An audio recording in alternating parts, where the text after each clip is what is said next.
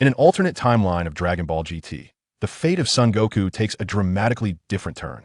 Having sacrificed himself to withstand the negative energy blast of the Super Shenron, his physical form was annihilated and his soul vanished. Upon reappearing, he discovers that he has been reborn 14 years prior.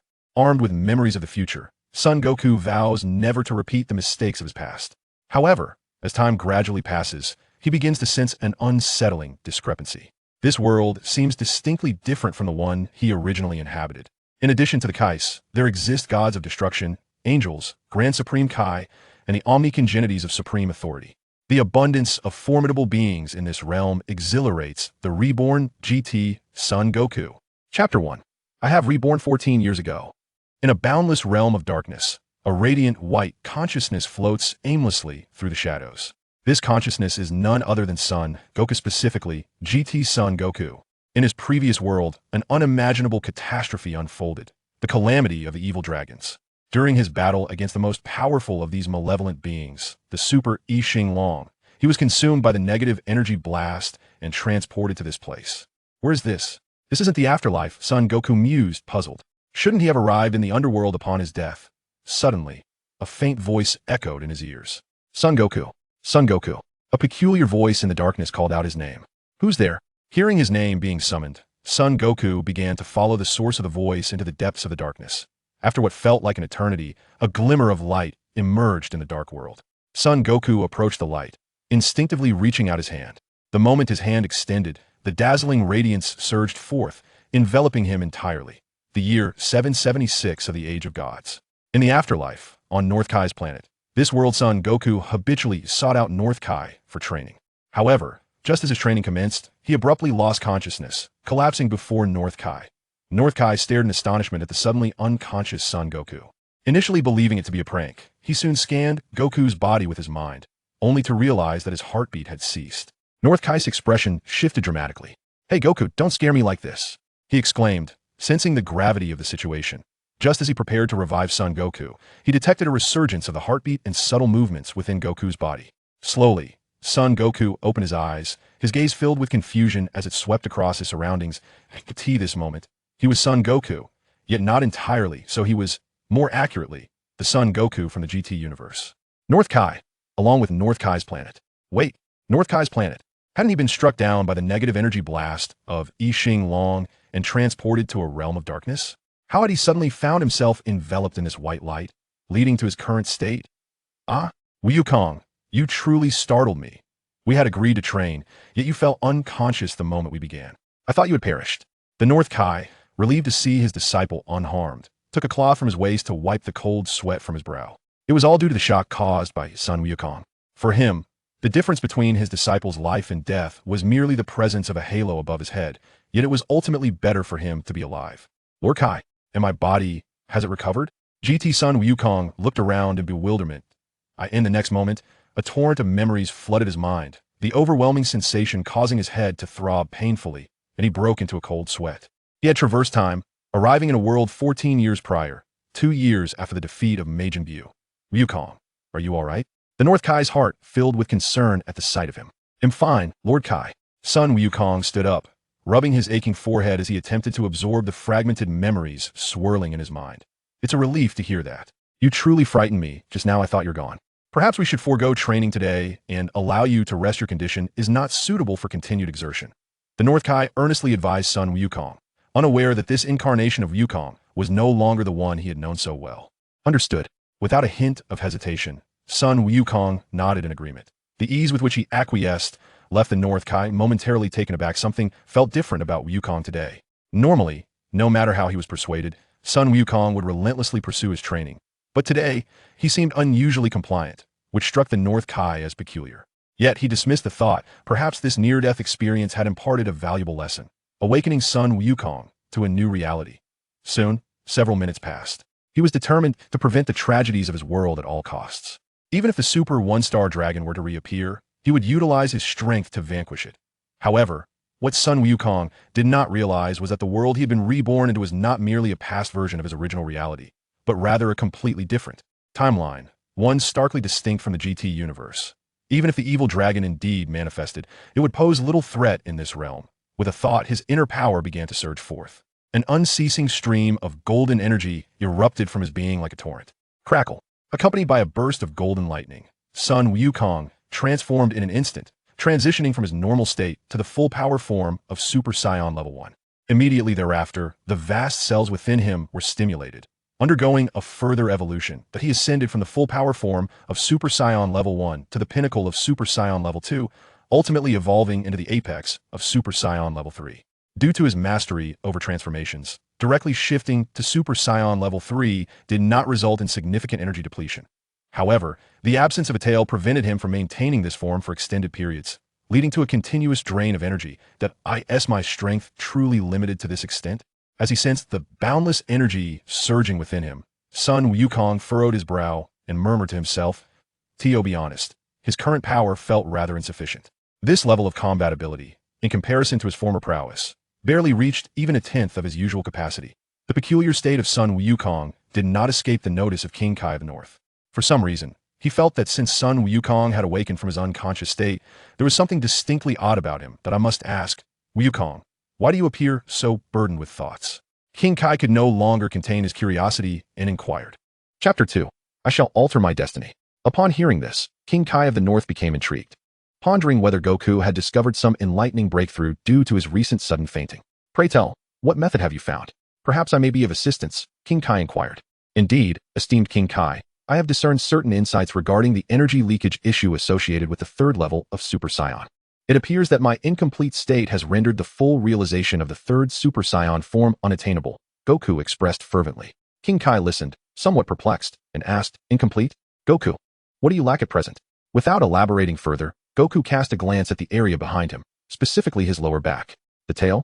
King Kai suddenly comprehended the missing element Goku was referring to. The tail, once a manifestation of the true power of the Saiyan race. Since mastering the transformation into Super Saiyan, Goku had deemed the tail superfluous, even considering it a hindrance during combat.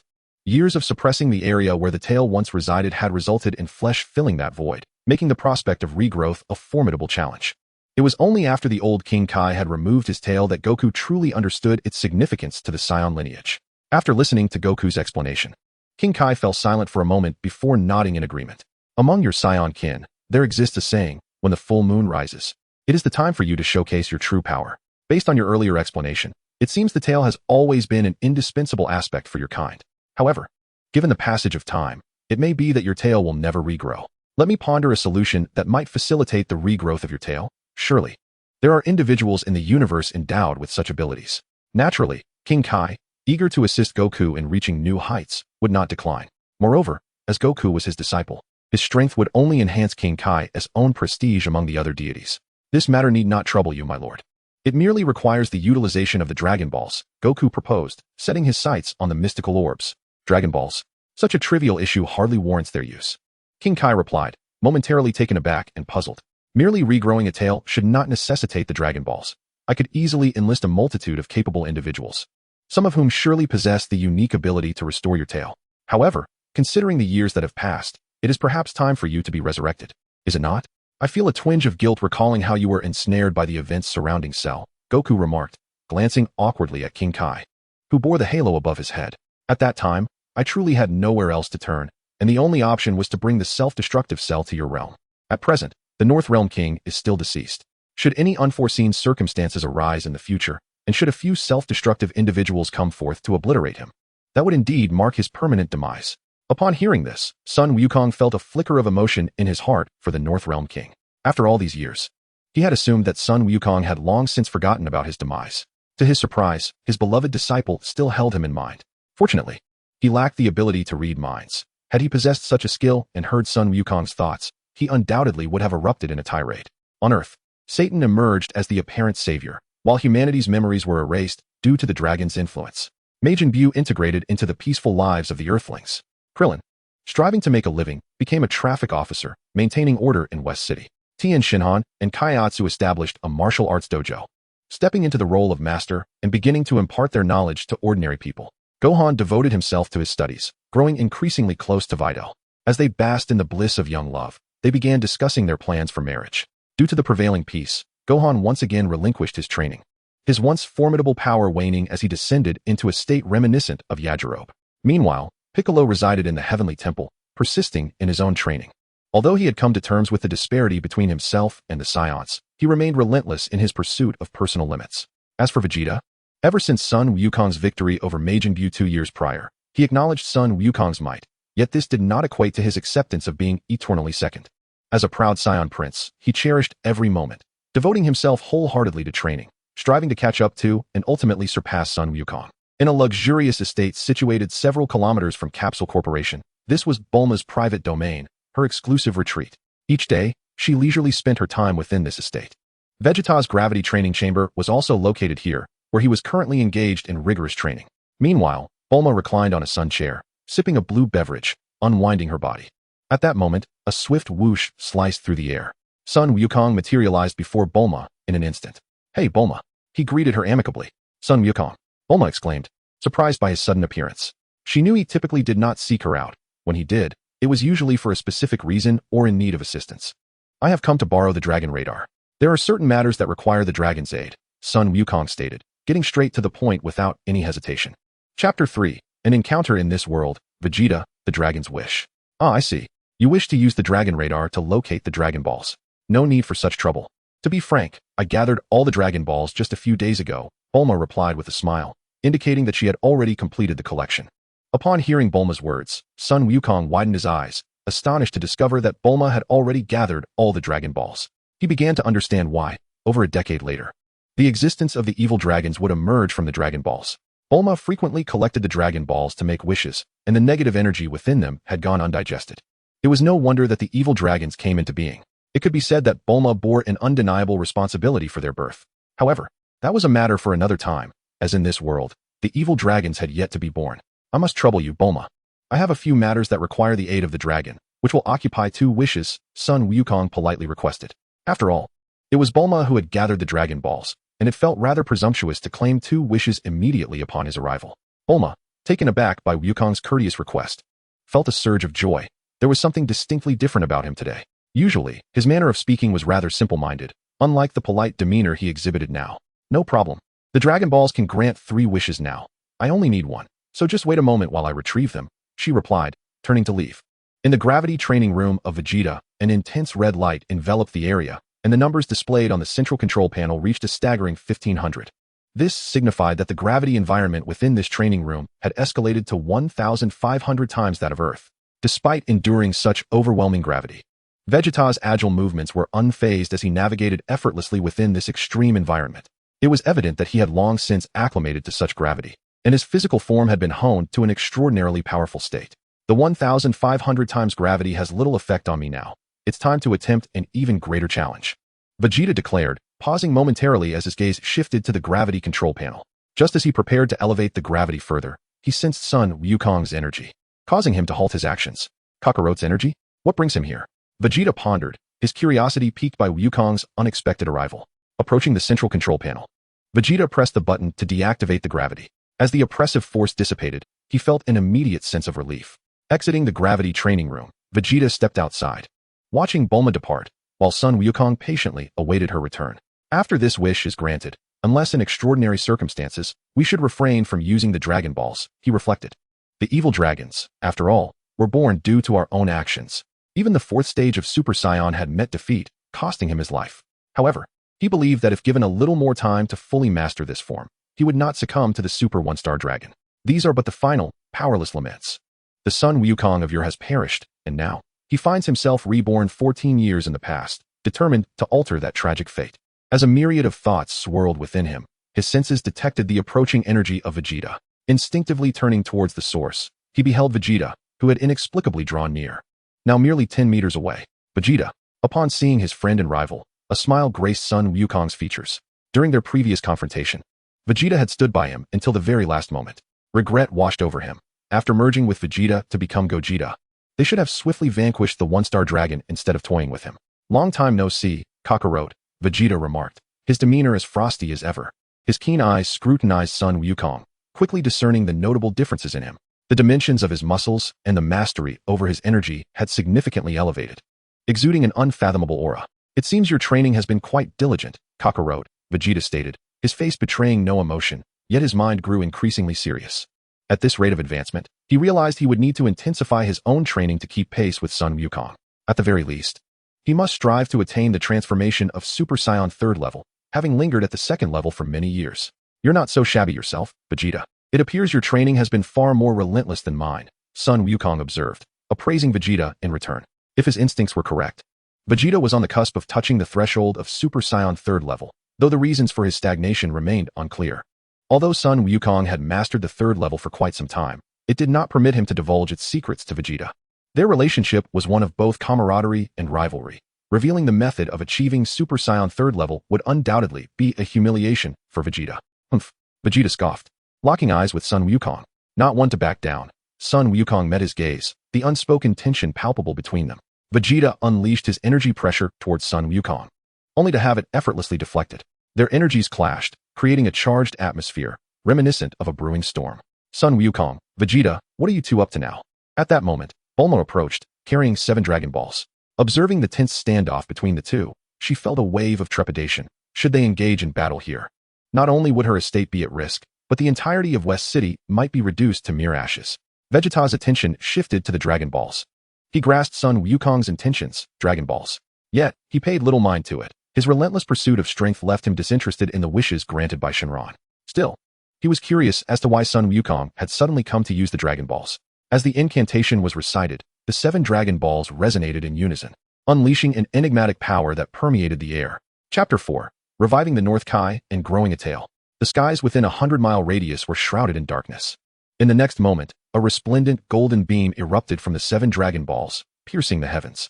The radiance coalesced into the form of a divine dragon, manifesting before all. The latent power of the dragon imbued the atmosphere with an extraordinary weight. Those who have gathered the 7 Dragon Balls, speak your wish. Whatever your desire may be, I shall grant you 3, proclaimed the newly emerged dragon, exuding an air of grandeur with its iconic phrase. At that moment, the North Kai, situated far away on the northern king star in the realm of the afterlife, felt his heart race with uncontainable excitement. After years of anticipation, he had finally reached this moment. Meanwhile, Son Goku, gazing at the soaring divine dragon in the sky, fell into deep contemplation.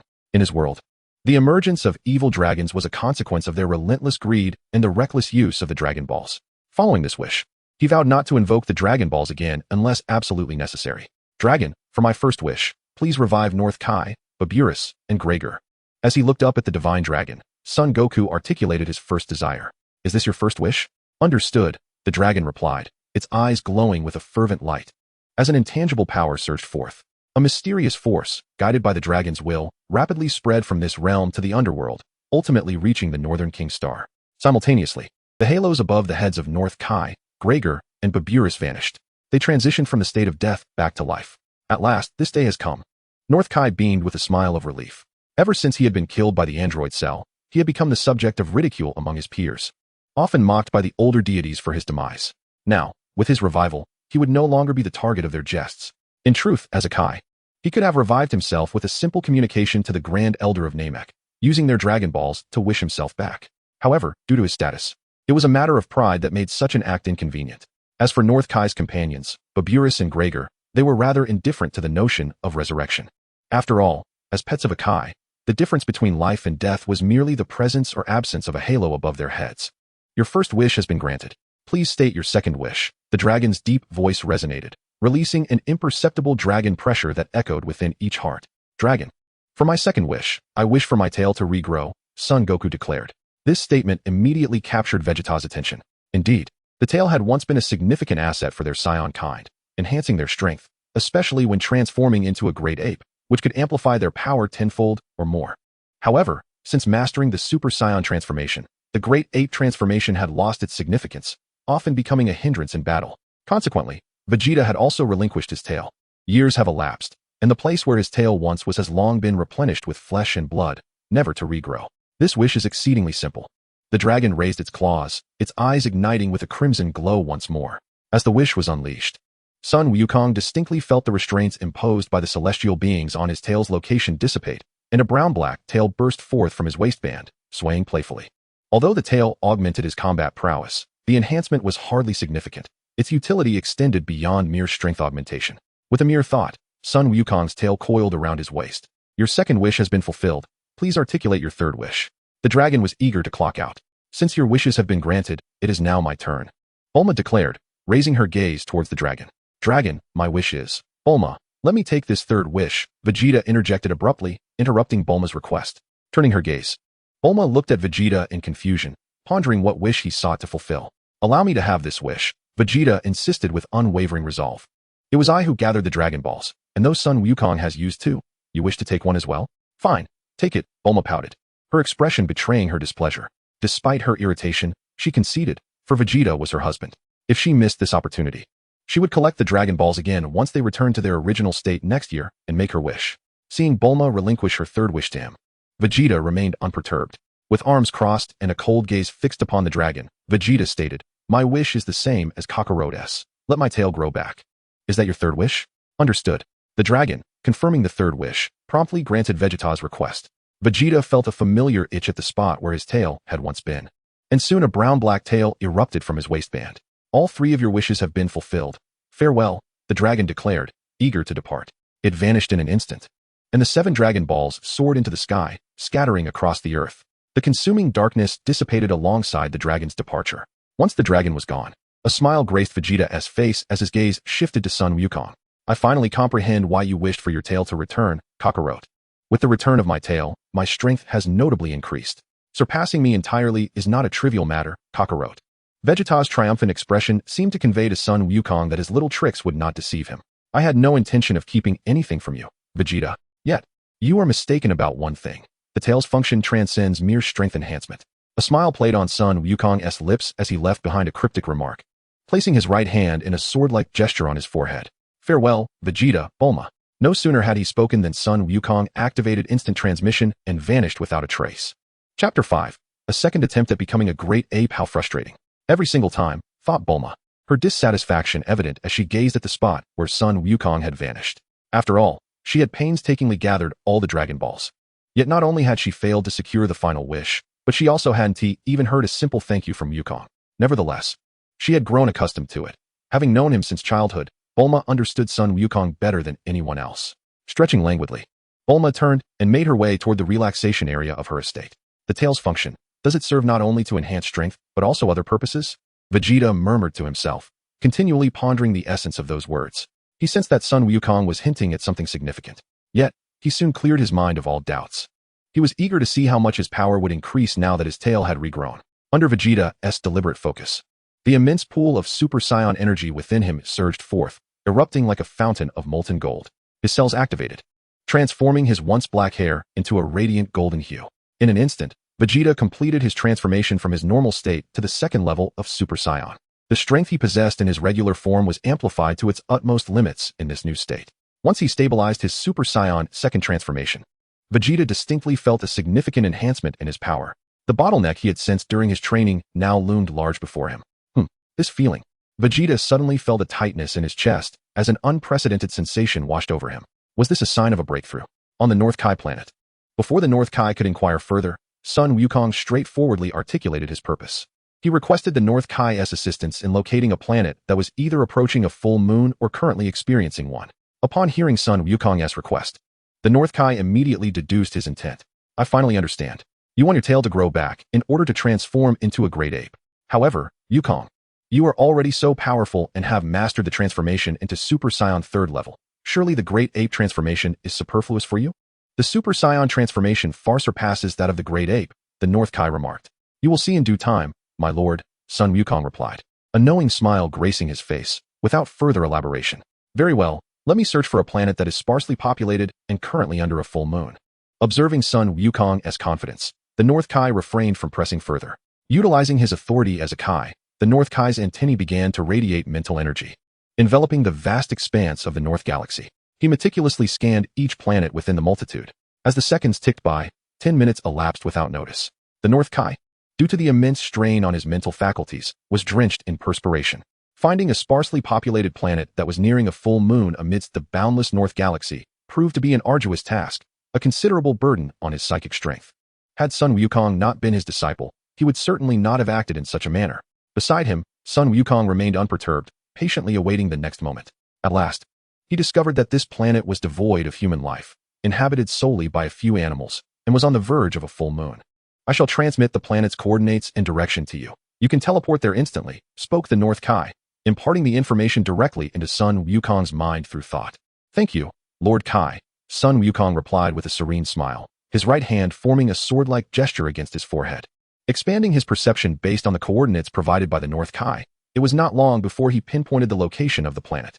With a mere thought, Sun Wukong vanished from the North Kai's domain, arriving at an insignificant little asteroid within the Poron system of the North Galaxy. The environment of this celestial body bore a striking resemblance to Earth, a planet capable of sustaining human life, currently shrouded in darkness. At this moment, silence enveloped the realm, as all life on the planet succumbed to slumber. Standing upon the barren ground, Sun Wukong felt the night breeze caress his skin, a chill sweeping over him, while the moonlight lent an air of mystery to his presence. Upon arriving, Sun Wukong enveloped the entire planet with his consciousness. Truly, as the North Kai had asserted, there were no humans to be found here, only a few beasts with little reason. The aura he had sensed earlier now lay beneath his feet, precisely speaking. Beneath this very soil, raising his gaze to the tranquil night sky, he beheld a new moon hanging above. Is the full moon about to arrive? Sun Wukong pondered, and as he focused on the serene expanse, the full moon indeed materialized. As the waves of energy emitted by the full moon were absorbed by his eyes, Sun Wukong felt the blood within him begin to boil, his tail resonating in response to the lunar energy. This is the sensation I've been waiting for. Sun Wukong clenched his fists, reveling in the exhilarating rush of blood surging through his veins. The cells within him were stimulated by the moonlight, restlessly surging. As the temperature of his blood rose, akin to the searing heat of molten lava, an extraordinary transformation overtook Sun Wukong. His muscles expanded, his formidable physique becoming ever more imposing, as the Saiyan blood within him writhed as if yearning to burst forth. The process of transforming into a great ape was fraught with agony, yet Sun Wukong gritted his teeth, enduring the pain of every cell within him dividing and reconfiguring.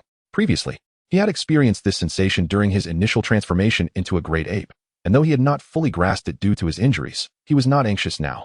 Is this what the great ape transformation feels like? He mused, recalling the torment he had endured. Bring it on.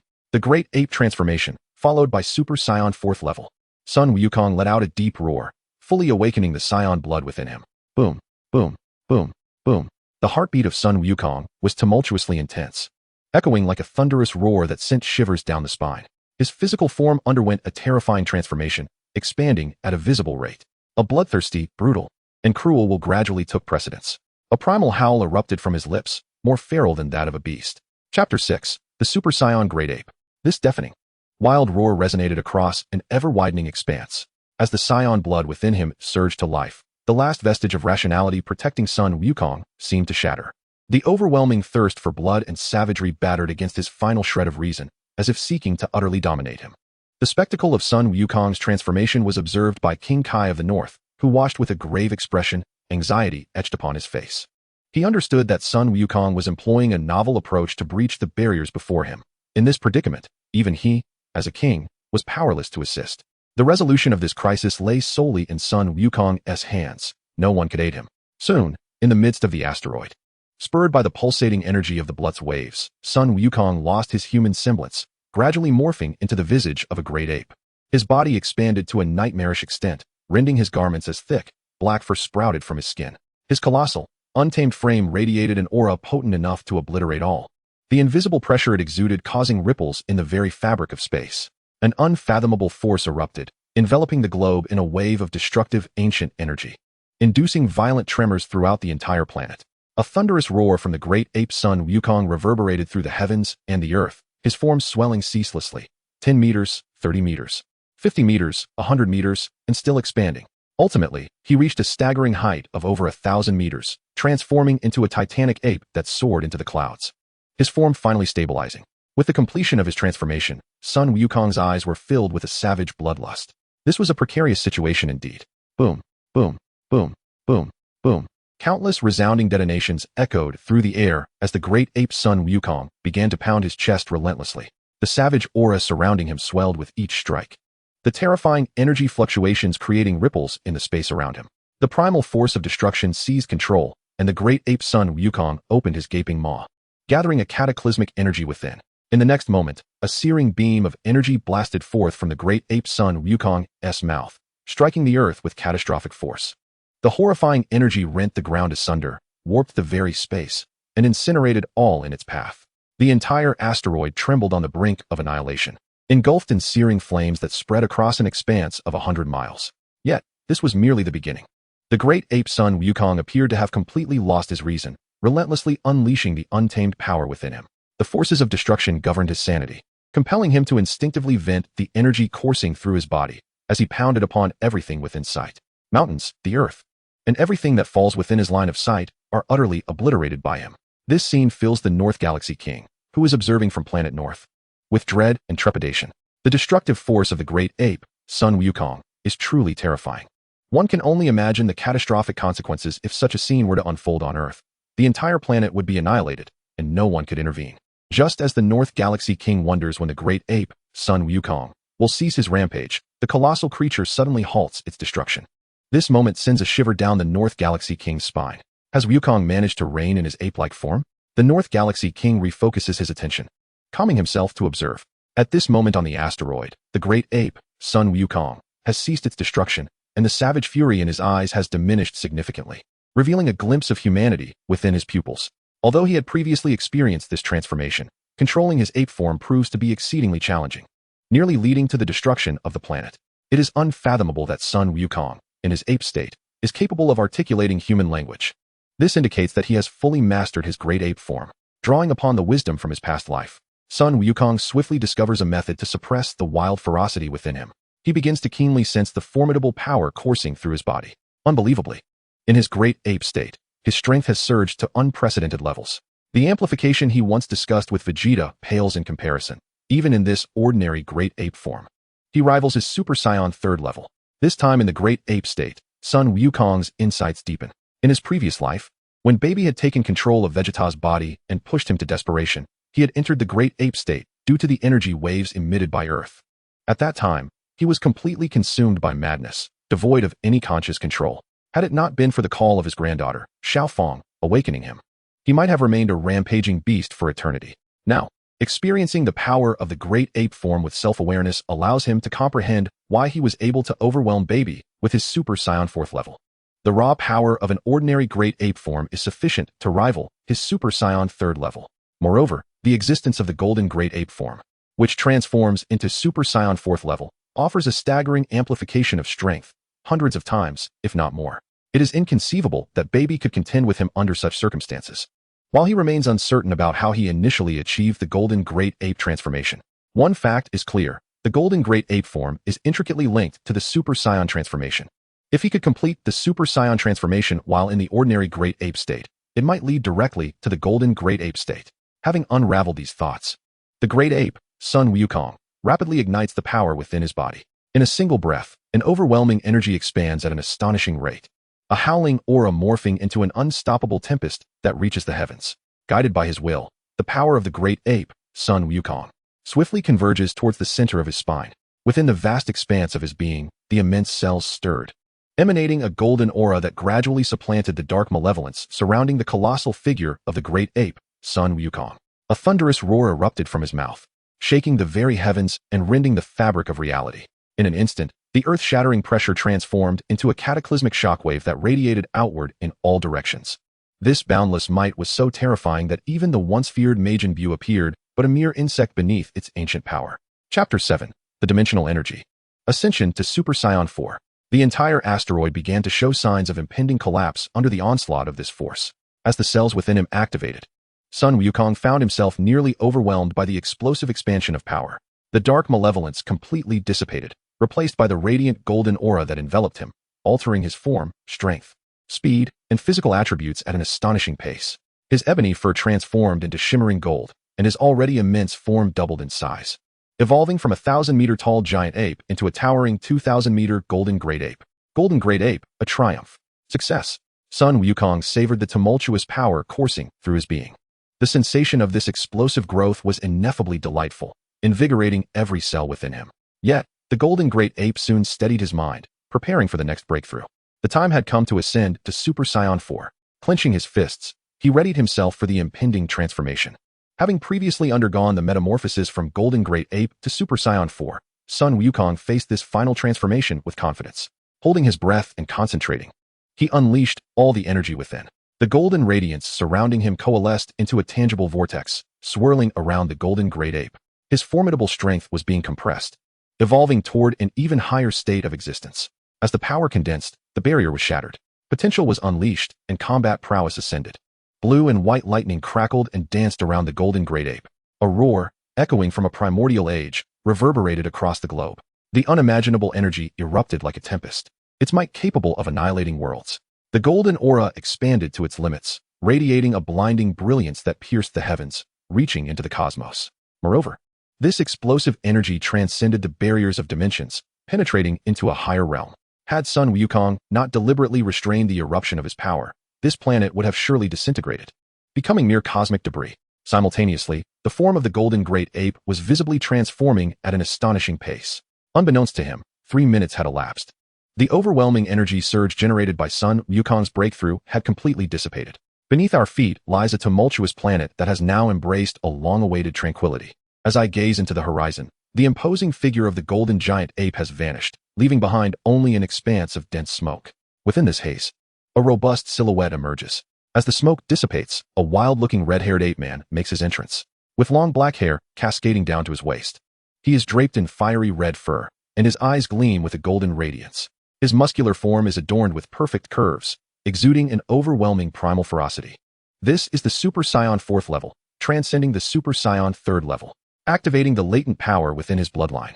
Son Goku once again masters the transformation into Super Saiyan 4th level, feeling the immense power within him capable of obliterating galaxies with mere gestures. A subtle smirk, filled with mischief, curls at the corners of his mouth. In this Super Saiyan 4 state, every movement of Goku is imbued with explosive strength. This is the true power of a Saiyan. Having stabilized his transformation into Super Saiyan 4, Goku remains composed, retracting his aura and carefully savoring the formidable might of this form. His blood churns and boils within him, with every cell tirelessly providing him with strength. His speed, power, reflexes, and defense are all significantly enhanced, while energy consumption has drastically diminished. The Super Saiyan 4th level represents a truly versatile and flawless form. In this moment, Goku feels an insatiable itch for battle, yearning for a formidable opponent to engage with.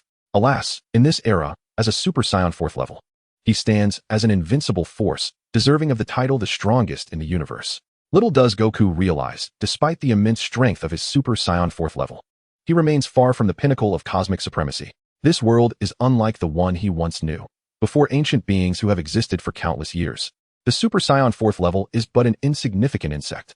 On King Kai's planet, the king, having witnessed Goku's transformation firsthand, is left utterly astounded. What in the world is this transformation? He stammers, visibly shaken. The metamorphosis into Super Saiyan 4th level is profoundly astonishing, both in appearance and power, standing in stark contrast to the earlier forms of Super Saiyan 1st through 3rd levels. If the Super Saiyan 3rd level embodies a cold and ruthless warrior, the Super Saiyan 4th level is akin to a malevolent demon brimming with sinister energy. The once dominating Majin Buu, who swept across the universe, is reduced to mere insignificance before Goku in his Super Saiyan 4 form. Goku is his disciple, the pride of King Kai, in the Kaishin realm. As Goku transcends into Super Saiyan 4th level, his overwhelming aura transcends dimensions, reaching the Kaishin realm. The old Kaishin and Kibito simultaneously sense Goku's explosive power, their expressions betraying their astonishment. Is that Goku's aura? After 2 years apart, his power has surged to such heights. The old Kaishin stroked his beard, a flicker of gravity passing through his profound gaze. As a Kaishin from 15 generations prior, his perspective and experience were vast. He had encountered numerous formidable beings throughout the cosmos. Yet today, the aura radiating from Son Goku instigated a subtle shift within his composure. This power, in the absence of God of Destruction in the current era, could undoubtedly be deemed the pinnacle of the universe. Such immense energy, surpassing even that of the formidable Majin Buu by countless magnitudes. Could it be that Goku had achieved a new breakthrough? The heart of Jebet, too, was astounded. He was intensely curious about what transformations had befallen Son Goku, or whether he had attained a qualitative leap. Jebet and the old Kaishin exchanged glances, reaching an unspoken consensus. With a mere thought, the old Kaishin summoned a crystal ball from afar. As he chanted an incantation, the crystal ball came to life, revealing Son Goku's current state in real time. Chapter 8. The God's Astonishment, the Angel's Watchful Gaze. In his robust, red-haired ape form, every movement of Goku emanated terrifying energy. Even through the crystal ball, the overwhelming power of Super Saiyan 4 was palpable. What is this? Could it be another form of Super Saiyan? Jebet stood in stunned silence, gazing at Goku in his 4th Super Saiyan form, a state that transcended humanity itself. At that moment, it seemed that Goku noticed his gaze, deliberately lifting his head to meet Vegeta's eyes. In that silent exchange of looks, an immense pressure enveloped Vegeta, instilling a profound fear from the depths of his soul. Indeed, this was unmistakably a Super Saiyan. The old Kaishin murmured to himself, a look of profound significance etching across his face. I never imagined the visage of the ancient Saiyans would be resurrected in Son Goku today. As a Kaishin from 15 generations ago, his insight far surpassed that of the current Kaishin. Yet, witnessing Son Goku reach such heights left him uncertain whether to feel apprehensive or elated. The emergence of ancient power in this modern era, was it a blessing or a curse? In a realm of even higher dimensions, a magnificent temple stood at the very center, its scale surpassing even that of the Kaishin realm. This was the realm of the gods of destruction. Here resided the supreme deity of the current universe, Beerus, the god of destruction, along with beings transcending the level of life itself, angels. Since Beerus had fallen into slumber, the angel Whis had taken on the role of caretaker of the god of destruction realm. Amidst his idle moments, Whis was indulging in delicacies while observing the unfolding events of the universe with his staff to alleviate his boredom. Suddenly, the black magic sphere atop Whis's staff vibrated, receiving a transmission that shimmered with a turquoise glow. A look of surprise crossed Whis's face.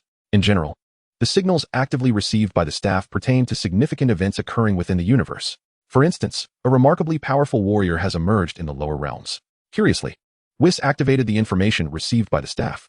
A projection of Super Saiyan 4 Goku appeared above the black orb of magic. He is the Saiyan who defeated Frieza? Upon confirming the identity of this red-haired monkey, Whis's face displayed an expression of surprise. It was unexpected that, after merely a few years, the individual had grown to such an extent. This power is indeed one of the elite in the entire universe. However, soon the astonishment on Whis's face was replaced by a profound gravity. The world has undergone a transformation, he remarked earnestly.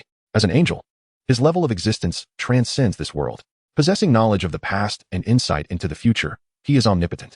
According to the original trajectory of this world, Goku should remain at Super Saiyan 3rd grade for the coming years. He should not have attained this form. It could be said that this form should not exist in this realm. Nevertheless, Goku's further enhancement has indeed raised the average standard of the universe to a higher echelon. In a certain sense, this is a fortuitous development. Has he already grown to such a level? Whis's face reflected surprise once more. He noticed that the Goku in the projection was inadvertently making eye contact with his current direction. This circumstance prompted Whis to glance meaningfully towards the location of the God of Destruction's palace. This era has shifted, perhaps in the future, when Lord Beerus awakens. He might encounter an individual who can bring him joy. In the lower realm, on the asteroid, Super Saiyan 4 Goku stood resolutely, his keen gaze surveying the boundless darkness of the night sky. Upon completing his transformation into Super Saiyan 4, his life force had ascended, enhancing his strength, speed, perception, and defense, all facets of his being. He vaguely sensed a particularly unique gaze observing him from a distance. Could it be that of King Kai or Old Kai? No, it was not them.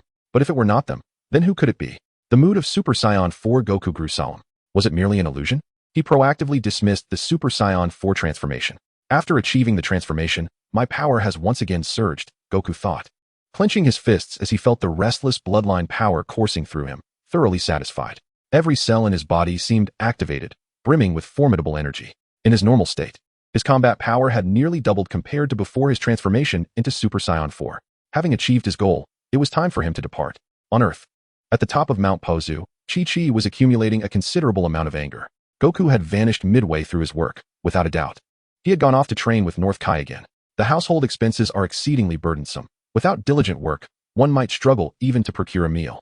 Presently, Son Wukong's sporadic absences from work have only served to exacerbate Chi-Chi's ire. Son Gohan and Son Goten stand by, observing the formidable aura emanating from Chi-Chi. Hesitant to intervene, their thoughts of defending Son Wukong swiftly extinguished. In this predicament, they can only silently pray for their father, hoping he can navigate this challenging ordeal. Upon hearing these words, Son Wukong instinctively swallowed hard, sensing impending doom. He suddenly recalled that in this world, he had quietly departed from Earth to train on King Kai's planet. This was a dire situation. It seemed he could not evade the consequences. Chi-Chi, please let me explain. Son Wukong initially intended to defend himself, but the flash of intensity in Chi-Chi's gaze immediately silenced him. At this moment, any explanation would merely serve as a fade. After an extended reprimand lasting 5 minutes, coupled with Son Wukong's sincere admission of guilt, Chi-Chi's temper finally subsided, instructing him to complete the tasks he had neglected that day. Son Wukong dared not contest her authority and complied with her directive. He understood that any dissent would spell certain doom for his dinner that evening. Swiftly, He donned his work attire and mounted the farming machine to fulfill the day's duties. Yet, the machine's pace was painfully sluggish. If only it could accelerate a bit more. As his thoughts wandered, Sun Wukong's gaze shifted to Son Gohan, who was watching from a distance. An ingenious idea for a more efficient method of tilling the land struck him, halting the farming machine. Sun Wukong leapt nimbly to stand before Son Gohan. Dad. Son Gohan blinked in confusion, a myriad of questions swirling in his mind. I've devised a splendid method for tilling. But I need your assistance, Sun Wukong explained. Taken aback momentarily, Son Gohan ultimately could not refuse his father's request. All right, Dad, he acquiesced, a smile emerging on his face. Soon, the father and son duo arrived at an open expanse of land. Stretching before them was a vast area ripe for cultivation. Operating the farming machine would take an eternity, but employing their strength could complete the task in mere minutes. Dad, are you certain you want to use this method to till the land? Son Gohan asked, his lips twitching in concern. While this approach was indeed feasible, it required an extraordinarily precise control of power, not too much, nor too little. Especially for warriors of their caliber, even a slight miscalculation could obliterate an entire mountain. But isn't this the quickest and most effective method? Sun Wukong countered. And let me once again experience your strength, Gohan. He assumed a combat stance, which left Son Gohan feeling quite troubled. Ever since he had triumphed over Majin Buu 2 years ago, he had not engaged in any training, dedicating all his energy to his academic pursuits. With all his might, he found himself regressing, significantly diminished compared to 2 years prior. After a brief hesitation, Son Gohan resolved to test his current limits, having not fought for quite some time. He exerted himself to elevate his energy, which surged forth from within like a torrential flood. The powerful aura he emanated caused the ground of the surrounding area to tremble. A ghostly white energy enveloped him, continuously transforming, as blue and white electric sparks erupted around him. His form transcended from his usual state into a mysterious one. Yet, this mysterious state was still drastically weaker than his strength during the battle against Majin Buu 2 years ago. Due to prolonged neglect of training, Gohan's body could no longer withstand the full power of this mysterious form. Although he could transform, he could only harness about half of its strength. I'm coming, Dad, he declared, adopting a battle stance, his eyes gleaming with determination. Bring it on, Gohan, Son Goku replied with a calm smile, preparing to meet him in his normal state. Gohan noted this, and, despite Goku's lack of transformation, dared not to be careless. Take this, Dad, he shouted, launching himself into the fray. In his mysterious state, Gohan unleashed a relentless assault, dashing towards Goku like a bolt of lightning, delivering a powerful strike head-on. This formidable attack was effortlessly blocked by Goku's right hand, which skillfully redirected Gohan's force, dispersing it in all directions. Boom, boom, boom, boom. A series of explosive sounds erupted. The ground within several dozen meters of Goku and Gohan felt the impact, as if it had been cultivated anew. Having failed in his first attempt, Gohan continued to unleash a flurry of formidable strikes against Goku. What appeared to be fierce assaults revealed countless flaws to the experienced warrior. Utilizing his seasoned combat skills, Goku deftly neutralized Gohan's every move, exploiting openings in Gohan's attacks, and delivered a swift kick. With a resounding thud, Gohan was sent reeling backward, clutching his wounded abdomen, struggling to endure the pain while maintaining his posture. Your reflexes have diminished considerably, Gohan. Even though this world is peaceful now, you must not neglect your training. When a crisis arises, it will be too late to regret not having honed your skills, Goku advised with heartfelt seriousness. His thoughts were a whirlwind of complexity. Frankly, Gohan was the Saiyan with the greatest potential to surpass him. In their previous life, had Gohan not abandoned his training, he could have aided in the battle against the evil dragons, possibly altering the ultimate outcome. Now, given a second chance, Goku was determined that Gohan should not tread the same path, squandering his vast potential and gifts. In response, Gohan fell silent, his expression growing somber. Truthfully, he yearned to grow stronger and to become a warrior who could surpass his father. However, at present, he was focused on his studies at university, leaving him little time to dedicate to training. Noticing the shifts in Gohan's emotions, Goku remarked, "You need not take my earlier words too seriously, Gohan. I shall not interfere with the path your future may take." Once again adopting a combat stance, he signaled Gohan to advance. At that moment, Gohan gradually tightened his fists, his gaze growing ever more resolute. "I possess my own future. Though I am uncertain whether I can become the warrior you envision, I shall strive to excel in all endeavors. Whether it is as the scholar my mother wishes me to be, or the warrior you desire, I shall give my utmost." Gohan resolved to excel in both pursuits. Though not an endeavor to be accomplished overnight, he would demonstrate his commitment through concrete actions in the future. He would not only become an exceptional scholar, but also the reliable warrior his father envisioned. "Your promise is sufficient," he declared. "Come at me again. Our work is far from finished." Satisfied with his resolution, Goku refrained from further words. In the next moment, Gohan's expression morphed into one of ferocity. Huh. A desperate roar erupted from Gohan's lips. Accompanied by this outburst, his mysterious power surged once more as he concentrated energy in one hand, launching a compressed energy sphere towards Goku. Boom. The energies collided, creating ripples in the space around them, and the explosion's brilliance rapidly spread. Chapter 10. The World Changes. Vegeta transforms into Super Saiyan 3. As the energy detonated, smoke billowed, and debris flew. Goku and Gohan struck simultaneously, their formidable auras dispersing the smoke as the father-son duo resumed their battle. Bang, bang, bang, bang, bang. The thunderous sounds of explosions reverberated through the air. Goku and Gohan clashed once more, their powers pressing against each other, each punch landing with a deafening resonance. A seasoned warrior, Goku had honed both his combat skills and experience to their zenith. With the fusion of memories from his past life and the present, his fighting techniques and experience ascended to new heights. The Turtle School's combat style, which he had perfected, exhibited a fierce and relentless offense alongside an impenetrable defense, each aspect complementing the other seamlessly. As the battle raged on, Gohan's blood began to surge with vitality, his courage growing with each exchange.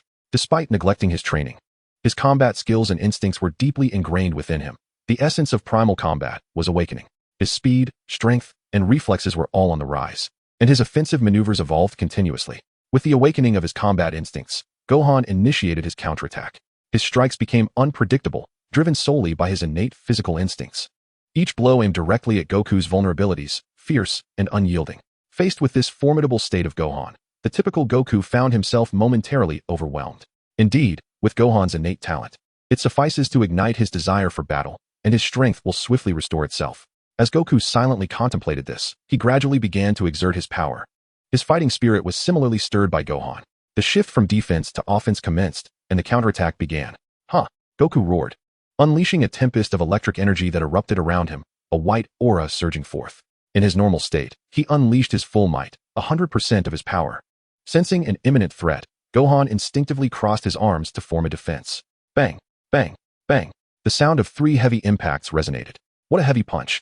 This is still the power of my father before he transformed into a Super Saiyan, Gohan thought, his mind heavy with astonishment. In merely 2 years, his father's strength had escalated to this extent. Back then, after the Elder Kai had unlocked his potential, in that mysterious state, he had been confident he could surpass Goku in his Super Saiyan 3rd grade form. But now, the dynamics had entirely shifted. Goku didn't even need to transform into a Super Saiyan, using only his base strength to suppress him. A whoosh pierced the air as Goku instantaneously appeared in front of Gohan, who suddenly felt a sense of foreboding. To lose focus during battle is a grave error, Gohan. Goku's lips curled slightly as, in the next moment, he unleashed a powerful punch aimed directly at Gohan's face. This is bad. Feeling the storm approaching, Gohan's expression changed drastically. As he regained his composure, he was drenched in cold sweat. Had that blow connected, he would have surely succumbed in an instant. However, Gohan took a deep breath, calming his turbulent heart, and nodded resolutely. This father-son clash was momentarily drawing to a close. Gohan and Goku descended to the ground simultaneously, and Goku surveyed the surroundings, where smoke and chaos reigned. This sight made beads of sweat form on Goku's forehead, his lips twitching incessantly. Meanwhile, in West City, within Vegeta's gravity training chamber, the room was engulfed in a crimson glow, with gravity reaching a terrifying 3,000 times that of Earth. This was the maximum capacity of the current training facility. At that moment, Vegeta stood at the center, embodying the pinnacle of Super Saiyan 2nd grade. Ever since his tail had been removed, he felt as if a dam within him had burst, and the long-standing bottleneck was showing signs of loosening. Harnessing the oppressive gravity of the training room to unlock his potential, he sought to break through his limits. The sensation of Saiyan blood and energy surging within him intensified. This feeling was unprecedented, and it signaled to Vegeta that the time was ripe. Huh! Vegeta bellowed, unleashing his formidable energy without restraint. Under his deliberate drive, the Saiyan energy reservoir within him was activated, allowing the vast cells within his body to circulate like swimming dragons. All the energy converged towards the center of his spine, and with each resounding roar, Vegeta's aura grew increasingly terrifying, his form visibly transforming at an astonishing rate. A golden beam of energy broke free from the confines of the gravity training room, soaring towards the heavens. The entire West City, and indeed the entire Earth, was stirred by this formidable power. This sudden and immense tremor startled Bulma and Trunks in the manner, prompting them to rush outside. Mother and son simultaneously noticed the colossal energy beam shooting skyward. This gigantic column of energy persisted for a full 10 seconds before dissipating. As the energy beam faded and the turmoil subsided, tranquility was restored. Amidst the wreckage of the gravity training room, Vegeta had successfully shattered his own limits. ascending to a higher realm. With golden hair cascading to his waist, eyebrows vanished, brow lowered, and his form enveloped in multiple arcs of blue and white electricity, he stood, exuding an invisible pressure akin to that of a regal lion, majestic without the need for anger. Vegeta. Bulma gasped, her mouth agape, astonished by his transformed appearance. Super Saiyan 3rd grade. Dad has become a Super Saiyan 3rd grade. Trunks exclaimed, overwhelmed with excitement. Chapter 11. A year has passed. Perfect mastery of Super Saiyan 4. At this moment, Vegeta reveled in his joy, having pondered countless nights on the transformation method to Super Saiyan 3rd grade. Now, with the emergence of his tail, the bottleneck was shattered, and he had transcended his limits, achieving the long-desired transformation into Super Saiyan 3rd grade. Kakarot. I have also completed the transformation into Super Saiyan 3rd grade. Just wait, it won't be long before I surpass you. Vegeta vowed fervently, fists clenched in excitement. Mastering the Super Saiyan 3rd grade transformation was akin to standing on the same platform as Goku. As the Prince of the Saiyans, noble blood coursed through his veins. And in the same form, he felt assured he would not fall short against Goku. As Vegeta completed his transformation into Super Saiyan 3rd grade, warriors around the globe felt the overwhelming aura at once. Krillin, working in the West City Traffic Department, glanced towards the source of the explosive energy, whether intentionally or not. What astounding energy! Has Vegeta's power truly risen to this level? Could it be that he has also achieved the Super Saiyan 3rd grade transformation? Krillin pondered seriously, the fierce aura radiating from Vegeta, evoking thoughts of the Super Saiyan 3rd grade. Only the Super Saiyan 3rd grade could unleash such a profound and formidable presence. In the southern part of Earth, at Tien Shinhan's dojo, he was deeply engaged in teaching the newly joined disciples about the essence of martial arts and the cultivation of energy. When he sensed Vegeta's explosive aura, Tien Shinhan did not display any particular emotion, as if it were unrelated to him. He was deeply focused, sharing his years of cultivation experiences with his disciples. In the Divine Hall, the celestial beings Dandy, the divine attendant Bobo, and Piccolo stood at the edge, gazing down upon the mortal realm. Witnessing Vegeta's remarkable achievement of attaining the Super Saiyan 3rd grade, Dandy and Bobo fell into a contemplative silence, having little interaction with Vegeta. His breakthrough held no significance for them. However, for Piccolo, the situation was distinctly different. Super Saiyan 3rd grade, Vegeta, you have finally taken this step. He pondered solemnly within himself. He could foresee the events that were destined to unfold. With Vegeta mastering the Super Saiyan 3rd grade, it was inevitable that he would one day confront Goku in battle to determine who among them would be the strongest Saiyan on this planet. The scene shifted to the summit of Mount Payos. At that moment, Goku was on the receiving end of a vigorous scolding from Chi-Chi. Only Goku could devise such a reckless method of farming by utilizing the shockwaves from battle. The once fertile land lay in ruins, reduced to a pitifully small area suitable for cultivation. Fortunately, Goku repeatedly apologized, assuring her that he would never repeat such folly, thus narrowly escaping her wrath. Simultaneously, the overwhelming aura of Vegeta surged from the distant West City, reaching Mount Payos. Is that Uncle Vegeta's energy? How formidable! Gohan immediately recognized the potent energy as Vegeta's. Compared to before, it had increased tremendously, surpassing Gohan by an extraordinary margin. Conversely, Goku's face lit up with an expression of anticipation upon sensing Vegeta's unleashed power. I didn't expect you to break through your limits so swiftly and achieve the transformation into Super Saiyan 3rd grade, Goku mused, feeling a spark of excitement within. The world had shifted due to his actions. Vegeta not only grew a tail ahead of time, but also mastered the Super Saiyan 3rd grade, propelling the future onto a new trajectory. In the blink of an eye, a year had passed. This year felt long, yet it vanished in a moment. Today marked the 3rd anniversary of Majin Buu's defeat. Only a select few remained steadfast in their pursuit of greater strength, striving to transcend their limits. The scene transitioned to the rear summit of Mount Payos. Goku sat cross-legged upon a crag, immersed in deep meditation, a state he had maintained for several days. Since mastering the transformation into Super Saiyan 4th grade, he had not relaxed even for a moment, constantly pushing himself to unlock his latent potential. At that moment, awakening from his meditative state, Goku opened his eyes. With a mere thought, a golden aura enveloped him, and the surging energy expanded rapidly with immense power. In an instant, Sun Wukong transformed from his normal state into a Super Saiyan at the 4th level. Success! After a year of relentless effort, he had finally perfected his mastery of the 4th level of Super Saiyan. Clenching his fists, a satisfied smile graced the face of Super Saiyan 4 Sun Wukong. Throughout the past year, since acquiring this form, he had not allowed himself a moment of idleness. Whether honing his base power or mastering the 4th level of Super Saiyan, he exerted every ounce of his being into training. To this day, his base combat power had undergone a remarkable enhancement, and he could adeptly wield the transformation into the 4th level of Super Saiyan. He had perfectly restrained the exhilaration that came with the 4th level transformation. avoiding the compulsion to defeat his opponent before he could cease his efforts. His formidable aura could ebb and flow with ease, calm as the surface of a tranquil lake, yet capable of transforming into a raging tempest. Taking a deep breath, he exhaled, willingly dispelling the transformation into the fourth level of Super Saiyan and reverting to his normal state. He had now initially grasped the power of the fourth level of Super Saiyan. His next ambition was to surpass it. However, a pressing question arose. How would he transcend the fourth level of Super Saiyan? In his previous life, he had managed to surpass this limit by absorbing vast amounts of energy, reactivating the power of the fourth level while simultaneously breaking through his own limits. In this current life, attempting to employ the same method to surpass his limits was evidently impossible. Chapter 12. Sensing Divine Power. Journey to the Realm of the Kais. In his past, he had absorbed the powers of adult Gohan, Goten, and Trunks to break through his limits and achieve the power of a Super Saiyan beyond the fourth level. Yet, in this era, that method seemed implausible. To say nothing of Ub's tender age, even combining the strengths of Vegeta, Trunks, Goten, and Gohan would likely fail to fill even half of his own capacity. In his fourth level of Super Saiyan form, the energy he could store within his body was immense, to the extent that even he was unaware of where his limits truly lay. It was indeed a conundrum. If this method was unfeasible, he would have to resort to other means to transcend his limits in a remarkably short time. Entering the hyperbolic time chamber for training appeared to be his only viable option. Sun Wukong felt a deep sense of frustration. To be candid, entering the time chamber was not the best choice. Setting aside the harsh conditions of that place, training alone would not only be inefficient, but also unsustainable over time. Unless he could find like-minded individuals to join him in the time chamber, Sun Wukong's mind flickered with a few familiar figures. Gohan. This endeavor appears to be futile. The young man remains preoccupied with his studies. Although he has vowed to cultivate his abilities, he only engages in sporadic, basic exercises to ensure he does not regress in strength.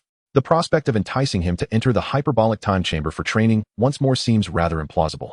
As for Goten, this thought was swiftly dismissed by Goku. Setting aside the issue of Goten's age, the consequences of such a revelation reaching Chi-Chi would be dire, certainly. A scathing reprimand would ensue.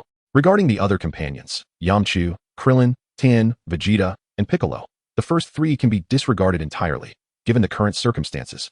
The likelihood of inviting them for training is exceedingly low. After much contemplation, only two viable candidates remain, Vegeta and Piccolo. As for Vegeta, Goku harbors uncertainty about whether he would accompany him to the hyperbolic time chamber. Despite their relatively amicable relationship, they have never trained together. An invitation from Goku could very well be met with refusal, following a process of elimination. The only individual among those he knows who could accompany him to the hyperbolic time chamber appears to be Piccolo. Should he now venture to the lookout to invite Piccolo for training in the hyperbolic time chamber? Goku pondered aloud. Simultaneously, a new plan began to form in his mind. Merely training in the hyperbolic time chamber might squander this opportunity. Yet, foregoing the hyperbolic time chamber would mean that breaking through his current limits would consume an inordinate amount of time. As Goku's thoughts swirled, an elderly figure suddenly flashed before his mind, Old Kai. It was he who had unlocked Gohan's potential, enabling him to surpass even Goku's Super Saiyan 3rd grade. The Old Kai? He was the one who had removed my tail. Perhaps he knows how to enhance my Super Saiyan 4th grade. Goku promptly resolved to pay a visit to the Old Kai in the Kaishin realm, across the vast cosmos. It seems that only the Old Kai could elevate his prowess further. Soon enough, with a mere thought, Goku focused his senses to pinpoint the location of the Kaishin realm. Attuning to the presence of the Kaishins, the divine energy of the gods starkly contrasts with that of mortals. Generally, ordinary beings cannot perceive divine power. However, there are exceptions for those mortals whose strength surpasses the norm. In his current state, Goku, lacking sufficient mastery, would be unable to sense the Kaishin's aura, let alone teleport to their realm. Yet, the soul occupying this body is Goku, who, in his previous life, had become intimately familiar with the Kaishin's energy. With his right hand poised like a sword against his forehead, Goku expanded his vast mental perception, transcending dimensions to lock onto the Kaishin's presence. With a mental command, he executed his instant transmission.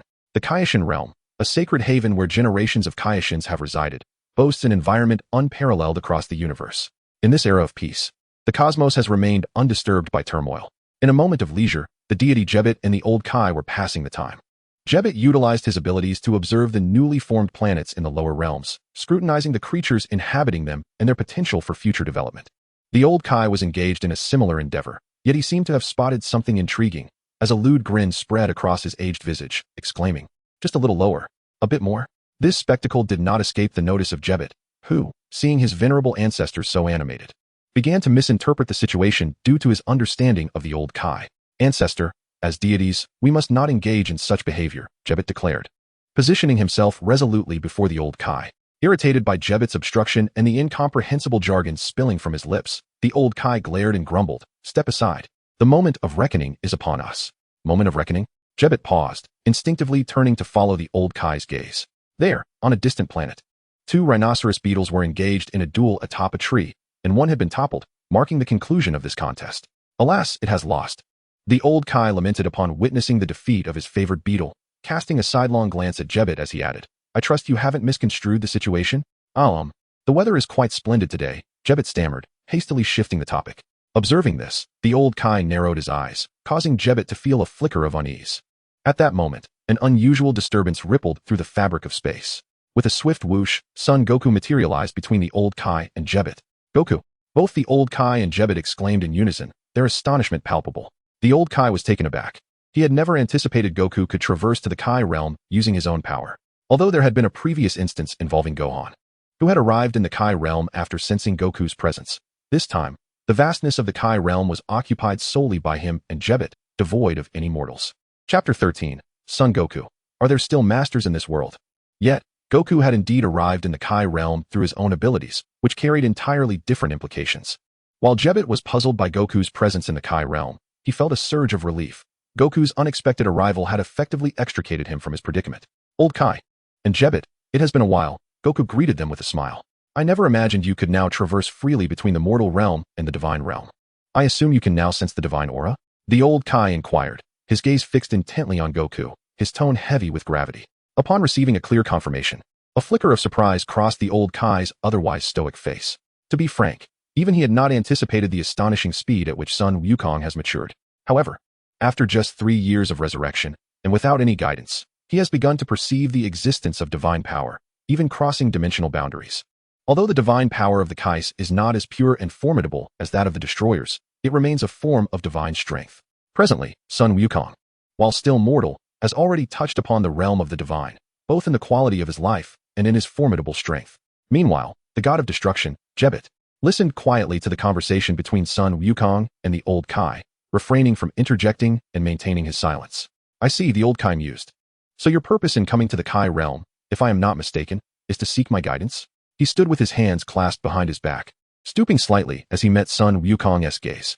The old Kai had a profound understanding of Sun Wukong, the battle enthusiast. Visiting the Kai realm invariably signified one thing, the pursuit of strength. "To be candid, esteemed old Kai," Sun Wukong began, "I surpassed the limits of Super Saiyan 3rd grade and attained Super Saiyan 4th grade a year ago. After a year of training, I have perfected my control over this form, yet I find myself lacking in methods to break through further. Thus, I have come to seek your wisdom." He placed his hands together and bowed respectfully to the old Kai. Upon witnessing Sun Wukong's sincere demeanor, the old Kai nodded silently. Possessing immense power without arrogance, combined with a childlike heart, made the prospect of taking him as a disciple quite appealing. However, he pondered why the promise made 3 years ago had yet to be fulfilled. "If you wish for my assistance in transcending your limits, it is not out of the question," the old Kai remarked, feigning calmness. After a moment of silence, he added with an inquisitive tone, "However, shouldn't you fulfill the promise you made to me 3 years ago?" At the old Kai's words, Sun Wukong's smile abruptly faded, leaving him in a state of awkwardness. He was well aware of the commitment referred to by the old Kai. "Well, esteemed old Kai, it has been quite some time. Perhaps we could let it slide?" Sun Wukong asked, a hint of guilt coloring his voice. Truth be told, had the old Kai not mentioned it, he would have completely forgotten about that matter. The original intent had been to find a young and beautiful girl for the old Kai to touch, with Bulma being the initial choice. However, considering the consequences, he feared that Vegeta would likely end his life. As for Videl, he maintained a good relationship with his son, Gohan, but when he had consulted Gohan 3 years prior, he had been met with a vehement refusal. The thought of involving his wife, Chi-Chi, had never crossed his mind. "It seems you have long since forgotten about this matter, haven't you?" The old Kai feigned disappointment. "I have sacrificed the remainder of my lifespan for you. And you would deceive me, betraying my trust? Truly unexpected." The old Kai put on a facade of extreme disappointment, though in truth, it was all an act to gauge Sun Wukong's reaction. As expected, Sun Wukong fell for the old Kaishin's pitiful facade. "Very well, esteemed old Kaishin. I shall do whatever is within my power." Sun Wukong, unable to resist, reluctantly conceded. Upon hearing this, a lewd smile crept across the old Kaishin's face. He had been waiting for this very moment. "In light of your sincerity, I shall overlook the deceptions of the past. However, your recent promise will not go unheard. I have a matter that requires your unique capabilities. The old Kaioshin revealed his intentions candidly, shedding his facade. Sun Wukong straightened his posture, eagerly anticipating the old Kaioshin's directives. Do you recall when I was liberated, I mentioned a formidable being who sealed me away? Throughout the cosmos, you may be the only one capable of confronting him. Should you promise to assist me in exacting vengeance when you reach a certain level of strength, I can not only help you elevate your Super Saiyan 4th level, but also impart my entire knowledge unto you. The old Kaioshin's deep-set eyes fixated on Sun Wukong, brimming with conviction. This was a gamble, placing his hopes for retribution upon Sun Wukong. After absorbing every word, Sun Wukong paused momentarily. The old Kaioshin had never alluded to this matter in his world, and he remained oblivious to the identity of the one who had sealed him. Moreover, the old Kaioshin's insistence that Sun Wukong confront this being only after reaching a certain strength left him perplexed. Could there truly exist someone more powerful than his Super Saiyan 4th level? Old Kaioshin, are you suggesting that with my current strength, even in my Super Saiyan 4th form, I would be unable to defeat this individual? Sun Wukong inquired incredulously. The old Kaioshin nodded without hesitation. Such a revelation left Sun Wukong in shock. In this world, there were still masters, ones even more formidable than his Super Saiyan 4th level. The magnitude of such power could rival that of Super Shenron, if not exceed it. You need not know his identity now. Simply continue to grow stronger, and one day, your paths will inevitably cross. What? Are you already intimidated without even having faced him? The old Kaioshin teased. Sun Wukong felt a surge of excitement. I can hardly contain my anticipation. I wonder what kind of person would dare to seal away your existence. Old Kaioshin, just how powerful could they be? His eyes sparkled with fervent battle intent, his enthusiasm palpable. Chapter 14. Children make choices. I want them all. Seeing Sun Wukong's reaction, the old Kaioshin secretly rejoiced. Indeed, Sun Wukong had taken the bait. For the Saiyans, the most alluring things were power and formidable foes. So, do you dare to agree? The old Kaioshin jested, a smirk playing on his lips. What's there to fear? I am eager to witness just how formidable a being must be to earn your praise, one that surpasses even the Super Saiyan 4th level. Sun Wukong declared boldly. With unwavering confidence, Sun Wukong proclaimed, very well, since you have agreed, I shall not go back on my word. However, before we proceed, I request that you transform into a Super Saiyan 4th stage, so I may witness the extent of your current strength. The old Kaioshin proposed. That is certainly no issue. Sun Wukong replied. As soon as the words left his lips, he activated the latent power within his bloodline. A surging golden aura enveloped him, manifesting as a gentle yet tumultuous storm around his form. Bathed in golden radiance, Sun Wukong underwent a magnificent transformation. Clad in fiery red fur, with long black hair cascading down to his waist, his muscular physique radiated an intimidating and wild aura. This was the Super Saiyan 4th stage. He effortlessly bypassed the transformations of the 1st to 3rd stages, achieving the Super Saiyan 4, showcasing his mastery over this transformation to an extraordinary degree. Is this the transformation of Super Saiyan 4th stage? Remarkable. Jebet stared intently at the Super Saiyan 4 before him. The invisible pressure released by Sun Wukong made it difficult for even this Kaioshin to breathe. Super 4 is absurdly powerful. You have become quite adept at this transformation. The old Kaioshin observed, scrutinizing Sun Wukong with satisfaction. With his extensive experience, he recognized that although Sun Wukong was merely a mortal, his formidable combat prowess had brushed against the realms of divinity. Should he advance further, it would not be inconceivable for a mortal to rival a deity. It is but a modest achievement, Sun Wukong humbly replied, then willingly reverted from the Super Saiyan 4th stage. After a moment of silence, the old Kaioshin devised a plan to expedite Sun Wukong's ascent in strength. I have considered it, and with your current capabilities, there are only two paths to enhance your power. The first is for me to unlock your latent potential, elevating your strength beyond its limits, a method you are already familiar with. The second is for me to impart the techniques of divine power cultivation. You would train according to this method. The choice is yours. The old Kaioshin laid out two distinct paths for Sun Wukong to choose from. Upon hearing the proposed methods, Sun Wukong's eyes sparkled with interest. He had witnessed the effects of latent potential development firsthand, having seen Gohan attain a state that rivaled his Super Saiyan 3rd stage. As for the divine power cultivation technique, he had never heard the old Kaioshin mention it before, yet it was undoubtedly complex, given its connection to divine strength. Old Kaioshin, why must I choose only one of these methods? Cannot I have both? Sun Wukong inquired with a puzzled glance toward the old Kaioshin.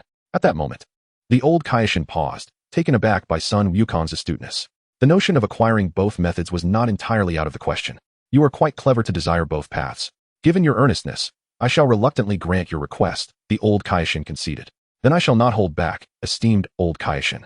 Sun Wukong responded with a smile. Follow me, the old Kaioshin instructed. The old Kaioshin turned and walked in a certain direction, with Sun Wukong following closely behind. Before long, The old Kaishin led Sun Wukong to the very center of the Kaishin realm. The two sat cross-legged across from one another. Calm your mind. I shall first impart to you the methods of cultivating divine power, the old Kaishin stated. Understood, Sun Wukong replied, as he followed the old Kaishin's instructions and relaxed his mind.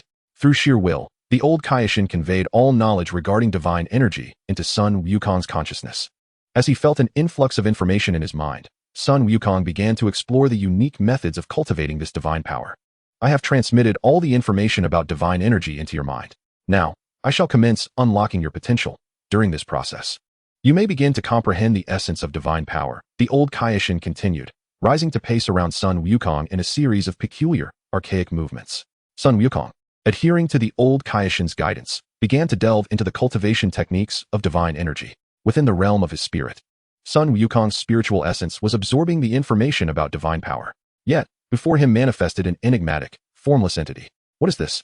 Such a thing has never existed here before. Sun Wukong pondered, his curiosity piqued by the peculiar energy mass.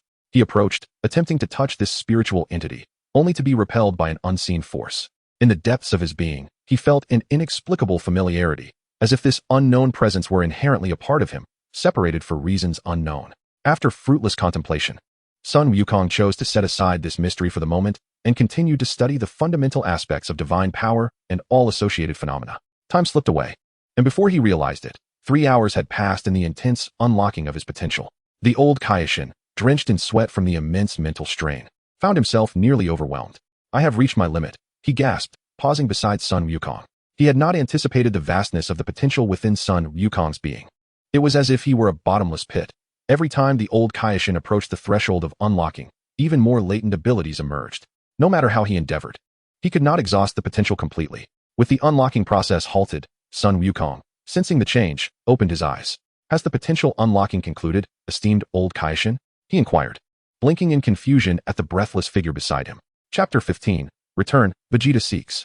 Unbeknownst to Sun Wukong, upon mastering the 4th stage of Super Saiyan, the gates to the power within his bloodline had swung wide open, revealing unfathomable depths of latent ability. Even for an entity as formidable as the old Kaishin, 3 hours of potential unlocking had proven insufficient. While further development was feasible, the effectiveness would diminish significantly, yielding lesser results compared to self-cultivation. Thank you, old Kaishin, Goku said as he rose, feeling the restless Saiyan blood coursing through his veins. Thanks to the old Kaishin's potential unlocking, he sensed a loosening of the bottleneck that had constrained him. Hey now, I'm still right here. If you're going to unleash your power, wait until I'm a safe distance away. The old Kaishin, alarmed by Goku's readiness to erupt in strength, shivered at the thought. During his previous endeavor to unlock Gohan's latent abilities, he had been sent flying by these Saiyans. With Gohan's experience as a cautionary tale, the old Kaishin remained on high alert. Without a moment's hesitation, he quickly distanced himself from Goku, maintaining a relatively safe space between them. Once the old Kaishin had retreated, Goku felt unencumbered and activated the latent power within him. In an instant, a golden aura surged forth, radiating outward. As a magnificent column of golden light pierced the skies of the Kaishin realm, an immense, oppressive aura descended upon the world. As the golden energy dissipated, Goku transformed once more into his wild Super Saiyan 4 form. Following the old Kaishin's potential unlocking, his Super Saiyan 4th transformation experienced a notable enhancement. Though this increase in power was modest, he had undoubtedly grown stronger. Re-entering the Super Saiyan 4th state, Goku sensed the long-standing bottleneck that had troubled him, now showing signs of a breakthrough. It seems that the old Kaishin's influence on my potential after I entered Super Saiyan 4 isn't as apparent as I had thought. I was naive to believe that unlocking potential alone could shatter the current limits of Super Saiyan 4. I must endure trials and steadily elevate my base power, step by step, to break through the existing constraints. Goku mentally mapped out his next steps. With the old Kaishin's unlocking of potential now complete, his future growth relied solely on his own training. As for the mysterious divine power training method, he would pursue that in the future, integrating it into his Super Saiyan 4 form to see if he could advance his transformation further. Having achieved his purpose, there was no need for him to linger in the Kaishin realm. Goku reverted from his Super Saiyan 4 transformation and approached the old Kaishin with a measured pace. Thank you, old Kaishin, he said, joining his hands in a gesture of respect. It was but a trivial matter. Just remember our agreement. The old Kaishin waved his hand dismissively, indicating Goku need not be overly formal. Then I shall take my leave, old Kaishin and Lord Kaishin. He bid farewell to the two Kaishins before employing instant transmission to depart from their realm. As Goku vanished from sight, the old Kaishin wore a contemplative expression, puzzled by Goku's demeanor. This Goku seemed both entirely himself and yet somehow different. Perhaps I am overthinking this, he concluded, dismissing the thought. Earth. The journey to the realm of the Supreme Kai was immensely fruitful. Not only did the Elder Kai unlock latent potential within him, but he also acquired a novel method of cultivating divine power, one hitherto unheard of. However, Goku did not rush to harness this newfound divine strength. His immediate priority was to transcend his current limits and further refine his Super Saiyan 4 form. Yet, he understood that cultivation is not an endeavor to be hastened. As the saying goes, time in training is timeless, and a blink can span centuries. Goku was acutely aware of this truth. Sometimes, impatience leads to unsatisfactory results in cultivation. Rather than striving for an artificial breakthrough, it is wiser to let things unfold naturally. When the time is right, the breakthrough will come. Meanwhile, the scene shifted to Vegeta. Today's Vegeta was acting rather unusually, a stark contrast to the training fanatic he once was. Astonishingly, he was not in the hyperbolic time chamber today. Since breaking through to Super Saiyan 3rd grade a year ago, Vegeta had intensified his training regimen, virtually immersing himself in high-intensity workouts around the clock. Aside from the time spent eating and sleeping, he was always in the newly refurbished hyperbolic time chamber created by Bulma. As the Prince of the Saiyans, he possessed extraordinary talent and remarkable potential. After a year of rigorous training, he had finally mastered the Super Saiyan 3rd grade. Now, the time was ripe. Vegeta gazed into the distance, his immense ki enveloping the globe, pinpointing Goku's energy. In the next moment, his aura erupted, and he surged towards the direction of Chaos Mountain at full speed. Meanwhile, Goku was operating a plow, cultivating the land of Chaos Mountain. If only there were a faster way, he lamented with a helpless expression. A year prior, he had whimsically attempted to cultivate the land through combat, only to fail miserably and receive a severe reprimand from Chi-Chi, even missing dinner that night. Since that incident, he had resolved to diligently complete the tasks at hand. Strangely enough, this mundane existence, after a lifetime of training, felt refreshingly unique to him. As Goku continued to operate the plow, contemplating each step of his future, he sensed Vegeta's energy approaching rapidly. Is that Vegeta's ki? What brings him here all of a sudden? Goku was taken aback by Vegeta's unexpected visit. Though they were friends, they typically respected each other as space, engrossed in their own lives. Curiosity piqued, Goku halted the plow and turned his gaze to the horizon. In his line of sight, a small dot rapidly enlarged, eventually revealing Vegeta's form. In mere moments, Vegeta descended before Goku with astonishing speed. Kakarot, what are you doing? Vegeta inquired, his brow furrowed at the sight of Goku clad in work attire, feeling a profound sense of dissonance. He could hardly believe that Goku had fallen to the level of manual labor. Chapter 16. The Fated Battle, Overwhelming Disparity. I am working. Today's tasks remain unfinished. Vegeta, do you have any matters to discuss? If not, I shall proceed. If I linger too long, Chi-Chi will surely scold me. Upon receiving a response, Vegeta's lips twitched. He never anticipated that this acknowledged strongest Saiyan, Son Goku, would be reduced to such circumstances. Work? Why should he toil? They are formidable Saiyans. Vegeta felt a pang of sympathy for Goku's plight. Were he in such a situation, he would likely resort to brute force to dominate the earth. But those thoughts were for another time. He was not here to squander moments. Come, Kakarot, let us settle our rivalry. Vegeta declared with unwavering resolve, challenging Goku. Upon hearing that Vegeta sought a battle, Goku's interest was piqued. He glanced at the tiller behind him, and without a second thought, he cast aside the farming tasks. Work could wait. It had been a year since he had truly exercised, and his body was growing rusty. Vegeta's visit ignited a restless excitement within him. Even without transforming into a Super Saiyan level 4, Vegeta could offer him the thrill of combat. Alright, but we must find another location. Creating havoc here will lead to complications if Chi-Chi inquires, Goku agreed, looking forward to Vegeta's current strength. Suit yourself, Vegeta replied indifferently regarding the battlefield. His sole focus was to engage Goku in a contest of strength. Soon, Goku shed his work attire, and the two, having reached a consensus, soared into the sky, racing toward the horizon. In no time, they arrived at a rocky expanse several dozen kilometers from the Baozi Mountain. This barren area remained untouched by humanity, devoid of any wildlife due to its harsh environment. Goku and Vegeta descended from the sky, landing on rocks at varying heights.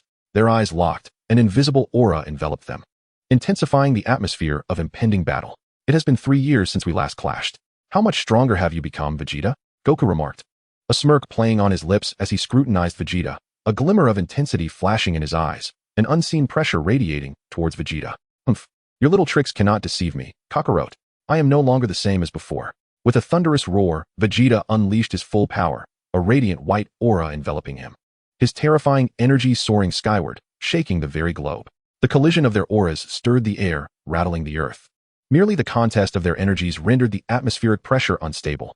Countless massive boulders were dislodged from the ground, suspended in midair before being crushed by the overwhelming force, scattering into countless fragments across the sky. As the clash of their auras remained indecisive, Vegeta decisively transformed into a Super Saiyan Level 1, charging at full speed towards Goku. Observing Vegeta's aggressive advance, Goku remained unfazed, a slight smirk gracing his lips.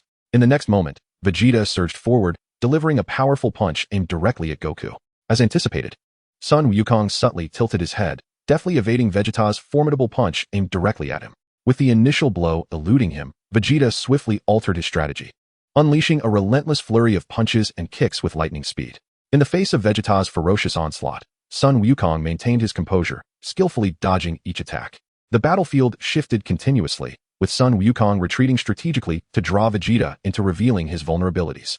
Bang, bang, bang. The sound of their fierce exchanges resonated through the air. In mere seconds, Vegeta launched dozens of powerful strikes, yet Sun Wukong, having foreseen the assault, countered each one flawlessly. The repeated attempts to land a hit only fueled Vegeta's fury, culminating in a concentrated strike that he unleashed with all his might. Anticipating this, Sun Wukong crossed his arms in a defensive posture, bracing for impact. Boom! A resounding explosion echoed as the force coursed through Sun Wukong's body, yet it failed to budge him even slightly. What? Vegeta's heart raced in disbelief, his expression a mix of shock and incredulity. His full-power assault in Super Saiyan form had seemingly no effect on Sun Wukong. It's my turn now, Vegeta, Sun Wukong declared, causing Vegeta's heart to tremble. Surrounded by flickering white electric currents, Sun Wukong unleashed a terrifying aura. Boom! The white energy transformed into a tempest, soaring to the heavens. The shockwave from this sudden eruption forced Super Saiyan Vegeta back by 100 meters. Transitioning from defense to offense, Sun Wukong launched a barrage of devastating punches and kicks, all landing squarely on Vegeta. Faced with Sun Wukong's proactive assault, Super Saiyan Vegeta struggled to defend himself. Bang, bang, bang. The thunderous sounds of their bodies colliding filled the air. Vegeta appeared increasingly overwhelmed. Even the formidable Kid Buu of yesteryears could not exert such pressure on him. Yet now, the harsh reality struck him hard. His Super Saiyan form was being utterly subdued by a seemingly ordinary Sun Wukong. No, it was more accurate to say he was thoroughly defeated. Under the relentless barrage from Sun Wukong, Vegeta's defenses crumbled, and a powerful punch sank into his abdomen. A gasp escaped Vegeta as he spewed forth bile. The residual force penetrated his body, shattering the rocky terrain behind him. Reeling from the impact, Vegeta clutched his abdomen. Staggeron Vegeta, filled with unyielding determination, roared in frustration. His resolve to compete with Goku palpable. In Chapter 17, The Dimensional Disparity, Vegeta confronts the harsh reality. The smile on Goku's face vanished, replaced by a profound seriousness. Without uttering a word, Goku demonstrated the extent of his power through action. Crackling with golden lightning, Goku ascended to the first stage of Super Saiyan at full power, his terrifying aura emanating without restraint. As the overwhelming energy radiated from Goku, Vegeta's expression shifted dramatically. In that moment, he fully comprehended the vast chasm that lay between him and Goku. Very well, Kakarot. Vegeta clenched his fists, a grim smile etched across his face. Even though he recognized his inferiority to Goku, he refused to concede. He was, after all, Vegeta. Witnessing Vegeta's fervent fighting spirit, Goku resolved to reveal his true capabilities and engage in a genuine contest. In a heartbeat, the latent power within him surged forth, and in the next instant, a fearsome energy storm expanded rapidly around Goku. Struggling against the tempest, Vegeta steadied himself, his gaze fixated on the ever-evolving figure of Goku, his heart racing. Why did he feel such profound unease instinctively as Goku transformed? No matter how vast the disparity in their strengths, it should not compel a surrender from his very cells. As the energy storm subsided, the reason for his disquiet became clear. Goku now stood adorned with fiery red hair, his long black locks cascading down to his waist, exuding a terrifying pressure potent enough to warp space itself, his muscular form brimming with explosive power. This was Goku's most formidable transformation yet, Super Saiyan 4th stage. Apologies for the wait, Vegeta. This is the Super Saiyan 4th stage. Goku's voice was indifferent, devoid of any emotional fluctuation. Staring at the primal form of Goku, Vegeta's expression was one of shock, his gaze blank. This was a form he had never witnessed before. Super Saiyan 4th stage. Kakarot, you have reached this pinnacle. Vegeta scrutinized the Ultra 4 Goku before him, feeling a profound blow to his spirit. Each time he advanced, Goku invariably surpassed him. This scene echoed events from 3 years prior, when he had challenged Goku in the Super Saiyan 2nd stage, only to find Goku had already ascended to Super Saiyan 3rd. Now, having mastered Super Saiyan 3rd, he found Goku had ascended even further to Super Saiyan 4th. Unlike 3 years ago, Goku's transformation was clean and decisive, a testament to the respect he had for Vegeta. This time, I shall show no mercy. Prepare yourself, Vegeta. As the words left his lips, Goku assumed a battle stance, his formidable aura pressing down on Vegeta. Just as I hoped. Unwilling to concede defeat, Vegeta activated the energy within him, transcending into Super Saiyan 3rd grade. Yet, despite narrowing the gap to some extent, the disparity in strength between Super Saiyan 3 and 4 was far more than tenfold. The atmosphere grew increasingly tense. Vegeta's expression turned grave, cold sweat soaking his back. Damn it, Kakarot. Although he is riddled with flaws, from another perspective, he is utterly impeccable. His combat instincts were heightened, leaving Vegeta at a loss for how to proceed. Noticing this moment, Goku could only manage a wry smile, since Vegeta was not going to attack. He would take the initiative. In the blink of an eye, Goku moved. Whoosh. The air crackled with the sound of his swift motion. So fast, Vegeta's pupils constricted, his body instinctively adopting a defensive stance. Boom. A deafening roar erupted. In an instant, the winds howled and dust swirled. Super Saiyan 3 Vegeta stood frozen, his gaze fixated on the fist that was almost pressed against his face. Regaining his senses, he was drenched in cold sweat. A mere casual strike made him acutely aware of the looming threat of death. At that moment, the outcome was apparent. Falling into silence, he uttered not a word. Despite the myriad of grudges within him, the reality was brutally clear. The gulf between Super Saiyan 3rd grade and Super Saiyan 4th grade was insurmountable. He had lost. Utterly and completely. A peculiar laugh escaped Vegeta's lips, a sound both mocking and self-satisfied. He had dared to challenge Goku, oblivious to the fact that they were no longer in the same dimension. In this battle, he had been decisively defeated. Observing Vegeta's unrestrained laughter, Goku remained silent. Soon, Vegeta's laughter faded, and after several seconds of silence, he finally declared, "You win, Kakarot."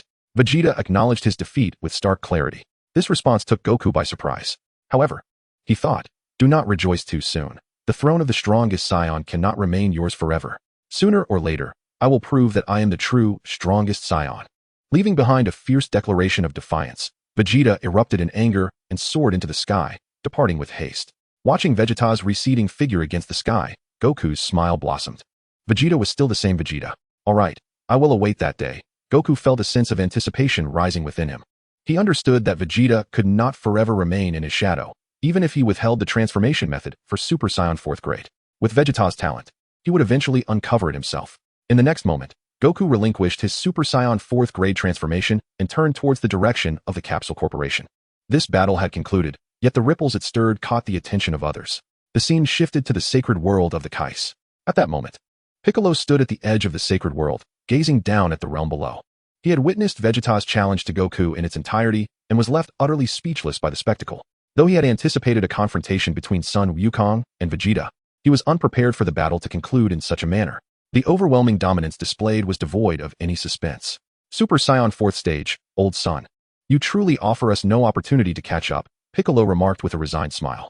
Chapter 18. A year later, the universe trembles, the god of destruction awakens. In the blink of an eye, a year has passed since the climactic battle between Sun Wukong and Vegeta. During this time, Earth has enjoyed a period of tranquility, and all warriors, including Sun Wukong, appear to have acclimatized to this peaceful existence, convinced that the planet is now entirely secure, with no foes on the horizon. Yet, this tranquility merely heralds the tempest to come. The prolonged peace will soon be shattered. In the realm of the gods of destruction, a cataclysmic upheaval has transpired after years of silence. The god of destruction, Beerus, has awakened after 37 years. The power he unleashed upon awakening reverberated throughout the cosmos, instilling fear in those formidable beings capable of sensing his destructive energy. The awakening of the god of destruction was the last occurrence they wished to witness. Simultaneously, deities of various ranks throughout the universe felt the tremors of Beerus's awakening, and unease spread among them. For instance, the Supreme Kai, Grand Kai, and other divine overseers of planets became increasingly anxious. They understood all too well what the presence of a god of destruction signified. His slumber could last decades, even centuries. But his awakening heralded a cleansing of the universe, threatening countless planets with annihilation. The existence of the god of destruction is essential for maintaining the equilibrium of the cosmos, as he periodically eradicates unworthy planets and entities that could disrupt this balance, including those that pose a threat to the universe itself. While some were filled with dread, others rejoiced. The awakening of Beerus brought immense joy to the angel, Whis. After decades of waiting in the realm of the gods of destruction, he finally had someone to converse with. Though he could descend to the mortal realm as an angel and servant to the god of destruction, he was not permitted to do so without Beerus's consent. Moreover, Given his unique status, his presence could disrupt the normal flow of the world. A single misstep could lead to the collapse of cosmic order. Therefore, Whis had refrained from visiting the mortal realm in recent years, and even when he did, it was only for a fleeting moment. Within the chambers of the god of destruction, Beerus unleashed his destructive power with abandon. Countless waves of destructive energy scattered around, colliding with the walls of his palace and the meticulously set explosive alarms. Boom, boom, boom. The resounding echoes of cataclysmic explosions reverberated through the air as Beerus vented the excess power accumulated during his long slumber, simultaneously stretching his stiffened body. Alas, every awakening of Lord Beerus brings forth such tumult, and one wonders when he might temper his notorious morning temperament, sighed Whis helplessly. Having coexisted with the god of destruction for many years, the scale of devastation wrought by each of Beerus's awakenings is monumental, and it invariably falls upon Whis to undertake the cleanup. However, despite his grievances, Whis holds a deep understanding of Beerus. After all, the duties of a god of destruction extend far beyond mere planetary obliteration. Anything detrimental to the cosmos's evolution, be it sentient or inanimate, is subject to eradication by the deity's formidable power. As the universe continues to evolve, the number of entities needing destruction escalates. With countless negative energies drifting through the cosmos, impurities demanding the god of destruction's attention. Each task completed represents a significant expenditure of energy for Beerus. While the world perceives destruction as a relatively effortless endeavor, merely requiring the exertion of power, they remain oblivious to the fact that the workload of a god of destruction far surpasses that of the Kaioshin tasked with creation. On the surface, the positions of the god of destruction and the Kaioshin appear equivalent, yet in reality, the former holds a rank superior to the latter. In another dimension, within the realm of the Kaioshin, the Elder Kaioshin and Kibito stand upon a precipice, gazing into the sky. The Elder Kaioshin's countenance, usually marked by calm, now bears the weight of palpable tension and fear. He is no stranger to Beerus, having once been sealed away by the god of destruction himself. Kibito, having gleaned knowledge of Beerus's existence from the Elder Kaioshin, initially regarded the deity with skepticism, even if formidable. He surmised that Beerus could not compare to the universe's mightiest warrior, Son Goku. In hindsight, he realizes his understanding was woefully superficial. The mere aura emitted upon Beerus's awakening instills a profound dread that resonates from the depths of Kibito's soul. It transcends mere strength, venturing into realms beyond comprehension. I had thought at least 3 to 5 years would pass before the god of destruction roused from slumber, yet here we are, facing yet another cosmic cleansing. The Elder Kaioshin murmured, his visage aged significantly. Kibito, observing the elder's helplessness, found himself perplexed by his ancestors' palpable reverence towards Beerus. Is our station not equal to that of the god of destruction? Forgive my candor, ancestor, but is the god of destruction truly so terrifying? Or is it that there exists no entity in the universe capable of rivaling his might? Kibito voiced his doubts, yet as soon as the words left his lips, he was met with a disdainful glare from the Elder Kaioshin, accompanied by a reprimand steeped in frustration. Fool, have you lived all these years in vain? Remember, the terror of the god of destruction cannot merely be equated with strength. To draw a comparison, even the formidable Majin Buu, whom you hold in such high esteem, is but a feeble insect in the presence of the god of destruction. The Elder Kaioshin, in a single breath, reprimanded Jebet. The title of god of destruction signifies a position at the pinnacle of the universe, devoid of any dispute, especially the name Beerus, which epitomizes the apex of that pinnacle. And what of Goku? Can he truly not surpass the god of destruction? Jebet pressed for answers. Faced with such a question, the Elder Kaioshin fell silent for a moment before exhaling wearily. Let me put it this way. Even if Goku were to become 10 times stronger, he would still not stand a chance against Beerus. This was the Elder Kaioshin's genuine sentiment. He wished for Goku to be more formidable than Beerus. Yet the truth remains harsh. The terror of the god of destruction is far beyond that which a mere warrior could compare. Even if Goku possesses the potential to surpass Beerus, he would require a significant amount of time to develop that potential. Chapter 19. The God of Destruction's Anticipation. After the Elder Kaioshin used Goku as an example, Jebet suddenly realized the true extent of the God of Destruction's fearsome nature. In the face of Beerus, even the universe's mightiest warrior is but an ant. In the realm of the gods of destruction, Beerus awoke in a foul mood. His body enveloped in the remnants of an explosion. He was grooming himself in his bathing area. He had planned to obliterate Frieza upon their next encounter.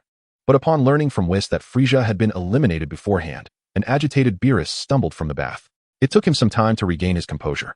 Although Frieza was merely an ant in his eyes, there were certainly many capable of slaying him across this vast universe. The news of Frieza's demise still startled him. Moreover, Whis revealed a crucial piece of information. The one who had killed Frieza was a Saiyan who had miraculously survived the destruction of their planet. Whis, are you certain it was a Saiyan who killed Frieza? Those wild monkeys, even if united, could never match Frieza's power, could they?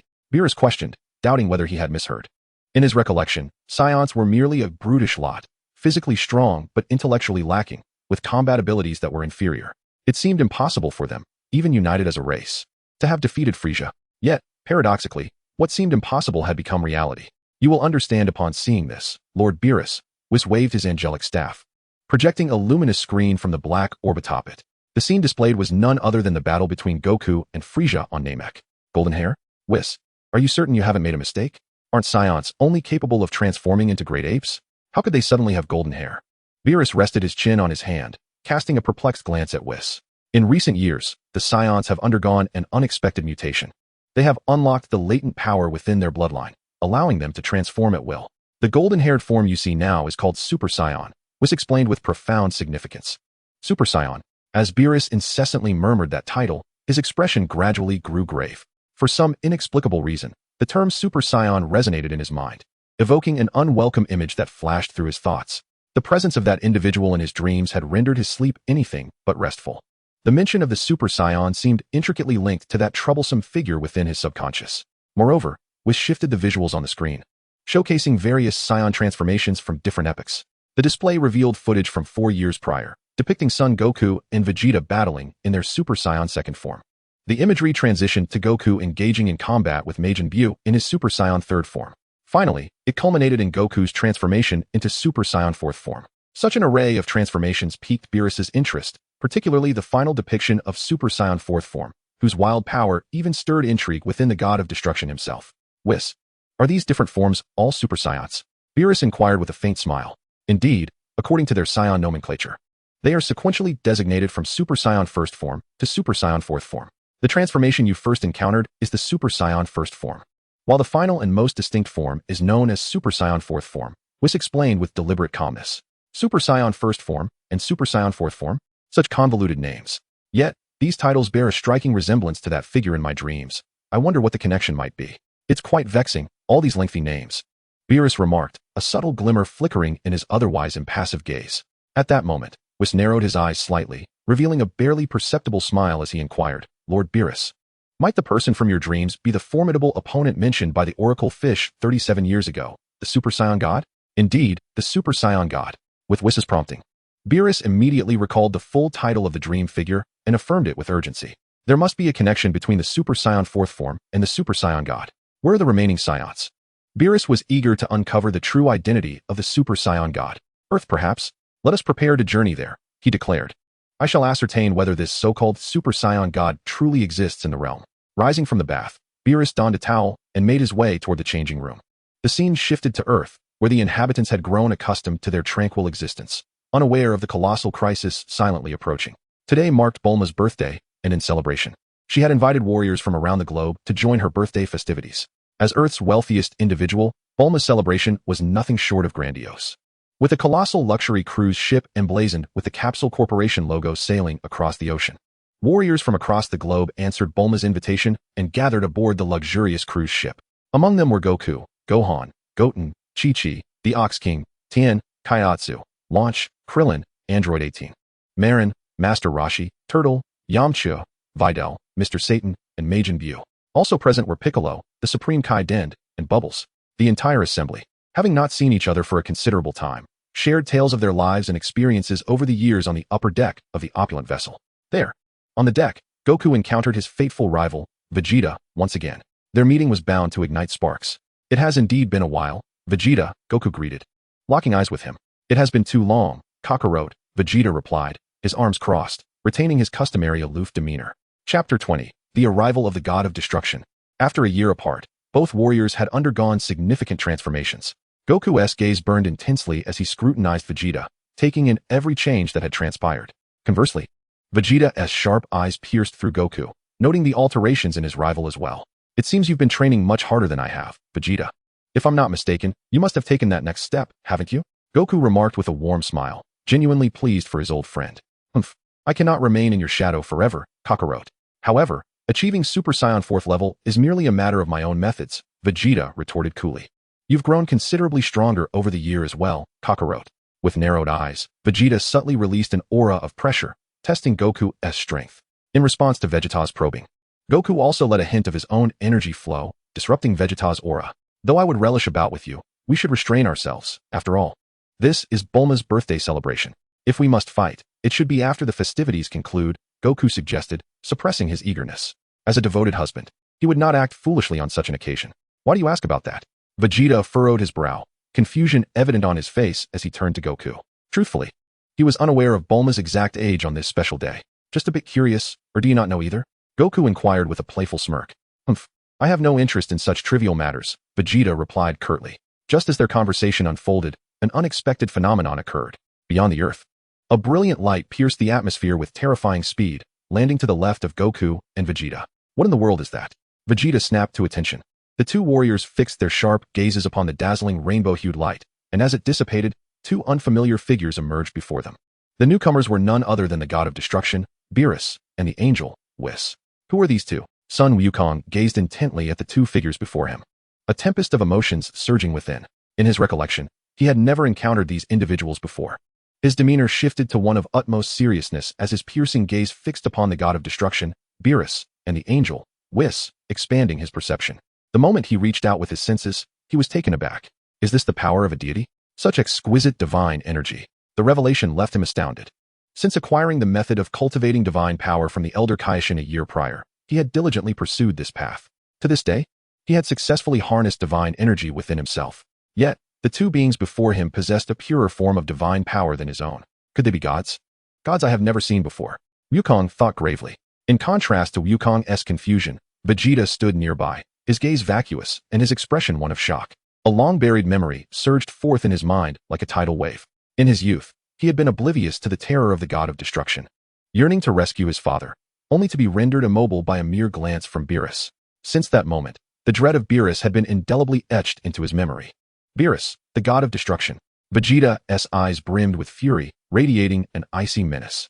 Vegeta, do you know this guy? Sun Wukong turned to him in disbelief.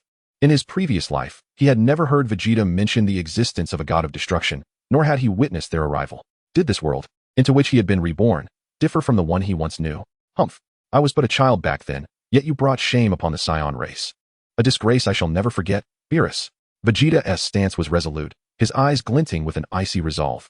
The god of destruction had toyed with him, his father, and his people, an indelible stain on their honor that he could never erase. King Vegeta may have fathered a commendable son. Now, your son possesses more spirit than you. But let me remind you, Beerus, the god of destruction, is a formidable foe. A cold smirk flickered across Beerus's lips as he released his oppressive aura. An unsettling sensation enveloped the hearts of both Vegeta and Wukong, an experience unlike any they had ever known. As a god of destruction, every movement signified annihilation.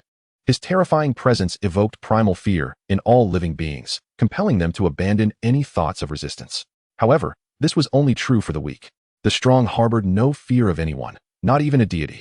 Facing the overwhelming pressure emanating from Beerus, Sun Wukong and Vegeta remained unperturbed. As a god of destruction, you are exceedingly rude. If it is battle you seek, I shall stand ready to engage, Wukong declared, his countenance growing frigid as he resolved to regard Beerus as an adversary.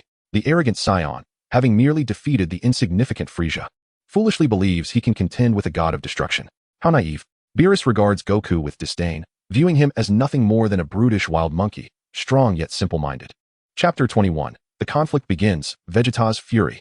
As a god of destruction, he utterly disregards both Goku and Vegeta. After dismissing Goku, his gaze shifts to Vegeta. Vegeta, here I stand. What are you waiting for? Are you so intimidated that you dare not strike? Beerus's lofty demeanor belittles Vegeta, igniting a deeper fury within Goku's heart. Humph, Beerus, do not presume I am still the same as before. I am Vegeta, the prince of all Saiyans. Enraged, Vegeta unleashes a primal roar, his visage twisted in rage, yearning for Beerus to pay the price for his insolence. His muscles tense, veins bulging on his forehead, and his cells converge towards his spine, erupting in an instant. Boom. The force surges, elevating Vegeta's battle power. A formidable golden aura rapidly ascends from his feet, enveloping him as shockwaves radiate outward, the violent energy reaching the heavens. This sudden outburst captures the attention of everyone aboard the cruise ship. Conversations cease, and all eyes converge on the same spectacle. At that moment, Vegeta has transformed into a Super Saiyan, fully unleashing his power. Quite a formidable presence. His battle power has certainly increased. I believe this form is known as Super Saiyan. Is it not? Beerus remarks, arms crossed, his expression unwavering. While Vegeta's strength is impressive, it remains insufficient to warrant the attention of a god of destruction. This arrogant, indifferent demeanor fuels Vegeta's rage further. Stop your pretense, Beerus. I will ensure you can no longer look down upon me. With a furious roar, Vegeta charges forward. In a split second, he dashes to Beerus's front, channeling all his strength to deliver a powerful punch aimed at the god of destruction's face. Such audacity to strike at me, Beerus's expression turns icy. Just as Vegeta's fist is a mere centimeter from Beerus's face, the god of destruction moves. His speed is beyond imagination, evading Vegeta's attack and silently appearing behind him. This sudden shift shocks Goku, who spins around and shouts, "Get away, Vegeta!" Alarmed, Vegeta leaps into the air, but in that instant, Beerus follows suit, closing the distance with even greater speed. Where has that guy gone? Vegeta surveyed his surroundings, only to discover that the god of destruction, Beerus, had vanished without a trace. "Vegeta, he's right behind you," shouted Goku from the cruise ship. "What?" Sensing impending danger, Vegeta prepared to act, but a sudden weight settled upon his shoulder. "You audacious fool, daring to strike at a deity. Your courage is commendable. Yet it seems you have forgotten that a god of destruction is truly formidable," Beerus remarked, his hand resting mockingly on Vegeta's right shoulder. The attack failed once more, leading Vegeta to realize that the power of a Super Saiyan in its first form could not hope to reach Beerus. Without hesitation, he transformed into his Super Saiyan second-grade form, electric energy crackling around him, his aura intensifying, and his battle power experiencing a qualitative leap. Your form has shifted, and your power notably increased. It appears that you surviving Saiyans have also enhanced your abilities. If I recall correctly, this form is referred to as Super Saiyan second grade. Yes, not particularly impressive, though the name is quite a mouthful, Beerus said, his hands clasped behind his back, maintaining an air of superiority. To him, there was no distinction between Vegeta in his Super Saiyan first grade and Super Saiyan second grade forms. "Shut up," Vegeta roared, charging full speed at Beerus. "You foolish child," Beerus's eyes turned cold at the sight, effortlessly dodging Vegeta's assault and delivering a knee strike to his abdomen. Bang! The resounding impact echoed like thunder, causing the very space around them to tremble. Pain erupted in Vegeta's abdomen as an unimaginable force surged through him, propelling him backward several meters. Regaining his composure, he grimaced against the agony, glaring fiercely at Beerus. Repeatedly toyed with by Beerus, Vegeta's anger swelled within him. However, this time, he refrained from acting recklessly. The earlier skirmish had illuminated the terrifying strength of the god of destruction. He was not an opponent to be easily overcome. On the luxurious cruise ship, all eyes turned skyward, bewildered by the unfolding battle. Who is that purple-skinned, long-eared cat? He just repelled Vegeta in his Super Saiyan second-grade form. His strength is extraordinary. Bulma, the host of the birthday party, stood in shock. With her keen perception, she recognized that the two newcomers were not Earthlings. Was it truly such unfortunate timing that a crisis struck during her birthday celebration? Who on earth is that? How can he subdue Vegeta? Krillin, one of the warriors, gazed anxiously at the scene above. "I can't sense any energy from those two." Gohan's expression grew serious. As the third strongest warrior on Earth, his perceptive abilities were keenly attuned. Though he had not engaged in intense training in recent years, he had not neglected his physical conditioning either. His power not only remained intact, but had even returned to the zenith of his past prowess. A primal instinct for battle whispered to him that the identities of these two individuals were far from ordinary. An unseen pressure emanating from them was unlike anything he had ever encountered. Who are these two formidable beings? Their presence exudes a terrifying force that surpasses even that of the Supreme Kai. Could it be that they are gods? Once half a deity of Earth, Piccolo now recognized a chilling possibility. These two sudden arrivals on Earth were indeed divine beings. They were gods of a caliber rivaling the Supreme Kai, or perhaps even those of a higher rank. Chapter 22. The Might of the God of Destruction, Darkening the Heavens and the Earth. Other warriors soon sensed that something was amiss. The purple-skinned, hairless feline in the sky was not of simple origin.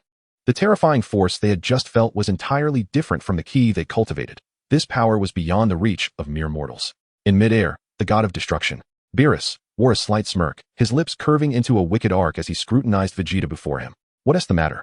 I am right here. Where has your earlier bravado vanished to? Or have you come to comprehend the terror of a god of destruction, losing the courage to stand against me? If that is the case, it would deeply disappoint me." Beerus's nonchalant remarks pierced Vegeta's heart like daggers. Beerus, a surge of rage ignited within Vegeta, his aura swelling dramatically as he clenched his fists, his expression seething with fury. "As you wish, I shall show you. Open your eyes and behold." Vegeta was incensed, thoroughly enraged. The relentless humiliation inflicted by Beerus left him feeling utterly disgraced. This time, he was determined to make the god of destruction pay dearly. The tempest of his energy continued to expand, growing in intensity until it surged towards Beerus. "Oh my, your energy has increased significantly. But your control over it is rather crude. You're wasting a great deal of power," Beerus remarked, shaking his head in disappointment. With such a massive energy leak, it was likely that Vegeta's transformation would not be impressive either. Crackling sounds filled the air as Vegeta's ki intensified, the lightning surrounding him bursting forth with ferocity, marking a transformative leap in strength. Amidst the storm of energy, Vegeta's appearance shifted at a visible pace. His golden hair elongated to his waist, his eyebrows vanished, and his brow lowered. Vegeta stabilized his Super Saiyan third form, his cold, emotionless gaze fixed on Beerus. The browless warrior, Super Saiyan third stage, has arrived. I recall this transformation. It was called Super Saiyan third stage, wasn't he it? Ah yes, how trivial. Such a mundane transformation is hardly worth displaying, Beerus scoffed. In comparison to your rather mundane Super Saiyan third level, I am far more intrigued by the Saiyan known as Son Goku, who has mastered the Super Saiyan fourth level. The god of destruction, Beerus, has utterly lost interest in Vegeta, shifting his gaze towards Son Goku, who is aboard a cruise ship. To Beerus, Son Goku possesses far greater strength than Vegeta and is more likely to be the Super Saiyan god he seeks. Insufferable fool, do not underestimate this prince. Vegeta, consumed by rage, erupted in a violent display, unleashing the full might of his Super Saiyan third level. The air was pierced by a deafening sonic boom, and in the blink of an eye, Vegeta appeared before Beerus, furiously throwing a punch at the god of destruction. With a thunderous crash, the force of Vegeta's blow rippled through the space around them, yet Beerus effortlessly blocked the furious strike with a single hand, preventing it from advancing even a fraction.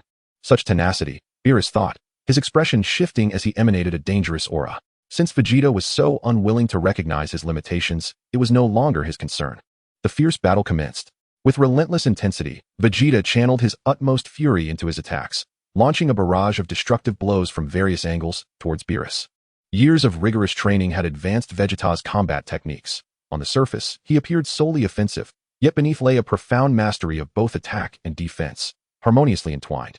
His movements were as fluid as they were fierce. His assaults came with the ferocity of a tempest, while his defenses were impenetrable. However, this level of prowess was still woefully inadequate. In Beerus's eyes, Vegeta remained but a Na'vi infant. His attacks lacked sufficient force, and his defenses were riddled with vulnerabilities. With a mere hand, Beerus effortlessly countered all of Vegeta's onslaughts, manipulating the Super Saiyan third level with ease. Every strike was thwarted, yielding no satisfactory outcome, leaving Vegeta utterly shaken. What nonsense is this? Even the god of destruction is excessively powerful. Vegeta raged internally. Am I, the mighty Super Saiyan third level, unable to make even a dent? Unwilling to accept this reality, Vegeta decisively altered his approach. Abandoning close combat with Beerus, he retreated 100 meters, channeling all his energy and preparing for a Gallic gun. With a crescendo of energy, a swirling white and purple aura surged around him, pulsating with increasing intensity as cataclysmic energy gathered in his hands. Receive this, Gallic gun. With a fierce cry, a tempestuous beam of white and purple energy erupted from his palms, surging toward Beerus with annihilating force. Yet, in the face of this seemingly unstoppable assault, Beerus could not be bothered to evade. Just as everyone anticipated that Vegeta's Gallic gun would deliver a crippling blow to the god of destruction, an unforeseen spectacle unfolded. Mere centimeters from Beerus, the Gallic gun was disassembled by an enigmatic force, dispersing into a myriad of energy particles that drifted through the air. In stark contrast, the god of destruction, Beerus, remained utterly still, his mere thought disintegrating the Gallic gun. This is impossible. Upon witnessing this scene, Vegeta was left completely dumbfounded. The might of the god of destruction was far more terrifying than he had ever imagined. Vegeta, your power is commendable, but alas, you are not the Super Saiyan god I seek. This tedious game ends here. As soon as the words slipped from his lips, a profound layer of purple energy enveloped Beerus. This was the essence of the god of destruction's power, capable of obliterating all existence. With a mere thought, Beerus unleashed his destructive energy, shrouding the skies for hundreds of miles in darkness, a testament to his dominion that resonated throughout the world, inciting a collective lamentation. Oh, this is the true horror of the god of destruction, the ability to instill fear in all living beings. In this moment, Vegeta finally comprehended why Beerus was revered as the god of destruction. Chapter 23. Vegeta transforms into Super Saiyan 4, the god of destruction's anticipation. This formidable power struck terror into the very depths of every soul, even one as resilient as him. Under the weight of the god of destruction's force, each of Vegeta's cells sent forth ominous signals of danger. However, as a Saiyan, he would not succumb to fear in the face of a formidable adversary. It ends here. Saiyan. With no desire to prolong the confrontation, Beerus conjured a feeble sphere of destructive energy in his palm and hurled it towards Vegeta. This energy was insufficient to slay Vegeta, but potent enough to leave him in tatters. Confronted with the impending destructive attack, Vegeta stood his ground, secretly activating the power of his bloodline. As this latent energy surged within him, Vegeta experienced a tremendous elevation in his aura. With a resounding explosion, the bloodline power erupted forth, propelling Vegeta's presence to new heights, his ferocious golden aura expanding rapidly, engulfing all in its vicinity. The minuscule sphere of destructive energy was obliterated the moment it made contact with Vegeta's burgeoning aura. He can actually amplify his energy. It seems somewhat different from before. The destruction of the energy sphere caught Beerus's attention, his expression shifting to one of utmost surprise. Vegeta's performance had indeed exceeded his expectations. Do not presume to dictate the outcome of this battle, Beerus. Allow me to reveal to you the true might of the Saiyans, an essence that no self-proclaimed deity can toy with. With each of Vegeta's thunderous roars, his aura surged dramatically. The temperature of his golden flames skyrocketing, shining with the brilliance of a miniature sun. The velocity of the golden aura's circulation escalated wildly, its heat slicing through the ocean beneath him, creating a vast expanse of a 1,000-meter-wide area. The searing heat rivaled that of the sun, evaporating an immeasurable quantity of seawater. How intriguing. It has been years since I felt such potent energy. If transformation was the key, it should have been revealed from the outset. Beerus found his interest piqued by this untamed, feral power, his gaze unwaveringly fixed on the epicenter of the energy explosion. In that radiant golden light, Vegeta's form underwent a transformation at a visible pace. His waist-length golden hair morphed into a deep, dark brown, while the garments adorning his upper body vanished. His robust muscles swelled, enveloped by a fiery crimson fur. At that moment, although Vegeta still retained a humanoid appearance, he resembled more of an ape. His explosive musculature brimming with cataclysmic energy. He seemed like a beast from a primordial era. This form represented the 4th level of Super Saiyan. Meanwhile, aboard the cruise ship, Goku stood in confrontation with the angel Whis. Who is this enigmatic figure accompanying Lord Beerus? His aura is even more unfathomable than that of the god of destruction. Goku pondered, his heart racing with anxiety. The mere presence of Beerus, the god of destruction, instilled in him a sense of uncertainty regarding victory. And this unidentified individual appeared to surpass even Beerus himself. Mr. Goku, are you concerned that I might act against you like Lord Beerus? Whis observed Goku's apprehension with a serene smile, adding, I am merely a retainer of Lord Beerus, with no intention of engaging in battle. With that, Whis disregarded Goku and leisurely descended to the lower levels of the cruise ship. Upon arriving, he had caught whiffs of delectable cuisine, but had refrained from indulging due to Beerus's presence. Now that Beerus was occupied in combat, he seized the opportunity to savor Earth's culinary delights. Goku remained silent, gazing at Whis' receding figure, lost in contemplation. As a mere attendant of the god of destruction, Goku felt an underlying complexity. Could such a formidable being truly be just a subordinate? Yet, having reached such heights, there seemed little reason for deception. At this moment, the warriors on the cruise ship reacted to Vegeta's transformation into the 4th level of Super Saiyan with varied expressions. What is this form? Such a terrifying aura. Krillin was greatly unsettled by Vegeta's presence. Even from a distance, the wild intensity radiating from Vegeta instilled a sense of impending doom within him. The profound aura was even more formidable than that of the self-proclaimed god of destruction. Tien, drenched in sweat, was tense, his 3 eyes fixated on the battle unfolding in the sky. Ultimately, he was just a mortal, unable to perceive divine power. Indeed, the strength of Super Saiyan 4 Vegeta was terrifying, yet it paled in comparison to Beerus, existing in an entirely different dimension. Has Vegeta finally surpassed Goku? Master Roshi remarked gravely. On the surface, Vegeta's Super 4 transformation seemed to have eclipsed Goku. Unbeknownst to him, however, Goku had already mastered the Super Saiyan transformation before Vegeta could catch up.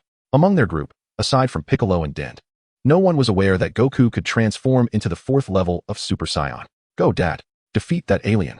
Trunks shouted to Vegeta from beside Bulma. You can do it, Vegeta. As Bulma, the devoted wife, cheerfully supports Vegeta, her encouragement plays a significant role in his achievement of the Super Saiyan 4th transformation. A year prior, after being defeated by Goku, Vegeta embarked on an unprecedented training regimen. Noticing something amiss, Bulma inquired about his intense training and soon grasped the rationale behind it. As a brilliant genius of Earth, Bulma's intellect quickly led her to recognize the similarities between the Super Saiyan 4th form and the Great Ape transformation. With her guidance and assistance, Vegeta discovered the correct method to achieve the Super Saiyan 4th transformation. Now, regardless of the adversary he faces, Vegeta is resolute in his confidence. The scene shifts to the battlefield. Upon witnessing Vegeta's transformation, Beerus's expression shifts to one of incredulity.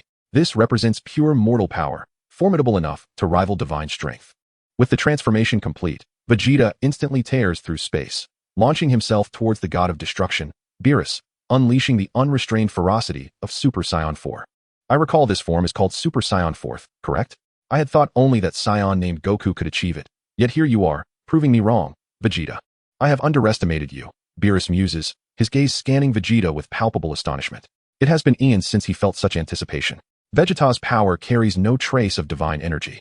It is purely mortal strength, potent enough to touch the realm of the divine. After millions of years of ennui, a hint of excitement finally emerges. Chapter 24, Beerus, the strongest Saiyan King? Merely thus. Before you stands the mightiest Saiyan King of all time, Vegeta. So what if you are a god of destruction? I shall vanquish you with the true power of a Saiyan. At this moment, Vegeta radiates pride and honor. The Super Saiyan 4th transformation embodies the bloodline strength of their Saiyan heritage. It is also his personal pride. The strongest Saiyan King of all time? How intriguing. Allow me to experience the might of this so-called strongest Saiyan King, Beerus declares, adjusting his demeanor, no longer adopting the playful attitude he previously displayed.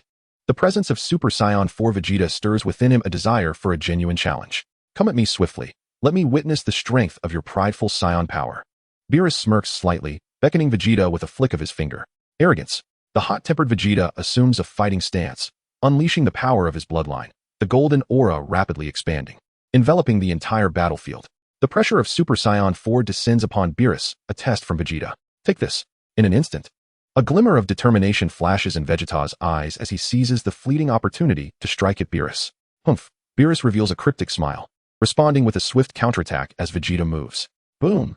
The battle commences.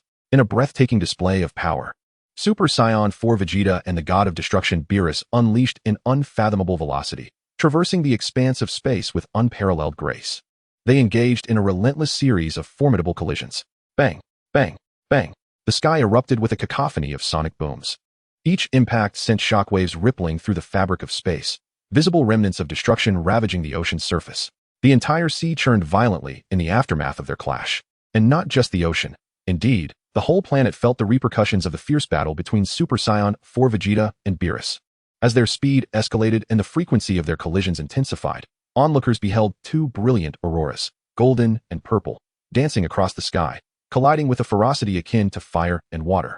The intensity of the battle escalated, with Super Saiyan 4 Vegeta unleashing his full might, while Beerus, after millions of years, rediscovered the thrill of combat.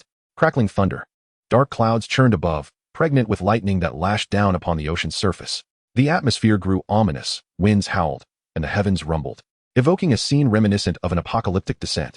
The warriors aboard the cruise ship gazed at the unfolding battle in awe, their mouths agape. As their hearts raced in tumultuous disquiet, the magnitude of this confrontation transcended their comprehension. Vegeta had reached a realm far beyond theirs. Only Goku could perceive the entire spectrum of the battle. For the others, even catching a glimpse of the afterimages was a strenuous endeavor. Even Gohan, once the mightiest solitary warrior, could barely discern fleeting shadows. Goku, watching the clash unfold in the heavens, felt a tempest of emotions surging within him. Vegeta is doomed, he proclaimed, clenching his fists, his face etched with solemnity. Although Vegeta had stabilized in his Super Saiyan 4 form and could wield its full combat potential flawlessly, the disparity in their strengths was insurmountable. The sheer fighting prowess exhibited by Beerus, coupled with the aura of impending doom he radiated, far surpassed Goku's expectations. To encounter such a formidable opponent in this lifetime, his power even eclipses that of the one-star dragon from yesteryears. Goku trembled, not from fear, but from exhilaration. The thrill of facing a powerful adversary ignited within him. Now, with his strength magnified, he felt confident that even if the one-star dragon were to re-emerge, he could vanquish it within 10 moves. The appearance of Beerus rekindled Goku's long-dormant fighting spirit. On the battlefield, the ferocity of their clash escalated further. Super Saiyan 4 Vegeta pushed his physical capabilities to their zenith. Harnessing a wild, untamed energy, he immersed himself entirely in his assault, unleashing an overwhelming force that reached unprecedented heights. The domineering strength of Super Saiyan 4, capable of challenging foes of higher tiers, combined with Vegeta's unparalleled princely combat techniques, rendered a devastating blow to any adversary. Even beings of equal caliber found themselves relegated to mere defensive postures, utterly powerless against the relentless onslaught of Super Saiyan 4 Vegeta. Regrettably, the formidable opponent that Vegeta now faces is none other than Beerus, the god of destruction who reigns supreme over the 12 universes. With countless eons of existence, Beerus possesses combat skills and experience that far surpass Vegeta, transcending him by multiple dimensions. He does not even need to consciously defend. His body instinctively responds with the most rational countermeasures to Vegeta's assaults. Every attack from Super Saiyan 4 Vegeta is either evaded or nullified. As the battle progresses, Super Saiyan 4 Vegeta begins to sense something amiss. Is this creature merely toying with me? Upon realizing that Beerus is merely playing, Vegeta's restless heart becomes increasingly turbulent. As the noble Saiyan King, he has never endured such humiliation. The rising fury within him propels Vegeta to shatter his limits once more, unleashing an even greater power. With enhanced speed and strength, Vegeta delivers his most formidable blow in his Super Saiyan 4 form. Boom! A deafening roar reverberates across the surface of the sea. As the sound erupts, the already chaotic waters are nearly overturned, creating towering waves that soar thousands of meters high. Fortunately, the battlefield is situated above sea level. Had it taken place in a city, the aftermath of Vegeta's strike alone would have been sufficient to raze the entire metropolis to the ground.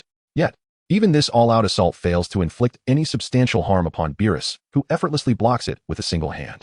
It seems that even the mightiest Saiyan King's power is rather limited. What a pity, you are not the one I seek, Vegeta. A chilling dominion of destruction emanates from Beerus's piercing gaze, and a mere utterance from him sends Vegeta into a momentary daze. Transitioning from defense to offense, Beerus casually retaliates, striking Vegeta in the abdomen. Chapter 25, A Desperate Gamble, Super Saiyan 4 Vegeta's Dismal Defeat. Feeling a sharp pain in his abdomen, Vegeta glances down to behold a horrifying imprint deeply etched into his muscles. Thankfully, the physique of a Super Saiyan 4th level is sufficiently robust. Had he endured this blow in any of his earlier forms, his organs would have been shattered, or he would have suffered grievous injuries, teetering on the brink of death. Damn it! Vegeta mutters in frustrated anger. The Saiyan's innate ability transforms pain into pleasure, and the fury within him swells exponentially. Emotion is the wellspring of a Saiyan's strength, and anger serves as the primary catalyst for unleashing their true potential. As his rage intensifies, the latent power within Vegeta surges forth, a brilliant gleam flashing through his dark blue eyes. Huh! A thunderous roar erupts from Vegeta's mouth. Accompanied by this furious cry, his aura expands rapidly, a golden essence soaring into the heavens, piercing through the cosmos. His formidable physique visibly grows, the already well-developed muscles becoming even more pronounced. This enhancement not only augments his strength, but also mends all the injuries sustained during battle. As the breath of energy surged to a critical point, Vegeta leapt into the sky, soaring to an altitude of 10,000 meters, arms outstretched in a pose of energy release, locking onto the god of destruction, Beerus. Crackle! A multitude of electric arcs crackled around Vegeta, bursting with ferocity.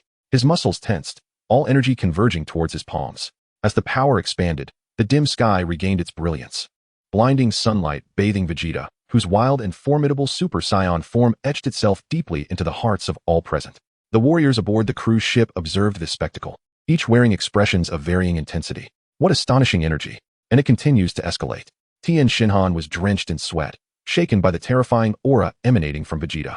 The strength of Vegeta was the embodiment of pure mortal power, and they could acutely sense the dreadful intensity of this aura, capable of crushing the very life from them. If energy were to be unleashed in that direction, it would obliterate the entire Earth. Krillin exclaimed in dread. In his eyes, Vegeta's current actions were akin to bringing about the world's end. Has Uncle Vegeta's power truly ascended to such heights? I can do it too. Gazing at Vegeta, who was gathering terrifying strength in the heavens, Gohan felt an intense yearning within him. If he devoted himself wholeheartedly to training, he could certainly reach such a level. Perhaps even surpassing Vegeta was not beyond possibility. Piccolo regarded Gohan with a complex expression. Years ago, Gohan was the mightiest warrior among them. Now, the gap had widened so significantly, leaving him with a sense of regret. In Piccolo's eyes, if Gohan could rekindle his desire to grow stronger, surpassing Goku and Vegeta would be well within his grasp. However, it was not too late to awaken now, provided that Earth still existed after this battle.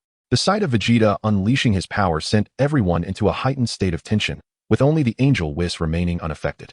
Sitting at a food stand, relishing sushi, Whis merely glanced at the conflict unfolding in the sky before returning to his culinary enjoyment. This Vegeta truly is singular-minded, even now. He remains oblivious to the fact that energy-based techniques are ineffective against the god of destruction.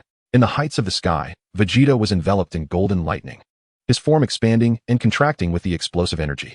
Dare you to take this blow? Vegeta incessantly provoked Beerus, drawing his hands together until the luminous prototype was complete. Observing this, Beerus smiled silently. As an ancient being who had lived through countless ages, Vegeta's crude taunts held no sway over him. Raising his right hand, he beckoned towards the airborne Vegeta with a flick of his finger. Seeing Beerus's arrogance, Vegeta's expression turned ferocious. Final flash, the vast, boundless golden lightning energy cannon pierced through space, carrying the terrifying power of annihilation as it descended upon the god of destruction, Beerus. The diameter of the final flash was a staggering 100 meters. Facing this immense destructive energy, Beerus nonchalantly raised his right hand. The tedious game comes to an end, Vegeta. The chilling words echo as Beerus channels his divine destruction power. A layer of purple radiance envelopes him, and the overwhelming force of destruction freezes the advancing final flash in its tracks, only to disintegrate it into particles that drift through space in the next heartbeat. In that moment, all witnesses were left astounded, including Son Goku, who could no longer remain composed. Was Vegeta's all-or-nothing final flash effortlessly neutralized by the god of destruction, Beerus? The energy-based technique proved utterly ineffective against this deity. No, it cannot be. My final flash. How could this happen? At this juncture, Vegeta, deeply shaken, began to question his very existence. With the release of the final flash, every ounce of energy within him was depleted. Although he maintained his Super Saiyan 4 form, his combat strength was reduced to almost nothing. The power of mortals, even at this level, was commendable. Alas, mortal strength can never rival that of the divine. Beerus mused to himself, a glint of sharp brilliance flashing in his eyes, and in an instant, he was in motion. A potent sense of danger enveloped Super Saiyan 4 Vegeta, rendering him speechless, as every cell in his body screamed in unison. You performed admirably, Vegeta. But that is where it ends. Beerus grinned wickedly, exerting a forceful downward motion with his right hand. In the next moment, an unassailable and terrifying power surged over Super Saiyan 4 Vegeta. In an instant, Vegeta's consciousness shattered, and his body fell uncontrollably, crashing into the sea and sending waves soaring thousands of meters high. With Vegeta subdued, a knowing smile crept across Beerus's face as his gaze shifted to Son Goku aboard the cruise ship. He beckoned Goku over with a casual gesture of his finger. This guy is truly infuriating. Sweat beaded on Son Goku's forehead as he suppressed the turmoil within, propelling himself toward Beerus. Chapter 26. Son Goku takes the stage. Surpassing Super Saiyan 4. Shortly thereafter, Son Goku descended before Beerus, his spirit taut with anticipation, ready for battle. Super Saiyan God. Goku blinked in confusion. He had never heard of such a title. He was familiar with the legendary Super Saiyan, but the notion of a Super Saiyan God sounded like an ancient relic. It seems you are unaware. Observing Goku's reaction, Beerus chose not to inquire further. Unable to locate the Super Saiyan God, an inexplicable rage welled within him, prompting an immediate decision to obliterate the earth. With no Super Saiyan God in sight, destruction was the only option left. As Beerus spoke, the power of destruction within him erupted like a torrent, an invisible divine authority descending to shroud the earth once more in darkness. A veil of gloom enveloped Beerus, and the overwhelming might of the god of destruction swept across the realm, cloaking the entire planet. At that moment, all living beings on Earth paused in their activities, their gazes drawn to the same ominous point. Although they could not perceive the divine power, an instinctual awareness warned them of a perilous presence in that vicinity. Son Goku, the closest to the god of destruction Beerus, personally experienced the terrifying might of this deity, gaining a deeper understanding of the god of destruction's formidable strength. Is this the power of a god of destruction? It evokes an indescribable sensation, he pondered, his expression grave as he summoned the latent energy within his bloodline. How astonishing it is that a being like you exists in this world. However, should you wish to bring destruction to Earth, I shall thwart you at all costs. With that proclamation, Goku activated the power within his veins. A golden aura surged forth, enveloping him entirely. In an instant, he transcended his usual state, transforming into a Super Saiyan 4th grade. Unlike Vegeta's explosive transformation, Goku's metamorphosis was remarkably serene, a testament to his mastery over power. He bypassed the previous 3 forms, entering the realm of Super Saiyan 4. The overwhelming presence of Super Saiyan 4 Goku clashed with Beerus's destructive might, creating an unprecedented oppressive atmosphere. The confrontation between Super Saiyan 4 Goku and God of Destruction Beerus signified the impending final battle. Humph, this generation of Saiyans exhibits considerable spirit. Unlike those cowards from planet Vegeta, who were paralyzed by fear. Your courage to stand against me is commendable. However, it will ultimately prove futile. Compared to Vegeta, you are indeed stronger, but only slightly so, Beerus declared, his demeanor unchanging and aloof. You are correct, God of Destruction. In our Super Saiyan 4th grade forms, there is little disparity between Vegeta and me. Goku, far from daunted by Beerus's remarks, found his fighting spirit invigorated. Interesting. You face me without fear, and instead, your battle fervor intensifies? In my billions of years of existence, you are the first mortal to confront me with such audacity. State your name. Beerus regarded the Super Saiyan 4 before him with keen interest. I am Son Goku, a Saiyan who yearns for battle. With that declaration, Goku clenched his fists, further igniting the power within him, his aura escalating dramatically, his visage contorted into a fierce expression as he shouted. If a typical Super Saiyan 4th grade cannot contend with you, then how about this? A tremendous roar echoed across the cosmos as Goku's energy reached a critical threshold, exploding into a terrifying golden aura, both in essence and magnitude. Even Beerus, who had existed for eons, found himself momentarily taken aback by this overwhelming force. Fascinating. A mortal can elevate their energy to such heights. You are indeed more intriguing than that Vegeta, and you have truly revealed the might of your Saiyan lineage. Beerus's expression brightened with excitement, his smile widening. This was the first time he had eagerly anticipated the power of a mortal. As the golden light dissipated, Sun Wukong's form was revealed. At this moment, his appearance had not undergone significant changes, yet his aura experienced an unprecedented enhancement. This is the Super Saiyan I have attained after transcending the 4th level of Super Saiyan. Come forth, God of Destruction.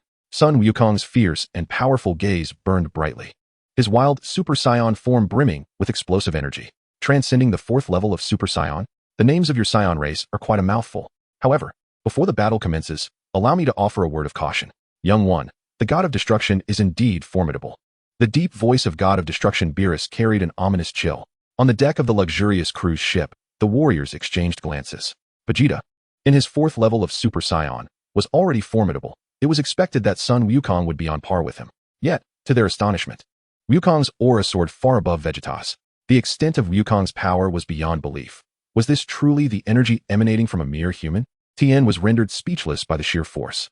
Recalling the days when he and Sun Wukong were fierce rivals, he now found himself left far behind. The chasm between them spanning more than just dimensions. Wukong will surely prevail. With the power that surpasses the 4th level of Super Saiyan, he will defeat that fiend. Krillin exclaimed excitedly from the side. In their hearts, Sun Wukong had always been a pillar of strength. Whenever he took action, there was no problem that could not be resolved. Gohan remained silent, but the slight upward curl of his lips indicated his firm belief. Piccolo held his breath, centering his mind and calming his restless spirit to observe this ultimate battle.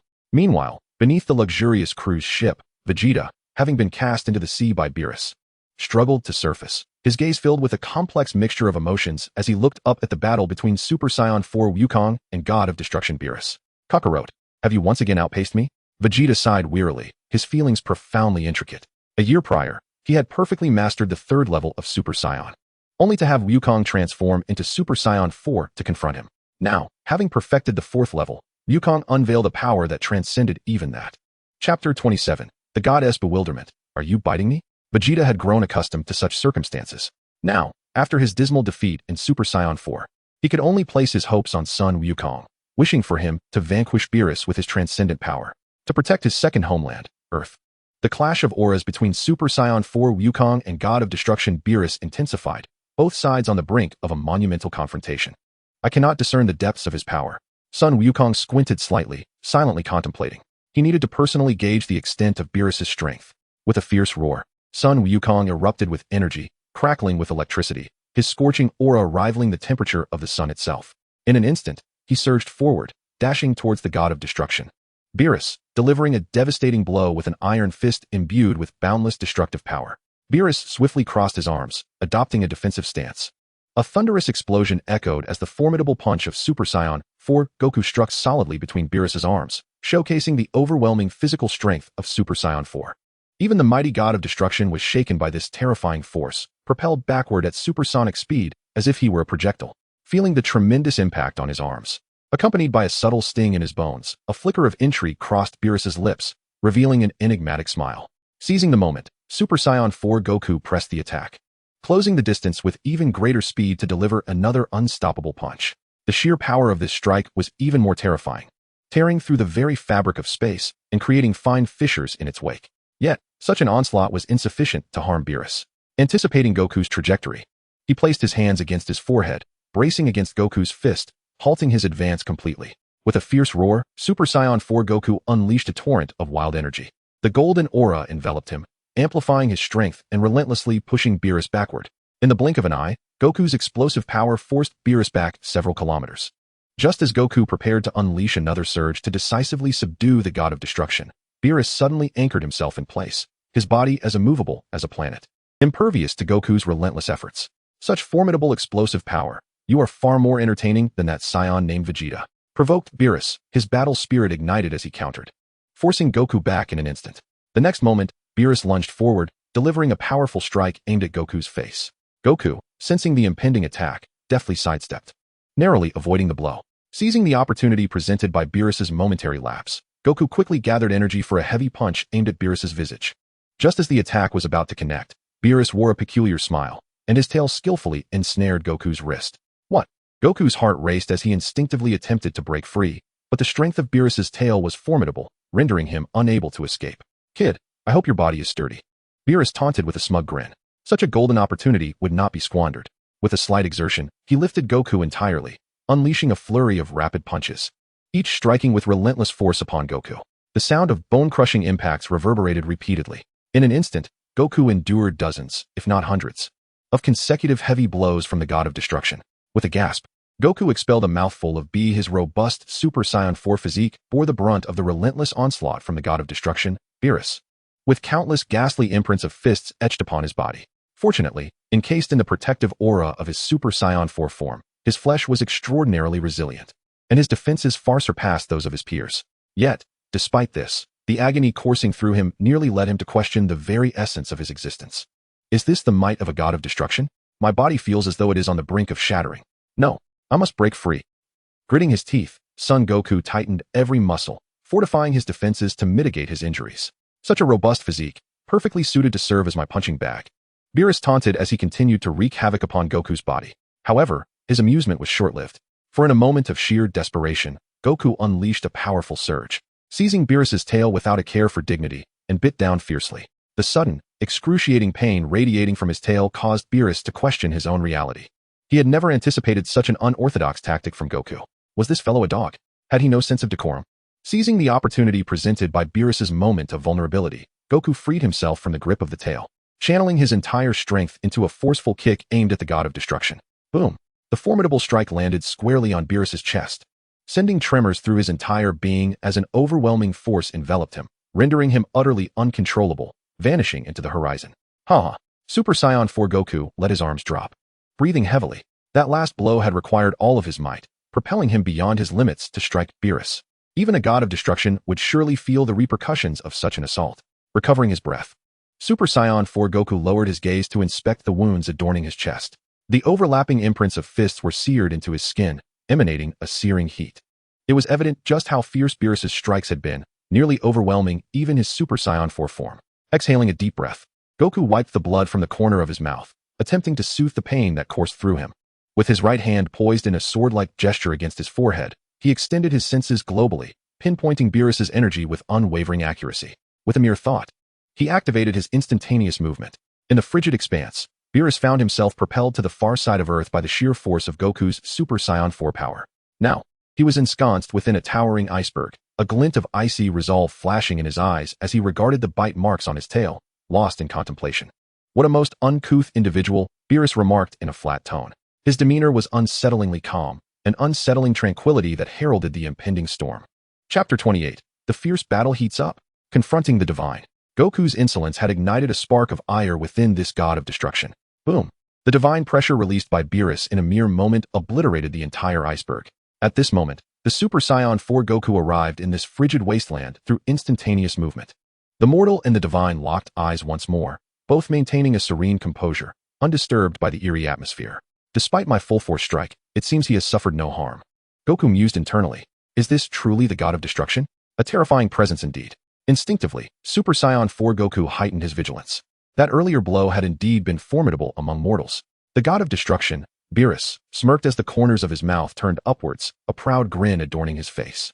Unfortunately, in my presence, you are but a mere speck. Beerus was deliberately provoking Goku, eager to discover whether this Saiyan could astonish him further. Without the Super Saiyan God, encountering someone who could provide him with amusement was a rare delight. Is my power truly so insignificant? Goku's eyes glinted with a fierce determination. In the next moment, he charged forward, launching a powerful kick aimed at Beerus's jaw. Anticipating the move, Beerus deftly retreated, evading the attack while gathering strength for a fierce counterkick. Goku's battle instincts activated to their fullest, he immediately assumed a defensive stance. Boom! The space trembled violently. The force of the blow shattered the earth and disturbed the very fabric of space, sending snow swirling in all directions. Super Saiyan 4 Goku struggled to withstand this assault, his arm trembling under the weight of Beerus's power. This was the God of Destruction. Even a casual strike possessed the terrifying might to rend the heavens, instilling immense pressure upon him. As Goku deflected the attack, Beerus smiled slightly, and in the next instant, a relentless barrage of strikes began to rain down. Bang! Thud! Bang! Thud! The onslaught was unrelenting. This time, Beerus held nothing back, his speed and strength elevated to a whole new level, overwhelming Goku in his Super Saiyan 4 form. Faced with this fierce onslaught, Goku felt the weight of immense pressure, struggling to cope as his injuries mounted, his blood surging, and his power escalating. The clash of their might created a cataclysmic storm, sweeping across the icy realm. Under Beerus's relentless pursuit, Goku could only adopt a defensive posture. The ice beneath his feet sinking further, the area of devastation expanding. Bang! Thud! Goku and Beerus locked fingers, glaring fiercely at one another, each exerting their strength against the other, determined to crush their opponent completely. Goku's expression twisted with ferocity, golden light radiating from his eyes, veins bulging on his forehead, his power surging exponentially. In contrast, Beerus's expression grew increasingly amused, tauntingly remarking, "Is this truly your limit? You bear no distinction from that, Vegeta. Do not grow complacent." Goku roared as his power erupted, a ferocious aura ascending, temporarily forcing Beerus to retreat. Seizing the moment, the vast reservoir of Saiyan energy within Goku ignited. Super Saiyan 4. Fully unleashed. With hands pressed together in a sunflower-like formation at his waist, every muscle in his body writhed and expanded, his breath transforming into a tempest that radiated outward in all directions. A deep crimson light flickered in his palms, as energy coalesced and was compressed time and again. This astonishing display of power did not escape the watchful eye of the god of destruction, Beerus. While the energy was remarkable, it was regrettably insufficient in purity to challenge a deity of his caliber. With a disdainful smile, Beerus gradually raised his right hand. His fingers curled, revealing the profound essence of destruction, and in an instant, the world dimmed, engulfed in darkness as if pulled into an abyss. The ominous and terrifying force of destruction expanded at Beerus's command, gathering within his palm. A violet energy sphere materialized, swelling at an observable rate. 1 meter, 5 meters, 10 meters, 20 meters, 50 meters, 100 meters, and still increasing. "You are Son Goku, are you not? I hope you do not succumb so easily to my destruction." Beerus cackled maliciously, sweeping his massive hand, sending the colossal sphere of destructive energy hurtling towards Son Goku with terrifying speed. Although the energy orb was violet, it radiated a fiery red glow, resembling a miniature sun, exuding a terrifying aura akin to a meteor's impact. What of being a god? Do not underestimate the might of mortals. Super Saiyan 4 Goku's gaze shifted dramatically as the energy in his palm reached its zenith. Kaioken times 10. A beam of unfathomable crimson energy erupted from Super Saiyan 4 Goku's hand, illuminating the surroundings with its radiant light. Its destructive force was immense, capable of upending the very fabric of the world. The ultimate Kaioken times 10 tore through the fabric of space, charging towards Beerus's sphere of destruction like a roaring dragon. Boom! The two unparalleled energies collided, sending shockwaves that rippled through space, a brilliant light enveloping all in its wake. This was not merely a clash of mortals and gods, but a struggle between the essence of bloodlines and divine power. At the epicenter of the energy collision, space began to fracture, revealing an inconspicuous black point greedily absorbing the two energies. The Kaioken times 10 was gradually dismantling the destructive force within Beerus's energy sphere. The destructive energy contained within the sphere was slowly extinguished under the might of the Kaioken times 10. For a moment, the two colossal energies reached a stalemate, unable to determine a victor. Has it truly been halted? Beerus mused in astonishment. It was known that he had not held back in the vast universe. There were but a handful capable of withstanding such a strike. Even among the divine, few could endure his assault, let alone a mere mortal. This demonstrated the sheer might of Super Saiyan 4 Goku, as he stood resolutely against the force of a god of destruction. Beerus's curiosity deepened. What was the limit of Goku's power? To withstand his destruction was commendable, but how long could he endure? With a mocking smile, Beerus summoned forth the depths of his destructive energy. A terrifying divine might was unleashed, as a vast power coalesced in his hands, forming a purple energy sphere radiating an ominous aura. In the next moment, this purple orb, propelled by Beerus's intent, merged with the destructive energy sphere. Chapter 29. Breakthrough of the fourth transformation of Super Saiyan. With the addition of this purple energy sphere, the destructive energy sphere underwent a profound transformation. Surrounded by an eerie glow, as the energy surged to its utmost potential, the orb continuously expanded, increasing from an original diameter of 100 meters to a staggering 1,000 meters. The situation shifted dramatically, tilting the scales of victory in Beerus's favor. The destructive energy sphere evolved into a super destructive energy sphere, propelling Goku's tenfold Kamehameha forward with great speed. This is dire. The energy of the tenfold Kamehameha is utterly insufficient to halt it. No matter how fiercely Goku augmented his energy output, it was futile.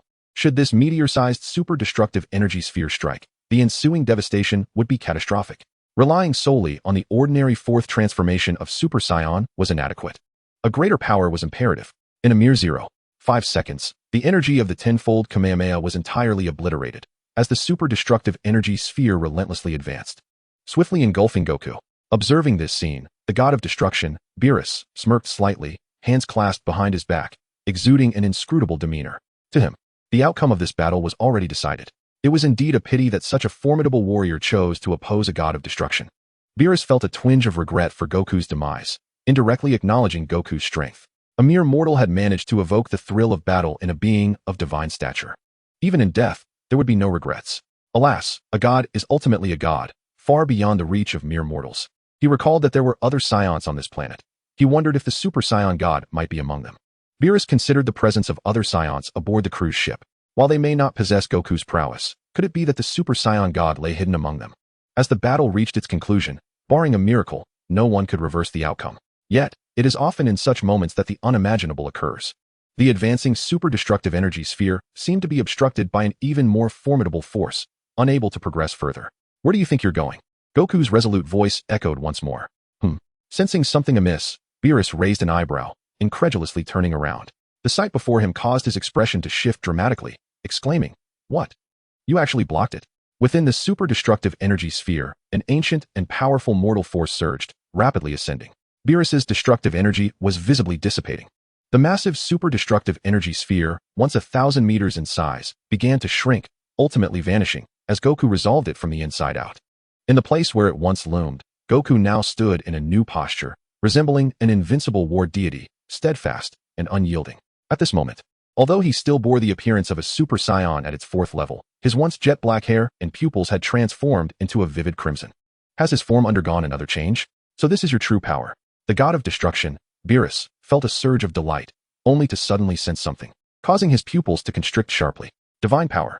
There is no mistaking it. The energy radiating from Son Goku at this moment is indeed divine in nature. While it is true that his mortal strength predominates, it is undeniable that this young man possesses divine energy, and remarkably potent divine energy at that. Could it be? Beerus began to brace himself. If his predictions held true, the Son Goku before him was the formidable rival foretold in his prophecies, the legendary Super Saiyan god.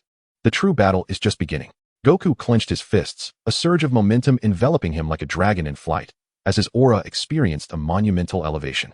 This form is known as the Super Saiyan 4th level boundary breakthrough, compared to the black-haired Super Saiyan 4th level. This transformation not only signifies an elevation in aura, but also a staggering difference in energy purity. It is truly astonishing that a mortal could possess divine power. From the very beginning, you should have unleashed this strength. The god of destruction, Beerus, also began to feel exhilarated. Although the Goku in his Super Saiyan 4 red-haired state still fell short of his own strength, this power was sufficient to provide him with a worthy challenge.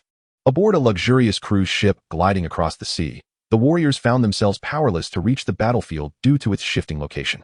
At this moment, the Angel Whis utilized his staff to project the real-time events of the battlefield. Their hearts raced as they witnessed Son Goku being engulfed by a colossal energy sphere of destruction.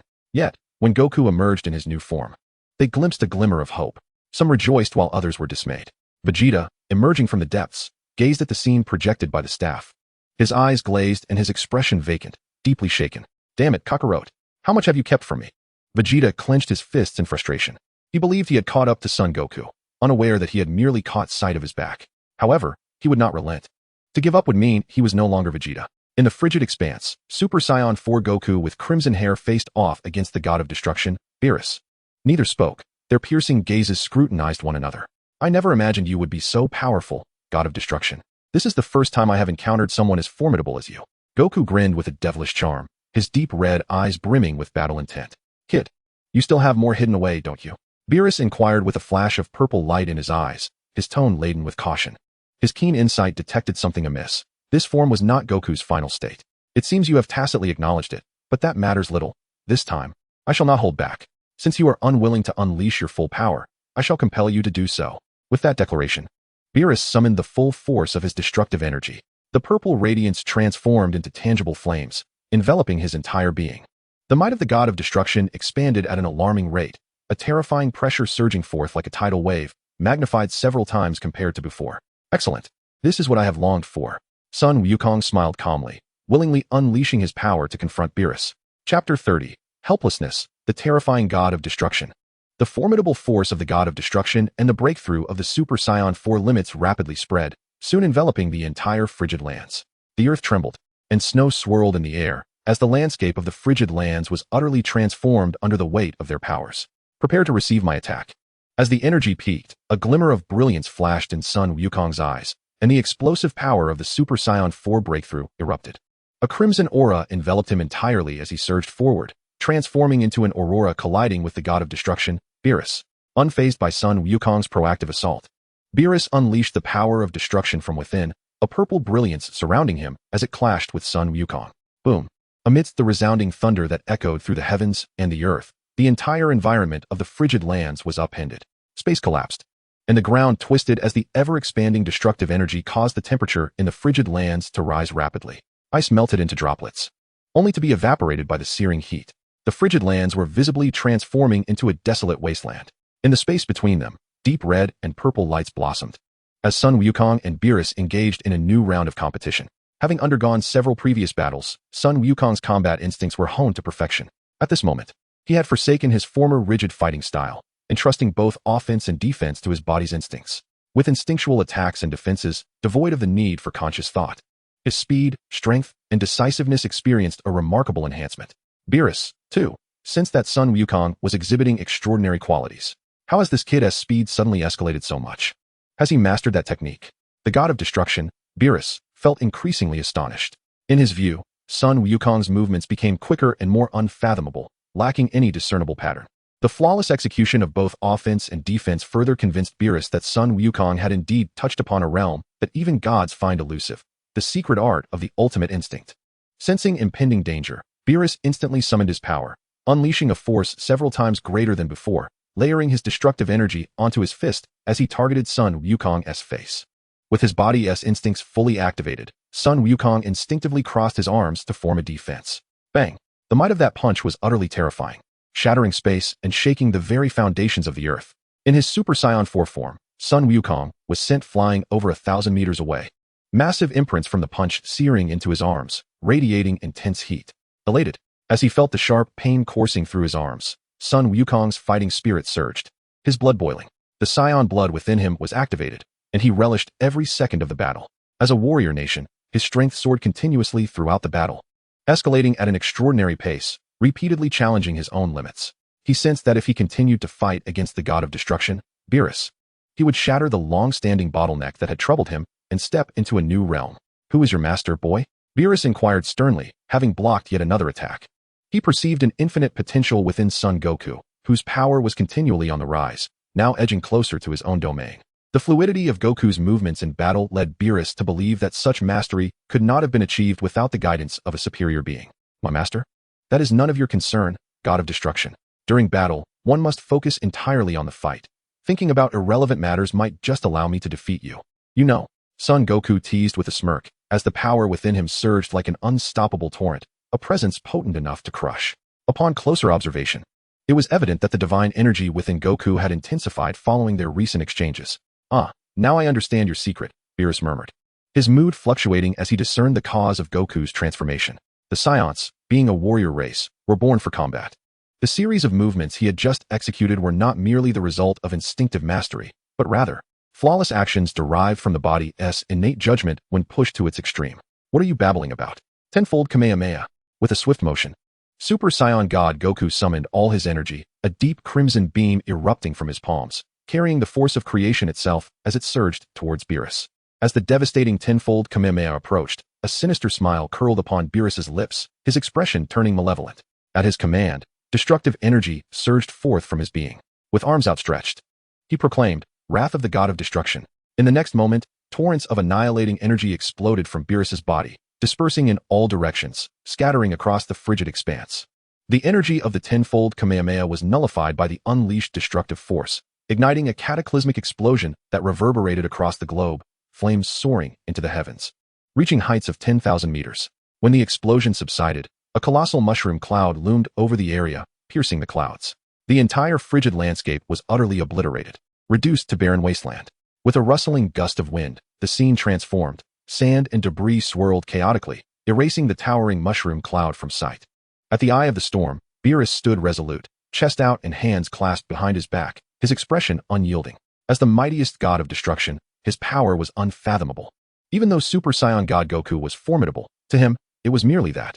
Boring, truly boring, Beerus lamented, shaking his head in disappointment. Exuding an air of loneliness at the pinnacle of power, he has discerned the limits of Sun Wukong. Even if he were to continue breaking through, what difference would it make? He has yet to unleash even 50% of his true power. At that moment, Beerus claimed to have utilized 70% of his strength, when in reality, he had barely reached 30. He was lying. Observing the unscathed god of destruction, Beerus, Sun Wukong clenched his fists in silence, a profound sense of helplessness blossoming within him. Although he has grown immensely stronger since his rebirth, easily vanquishing even the likes of the Super One-Star Dragon, he now found himself utterly powerless before Beerus. For the first time, this combat genius faced a situation he could not navigate. Chapter 31. A desperate gamble, Super Dragon Fist. After deep contemplation, a glimmer of determination sparked in Sun Wukong's eyes. He made his decision. With my current strength, energy-based techniques are utterly ineffective against him. I must devise a different approach. This fellow's martial prowess is formidable, perhaps even surpassing mine. If I am to secure victory, I have no choice but to employ that move. I can only hope it succeeds. Regaining his composure, Sun Wukong leaned slightly forward, a crimson aura swirling around him. The power of his bloodline, ignited by his will, bestowed upon him formidable strength. His energy surged, the storm intensified, as darkness enveloped the sky, with Sun Wukong emerging as the sole beacon of light amid the gloom. An astonishing aura emanated from him, yet Beerus remained unfazed, expressing profound disappointment. However remarkable your limits may seem, they cease here. In his eyes, Sun Wukong's combat techniques were unchanging, even as their potency escalated. They could not shake the might of this god of destruction. As the god of destruction, Beerus epitomized the pinnacle of the universe, rendering energy-based techniques entirely ineffective against him. In Beerus's perspective, Sun Wukong's defeat was merely a matter of time. Mortal techniques could never triumph over the divine. Suddenly, a jolt of realization struck Beerus. Something is amiss. A thunderous roar echoed through the darkened realm. A colossal golden dragon emerged from the shadows, its immense form seemingly stretching beyond the horizon, filling the frigid expanse. The brilliant golden light illuminated the dark world, dispersing the ominous clouds and rejuvenating the surroundings. The dragon, radiant and terrifying, appeared as an uncontrollable ancient beast to others, yet it coiled around Sun Wukong like a docile pet, voraciously absorbing his energy and continuously augmenting its own power. What is this? Energy manifesting as a sentient beast. Beerus trembled, his expression shifting dramatically. As a god of destruction, he felt an unsettling threat emanating from the seemingly infinite golden dragon. The notion that something could instill fear in a god of destruction was utterly unfathomable. This signified that, at this moment, Sun Wukong had come perilously close to his level. If given a little more time to grow, he might indeed reach a point of parity with him. Dragon Fist. Unleash. A thunderous roar erupted from Sun Wukong, reverberating through the very essence of the soul. His form melded seamlessly into the colossal dragon, becoming an integral part of its majestic being. As Sun Wukong integrated, the might of the dragon enveloped the skies, its golden figure expanding at an alarming rate, transforming into a dragon of immense proportions, stretching a length of 10,000 miles. A resounding dragon's roar shattered the heavens, sending tremors across the land. Where the dragon's power passed, space itself erupted, and the world quaked. Were it not for the presence of the angel Weiss on this planet, the sheer terror of the dragon's might could have rendered the earth to mere fragments. To think this beast possesses such formidable power. A mere roar has the audacity to disturb my very spirit. The god of destruction, Beerus, wore an expression of uncontainable delight, fully alert and invigorated. Even the other gods of destruction from various universes had never exerted such pressure upon him. In the blink of an eye, the roaring golden dragon pierced through dimensions, hurtling towards Beerus with terrifying velocity. Just an energy-formed beast dares to defy a god of destruction? Destruction. Beerus raised his right hand, an overwhelming force of destruction coursing through him, as the profound energy manifested in his palm, directed at the approaching golden dragon. Boom! The clash between the destructive force and the golden dragon overturned the desolate terrain within a 10-kilometer radius. Space erupted, the might of the dragon clashing with Beerus's power. The two forces equally matched, unleashing a pressure that swept across the globe, plunging the earth into unprecedented upheaval. On a luxurious cruise ship, floating atop the ocean, Sun Wukong's friends and allies monitored the battlefield via a staff projection, their faces etched with terror. The current Sun Wukong had grown to a level of strength beyond their comprehension, Yet despite such power, he still struggled to truly triumph over Beerus, the god of destruction. "You must win, Wukong," cried Chi-Chi, her heart revealing her deepest fears for his safety. With Chi-Chi's poignant sentiments serving as a catalyst, the voices of many warriors echoed in unison at that moment. "Krillin, though I know you can't hear me here, please, I beg you, save this planet once more, Wukong." Tenshinhan, unbeknownst to us, our gap in strength has grown so vast. I feel ashamed for not being able to assist you, but once again, I must rely on you, Wukong. Goten, Dad, the power of the gods is nothing to fear. You will surely prevail. Bulma, go, Sun Quan, you can do it. Trunks, Uncle Wukong. A chain reaction of heartfelt declarations ensued, as everyone voiced their thoughts. For a long time, they had regarded Sun Wukong as the man capable of miracles, their unwavering pillar of strength. As long as they believed in Sun Wukong, miracles were destined to occur. Meanwhile, Vegeta, Wukong's longtime rival, observed this scene with a twinge of discomfort in his heart. He understood that once again, Sun Wukong had distanced himself from him, but this time, his concern was solely for Wukong's safety. No, that guy Beerus still hasn't displayed his true abilities. Kakarot is destined to lose. As the first to engage with Beerus, Vegeta is acutely aware of the devastating power of the god of destruction. Though reluctant to admit it, the harsh reality is undeniable.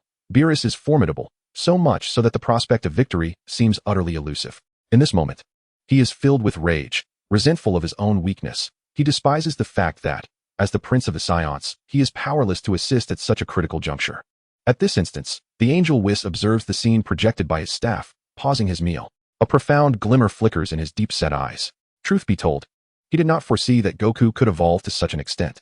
Having personally trained Beerus, he is acutely aware of the extent of his power within the 12 universes. There are virtually no other gods of destruction capable of besting Beerus. It appears that Lord Beerus is relishing this challenge, for indeed, the strength of mortals is quite remarkable.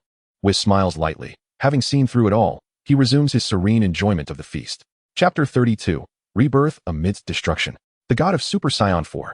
The confrontation between the Golden Dragon and Beerus intensifies. Under the weight of destruction, no matter how fiercely the Golden Dragon erupts, it cannot advance an inch. To alter the status quo, the first step is to shatter Beerus's destructive power. Yet, this is fundamentally improbable. Not only humans, but even other gods of destruction from different universes would struggle immensely to breach Beerus's formidable destruction. Goku, fused with the Golden Dragon, distinctly senses the terrifying might of the god of destruction. "Give up, child. Mortals are destined to lose against divinity," Beerus states, his expression impassive as he gazes at the Golden Dragon. He is aware that Goku can hear his voice. At this moment, Goku, fully immersed in the Golden Dragon, employs every ounce of his strength, his teeth clenched in fury upon hearing Beerus's taunt. "Is it worth sacrificing your life for but a single Earth?" Beerus questions. This inquiry pierces the depths of Goku's soul. Just a mere Earth? This is my everything. He is willing to sacrifice all to protect this planet. In his previous life, he could not safeguard Earth despite his utmost efforts. Now, in this second chance, he vows not to repeat past mistakes. "Shut up, Goku, within the dragon, roars with all his might. The dragon thrashes, its golden radiance surging, the force of its impact amplifying, altering the dynamics of the battlefield. Can it continue to escalate? Splendid. Feeling the pressure in his hands intensify, Beerus's expression contorts with ferocity, his destructive power becoming increasingly pure and potent, striving to subdue the Golden Dragon. Just as Beerus anticipated that Goku would once again succumb to his might, the outcome defies his expectations. Roar. The Golden Dragon emits a furious bellow, a roar imbued with boundless dragon might, signifying Goku's inner turmoil and rage. What? Sensing impending calamity, Beerus prepares to escalate his power to suppress Goku. Yet, he discovers that no matter how much force he exerts, he cannot entirely quell this Golden Dragon. Crack. Boom. The destructive power in his grasp shattered with a resounding crack, a scene forever etched in the memory of the god of destruction, Beerus. What? Beerus sensed impending doom and hastily crossed his arms defensively across his chest. Yet, how could Son Goku possibly grant him a moment of reprieve? The Golden Dragon surged forward, crashing violently into Beerus's chest, the terrifying force radiating throughout his entire being. In an instant, the Golden Dragon propelled Beerus's body skyward at an alarming speed. Stop this at once.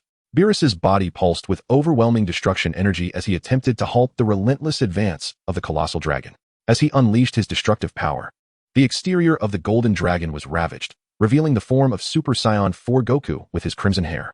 At that moment, Super Saiyan 4 Goku's fist pressed firmly against Beerus's chest, his strength erupting, sending Beerus hurtling into the cosmos.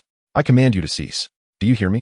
As the pain in his chest intensified, Beerus, consumed by fury, unleashed a powerful strike that landed squarely on Goku's face. Yet, despite the devastation wrought upon him, Goku showed no signs of retreat. Do not underestimate humanity, God of Destruction.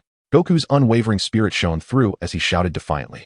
The power of Super Saiyan 4 surged once more in response to his battle cry, amplifying the force of his dragon fist, propelling Beerus further into the vastness of space. Gritting his teeth, Beerus glared furiously at Goku. Destruction energy coursed from his body along Goku's arm, enveloping him entirely. How long can you endure, boy? Beerus remarked, a mocking smile dancing on his lips. However, Goku paid little heed to such taunts. His will had transcended the limitations of the flesh. Even as his body endured the ravages of the God of Destruction's power, he remained unfazed. His relentless determination liberated him from the constraints of his physical form, elevating his soul and essence to a higher plane. From the areas corroded by the destructive energy, a faint pink aura began to emerge. The God of Destruction's energy gradually succumbed to this novel force, dissipating into nothingness. Noticing this phenomenon, Beerus's smile vanished abruptly, and his pupils constricted in horror. Before his incredulous gaze, Goku's form underwent yet another transformation. His vibrant red hair was tinged with an extraordinary power, now radiating a pink hue. This power was nothing other than divine energy. Super Saiyan God, Beerus exclaimed in astonishment. He had never anticipated that the birth of the Super Saiyan God would be the result of his own actions. His destructive energy, while tormenting Goku's physical form, had inadvertently opened the door to a new realm for him. It had utterly catalyzed the eruption of divine energy within Goku, allowing him to be reborn amidst destruction, transforming into a deity. This was not merely any Super Saiyan God. It was the manifestation of the Saiyan bloodline's power after transcending into divinity, the Super Saiyan 4th stage God. In short, Super Saiyan 4 God. Yet, Goku remained oblivious to the magnitude of the transformation he had undergone. His heart was solely focused on one conviction: to defeat Beerus. The transformation of Sun Wukong into a deity unleashes an unparalleled surge of power. He relentlessly advances, bringing Beerus to the edge of the northern galaxy, colliding with a colossal star. In that fleeting moment of impact upon the star's surface, the entirety of the celestial body collapses, its core compressing towards the abyss of annihilation. The shattered planet erupts in a deafening explosion. Boom! The immense star is ignited, its brilliant fireworks blossoming in the inky void of space. Such a scene is breathtaking and grand, illuminated by the radiance of destruction. The shockwaves expand, devouring all in their path, pulling countless planets into the realm of obliteration. Simultaneously, this spectacle is witnessed by various deities across the cosmos. In the Netherworld, on the North Kaishin's planet, as the overseer of the northern galaxy, the North Kaishin is privy to every occurrence within his domain. He observes, with unwavering clarity, the fierce clash between the God of Destruction, Beerus, and his disciple, Sun Wukong. Both Beerus and Sun Wukong are engulfed by the explosive force, chilling the North Kaishin's heart to its core. Wukong, he exclaims, lost in thought. Truthfully, witnessing his disciple's growth to such heights, evolving into a deity, fills him with immense pride. However, if this path to strength jeopardizes his disciple's life, he would rather forego Wukong's ascension. Chapter 33. The battle is far from over. It is merely the beginning. Yet, the current circumstances have unfolded, leaving the North Kaishin powerless. He can only pray that Wukong has not perished in that terrifying explosion and hope that Beerus, after defeating Wukong, will grant him a chance at survival. Refraining from destroying his disciple. In the Kaishin realm, as the only deity on par with the God of Destruction, the awakening of Beerus amidst such cosmic turmoil cannot be overlooked. The deities Jebet and the old Kaishin observe the events below, rendered speechless by the magnitude of the spectacle. Wukong's might, and the terror of the God of Destruction, have utterly shattered their previous perceptions. Wukong has succeeded. He has ascended to divinity. Great Ancestor, do you believe Wukong can triumph over Beerus? Jebet inquires, suppressing the tumult within. A sigh escapes the old Kaishin, who seems to age decades in that moment. As a Kaishin from 15 generations prior, he understands the terrifying nature of Beerus more than anyone. While Wukong is undeniably formidable now, his power still falls short of that possessed by the seasoned God of Destruction. Frankly, when Wukong managed to suppress Beerus to such an extent, it brought him joy. At least Wukong has not disappointed him, truly becoming a warrior capable of contending with the God of Destruction, providing him with a sense of relief. However, such strength is still insufficient to vanquish Beerus. Now, he can only hope that after the God of Destruction, Beerus, wins this battle, he will spare Goku's life. Is it possible that even the current Goku cannot defeat him? This must be a joke. The eyes of the god Jebet trembled violently. He could scarcely imagine the true extent of Beerus's power. It seems that no matter how formidable the adversary, the strength he displays far surpasses that of his opponent. Young one, there is much for you to learn. First and foremost, understand this. Never compare any powerful entity to the god of destruction, for you will ultimately discover that no one in this realm can triumph over him. Reflect carefully, since the birth of the universe. Do you believe that no one has ever challenged the god of destruction? Let me tell you, many formidable beings have dared to confront him, many stronger than Goku. Yet they all met their demise at his hands. The old Kaioshin, utterly exhausted, divulged all that he knew, his spirit crushed, revealing the depth of his despair. Goku's defeat seemed inevitable. On Earth, aboard the luxurious cruise ship, everyone gazed at the images projected by the scepter, rendered speechless, their hearts lodged in their throats. That terrifying explosion had engulfed both Beerus and Goku. Could it be that they were both dead? As the sensation of Goku's energy completely vanished, Master Roshi was the first to shatter the oppressive silence. "Dad!" Gohan cried, his gaze fixed on the sky, his heart racing, emotions surging within him. He firmly believed that his father would create a miracle. He could not accept that Goku was dead. Yet now, the evidence lay before him. Even he, with all his might, could not sense Goku's energy. What could Krillin do? His clenched fists relaxed in despair. What could he possibly do? He was merely a feeble earthling, insignificant and vulnerable, easily crushed by the aftermath of the battle. The warriors present strived to amplify their senses, searching for Goku's energy. But no matter how they concentrated, they could not detect Goku's presence, as if he had vanished into thin air. "Have you truly perished, Kakarot?" Vegeta stood at the edge of the cruise ship, scanning the sky, desperately seeking Goku's energy. His intuition insisted that Goku was not dead. The magnitude of the explosion was insufficient to claim his life. However, if he were alive, regardless of the distance, Vegeta should be able to sense him. Why, then, had Goku's energy suddenly vanished? You need not worry. That explosion was not enough to bring about the demise of Goku and Lord Beerus, Whis remarked, wiping his mouth with a napkin after enjoying his meal, stepping forward to provide an explanation. As he spoke, all eyes turned to him, hoping for a reasonable clarification. "You are unable to perceive the essence of Sun Wukong, for you remain mere mortals." In his battle against Lord Beerus, Sun Wukong transcended both body and soul, ascending to divinity. Without attaining such a celestial state, one cannot comprehend the power of the divine. Whis, with a subtle smile, elucidated this point. Upon Whis's revelation, the crowd experienced an epiphany. It was not that Sun Wukong had perished and lost his essence. Rather, he had transformed into a being akin to a deity, and their mortal limitations rendered them incapable of sensing his presence. Yet, skepticism lingered among them. After all, this enigmatic man was allied with the god of destruction, Beerus. "He speaks the truth," Piccolo interjected. As a former demigod and celestial being, Piccolo possessed a certain awareness of divine power. Whis was not deceiving them. In the depths of his being, he sensed the unfathomable divine strength of Sun Wukong. Moreover, a being of such formidable prowess had no need to mislead them. "Just watch. The answers will reveal themselves," Vegeta suddenly remarked. In the cosmos, on the fringes of the North Galaxy, the remnants of a colossal stellar explosion had finally dissipated. Countless fragments of planets and meteoroids littered the vastness of space. In the state of Super Saiyan God 4, Sun Wukong and the god of destruction, Beerus, stood in the starlit void, separated by less than 100 meters, gazing at one another. The Sun Wukong of today was a far cry from his former self. Under the influence of the god of destruction's power, he shattered the shell of latent potential, surpassing his limits once more, and entered the divine state of Super Saiyan God 4. With the augmentation of immense divine power, not only had his strength escalated, but his very essence had been elevated. He now possessed the capability to survive in the cosmic expanse. However, as he ascended to higher dimensions, his perspective broadened, enabling him to grasp the nature of the god of destruction's power with increasing profundity. Chapter 34. A bold proposal, fusion. What a terrifying existence. Even if I unleash the dragon fist, it may not inflict substantial harm upon you. Sun Wukong marveled in disbelief. The preceding strike had transcended his limits, capable of delivering devastating blows to foes, potentially even annihilating them. Yet, the might of the god of destruction was not to be vanquished by a single dragon fist. Nevertheless, even though he had not defeated Beerus, the latter was not unscathed. The garb of the god of destruction had been rent asunder by the overwhelming force of the dragon fist, leaving indelible marks upon his robust form. A ghastly wound marred Beerus's chest, a constant reminder of his injury. Yet, this was not the gravest concern. The most crucial aspect was that his attire had been damaged. This was no ordinary garment. It was the god of destruction's vestment bestowed upon him by the Omni King, unparalleled in durability throughout the universe. Now it lay in tatters, a testament to the sheer lethality of the dragon fist.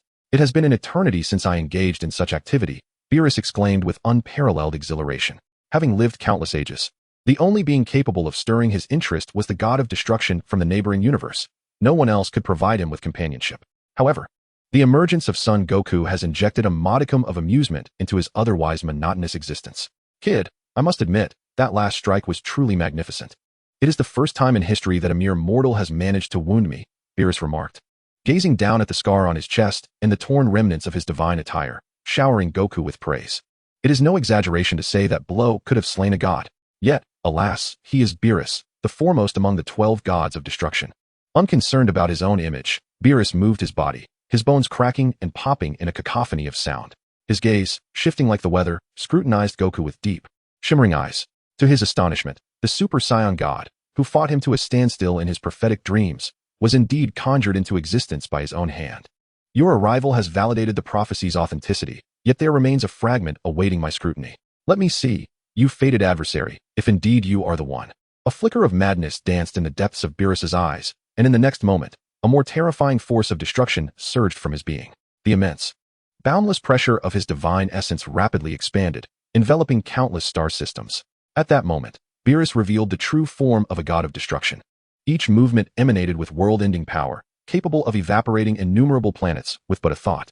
Feeling the overwhelming force of Beerus' divine might, Goku wore a wry smile.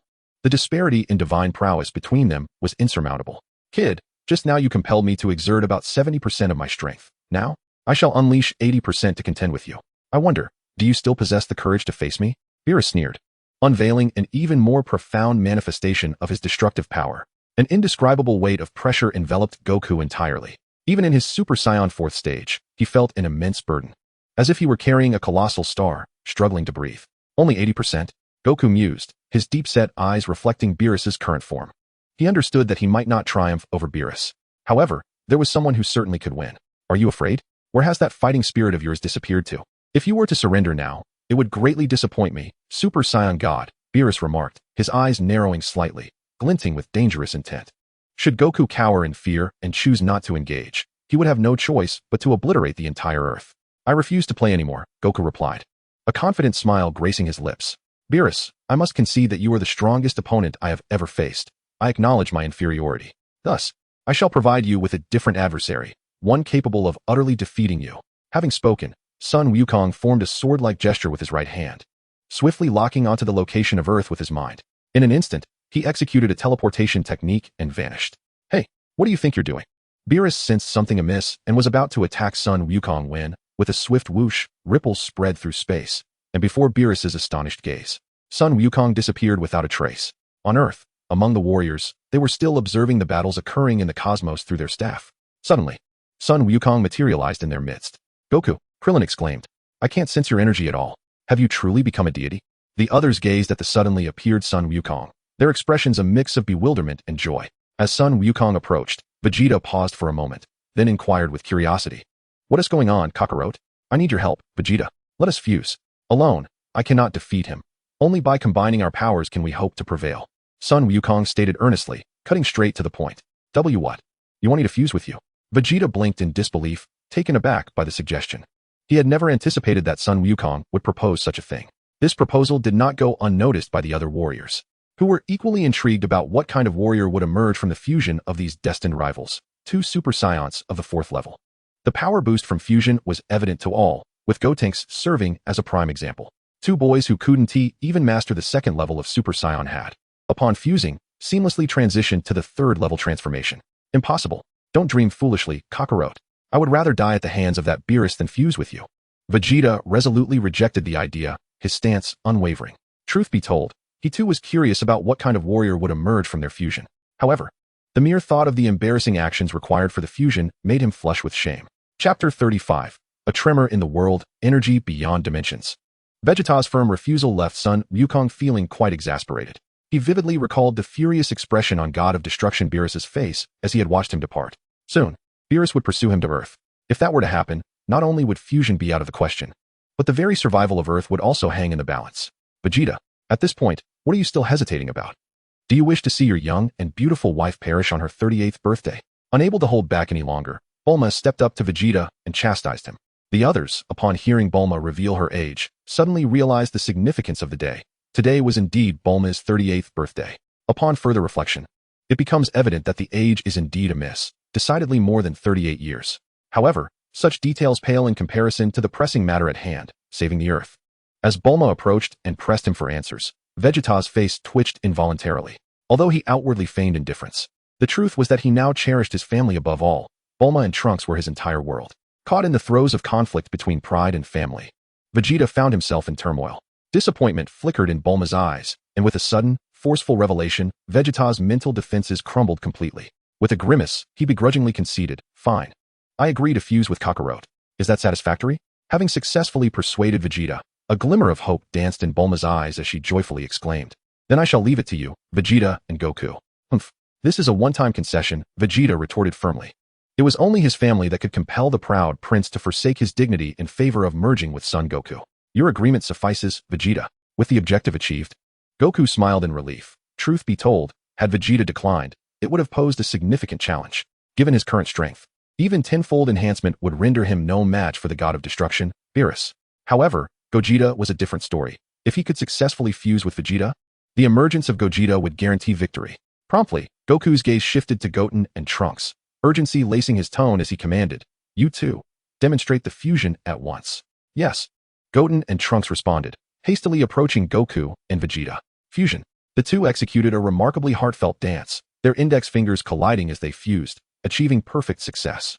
A sudden shift in the space around them heralded a burst of white light that enveloped Trunks and Goten. When the brilliance subsided, the two had vanished, replaced by a warrior clad in a vest, exuding an air of audacity, Gotenks. "Behold, the arrival of Lord Gotenks," the fusion warrior declared, hands on hips, radiating confidence. Beside him, Vegeta's eyes widened in disbelief upon witnessing the fusion dance, his expression contorting in embarrassment as a wave of shame washed over him. "I, Vegeta, must perform such a humiliating display." His face flushed crimson at the thought of replicating that poignant dance. Nevertheless, he meticulously committed the fusion steps to memory. For the fate of the Earth hung in the balance, and precision was imperative. "Curse it, let us fuse quickly, Kakarot." Vegeta, unable to endure the farce any longer, was eager to bring the ordeal to a close. As the power of his bloodline surged within him, formidable Saiyan energy coursed around him. With the activation of his bloodline's power, Vegeta once again ascended to the 4th level of Super Saiyan. At this moment, Sun Wukong suddenly sensed something, his expression transforming as he gazed towards the sky. Through his divine perception, he felt the overwhelming presence of the god of destruction, Beerus, approaching Earth with terrifying speed. There was no time to waste. Sun Wukong spoke solemnly. Upon hearing this, Vegeta felt perplexed, but in the next instant, an instinctual signal of extreme danger surged through him.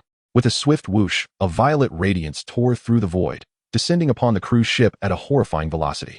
Who else could the newcomer be but the god of destruction, Beerus? Upon Beerus's arrival, the mood of everyone present plummeted, revealing expressions of sheer terror. Why did the god of destruction have to arrive at this moment? It seemed that he had come at just the right time. Beerus smirked, his gaze playfully sweeping across the gathered crowd, ultimately locking onto the Super Saiyan 4 form of Sun Wukong and the Super Saiyan 4 black-haired Vegeta. "Kid, did you not just say that you would summon a being stronger than yourself to face me?" Beerus taunted. "I shall grant you that opportunity, but it is not without cost. If that being proves insufficiently powerful, the destruction of this planet will be the consequence of your evasion of battle with me. Do not harbor regrets." Sun Wukong chuckled with excitement.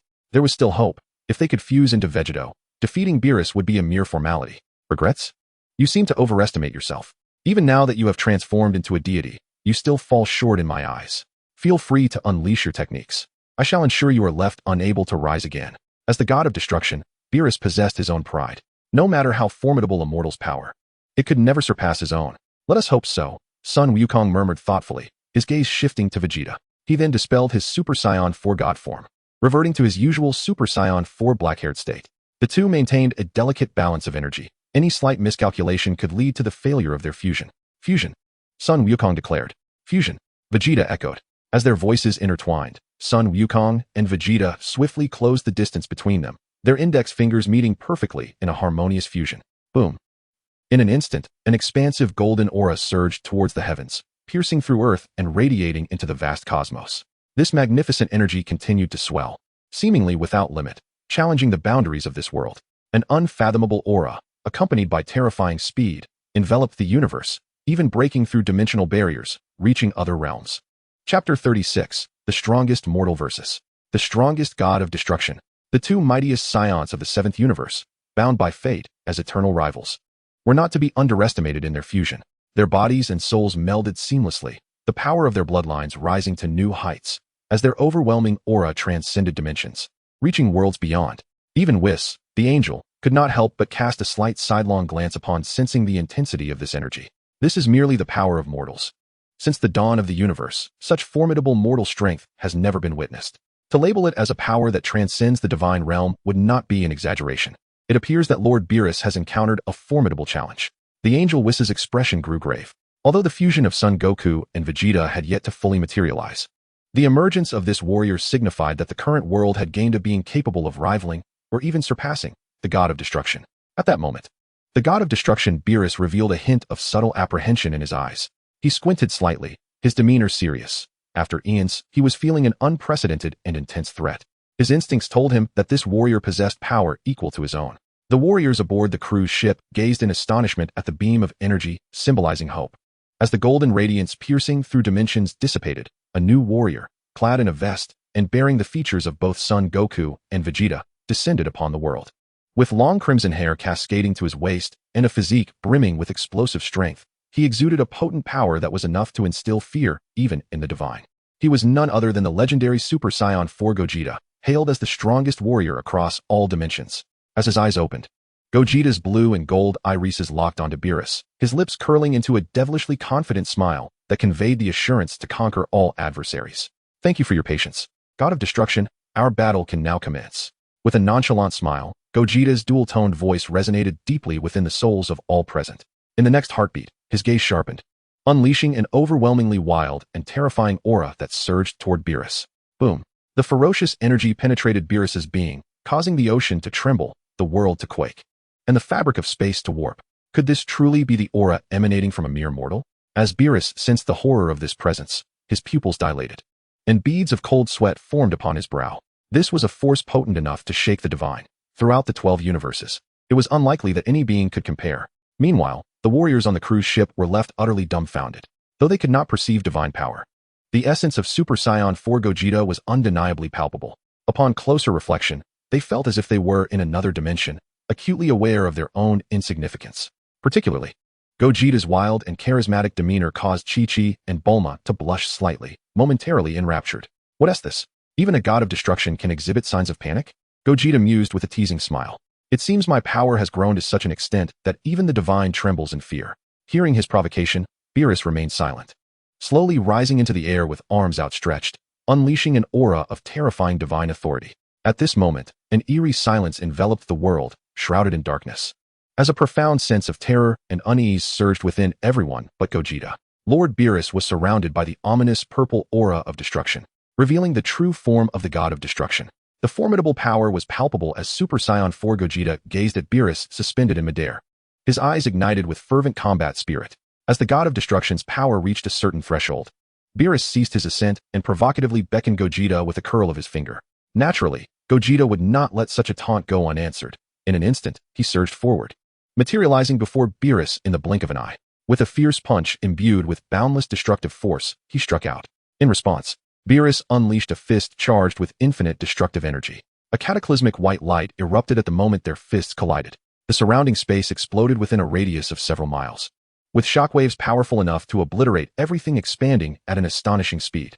Just as the luxury cruise ship seemed poised to be engulfed by the aftermath, Whis intervened. With a gentle tap of his staff upon the deck, a mysterious angelic power expanded, enveloping the earth and silently counteracting the cosmic destruction unleashed in that instant. Amidst the brilliance of white light, two streaks of deep crimson and purple darted through the void, colliding at an unimaginable velocity. These two luminescent forms represented Super Saiyan 4 Gogeta and the god of destruction, Beerus. Go, Dad. Defeat that god of destruction. Gotenks shouted passionately, gazing at the exhilarating battle unfolding in the sky. Others aboard the cruise ship silently prayed, hoping that this final confrontation would yield victory. In the high altitude, the contest between Super Saiyan 4 Gogeta and Beerus had only just begun. As the fusion of Goku and Vegeta, Gogeta perfectly embodied the strengths of both warriors, blending their skills to forge a new entity. The Turtle School's combat techniques seamlessly merged with the prince's fighting style, their experiences intertwining to create a combat style that was unpredictable and laden with lethal intent in every move. Most remarkably, his mental control over his physical form approached perfection. He could effortlessly relax his body, engaging his power only when attacking or defending. The latent power of his Saiyan blood was unleashed to its fullest potential under his precise control. This approach not only conserved unnecessary energy during battle, but also enhanced his explosive power. Yet, despite the apparent perfection of Super Saiyan 4 Gogeta, he found himself unable to gain the upper hand against Beerus. As an ancient entity who had existed since the dawn of the universe, Beerus, under Whis' meticulous tutelage, possessed an unfathomable level of combat prowess, whether through his self-centered extreme power or his elusive techniques that allowed him to evade any attack. He far surpassed other gods of destruction. If it is said that the gods of destruction from other universes are the pinnacle of their realms, then the god of destruction of the seventh universe, Beerus, stands as the supreme deity, towering above all others. Chapter 37. The power of mortals is sufficient to slay gods. Fully immersed in battle, he unleashed the utmost potential of his ultra instinct, both in evasion and offensive prowess. Although he had yet to master the true essence of effortless application, his performance against Super Saiyan 4 Gogeta was nearly flawless. His body reacted autonomously, executing the swiftest measures to counter Gogeta's onslaught. Super Saiyan 4 Gogeta reveled in this clash. As a fusion warrior, he was neither Goku nor Vegeta, but a distinct entity, an independent self. Each manifestation was fleeting, possessing immense power, yet unable to fully express it, only to fade away in regret. Now, he encountered an adversary formidable enough to fight without reservation, and Gogeta felt fortunate to face such a powerful foe. Ha ha ha ha ha. With fervor, Super Saiyan 4 Gogeta roared. His power erupted, unleashing a devastating punch. Beerus, gathering his godly ki in his right hand, met Gogeta's formidable strike head-on. Skillfully wielding his divine energy, he deftly neutralized the remnants of Gogeta's force. Boom. Bang. The sound of two colossal impacts resonated as their fingers intertwined, both unleashing their utmost physical might upon one another. Super Saiyan 4 Gogeta exclaimed. Ha ha ha ha ha. God of destruction Beerus cried. Awoo. Aya. Their voices merged into deep, resonant roars, capable of stirring the very essence of their souls. As their powers clashed, the bloodline strength and godly ki sparked a fresh bout of confrontation. Crackling sounds erupted around them as red and purple arcs of electricity burst forth, amplifying the forces they released towards each other. With a thunderous explosion, the collision of their powers reached its zenith, forcing them apart and retreating to a distance of 1,000 meters. What a thrilling battle! Such exhilarating combat compelled even Beerus to exclaim, I never imagined the power of a god of destruction could be this formidable. I thought you were merely a facade. I am fortunate to fight with an opponent like you, Gogeta. Gogeta, with a piercing gaze, scrutinized Beerus, the Saiyan blood within him urging him to engage the god of destruction in a climactic showdown. Ha ha ha. After all these years as a god of destruction, those who have faced me can count themselves among the top 3. Beerus replied with a calm smile.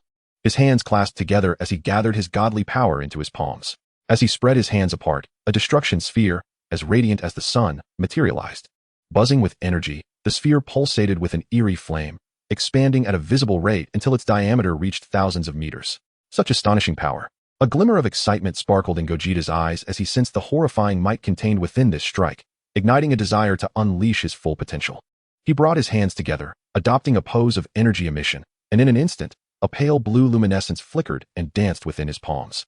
Super explosive wave, he bellowed, as an enormous deep blue energy beam erupted from the palms of Super Saiyan God Vegeta, resembling a roaring dragon. The strength of mortals cannot prevail against that of the divine. A fierce glint flashed in the eyes of the god of destruction, Beerus, as he swung his right hand with force. A scorching destructive sphere, akin to a miniature sun, pierced through space, colliding head-on with the super explosive wave. The two were merely testing each other's strength, yet the pressure generated by their clash affected the entire ecological balance of Earth. At that moment, calamities unfolded across the globe. This was still under the restraint of angelic powers, had they not been present. Not only Earth, but the entirety of the northern galaxy would likely have been obliterated by their might. The super explosive wave and the destructive sphere found themselves locked in a stalemate, neither able to overpower the other. Perish before me.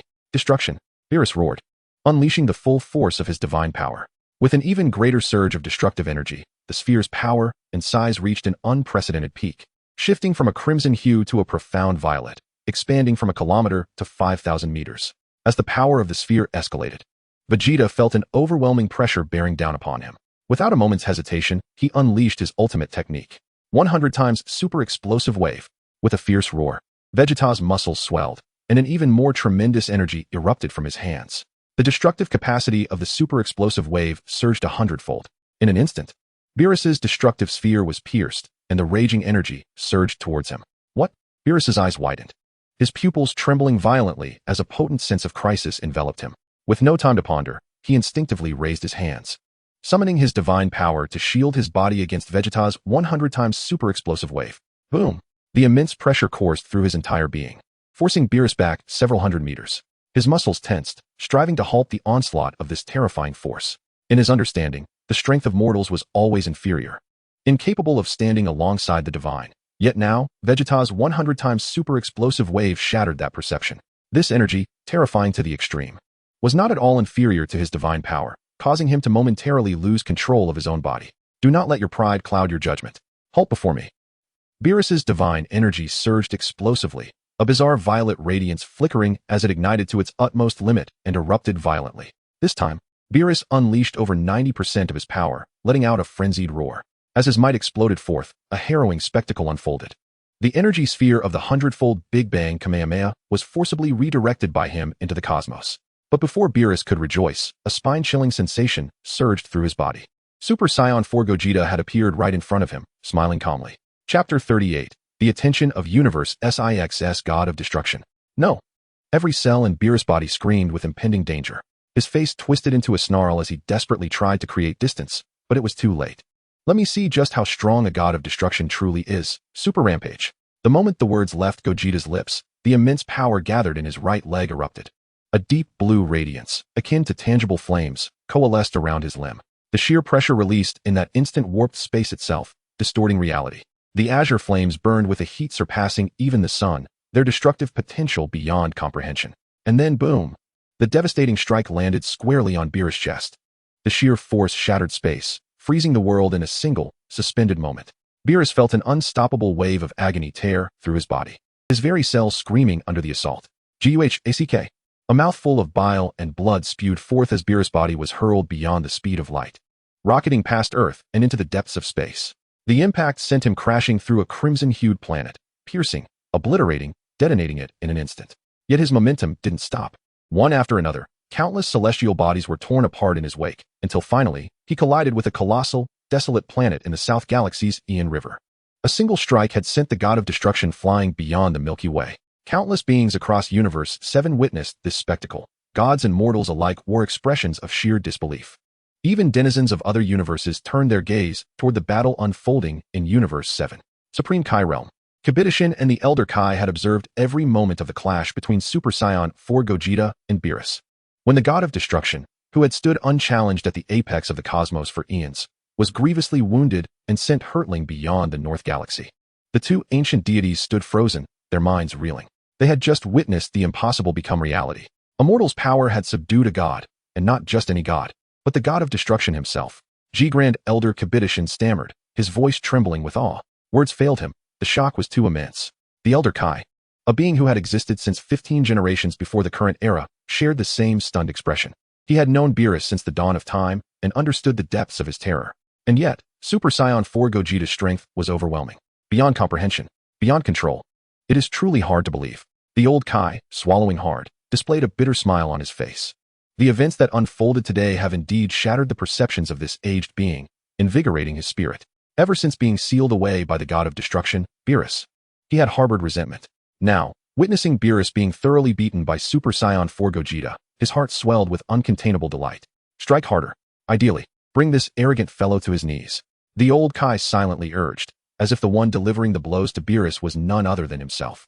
In the 6th universe, which is a twin universe to the 7th, within the realm of the God of Destruction, Kampa, having just completed the cleansing of the lower realm planets, was indulging in a lavish feast within his palace. Suddenly, as if sensing something, he set aside the meat he had just picked up. Vados, do you feel that?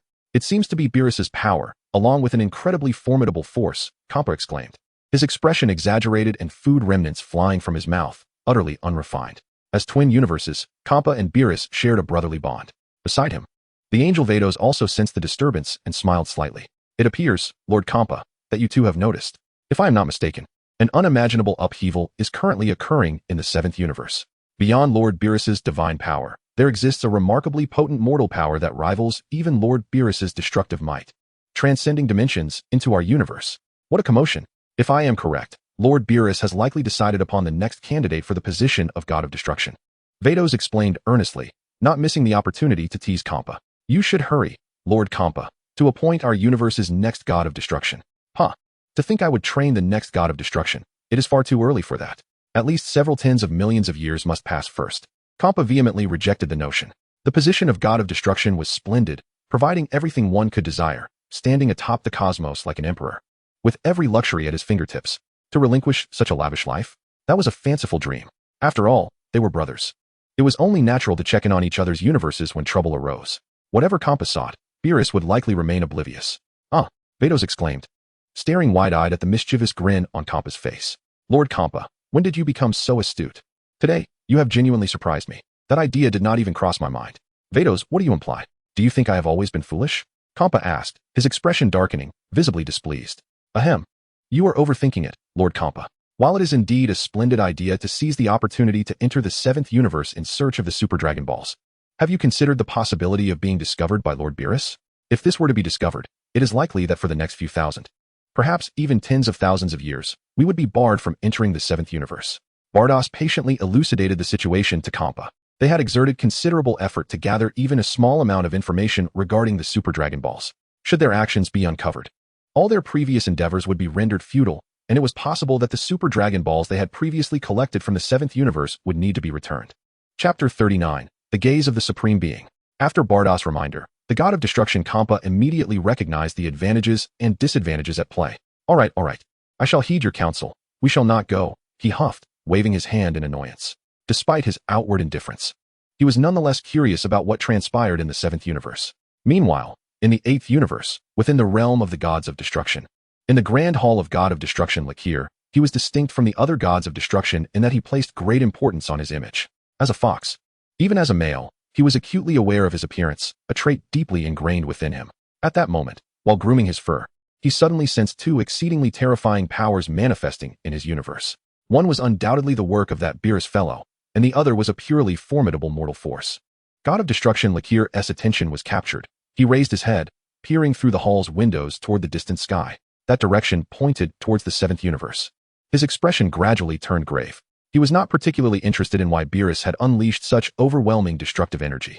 However, that potent mortal force, which even he sensed as a threat, warranted his attention. If such a powerful being had emerged in the 7th universe, it would significantly elevate the average strength across the entire cosmos. Lord Lakir, are you curious about that powerful mortal force in the 7th universe? Angel Karu entered quietly from outside the hall, having discerned Lakir's thoughts at a glance. Indeed, God of Destruction Lakir affirmed succinctly, then continued. If it were merely Beerus's power that had reached here, I would not be concerned. However, that mortal force, which even I must treat with caution, originates from the 7th universe. Observing this, Angel Karu smiled faintly, recognizing Lakir's apprehension. That formidable mortal could potentially cause a dramatic increase in the average power level of the 7th universe, surpassing their own 8th universe. He was well aware that the relationship between his god of destruction and Beerus was not particularly amicable. In fact, it could be said that Beerus maintained poor relations with all other gods of destruction. If his subordinate's deductions were accurate, that powerful mortal force was likely the next god of destruction of the 7th universe, personally trained by Beerus himself. Aside from that, I believe there is no better explanation. Angel Karu elucidated. I share your sentiments. The god of destruction, Ligil, acknowledged the perspective of the angel, Korin. However, driven by curiosity, he commanded, Korin, project the events occurring in the 7th universe. Regardless of what transpires there, it now affects the 8th universe. Once the battle subsides, I shall seek an explanation from Beerus regarding the 8th universe. Understood, replied Korin, perceiving the unspoken but apparent intent behind Ligil's command. With a strike of his angelic staff upon the ground, and under the influence of divine power, the situation in the 7th universe was projected in real time. Upon witnessing this, Ligil felt invigorated. He was eager to see what manner of existence had arisen in the 7th universe, aside from the two gods of destruction. In the supreme palace above the 12 universes, the Xenos Palace, resided the most exalted beings in the cosmos, namely the Omni-King and the Grand Minister. Within the depths of this celestial domain, a figure clad in blue high-ranking angelic attire, with an angelic halo hovering behind him, observed the situation in the 7th universe through a peculiar black sphere. This individual was the Grand Minister, the supreme angel, standing above all deities. The black sphere before him was no ordinary orb. It encapsulated the entirety of the 7th universe. An accidental endeavor in the vast continuum of time and space had inadvertently birthed a warrior rivaling the gods of destruction. The Grand Minister gazed intently at the essence of the 7th universe, a knowing smile gracing his lips. Once, while traversing the endless river of time, he had stumbled upon a world in ruin. Within that realm, the destined hero, Son Goku, had perished. In a moment of whimsy, he conceived a fascinating experiment. to guide the soul of that Goku through time, thus replacing the Goku of this world. Initially, he believed this experiment would meet its end with the intervention of God of Destruction, Beerus. Yet, to his astonishment, the scheme he had whimsically devised met with extraordinary success, inadvertently advancing the development of the entire world and bringing it closer to Ascension. Now, the future of this timeline, under his influence, had become shrouded in uncertainty. Would the ultimate outcome lead to existence or annihilation? The Grand Minister fixed his gaze upon the essence of the seventh universe, his expression enigmatic. The scene shifted back to the seventh universe, specifically to Earth. At this moment, Super Saiyan 4 Gogeta was panting heavily, having expended a considerable amount of energy in his recent strike. Yet, he could not deny the exhilaration of such an experience. In this world, where he could scarcely linger, unleashing his full power felt utterly sublime. Crack, crack. As Super Saiyan 4 Gogeta flexed his limbs, the sound of bones colliding echoed within him. Once he adjusted his state, he swiftly expanded his consciousness, precisely locking onto the divine power of Beerus. In an instant, with a thought, he executed a technique of instantaneous movement, traversing countless starry rivers to arrive in the vicinity of the southern galaxy. In the vastness of cosmic space, Super Saiyan 4 Gogeta stood with his arms crossed, quietly observing the colossal planet before him, an orb 10 times the size of Earth, teetering on the brink of collapse. The surface was marred by an intricate web of fissures, resembling a spider's silk, weaving across its expanse. At the planet's core lay an abyss of unfathomable depth. At this very moment, the god of destruction, Beerus, resided within that chasm. Surely you won't be so easily defeated, Beerus. If that were the case, your power would be woefully inadequate, Gogeta mused. He had no intention of pursuing. Rather, he remained suspended in the cosmos, patiently awaiting Beerus's reemergence. Time flowed inexorably, and before he knew it, half a minute had elapsed. The stillness from Beerus was perplexing, causing Gogeta to furrow his brow. He was uncertain of Beerus's intentions or any schemes he might be concocting against him. However, he was acutely aware that his recent attack could not hope to vanquish the god of destruction. What is that fellow plotting? Gogeta pondered. His mind increasingly weighted with apprehension as he fixated on the abyss at the heart of the planet. He was certain that Beerus was concealed within. But what was he waiting for? Suddenly, an instinctive surge of alarm coursed through Gogeta, heightening his awareness to the fullest. From the abyss emerged a bizarre, purplish-red glow, heralding the resurgence of the immeasurable power of destruction. It seems you've sustained significant injuries, Beerus, and only now are you regaining your strength. Rather than succumbing to fear, Gogeta felt a rush of exhilaration. This was precisely the challenge he craved. As a fusion warrior, his existence was ephemeral, and he longed to make the most of this fleeting moment, battling with abandon. Boom. At the core of the immense star, the overwhelming force of destruction erupted with cataclysmic intensity. In the span of a mere 0.001 seconds, the entire gargantuan planet, along with countless asteroids within a 10-light-year radius, was reduced to ashes. Chapter 40. The True Power of Beerus. Are mortals destined to fall short of the gods? Amidst the ominous, deep violet radiance, Beerus's formidable and invincible demeanor reemerged. In this moment, he unleashed the true might befitting a god of destruction. With the purging waves of his vast power, the injuries sustained in battle were entirely mended. His boundless divine energy coursed through every cell of his being, revitalizing his wounds and saturating him with strength. His cold, inscrutable gaze, devoid of any emotional fluctuation, fixed intently upon Super Saiyan 4 Gogeta. It has been an eternity since I have revealed my true power to the world. Even the beings from other universes have never compelled me to such extremes, yet here stands a mere human who has pushed me to this brink. Should I ultimately bring about your end, you will find no regrets in death. With an air of arrogance, the god of destruction, Beerus, proclaimed, his expression revealing not a hint of emotional fluctuation. Yet, one could sense that he had summoned forth his true prowess. As a god of destruction, his most formidable asset was not the angelic techniques of the Ultra Instinct, but rather the boundless destructive power that could expand infinitely at his whim. In a certain sense, as long as Beerus possessed a sufficiently strong will to annihilate something, his power would amplify without limit, driven solely by his intent. The potential for strength was as vast as his desires. You have finally revealed your true capabilities, god of destruction Beerus. The expression of Super Saiyan 4 Gogeta grew increasingly grave, his gaze fixed intently upon Beerus. At that moment, Beerus was enveloped in a peculiar haze, rendering his true strength elusive and enigmatic. However, one thing was certain. Beerus was exceedingly dangerous. A moment's carelessness could lead to irrevocable doom. What you see now is merely what I allow you to perceive. Do not presume that your modest power grants you the right to be dismissive. My strength is beyond the comprehension of mere mortals like you. The god of destruction Beerus maintained his haughty demeanor, his words laced with an overwhelming sense of intimidation, assailing Gogeta's spirit. Noticing Beerus's condescending attitude, Super Saiyan 4 Gogeta smirked, unperturbed. How infuriating, God of Destruction. But I wonder, how will you feel when I defeat you? Mere mortals will always remain just that. Mortals, forever akin to ants. Beerus's tone was heavy and brooked no contradiction. Are you so certain that a mortal cannot triumph over a god? The terrifying aura of Super Saiyan 4 Gogeta surged forth, his power rapidly escalating. And his tone grew weighty. At that moment, he was merely in the red-haired form of Super Saiyan 4, with even greater strength yet to be unveiled. Humph. Beerus let out a chilling laugh, his destructive might soaring to its zenith, an overwhelming force of destruction bearing down upon Gogeta. The clash of their powers reverberated throughout the universe, causing tremors in the very fabric of reality. Space visibly warped and twisted, as their strengths appeared evenly matched. Yet, in truth, Beerus's destructive power held the upper hand. The god of destruction Beerus, having revealed his true capabilities, was a terrifying force to behold. In an instant, he charged forth, his destructive energy manifesting as peculiar particles surrounding him, elevating his speed to unprecedented heights. Humph. Super Saiyan 4 Gogeta snorted, gathering all his strength into a fist aimed directly at the returning Beerus. Just as his fist was about to connect with Beerus, an astonishing event transpired. Beerus's form inexplicably passed through Gogeta's fist. Is this an afterimage? No, that can't be. Realizing something was amiss as his attack was evaded, Gogeta felt the surge of his bloodline power coursing within him, rapidly channeling energy to form an impenetrable protective barrier around himself. The phantom of the god of destruction, Beerus, pierced through his form. In this moment, the entirety of the universe fell into a state of suspension, and Super Saiyan 4 Gogeta stood frozen, his face awash with astonishment. Boom, boom, boom, boom, boom, boom.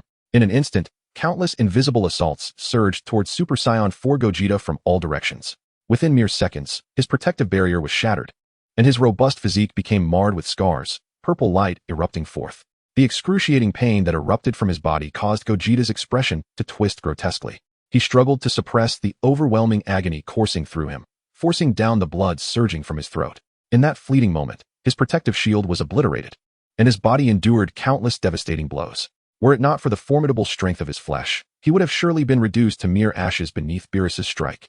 Do you now comprehend the chasm that exists between mortals and deities? The distinction between mortals and gods transcends mere strength, Beerus remarked, nonchalantly turning his back with an air of arrogance. In response, Gogeta grimaced with disdain, retorting, such feeble attacks signify nothing.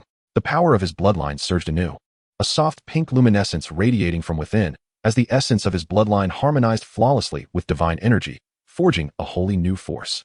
The state of Super Saiyan God 4th level.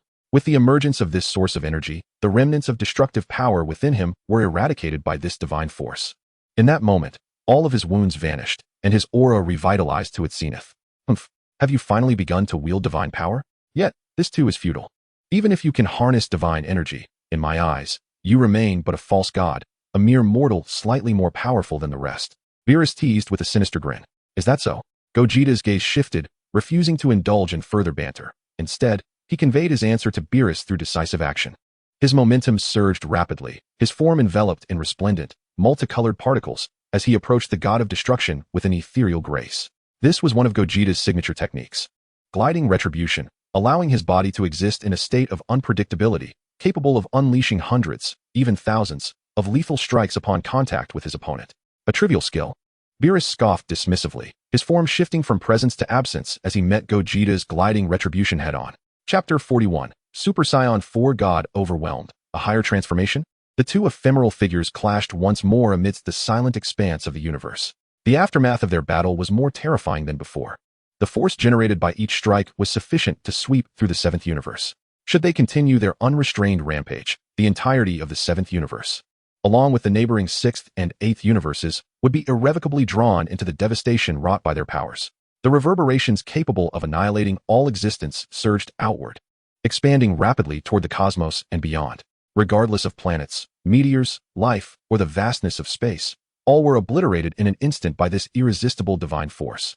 Dissolving into nothingness, the entire 7th universe trembled incessantly, teetering on the brink of collapse. At that moment, every creature, be they animal, human, or deity, felt an overwhelming sense of unease. If these two individuals were to be left unchecked, the 7th universe would face inevitable doom.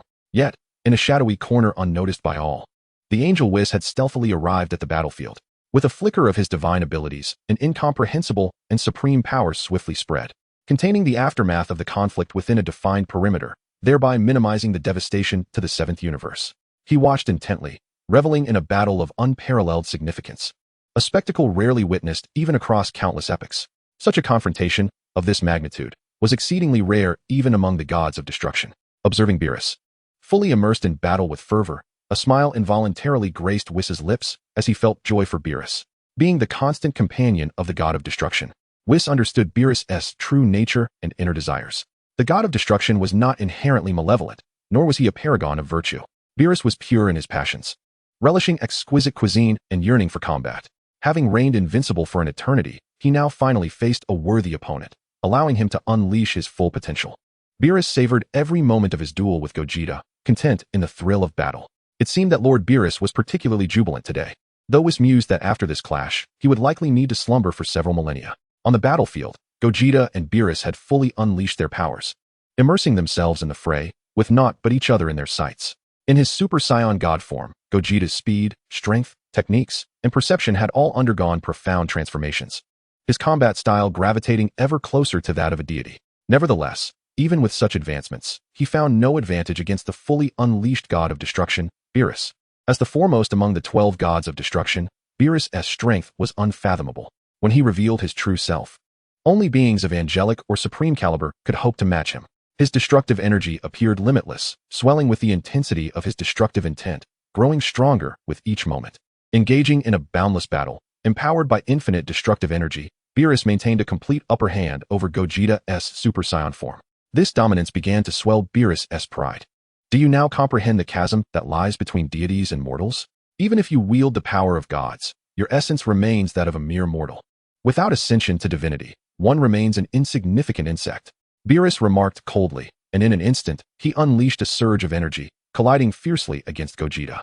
The impact was cataclysmic, warping space and appending reality, as Gogeta in his Super Saiyan form was sent sprawling, dissipating into a radiant flash that vanished beyond the horizon. Despite being shielded by divine power and possessing the formidable physique of a Super Saiyan at its 4th level, Gogeta found himself on the brink of collapse. After an indeterminate distance of flight, he finally steadied his body. Gazing at the nearly deflated muscles on his chest, a sinister grin spread across Gogeta's face. His expression tinged with madness. Pain coursed through his veins, igniting a fervor within him that escalated his fighting spirit to a frenzied peak. Exhilarating. Truly exhilarating. Gogeta felt invigorated. Yet in the mere fraction of a second, the god of destruction, Beerus, unleashed his assault. Caught completely off guard, Gogeta bore the brunt of this terrifying strike. With a violent cough, he expelled a copious amount of blood, unable to restrain himself. This sudden, intangible attack pierced through his robust form, simultaneously striking a colossal meteorite behind him, measuring several kilometers in diameter. In an instant, the massive meteorite shattered into countless fragments, scattering throughout the cosmos. The once indomitable Gogeta now appeared pallid, his breath faltering. It was a sight unseen across countless dimensions. The warrior known as the strongest in all realms was injured, seriously wounded. No less. At that moment, Beerus descended silently to a distance of 10 meters before Gogeta. What a pitiful sight. Are you still intending to persevere, boy? Should you choose to surrender now, I might reluctantly spare your life and bestow upon you the title of the strongest beneath the god of destruction. Beerus regarded Gogeta with a mocking gaze, his tone laced with derision. He understood that Gogeta would never acquiesce, and his intention was merely to provoke him, to witness whether he could unleash an even greater power. The title of the strongest beneath the god of destruction? Sounds quite imposing. With a defiant smirk, Gogeta wiped the blood from the corner of his mouth, standing tall. As I suspected, you Saiyans are all stubborn. Persuading you to concede is more challenging than slaying you. However, it is precisely this trait that has prompted me to regard you with increased esteem. State your name, boy.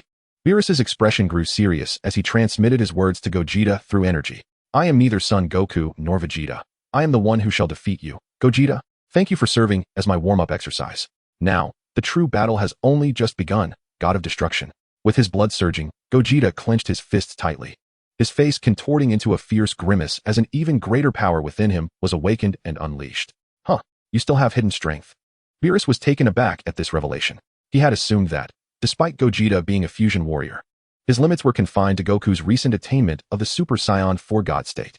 However, it seemed this fusion warrior was far more complex than he had anticipated. Chapter 42, Super Saiyan 4 God Blue, a shock to all deities. In truth, Beerus's assumptions were partially correct. The Super Saiyan 4 God state had indeed been Gogeta's limit until that moment. However, as a newly formed fusion warrior, he still harbored the untapped powers of both Goku and Vegeta within him. He shattered the original boundaries of strength, stepping into a higher realm. You Saiyans are indeed formidable beings, ceaselessly enhancing your power through combat, thus living up to the moniker of a warrior race. As a mere mortal, your strength has already earned the admiration of the divine. Now, having transcended once more, even the gods of destruction from other universes might find themselves at a loss against you. Yet, alas, what you face is none other than me, Beerus. Beerus, with a frenzied smile, remarked, for as a god of destruction, he is undeniably a battle fanatic. However, due to his elevated status, he finds himself bereft of worthy opponents across the cosmos, compounded by the decree that forbids gods of destruction from engaging in private battles. This regulation renders Beerus's already monotonous existence even more tedious. Yet now, before him stands a fusion warrior born from the Metamoran's dance, stirring the dormant blood within him once more. Beerus senses that this battle will be the most unforgettable of his life. Boom! In the darkness, a brilliant surge of divine energy erupted instantaneously. In the blink of an eye, this vast radiance illuminated the myriad shadows of the world, suffusing the blue light with boundless divine essence. Amidst the void, the celestial melody resonated. In the resplendent azure glow, Gogeta stood resolute above the darkness. At this moment, he was no longer in the Super Saiyan 4 state. The power of his bloodline catalyzed the evolution of his divine energy, breaking through the shell of latent possibilities into a wholly new form. The blue divine power enveloped his being, radiating an aura potent enough to reverberate throughout the cosmos with every movement. This form is known as Super Saiyan Blue. The formidable divine energy coursed through every cell in his body, intertwining with the power of his bloodline, mending all his injuries. As his wounds healed, a confident smile emerged at the corner of Gogeta's mouth, radiating supreme self-assurance. In his blue eyes burned a confidence potent enough to conquer all. His sharp gaze piercing through existence, locking onto Beerus, the god of destruction. Apologies for the wait, god of destruction, let us commence anew. Gogeta's dual voice, infused with divine power, resonated in Beerus's ears. Upon hearing this, Beerus finally emerged from his shock. He regarded Gogeta in his new form, his demeanor growing gravely serious, instinctively raising his vigilance and becoming cautious. Beerus scrutinized Gogeta in his Super Saiyan Blue state, visions from his dreams flashing before him. The figure of Gogeta in this form swiftly fused with that of the Super Saiyan god from his dreams, culminating in this very appearance. In that moment, Beerus realized that the Super Saiyan Blue Gogeta before him was indeed the prophesied rival, the Super Saiyan god, confirming the existence of this formidable opponent. A look of unparalleled excitement spread across Beerus's face. Is this truly all you have? Remarkably impressive, the indomitable spirit of Beerus surged forth, ignited by an overwhelming excitement. My all, that remains uncertain. We Saiyans possess no limits. Perhaps in the midst of our battle, I shall grow even stronger, relentless until I have utterly vanquished you. Vegeta assumed a combat stance, divine energy coursing through him, poised to unleash his full might. Beyond the battlefield, the angel Whis observed the unfolding events with an expression of disbelief. Even he, an angel, had not foreseen what was transpiring. This fused warrior, Vegeta, had indeed performed a miracle, achieving yet another elevation of divine power. Presently, he stood not as a true god, but exceedingly close to that pinnacle. You are truly suited to become a god of destruction, Whis mused, surveying Vegeta's wild and divine demeanor through his staff. At that moment, Vegeta's power, appearance, and divine energy perfectly embodied Whis's conception of a god of destruction. A bold thought emerged in Whis's mind. Should he consider nurturing Vegeta as the next god of destruction? However, upon further contemplation, he dismissed the notion. Vegeta, being a fused warrior, had a temporal limitation to his existence. Aspiring to make him a god of destruction was an impractical endeavor, unless he intervened to remove Vegeta's fusion time restriction, allowing him to become a singular entity. Such an ambition would violate the established rules, leading only to obliteration. Thus, Whis relinquished this idea, despite his profound admiration for Vegeta. In the realm of the 8th universe's god of destruction, the deity Lakir, through the staff of the angel Korin, observed all that transpired in the 7th universe with perfect clarity. How is this possible? How can a mortal's power reach such heights? Even if he has mastered divine energy, he should not be this formidable. He is merely a false god. Lakir exclaimed in a fit of rage. He realized that both Beerus and Vegeta transcended him. As the god of destruction of the 8th universe, he could accept being overshadowed by Beerus, who had long established his supremacy. The angel Korin understood his master's sentiment, having also encountered this astonishingly powerful mortal for the first time. In the realm of the 6th universe's god of destruction, Kampa initially had no intention of concerning himself with the events unfolding in the 7th universe. However, upon witnessing Beerus's divine power fully unleashed, coupled with an even more outrageous surge of divine energy resonating within the god of destruction's domain, He could no longer turn a blind eye. He hastily instructed Vados to project the current circumstances of the 7th universe in real time. What jest is this? Is this truly power that can emanate from a mortal? Kampa gasped, his astonishment rendering him speechless as he fixated on the projection of Vegeta. His previous perceptions and evaluations of humanity were shattered in that moment. Chapter 43. 3 Strikes That Shattered the World. The beastly demeanor was imbued with an intense divinity. From whence had this formidable wild deity emerged? Could it be that Bado's conjecture was indeed accurate? This enigmatic wild god was none other than a candidate for a destroyer, meticulously nurtured by Beerus. Such terrifying power emanated from this unidentified mortal, who appeared to be a Saiyan. A glimmer of recognition flashed in Bado's beautiful eyes as she discerned the identity of this mortal. The Saiyans you refer to are those who reside on planet Salad, proclaiming themselves as champions of justice. Xiangpa recalled the Saiyans of their universe. Their strength was rather standard, self-proclaimed allies of justice, maintaining the balance of the cosmos. Yet today, the potential of the Saiyans had indeed shattered his previous understanding. He had not anticipated that this seemingly insignificant race could possess the potential to surpass the divine. It appears to be true. Who would have thought that within the Saiyan lineage, such potential existed? If our universe's Saiyans were to receive diligent training, who knows what might unfold? A smile graced Bado's face, and Xiangpa, standing beside her, comprehended her implication. It is quite vexing indeed. That such a formidable warrior has emerged from Beerus' domain, Xiangpa grumbled, begrudgingly acknowledging Bado's perspective. In the Omni King's palace, the Grand Priest observed the unfolding events within Universe 7, greatly satisfied with Gogeta's latest ascension. What began as a mere experiment, approached with a spirit of inquiry, had unexpectedly yielded success. A warrior now capable of rivaling a destroyer had been born ahead of schedule. The future now lay shrouded in uncertainty. Let me see, in this battle, will Beerus uphold the dignity of a destroyer, or will mortals surpass the divine, emerging as the future's dominators? The Grand Priest chuckled softly, refocusing his attention on the impending conflict.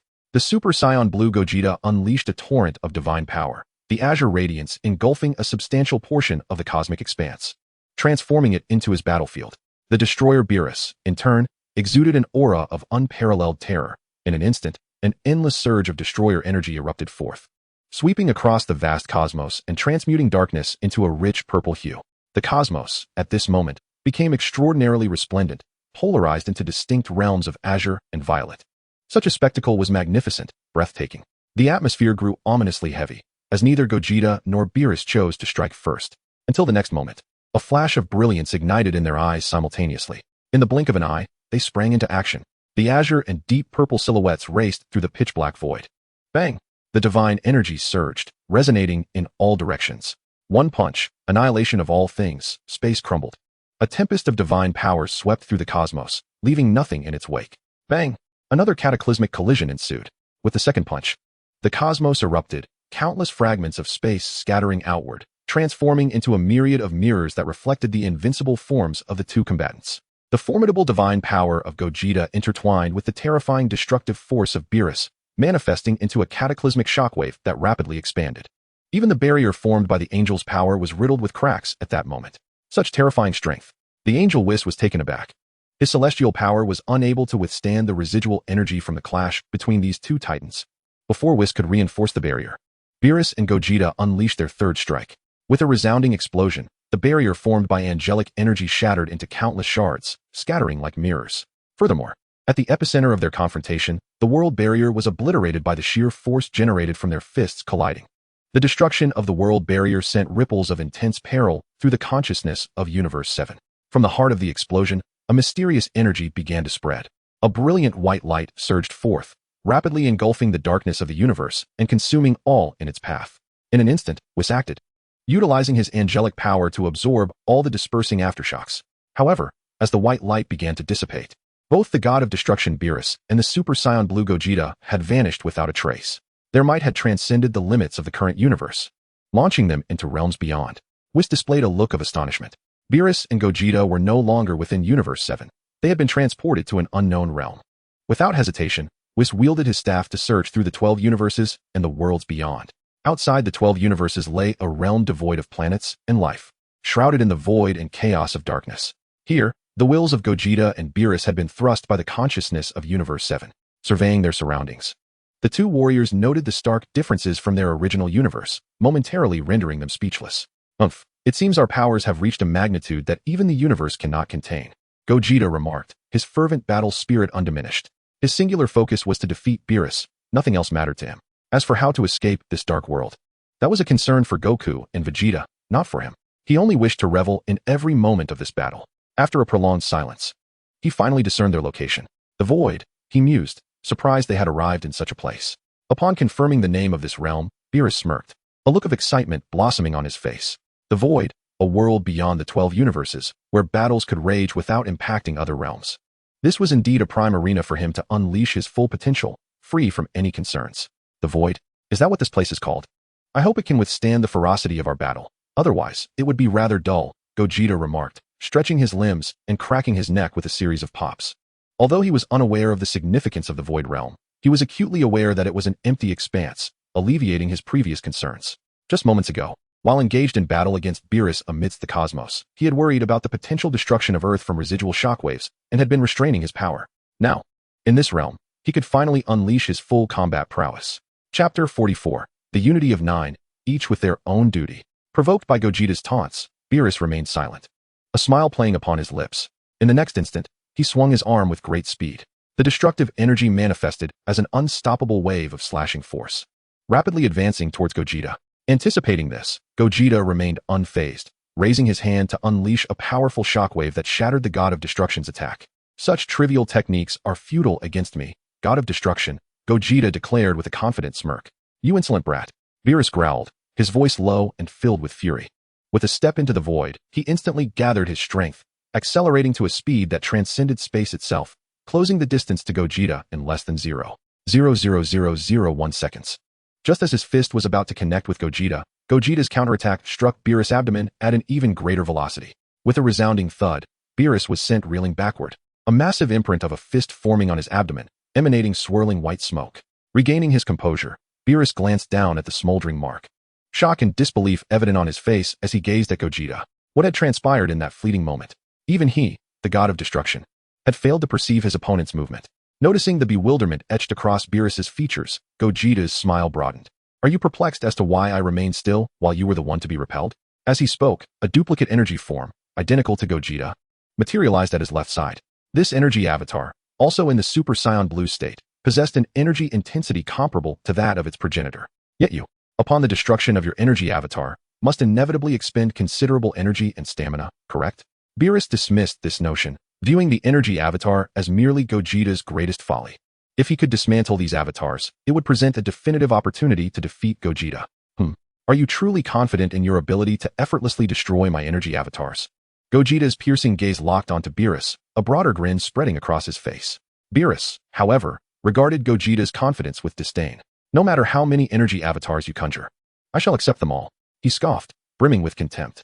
An avatar is always just that, an avatar. Even if it possesses considerable strength, it requires the original to control it. Dividing one's focus will inevitably weaken these energy forms, making them simple to handle. Very well, you have spoken, Gogeta retorted, eager to test Beerus' claim.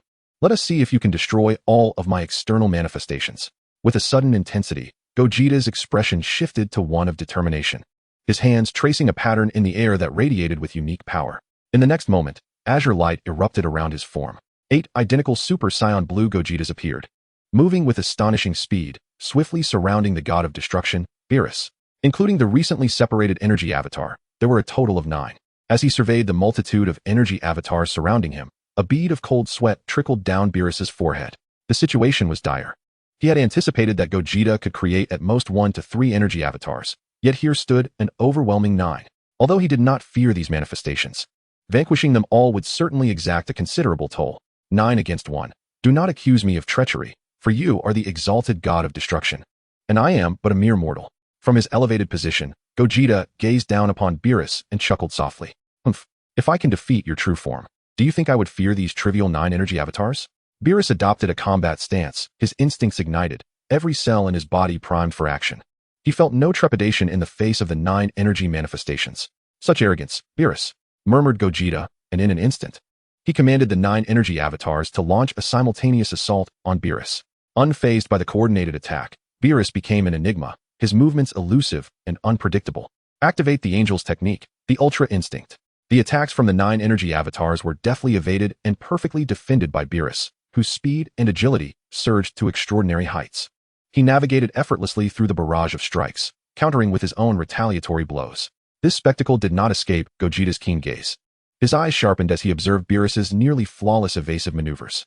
It seems this fellow has mastered an extraordinary skill. His movements and speed suggest he can evade without conscious thought. Truly, he is the god of destruction. It appears my energy avatars cannot significantly affect him. Gogeta contemplated his next strategy, when suddenly, after one of the energy avatars landed a hit on Beerus, a spark of realization ignited within him. I see. His evasive maneuvers are not infallible. Not every attack can be dodged. Gogeta's spirits soared as he discerned a method to decisively defeat Beerus. The possibility of victory hinged upon this revelation. Taking a deep breath, Gogeta centered himself, transcending millions of miles to a realm of chaos. This place was sufficiently distant from the battlefield. Perfect. With the location secured. A glimmer of brilliance flickered in Gogeta's eyes as the power of his bloodline and divine energy began to stir within him. He positioned his hands before his chest, preparing to unleash a torrent of energy. The divine power and bloodline energy intertwined, coalescing into a unique and terrifying force, a power unlike any divine or mortal strength. This was the power to slay gods. In the realm of Beerus, having entered the state of Ultra Instinct, he found himself at a disadvantage while confronting the 9 energy avatars, forced into a position of passive defense. Though these avatars were merely manifestations of energy and lacked the strength of Gogeta's true form, Beerus soon realized the formidable nature of these entities during the clash. United as one, they exhibited seamless offense and defense, each fulfilling its role with precision. Each energy avatar possessed a distinct combat style, compensating for any shortcomings through their simultaneous engagement.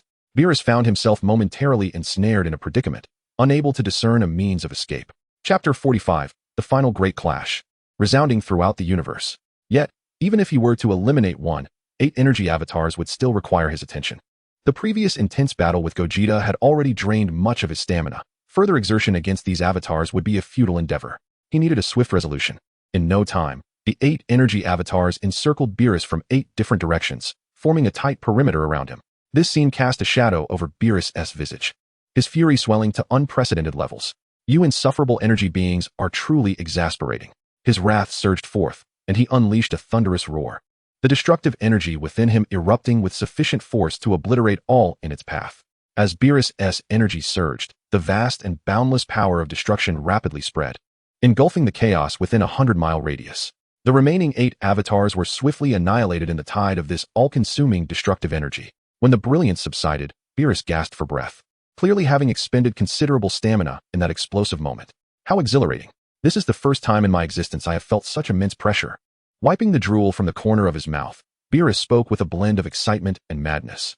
Despite his fatigue, he could sense every cell within him rejoicing at the satisfaction of such a cathartic explosion. However, before he could revel in his triumph for more than 3 seconds, his gaze was drawn to a flickering light millions of kilometers away. Upon closer inspection, he discerned that Gogeta was gathering energy, and that fiend had completed the formation of his energy prototype. Your little antics cannot escape my perception, Beerus mused. Very well, let us settle this with that technique. He resolved to act swiftly. Bringing his hands together, the power of destruction around him surged and transformed, shifting from a deep purple to a vibrant crimson. As Beerus spread his palms apart, a pulsating energy sphere radiating a purplish-red glow materialized. In that instant, Gogeta, having traversed the distance of millions of kilometers through instantaneous movement, appeared before him, embodying an overwhelming energy. This sudden occurrence caused Beerus' pupils to constrict in shock. Welcome back, God of Destruction. Now, everything comes to a close. 1,000 times the spirit bomb. Boom! With a furious roar from Goku, a colossal energy beam with a diameter reaching hundreds of thousands of meters erupted violently, engulfing the god of destruction, Beerus, and illuminating the dark void of existence as it surged toward the ends of the world. The instantaneous movement combined with the full force, thousandfold Kamehameha, caught Beerus utterly off guard. Within this wave of devastating energy, Beerus' visage twisted in rage as he amplified his destructive power. Every cell in his body was ravaged by this immense energy. Yet despite the torment, he remained unyielded, growing increasingly frenzied and powerful. Mortals, never underestimate a god of destruction, he bellowed, his voice a cacophony of wild intensity. As his roar echoed, the thousandfold Kamehameha ceased its advance. What? Goku sensed the shift in momentum and intensified his energy release, determined to crush Beerus in this final strike. This was his solitary opportunity. Failure would irrevocably alter the tide of battle, leaving him unable to continue. However, at that moment, Beerus had fully regained his composure. Though his body bore numerous wounds, he felt no pain, his face twisted in a maniacal grin. His formidable destructive power surged. An eerie purplish-red aura enveloping the darkness around them, the very fabric of space brimming with potent divine energy. In his palm, a purplish-red ball of destructive energy expanded ceaselessly, 10 meters, 100, 1,000, 10,000, and now 100,000 meters, its growth unrestrained. Ah, Goku, I acknowledge your strength. Among all those I have faced, you rank among the top 2, he proclaimed. Now it all comes to an end. Destruction. With a face twisted in madness, Beerus pushed his destructive power to its zenith, the purplish-red ultimate destruction sphere reaching unfathomable proportions. This was the terror of a god of destruction, unbounded power, with the strength of destruction growing in tandem with the fervor of his will. With a stroke of fortune, one might suffer grievous wounds, barely clinging to life. But with misfortune, one's body and soul could evaporate entirely, leaving nothing behind. Under the oppressive weight of the infinite ultimate destruction sphere, Goku resolved to gamble everything, opting to ignite his very being in this final moment. Thousandfold Kamehameha. His muscles tensed, veins protruding like serpents across his body as he unleashed a power beyond limits. A grander energy beam collided with the ultimate destruction sphere, establishing a delicate balance where neither could advance an inch. In that instant, the void, silent for countless epochs, was met with unprecedented turmoil. Darkness was illuminated, and chaos was stirred. Countless fragments of space drifted through this ethereal realm. The pace of restoration could not keep up with the rate of annihilation. At the location where the fabric of space was collapsing, an array of black holes ravenously absorbed the tumultuous energy to augment their own power. The entire void realm was caught in the vice of 2 formidable forces, with the very center of this world teetering on the brink of destruction. In this moment, the god of destruction, Beerus, and the Super Saiyan Blue Gogeta were pushed to their utmost limits. Both parties gritted their teeth, continually amplifying the potency of their ultimate techniques, creating such immense turbulence that it transcended the void realm and reverberated throughout the 12 universes. At this juncture, with the exception of the Zen's palace, all 12 universes experienced varying degrees of seismic upheaval. This alarming situation instantaneously startled all the gods of destruction and angels. Had the battle occurring in the void realm escalated to a level that could potentially engulf all universes? Chapter 46. Time has come, despair returns. The angels in the 12 universes acted simultaneously. Their celestial powers were unleashed, enveloping the entire cosmos to shield it from the forceful onslaught. Although some angels and gods of destruction remained oblivious, once they traced the source of this terrifying energy eruption, their faces mirrored a collective astonishment at witnessing an event deemed impossible. The god of destruction of Universe 7, Beerus, found himself locked in combat with a wild deity whose name was unknown to him. The magnitude of their struggle was so profound that it even affected the universe they inhabited. The entire void realm teetered on the precipice of collapse under the weight of this dreadful force. Currently, both warriors remained in a stalemate, having reached a precarious equilibrium in their ultimate techniques. Super Saiyan Blue Gogeta, his muscles taut and veins bulging beneath his skin, appeared as a fearsome, bloodthirsty demon. The powers of bloodline and divinity surged beyond their limits, propelling him to the brink of exhaustion. Ha ha ha! Gogeta erupted in an exuberant laughter, devoid of any regrets. Boy, I shall see how long you can endure this. Hearing Gogeta's raucous laughter, Beerus interpreted it as a provocation. The pressure exerted by Gogeta compelled the god of destruction to push even further. His destructive power surged once more, and the size of his ultimate destruction sphere grew to rival that of a star. The pressure intensified dramatically, causing Gogeta's expression to shift to one of terror. Do not presume that I am so easily vanquished. Gogeta's face twisted into a fierce grimace as his muscles swelled, surrounded by a blood-red aura. In an instant, he ignited his own life force to procure immense strength. 10 times. Kaioken. With a resounding cry, Gogeta forcibly activated the Kaioken tenfold. The two adversaries once again found themselves locked in a deadlock, neither able to gain the upper hand. Conversely, the vast emptiness of the void realm neared the brink of collapse under the explosive force of their absolute power. I can no longer afford to prolong this, Gogeta thought, fully aware of his dire physical condition. After repeatedly surpassing his limits and releasing vast amounts of energy, his stamina had significantly waned. It is merely a matter of unwavering belief, allowing him to persist until this very moment. The tenfold Kaioken combined with the Super Saiyan Blue form cannot be sustained for long. Yet, this is the utmost limit he can endure. Any further increase in energy could lead to his body exploding under the strain. However, at this juncture, he remains undeterred. He refuses to accept defeat.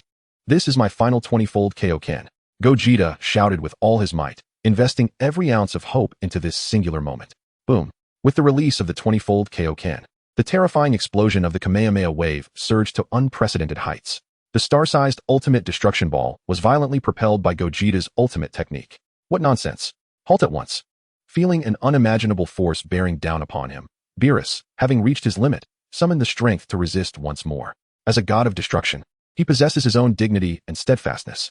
Moreover, he bears an immense burden. He represents not only himself, but also the honor of all gods of destruction. As the strongest among them, Beerus holds his pride and arrogance dearly. Should he be defeated, it would signify the end of the invincible legend of the gods of destruction. As both parties intensified their energies, the fabric of the void began to crumble, the pitch-black world contorted, chaos enveloped, and explosions erupted incessantly. The vast expanse of shattered space stretched infinitely before them. The entire void was being crushed by two horrific forces, teetering on the brink of collapse. Victory was within his grasp. Gogeta poured forth all his explosive power, determined to suppress the god of destruction, Beerus, at any cost. Yet, just when victory beckoned, an unforeseen event transpired. 30 minutes had elapsed since the battle began, marking the end of Gogeta's existence. This is bad. A powerful sense of separation surged within him, and Gogeta sensed impending doom. He understood that his time was up. He was on the verge of victory, yet fate played a cruel joke at this critical moment. Suddenly, a flash of white light appeared, and the Super Saiyan blue Gogeta vanished, replaced by the Super Saiyan form of Goku and the peak of Super Saiyan with black hair. Vegeta, the terrifyingly massive Kamehameha wave, deprived of energy, was completely extinguished by the ultimate destruction ball. All pressure dissipated, and this abrupt shift took Beerus by surprise. The Metamorph's fusion technique lasts only half an hour? How regrettable. Beerus's eyes reflected disappointment as he realized he had failed to determine the outcome against the prophesied rival. With his desires unfulfilled, only destruction remained. In a fleeting moment, the ultimate destruction ball locked onto the distant figures of Goku and Vegeta, relentlessly advancing with overwhelming force towards them. Damn it, the fusion time has ended. Vegeta's heart quivered with trepidation as he gazed upon the ultimate destruction sphere advancing relentlessly toward them, his spirit plunging into despair. The boundless power of destruction contained within was sufficient to obliterate everything in this world, even capable of melting the entire universe in an instant.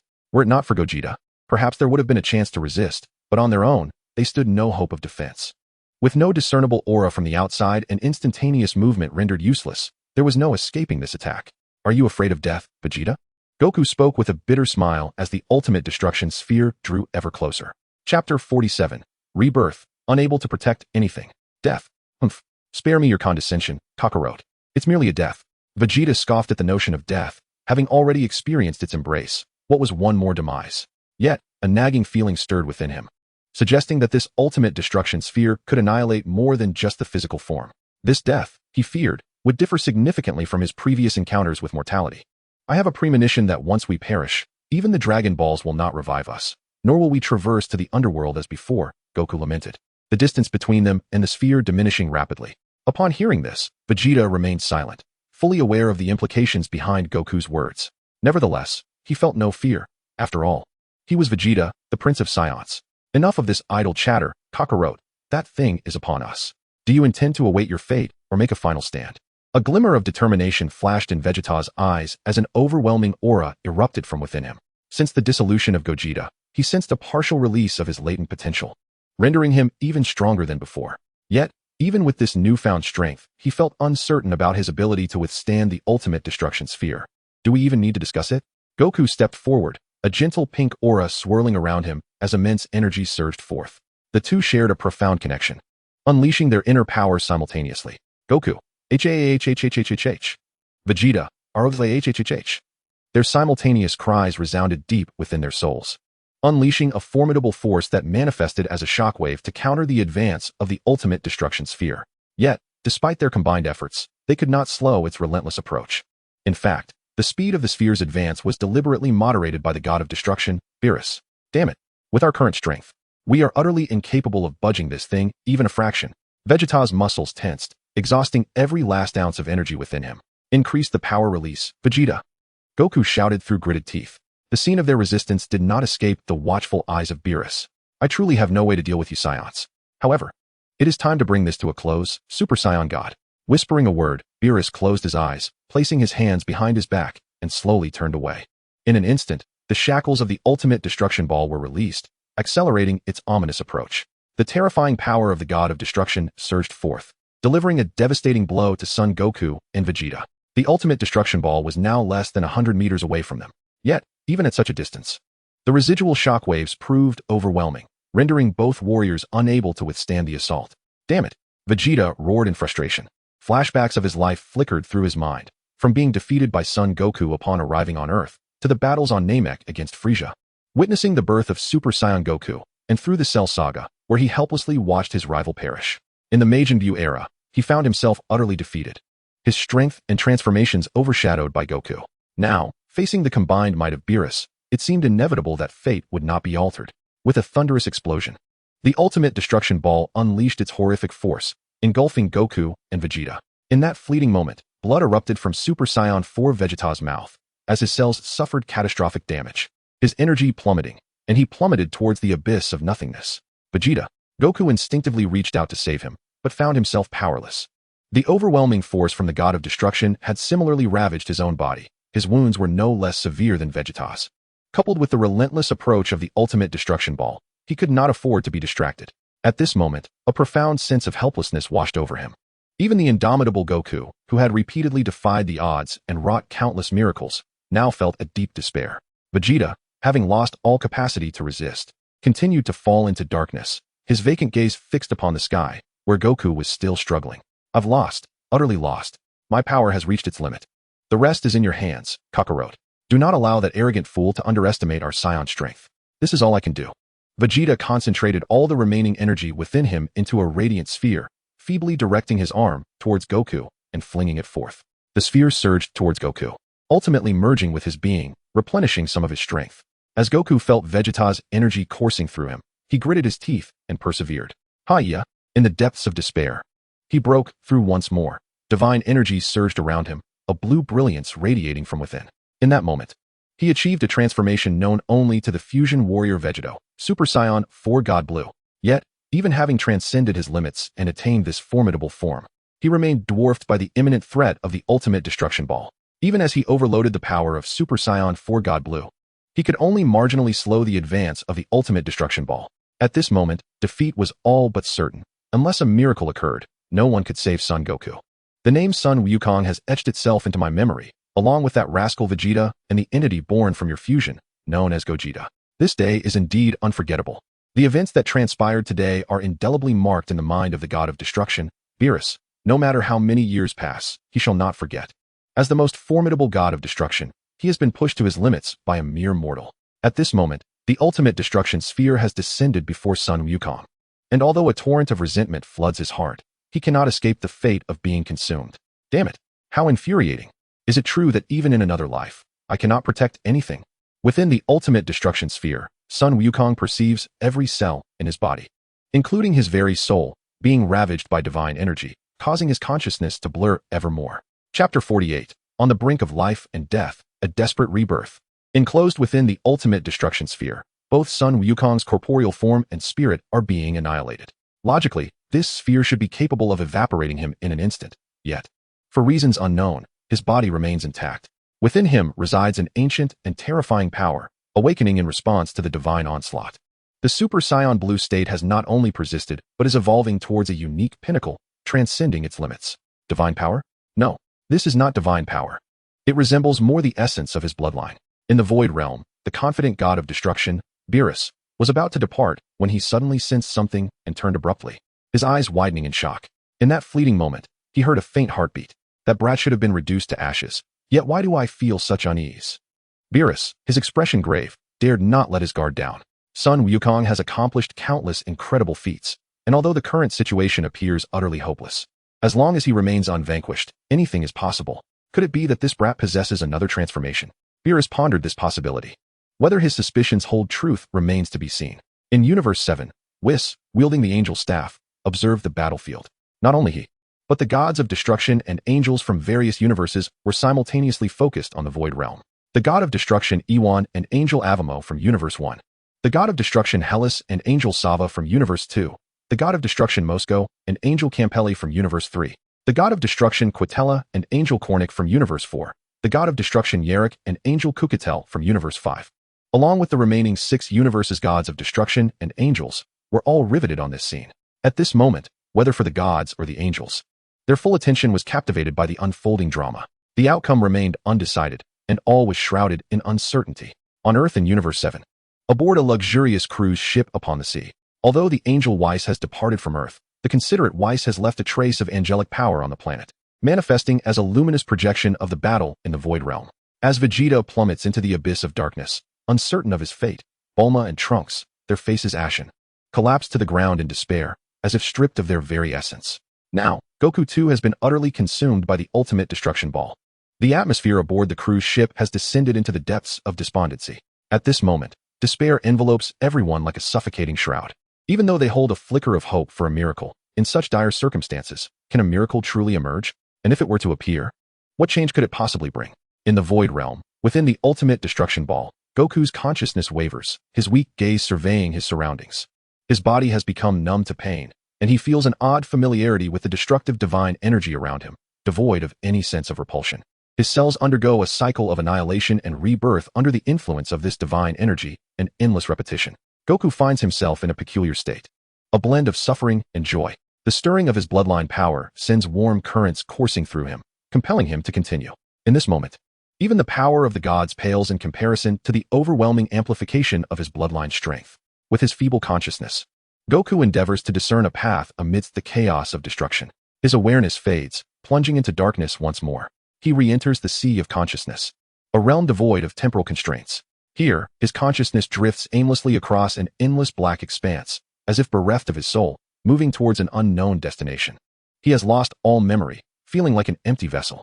Time and again, he contemplates halting his advance. Yet some intangible force seems to guide him toward an imperative task that must be fulfilled.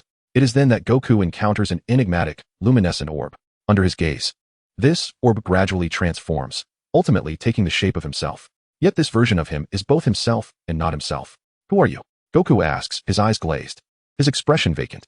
I am you from this world, and I am also a part of you. The figure replies with a gentle smile. You are me? Goku queries, perplexed. Just then, the surrounding world begins to shift.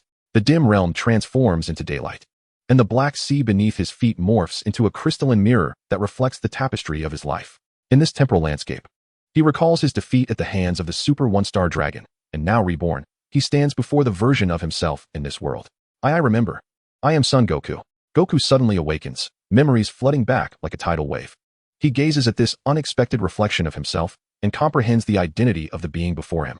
This individual is the consciousness of Goku, whose body he has usurped. From another world, though you are me, you are also not me.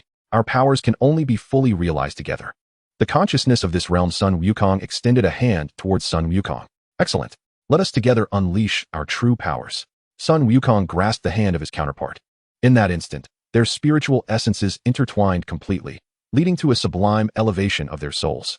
Meanwhile, within the void, Sun Wukong, trapped in the ultimate destruction sphere, teetered on the precipice between life and death. He could neither live nor die, caught in this liminal space. The divine power of destruction tempered his physical form, while an enigmatic entity within the ocean of his consciousness refined his soul. His corporeal body faced repeated annihilation and rebirth under the relentless force of the divine destruction. The bloodline within him underwent relentless refinement through this crucible of trials, and his soul began to show signs of transcendence. Suddenly, a cataclysmic event unfolded.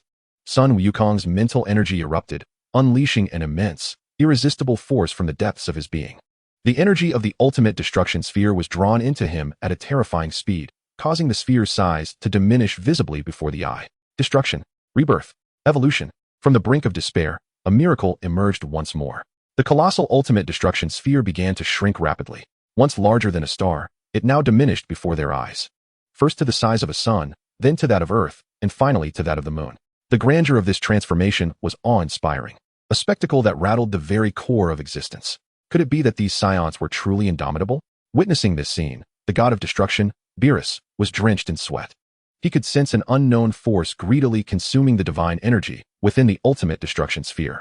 Undoubtedly, it was that very Sun Wukong who was devouring the divine power. Millennia of understanding humanity shattered in that moment. Not only Beerus, but even the angels and the Grand Priest came to realize the immense potential of the human race. There was nothing they could not achieve if they dared to imagine it.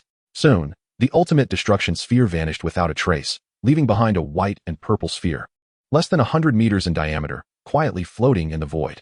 The surface of this sphere exhibited intertwining white and purple streams, merging their powers. This white and purple orb was not merely a mass of energy. It resembled an egg on the verge of hatching. Yet, it was not an egg. Rather, it bore a striking resemblance to a cocoon formed by certain creatures in nature. Within this white and purple cocoon, a terrifying entity awaited its birth. The instincts of the god of destruction warned him that within this gigantic chrysalis lay a tremendous threat, one that, once unleashed, would alter the situation once more. Although Beerus was curious about the entity gestating within the cocoon and its potential strength, the current circumstances left no room for arrogance. In the preceding battles, coupled with the release of the ultimate destruction sphere, his stamina had been utterly depleted. He now found himself merely enduring. What if Goku, that Saiyan, conjured an adversary even mightier than Vegeta? As the most formidable god of destruction, he bore not just his own fate, but the honor of the entire pantheon. Should he face defeat, it would signify that the gods of destruction were no longer invincible entities. Young one, though I am unaware of your machinations, this time, you shall simply fade away. This battle shall be won by me. Though the power of this destruction sphere paled in comparison to the earlier ultimate destruction sphere, it was not to be underestimated. Beerus willed the sphere forward, directing its course towards the immense white-purple chrysalis before him. To his astonishment, upon impact, the sphere did not obliterate the chrysalis. Instead, it was absorbed by its unique energy, transforming into sustenance. How is this possible? My power has been absorbed. Witnessing this phenomenon, Beerus's pupils trembled, and he stumbled back involuntarily. In that moment, even the mightiest god of destruction felt utterly powerless against this entity. With even destruction energy being consumed, to annihilate this thing entirely would likely require the intervention of an angel or the supreme authority of Zeno himself. Otherwise, this enigma would remain unbreakable. In the 7th universe, the angel Whis wielded his staff, vigilantly observing the events transpiring within the void. As an angel, his experiences were immeasurable. Gazing upon the chrysalis formed by Goku, a long-buried memory resurfaced in his mind. It seemed to echo the methods of empowerment developed by the first humans at the dawn of the universe. The emergence of this chrysalis in the void evoked memories of that ancient scene. It was astonishing that after such a lengthy passage of time, one could witness the manifestation of such extraordinary power in this era. Whis murmured to himself, by condensing divine energy, one achieves a transformative metamorphosis. Simultaneously, the gods of destruction and angels from various universes, including the High Angel Grand Minister stationed in Zeno's palace, became acutely aware, holding their breath in anticipation of the unfolding spectacle. If their deductions were accurate, they were about to witness a mortal's transformation into a deity. Fortunately, this is occurring in the void. Had it transpired within the universe, the consequences would be unimaginable. Whis exhaled a sigh of relief, fully aware of the terrifying repercussions that this ancient method of empowerment could unleash. Within the void, a rare tranquility enveloped the realm. Yet each passing moment felt like an eternity of torment for Beerus. He was desperately seeking a means to dismantle the chrysalis. At that moment, an unforeseen disturbance erupted. Thud, thud, thud. A sound reminiscent of a heartbeat emanated from the chrysalis, stirring the oppressive silence of the void. With each pulse, the surrounding space trembled, and the reverberations caused a significant impact on the very souls present. As Beerus observed the unfolding scene, he sharpened his focus, fully aware of the gravity of the moment. Leaving no room for complacency, the rhythmic thumping emanating from the colossal cocoon grew incessantly louder, its frequency escalating, generating increasingly formidable shockwaves. Chaos was dispelled, darkness illuminated, and the void was bathed in a unique radiance of power. Finally, after an indeterminate passage of time, a cracking sound reminiscent of an eggshell shattering echoed from the surface of the giant chrysalis. It was about to emerge. Beerus narrowed his eyes, intensely concentrated, unwilling to let his guard down even slightly. He was uncertain of what lay within, yet he was certain that Goku was on the brink of a monumental breakthrough. This rebirth could potentially elevate the Saiyan Goku to the realm of a god of destruction. With a resounding crack, the chrysalis shattered, unleashing a terrifying storm of divine energy that caused a monumental tremor in the void. Beerus, situated within this realm, bore the brunt of the overwhelming pressure.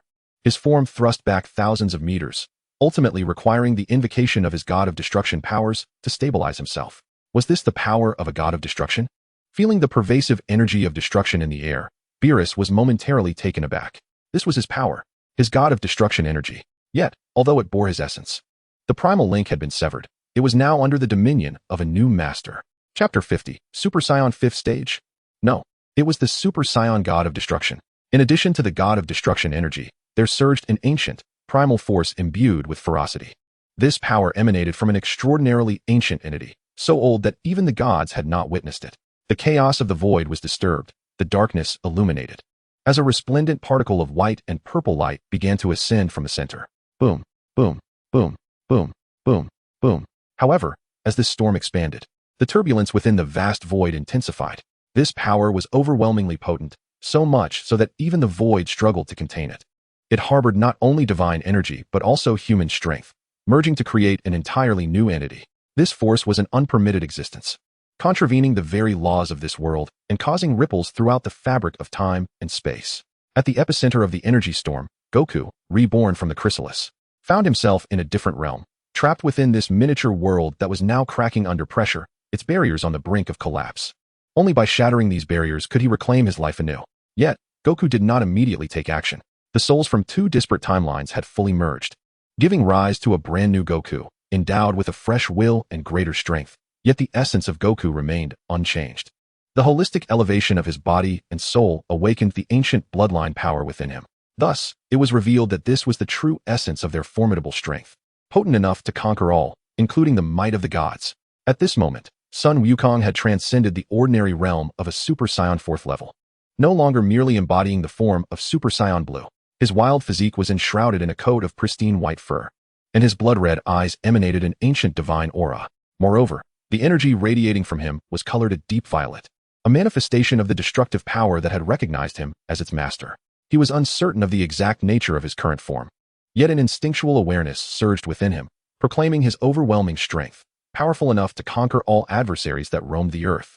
Were one to assign a name to this state, adhering to the Saiyan tradition of nomenclature, it would likely be termed Super Saiyan 5th level. However, it seemed somewhat inadequate, for he was both beast and deity. The most fitting title would be none other than the form of Super Saiyan 5th level God of Destruction.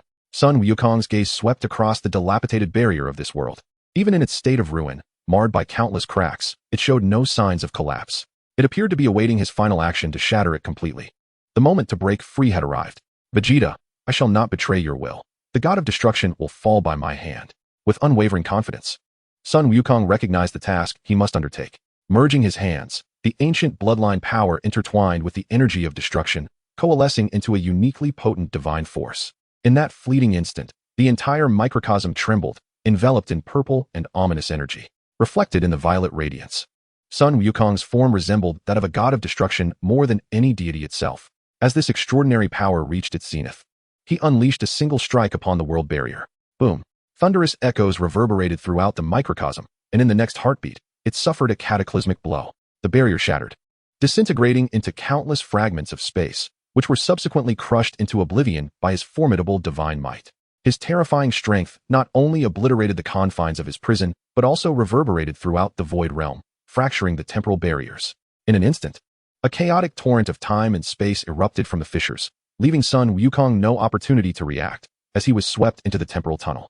Within the void realm, the god of destruction Beerus expended every ounce of his energy, striving to contain the encroaching temporal storm. Stop this! Beerus exerted the last remnants of his destructive power, attempting to annihilate the colossal tempest through sheer force. This was the modus operandi of the gods of destruction throughout the ages. However, alas, Beerus was now a shadow of his former self, depleted by countless battles and this latest explosion of energy, leaving him utterly exhausted. Even maintaining his position in the void had become an arduous task, just as the immense storm threatened to consume him entirely. In a moment of dire urgency, the angel Whis entered the void realm, unleashing his formidable angelic power to suppress the expanding temporal tempest, thus rescuing Beerus from the brink of disaster. Weiss spoke wearily. The appearance of Weiss brought him a sense of relief. He had never anticipated that the battle would escalate to such a degree, even causing the emergence of chaotic time and space. Weiss gazed at the temporal turbulence suppressed by angelic power and, feeling a lingering apprehension, remarked, "Fortunately, we are in the void realm, where nothing exists. Had this occurred in the universe, the shattered barriers would unleash a torrent of temporal chaos, rapidly engulfing the entire cosmos. In such a scenario, even with my presence, the angelic power would not be able to fully counteract these temporal storms. The universe would likely be devastated by over 80%. Where has that fellow gone?" The god of destruction, Beerus, held his breath, his expression grave as he focused on the heart of the temporal turbulence. At that moment, not only he but all the gods and angels from the first universe to the 12th were fixated on this point, including the supreme being within the king's palace, who was also observing the scene with keen interest. They were all curious about the form Son Goku would take upon his rebirth from the cocoon. As seconds ticked by, the violent temporal turbulence, under the suppression of angelic power, vanished without a trace. Everything returned to tranquility. The once tumultuous void realm reverted to its former silence. Before them lay nothingness. Even the presence had dissipated, leaving Beerus and Weiss in a state of bewilderment, their eyes wide in confusion. How could he have vanished? Could it be that his breakthrough failed, leading to his own demise? Beerus questioned, perplexed. Given the current circumstances, such seemed to be the only possibility. Son Goku had forced a breakthrough and subsequently perished. Initially, he had worried that the seventh universe might truly give rise to a being capable of rivaling his status as the god of destruction. But now it seemed he had overestimated the situation. The greater the hope, the greater the disappointment. Chapter 51. Breaking the World, Crossing Time and Space. Not necessarily. Lord Beerus, Weiss interjected, sensing that matters were far more intricate than he had presumed.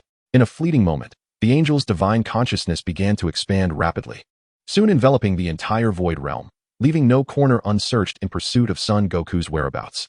As time passed, the god of destruction, Beerus, crossed his arms and impatiently inquired, "Have you found him, Weiss?" In response, Weiss shook his head, his gaze unwavering as he stared into the boundless darkness ahead. That was the location where Son Goku had unleashed his power moments before. If I am not mistaken, Son Goku's explosive strength was so immense that it momentarily shattered the barriers of the void realm, resulting in the chaos of time and space.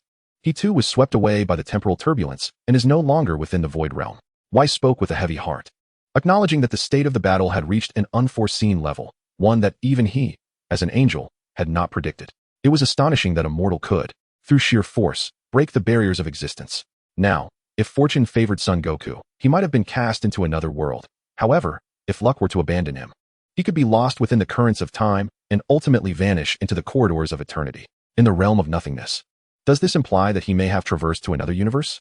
Beerus recognized the gravity of the situation, which seemed far worse than he had initially surmised. Whis shook his head and patiently explained to Beerus, it is not merely that.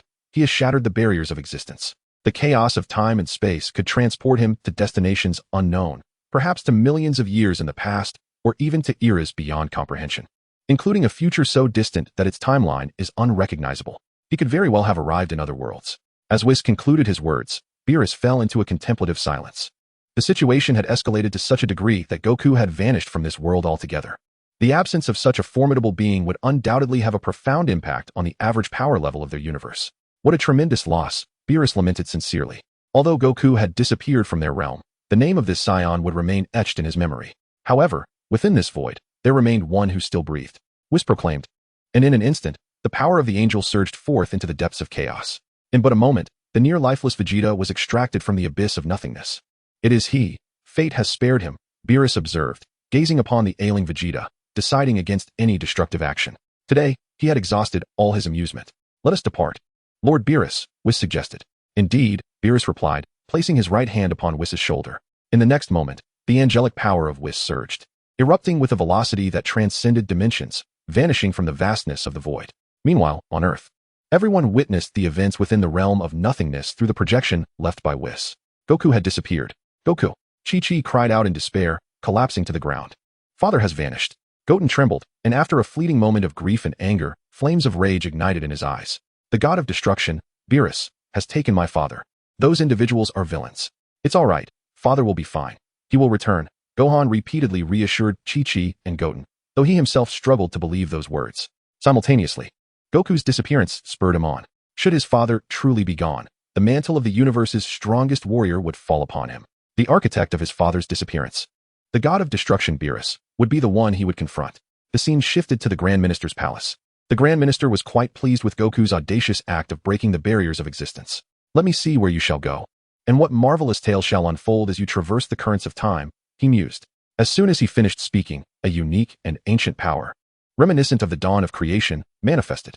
A distinct radiance appeared before the Grand Minister, revealing the circumstances of Goku as he entered the time tunnel. Within the time tunnel, Goku, caught in the tumult of the time stream, was advancing aimlessly. During this period, he navigated through one turbulent time stream after another, traversing an interminable space-time tunnel. Unaware of how far he had progressed, this tunnel seemed endless, and no matter how he advanced, he could not discern its boundaries. Am I destined to remain trapped in this place forever? Sun Wukong furrowed his brow, realizing he must devise a solution to escape this predicament. The surrounding time turbulence was perilous. A moment's carelessness could lead to devastating injury. He relied on his current form as a Super Saiyan of the 5th level to endure, knowing that if he lingered too long and his transformation faded, all hope would be lost. Finally, after an indeterminate duration, a glimmer of light appeared within the tunnel. I found it. Sun Wukong felt invigorated. Although he was uncertain whether this light signified an exit, he understood it was his sole opportunity to escape. Gathering his resolve, He quickened his pace and propelled himself toward the illumination, crashing through its brilliance. In a dimension among countless parallel universes, he emerged into a realm suffused with despair and lifelessness, a world 20 years into the future of Dragon Ball Super. The timeline here closely mirrored that of the Dragon Ball universe, yet this world had not been ravaged by the malevolent dragons. Instead, it suffered the tyranny of a terrifying dark deity. Year 799 of the Age of Earth, since Trunks had slain Dabura and Babidi, thwarting the resurrection of Majin Buu.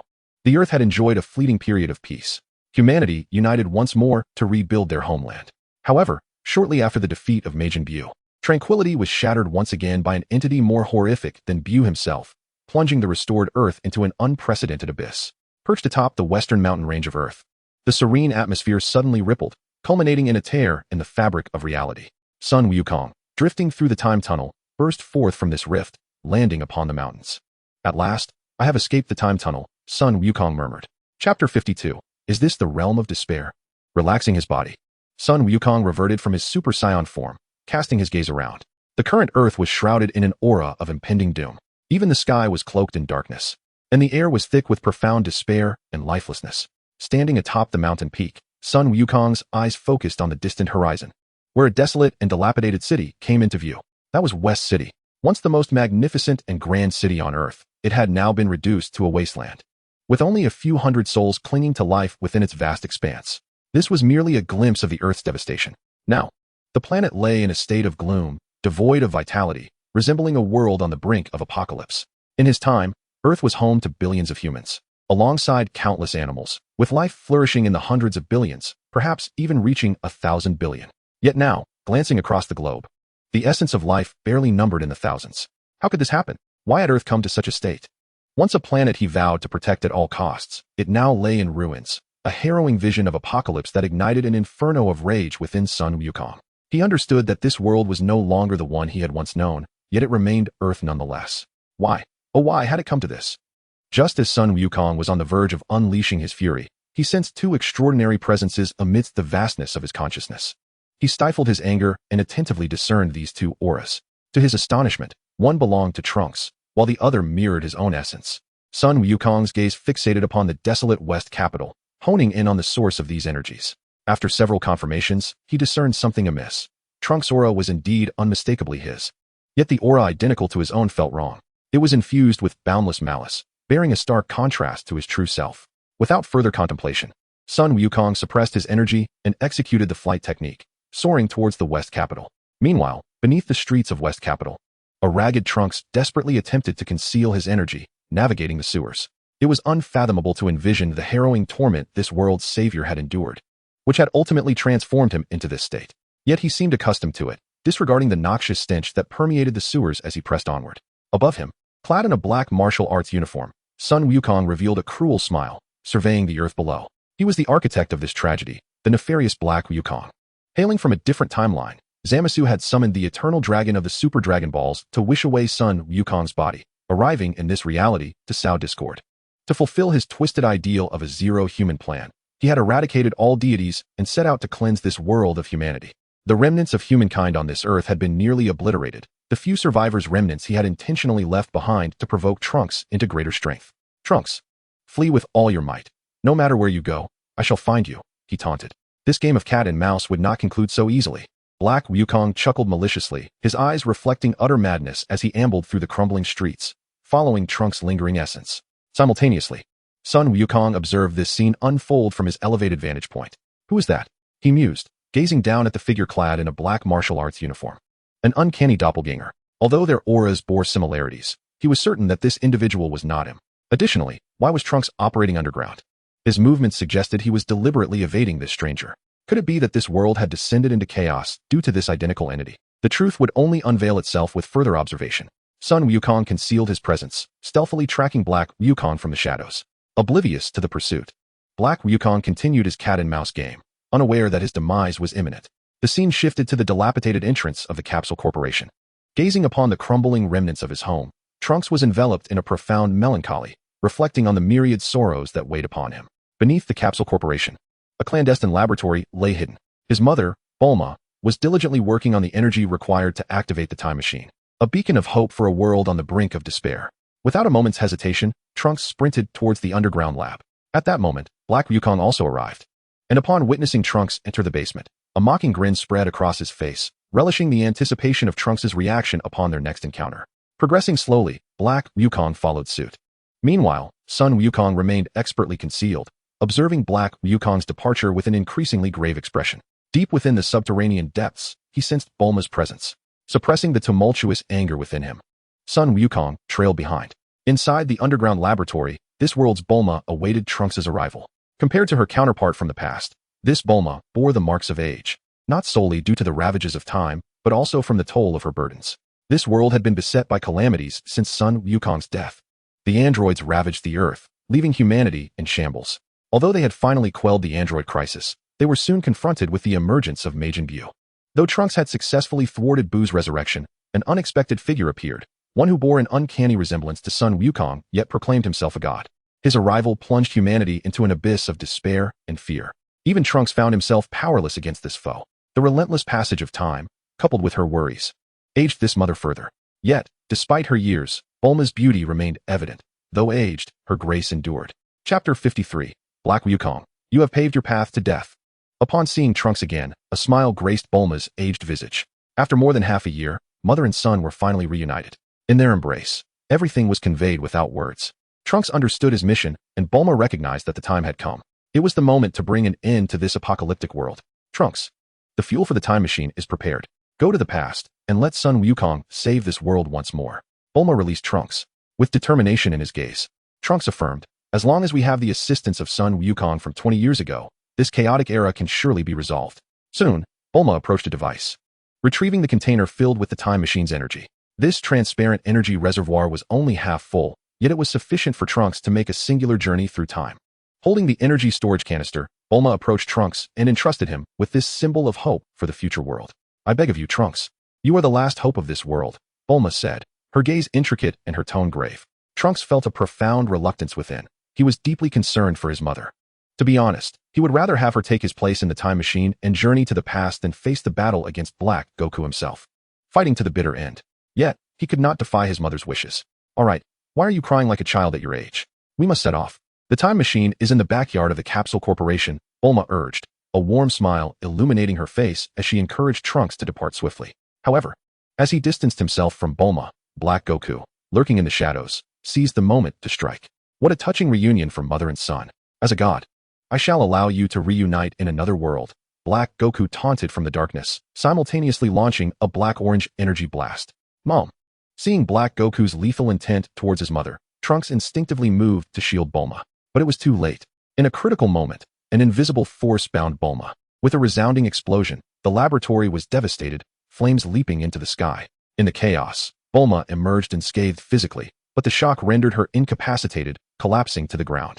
Trunks' mother? Humph. The mother of a wicked man deserves punishment, Black Goku sneered as he approached Bulma, gazing down at her in her state of terror. Stop it. Dark One. Trunks instinctively lunged to attack Black Goku. Trunks, hurry and leave. Bulma summoned her remaining strength to issue a fervent command. Forget about me. You must save this world.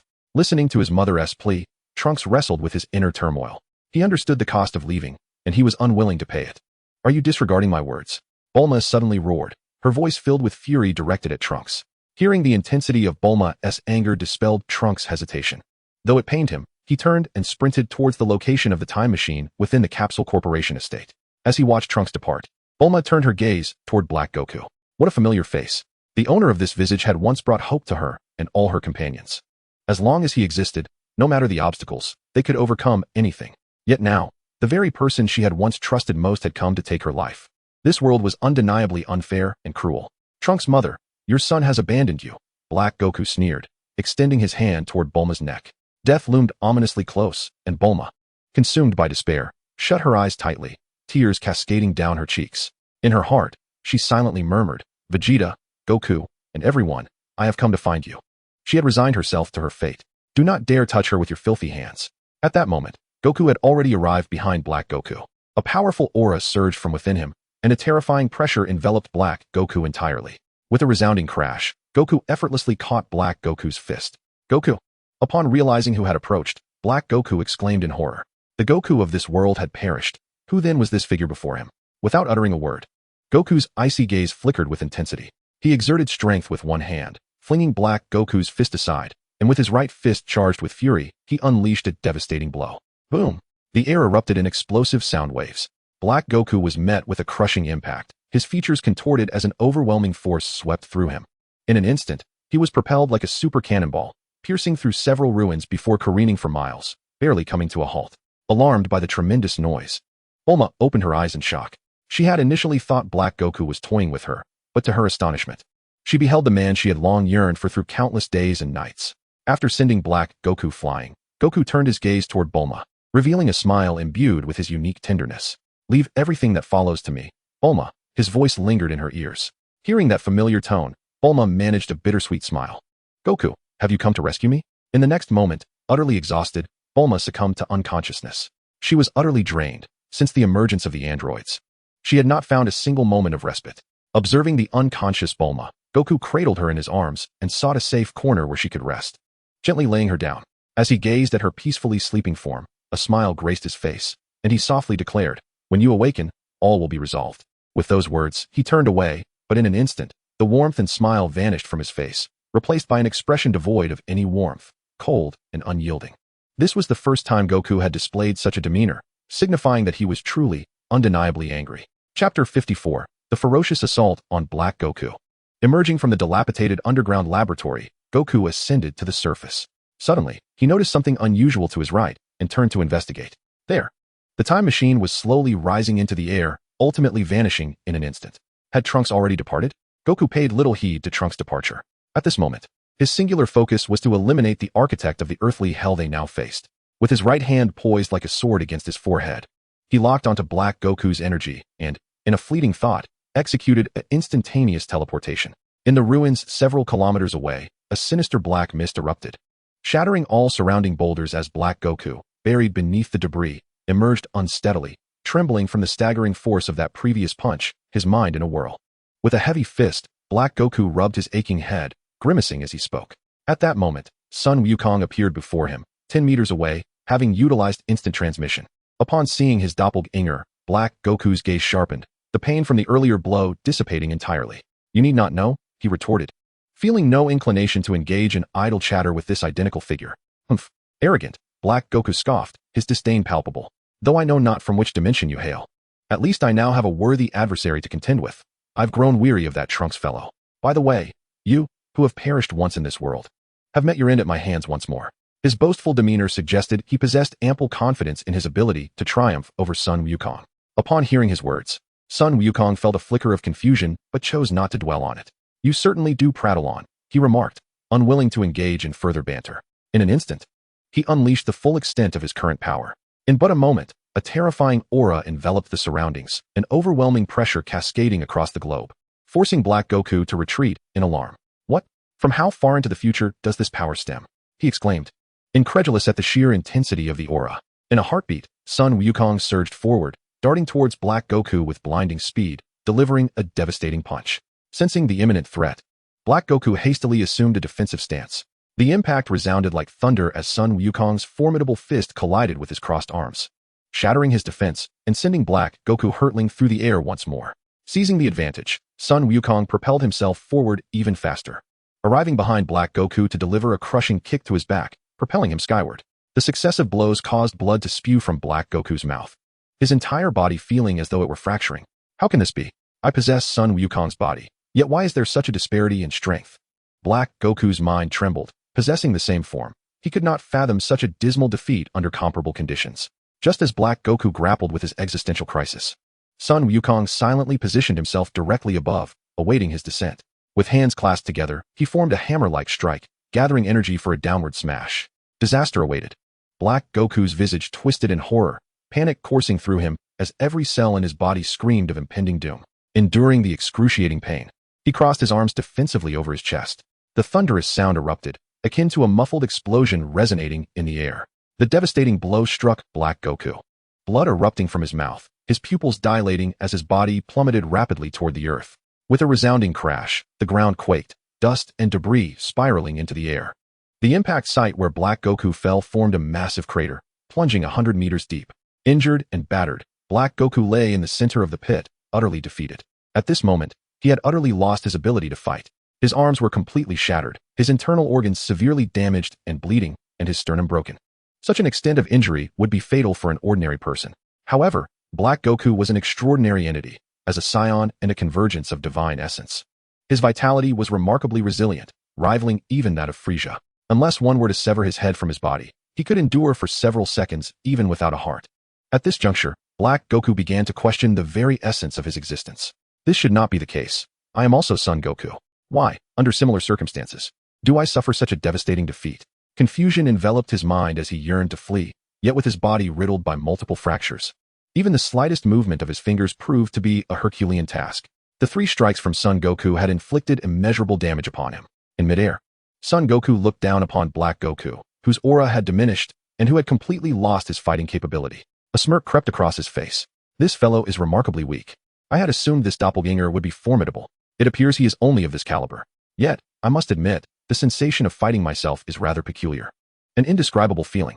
You, the architect of this devastation upon Earth, though I know not your identity, your actions are utterly unforgivable. With a fierce glint in his eyes, Son Goku joined his hands at his waist to gather energy, a brilliant blue radiance accumulating in his palms, poised to deliver a lethal strike to Black Goku. Damn it! Black Goku clenched his teeth, fully aware that if Son Goku unleashed this energy wave, his demise was imminent. Driven into a corner, Black Goku resolutely sought assistance, establishing a mental connection with the version of himself in this timeline. Meanwhile, in the northern mountains, this world's Zamasu was leisurely preparing tea, savoring his artistry in the craft. Indeed, once I eliminate all the human parasites in this world, my tea-making skills shall ascend to new heights. I wonder how far the other me has toyed with Trunks. I also question the purpose of keeping this scion alive. Would it not be better to eliminate him? Zamasu felt a tinge of dissatisfaction with Black Goku's actions. Yet they were, after all, the same being. What the other him contemplated was inevitably reflective of his own thoughts. At that moment, Zamasu received a telepathic message from Black Goku. Help me. The desperate plea echoed within Zamasu's mind, catching him off guard. Without hesitation, he activated his instant transmission, heading directly to Black Goku's location.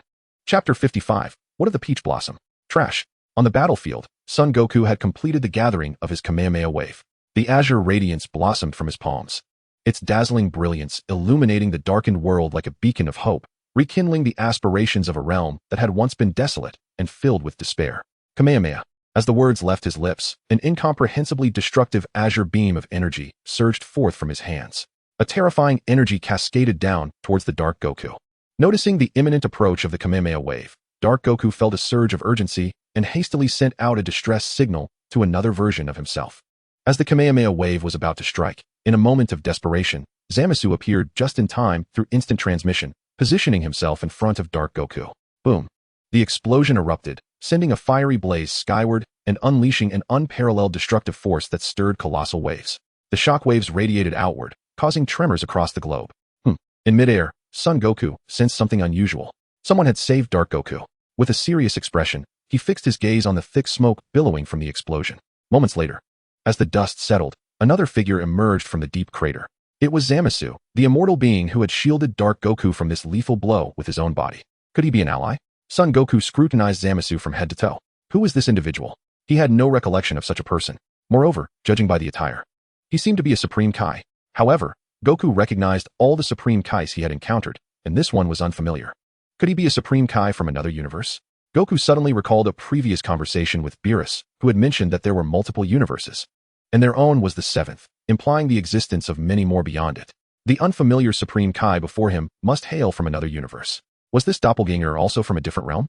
As Goku fell into contemplation, Zamasu seized the opportunity to cast a healing spell, restoring all of Dark Goku's battle-inflicted wounds. Revitalized, Dark Goku rose to his feet, exhaling in relief. You finally arrived, he remarked, gazing solemnly at the sky. The two of them looked up at the Dark Goku, who began to levitate slowly, reaching the same height as Son Goku. The atmosphere grew tense as the three faced each other, with Son Goku exuding an overwhelming aura. A weighty pressure bearing down on Dark Goku and Zamasu. Since achieving a breakthrough in a dire situation and merging with the spiritual essence of himself and the time-traveling Goku, both his mental and physical prowess had undergone a remarkable enhancement.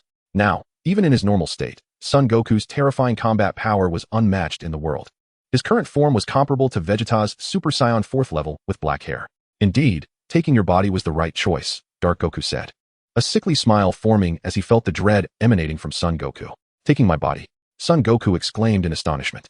No wonder this individual bore such a striking resemblance to him. It was because he had stolen his body. I've always wanted to battle you in this body. And now my wish has finally come true. Thanks to your earlier attack, my power has advanced even further. The manic smile on Black Goku's face grew ever more intense, as dark energy erupted around him, swirling with a resplendent magenta glow. As the aura of Black Goku intensified, Son Goku's expression shifted dramatically. This power emanated from a divine source, or perhaps it was the ultimate manifestation of evil divine might. Huh! Black Goku roared, his voice echoing ominously.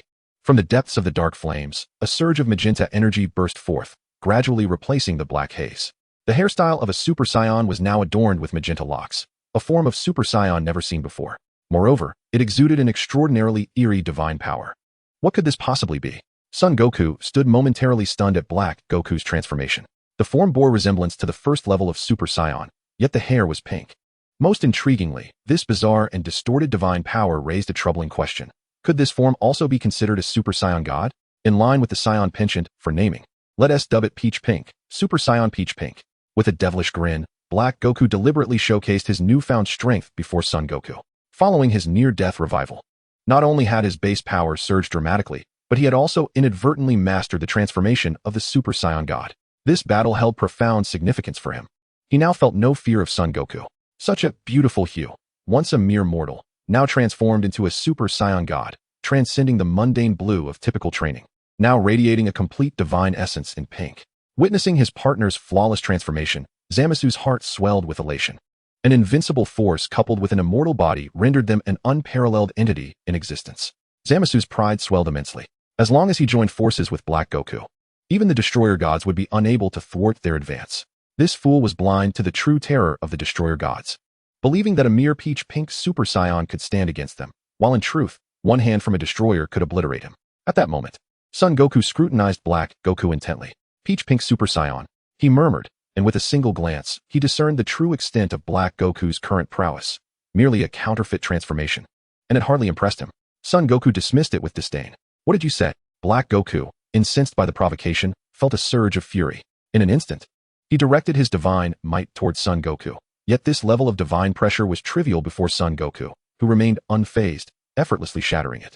Let me show you what a true Super Saiyan is like, you imposter. With that declaration, a smile graced Son Goku's face. He leaned slightly forward, activating the energy pool of the first level of Super Saiyan, a massive golden aura emanating from him. Chapter 56. The Overwhelming Annihilation of Black Goku.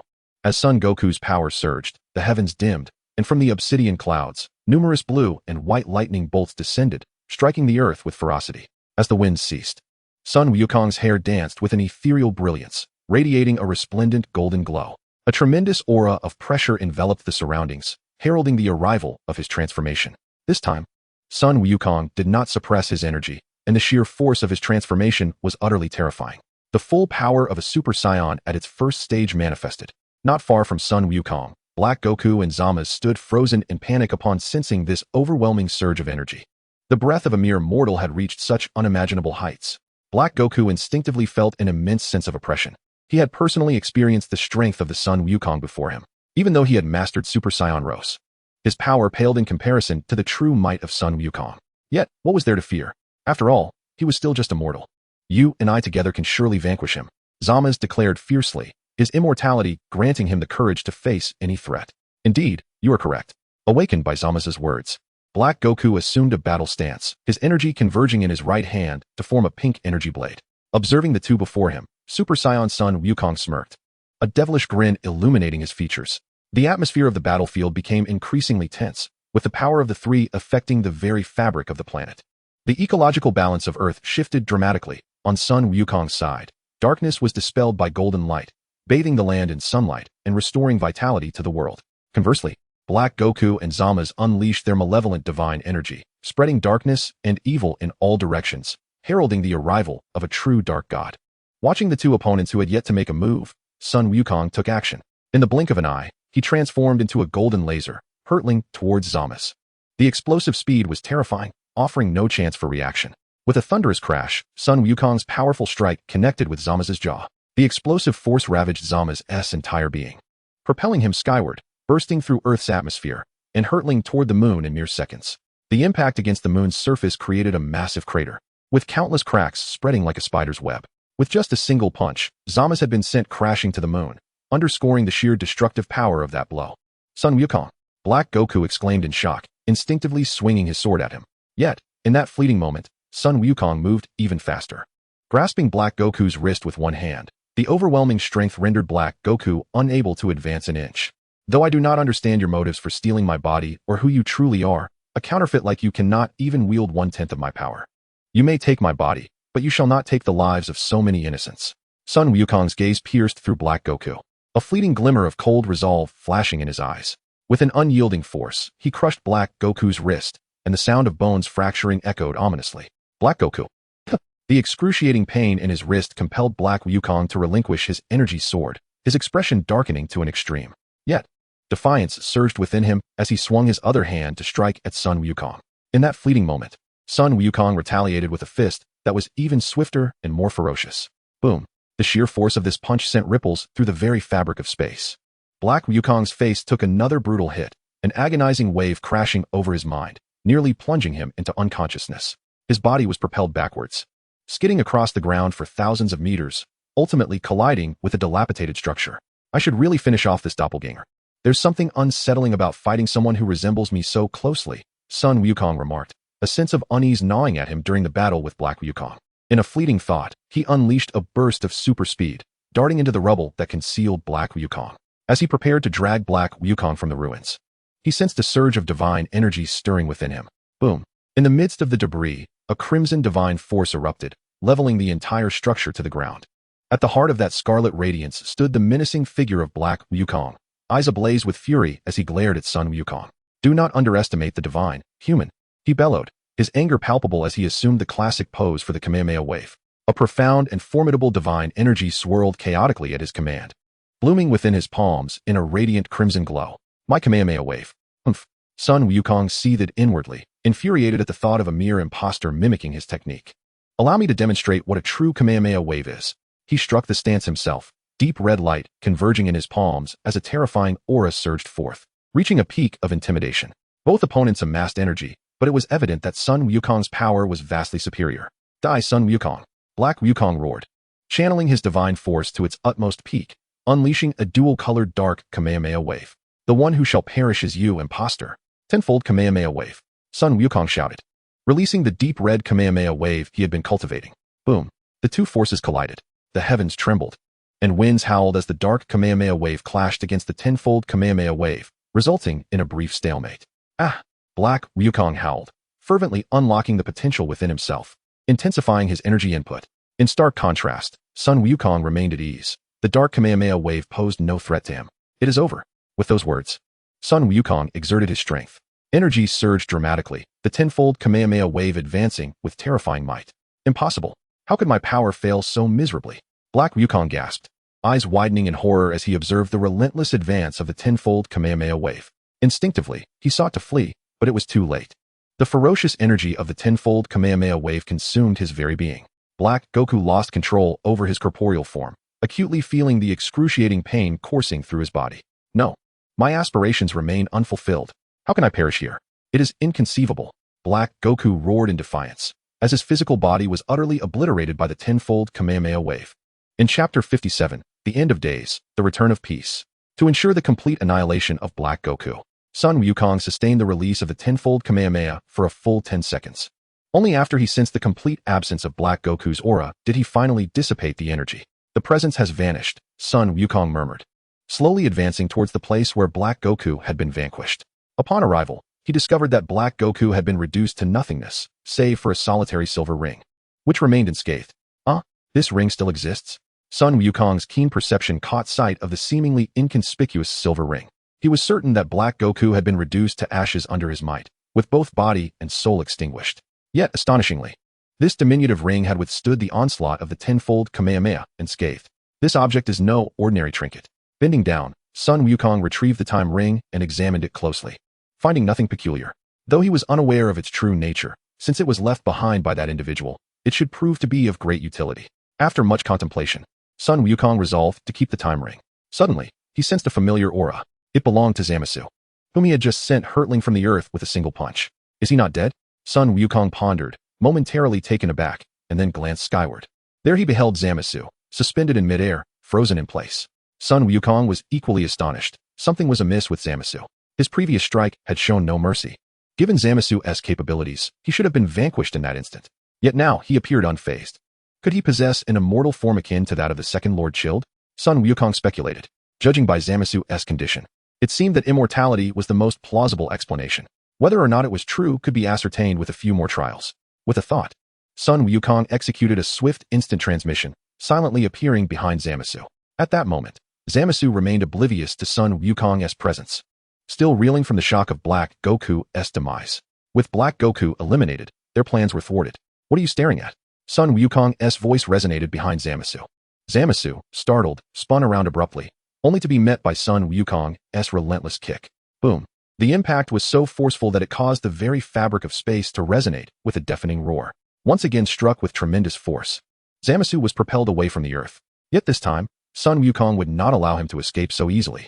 Unleashing his inner energy, he surged into the cosmos within mere seconds, catching up to the retreating Zamasu.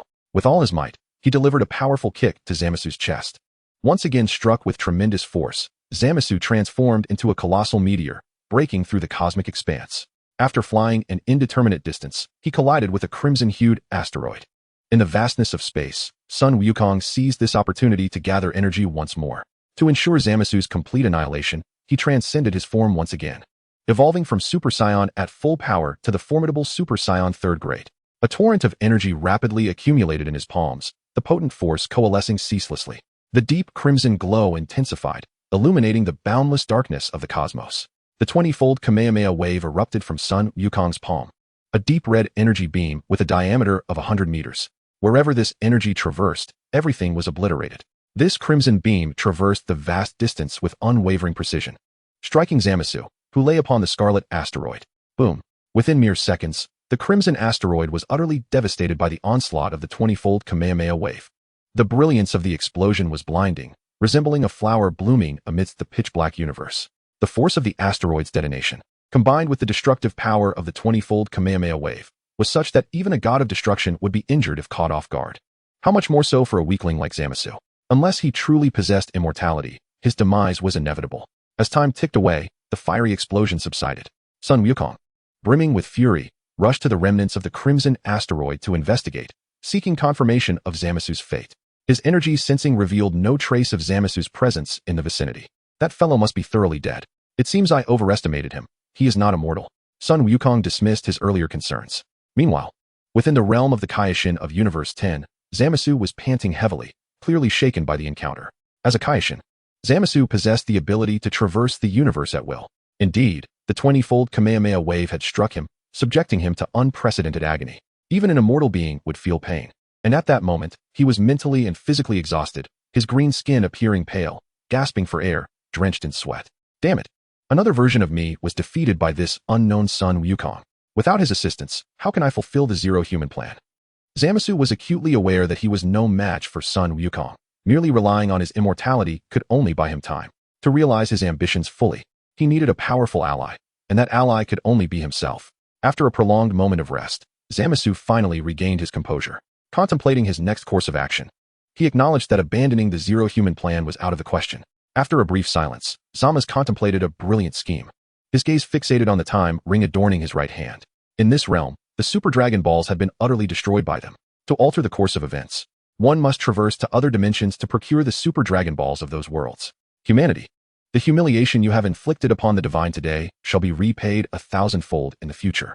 Zamasu had firmly etched the name of the mortal Son Goku into his memory. With a mere thought, he activated the time ring. Journeying through the corridors of time to a distant future, a dilapidated West City, within Bulma's laboratory. At that moment, the unconscious Bulma began to awaken, her bewildered gaze sweeping across her surroundings. Chapter 58. Goodness.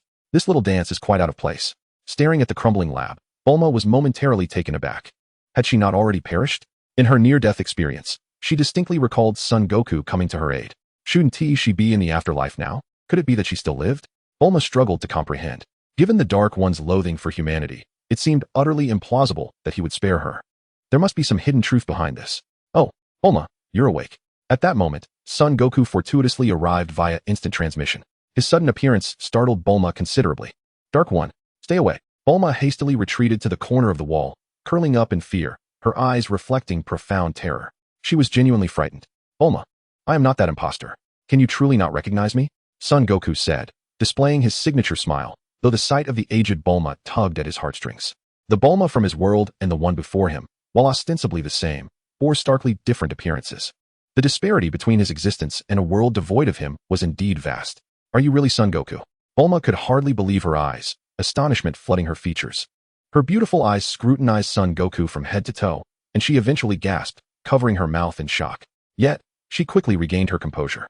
The Son Goku of this world had long since perished, and the figure before her must be the Dark One. The Dark One sought to cruelly taunt her in her final moments. No, you are not Son Goku. Dark One, you cannot deceive me. Hostility gleamed in Bulma's eyes. Observing her incredulity, Son Goku couldn't help but feel a twitch at the corner of his mouth. I assure you, I am Son Goku. If you doubt me, take a closer look. He stepped closer, squatting down before Bulma. Upon hearing this, Bulma lifted her gaze and earnestly scrutinized him. After a tense half-minute of deliberation, she became utterly convinced that the person before her was indeed Son Goku. This situation could not be succinctly explained. Son Goku scratched his head, offering a wry smile. 10 minutes passed. Seated at a dilapidated tea table, Bulma and Son Goku faced each other, engaging in dialogue. Son Goku recounted the reason for his arrival, leaving no detail unmentioned. This is Son Wukong from another dimension. Upon realizing that he is not the Son Wukong of this world, Bulma rested her chin on her hands, her beautiful eyes gazing at him with a hint of nostalgia. To see you again after so many years is truly astonishing. Although the Son Wukong before her was not the one she knew, he was undoubtedly the most dependable and trustworthy man in her memory. The sudden appearance in this world was indeed surreal, yet perhaps it was simply the design of fate, Son Wukong remarked with a smile. At that moment, Bulma's expression was deeply complex as she regarded this man, both familiar and unfamiliar, and memories from decades past flooded her mind. Had the Son Wukong of this world not succumbed to a viral heart disease, she would not have endured such suffering, and the world would not have fallen into such disrepair. Just as Bulma was lost in her thoughts, a gunshot shattered the tranquility. A specially enhanced bullet struck Son Wukong squarely in the back of his head. That hurts. The sudden attack elicited a cry of pain from him. Dark man, stay away from Aunt Bulma. Behind Son Wukong stood a woman in a tattered coat, aiming a shotgun at him. Who else could this girl be but Xiao Wu? Ouch! Who shot me? Son Wukong turned to see Xiao Wu pointing the shotgun at him. As he gazed at her, he fell into contemplation, feeling an inexplicable familiarity. Had he seen her somewhere before? Xiao Wu, don't shoot. He is not a dark man, Bulma interjected quickly, stepping in front of Son Wukong to explain to Xiao Wu. Not a dark man. Xiao Wu blinked in confusion, her eyes scanning Son Wukong from top to bottom. As she examined him, Son Wukong was also studying her. Suddenly, a flash of realization struck him. I've remembered. You are Xiao Wu, the Xiao Wu who once followed Pilaf. Son Wukong exclaimed, pointing at her with surprise. Upon hearing his words, Xiao Wu's expression shifted to one of revelation as she cried out. You are Son Wukong? Bulma, caught in the middle, was utterly bewildered, glancing back and forth between Son Wukong and Xiao Wu. Memories surged forth, and a familiar face began to merge with the Xiao Wu before her. She recalled that decades ago, when searching for the Dragon Balls alongside Son Wukong, there had been a girl named Xiao Wu by Pilaf's side.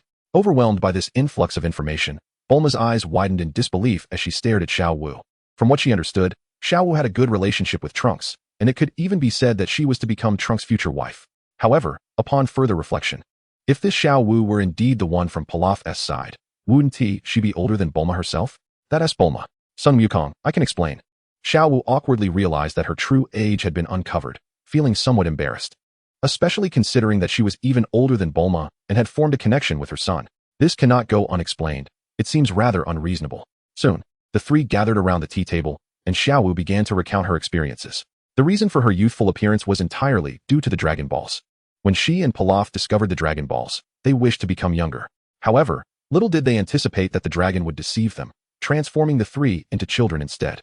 After enduring years of growth, she finally regained her original form, appearing considerably younger than Bulma. Upon learning the backstory, Bulma gasped in astonishment, covering her mouth. So you are truly that Xiao Wu, she exclaimed, taken aback. No wonder she appeared so youthful. It was all due to the Dragon Balls. Goku comprehended everything. Chapter 59, A Meeting Across Time and Space. The three sat at the table, and the atmosphere grew increasingly awkward until Bulma took the initiative to alleviate the tension, mentioning that the Dark Man had perished, which eased the mood. Xiao Wu, upon hearing of the Dark Man's demise, wore an expression of disbelief. The Dark Man is truly dead? Killed by Goku. Her astonished gaze shifted to Goku, repeatedly seeking confirmation. In response, Goku smiled and nodded. This is wonderful. Peace has finally returned to Earth. Xiao exclaimed with a beaming smile. The Earth had once again regained its former tranquility. This planet had endured too many calamities. First the androids, then Majin Buu, and now Black Goku. Fortunately, it seemed that all was at an end. By the way, Bulma, when I killed that doppelganger of mine, he dropped this. Could you help me identify it? Goku suddenly recalled the silver ring he had picked up earlier. He produced the ring and handed it to Bulma for inspection.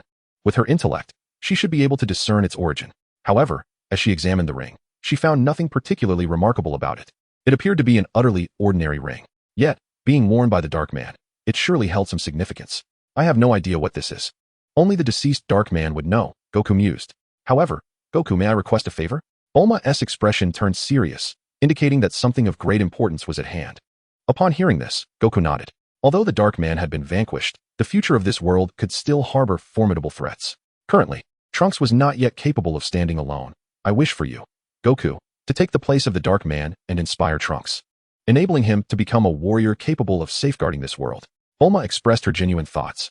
She hoped that Goku could motivate Trunks to grow stronger. In this present age, Earth required not scientists nor ordinary individuals, but rather powerful warriors, strong leaders. Listening to Bulma's lament, Sun Wukong wore a grave expression and, after a moment of silence, nodded thoughtfully. However, spurred by Bulma's reminder, he began to connect more dots. In this world, relying solely on Trunks seemed an insurmountable task. Thus, he resolved to venture into the afterlife to ascertain the fate of his counterparts, including Gohan. If they had not yet reincarnated, he could resurrect them using the Dragon Balls. Contemplating deeply, Sun Wukong devised a commendable plan. He intended to alter the course of this world.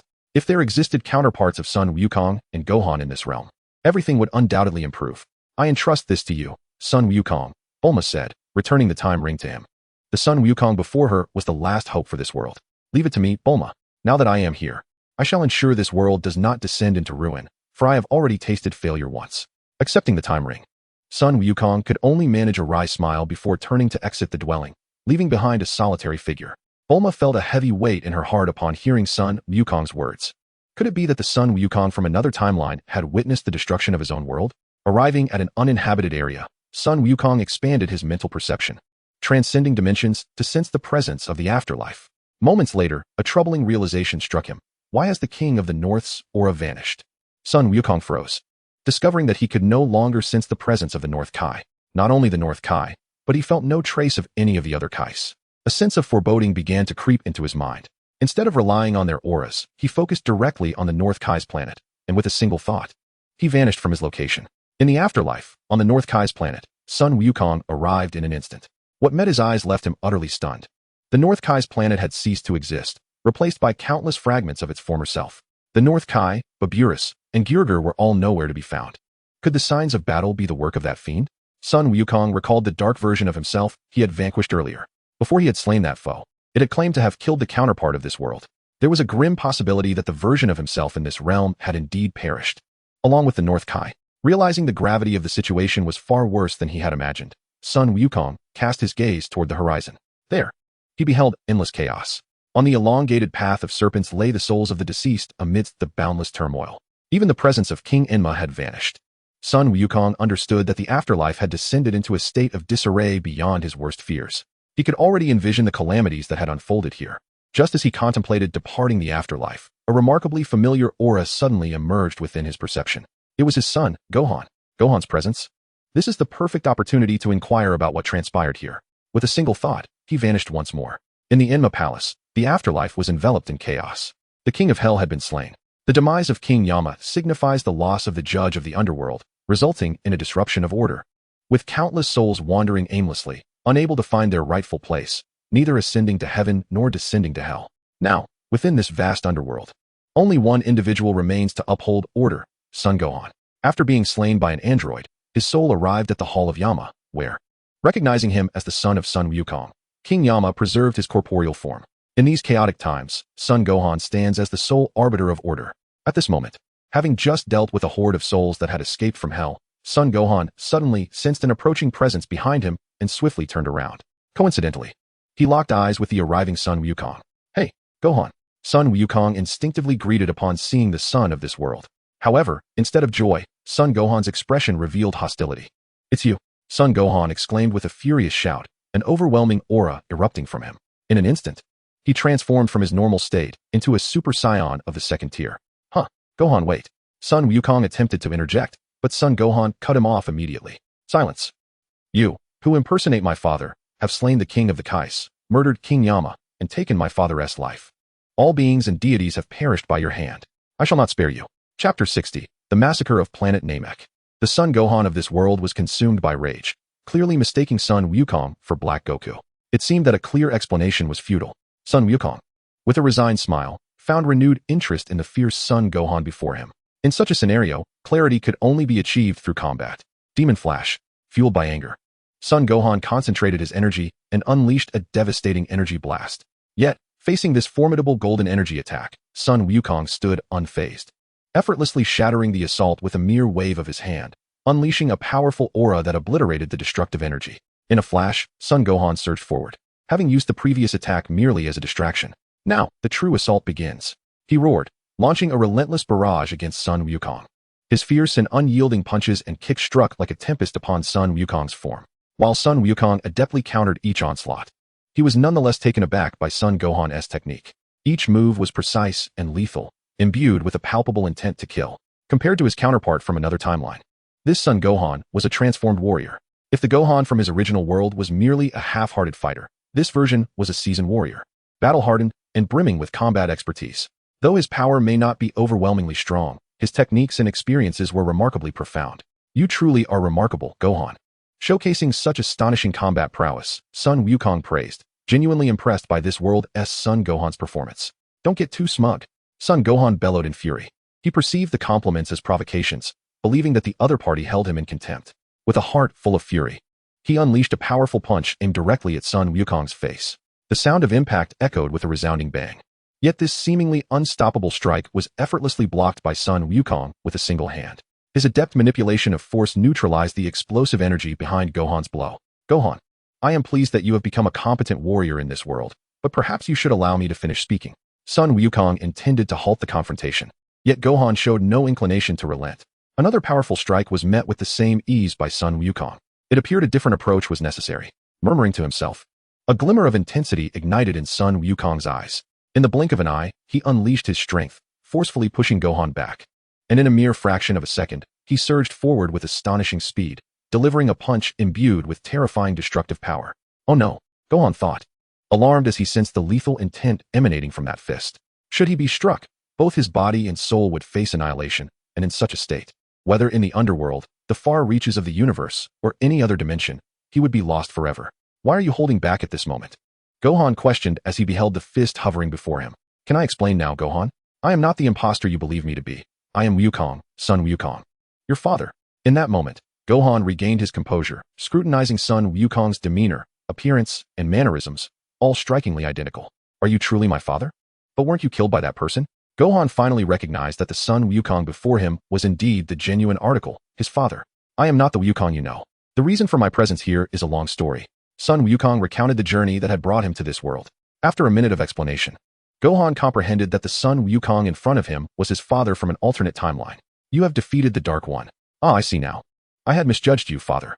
With the truth unveiled, Gohan's fighting spirit dissipated, and he reverted from his Super Saiyan second-grade transformation. "It's all right. You have surprised me greatly, Gohan. You have become a warrior capable of standing on your own," Son Wukong said as he patted Gohan's shoulder, a look of pride in his eyes. "Not at all. I still have much to learn compared to you, father," Gohan replied humbly. In response, Son Wukong smiled silently, aware that pride and arrogance lead to ruin, while humility and composure are the true virtues. He then surveyed the chaotic surroundings.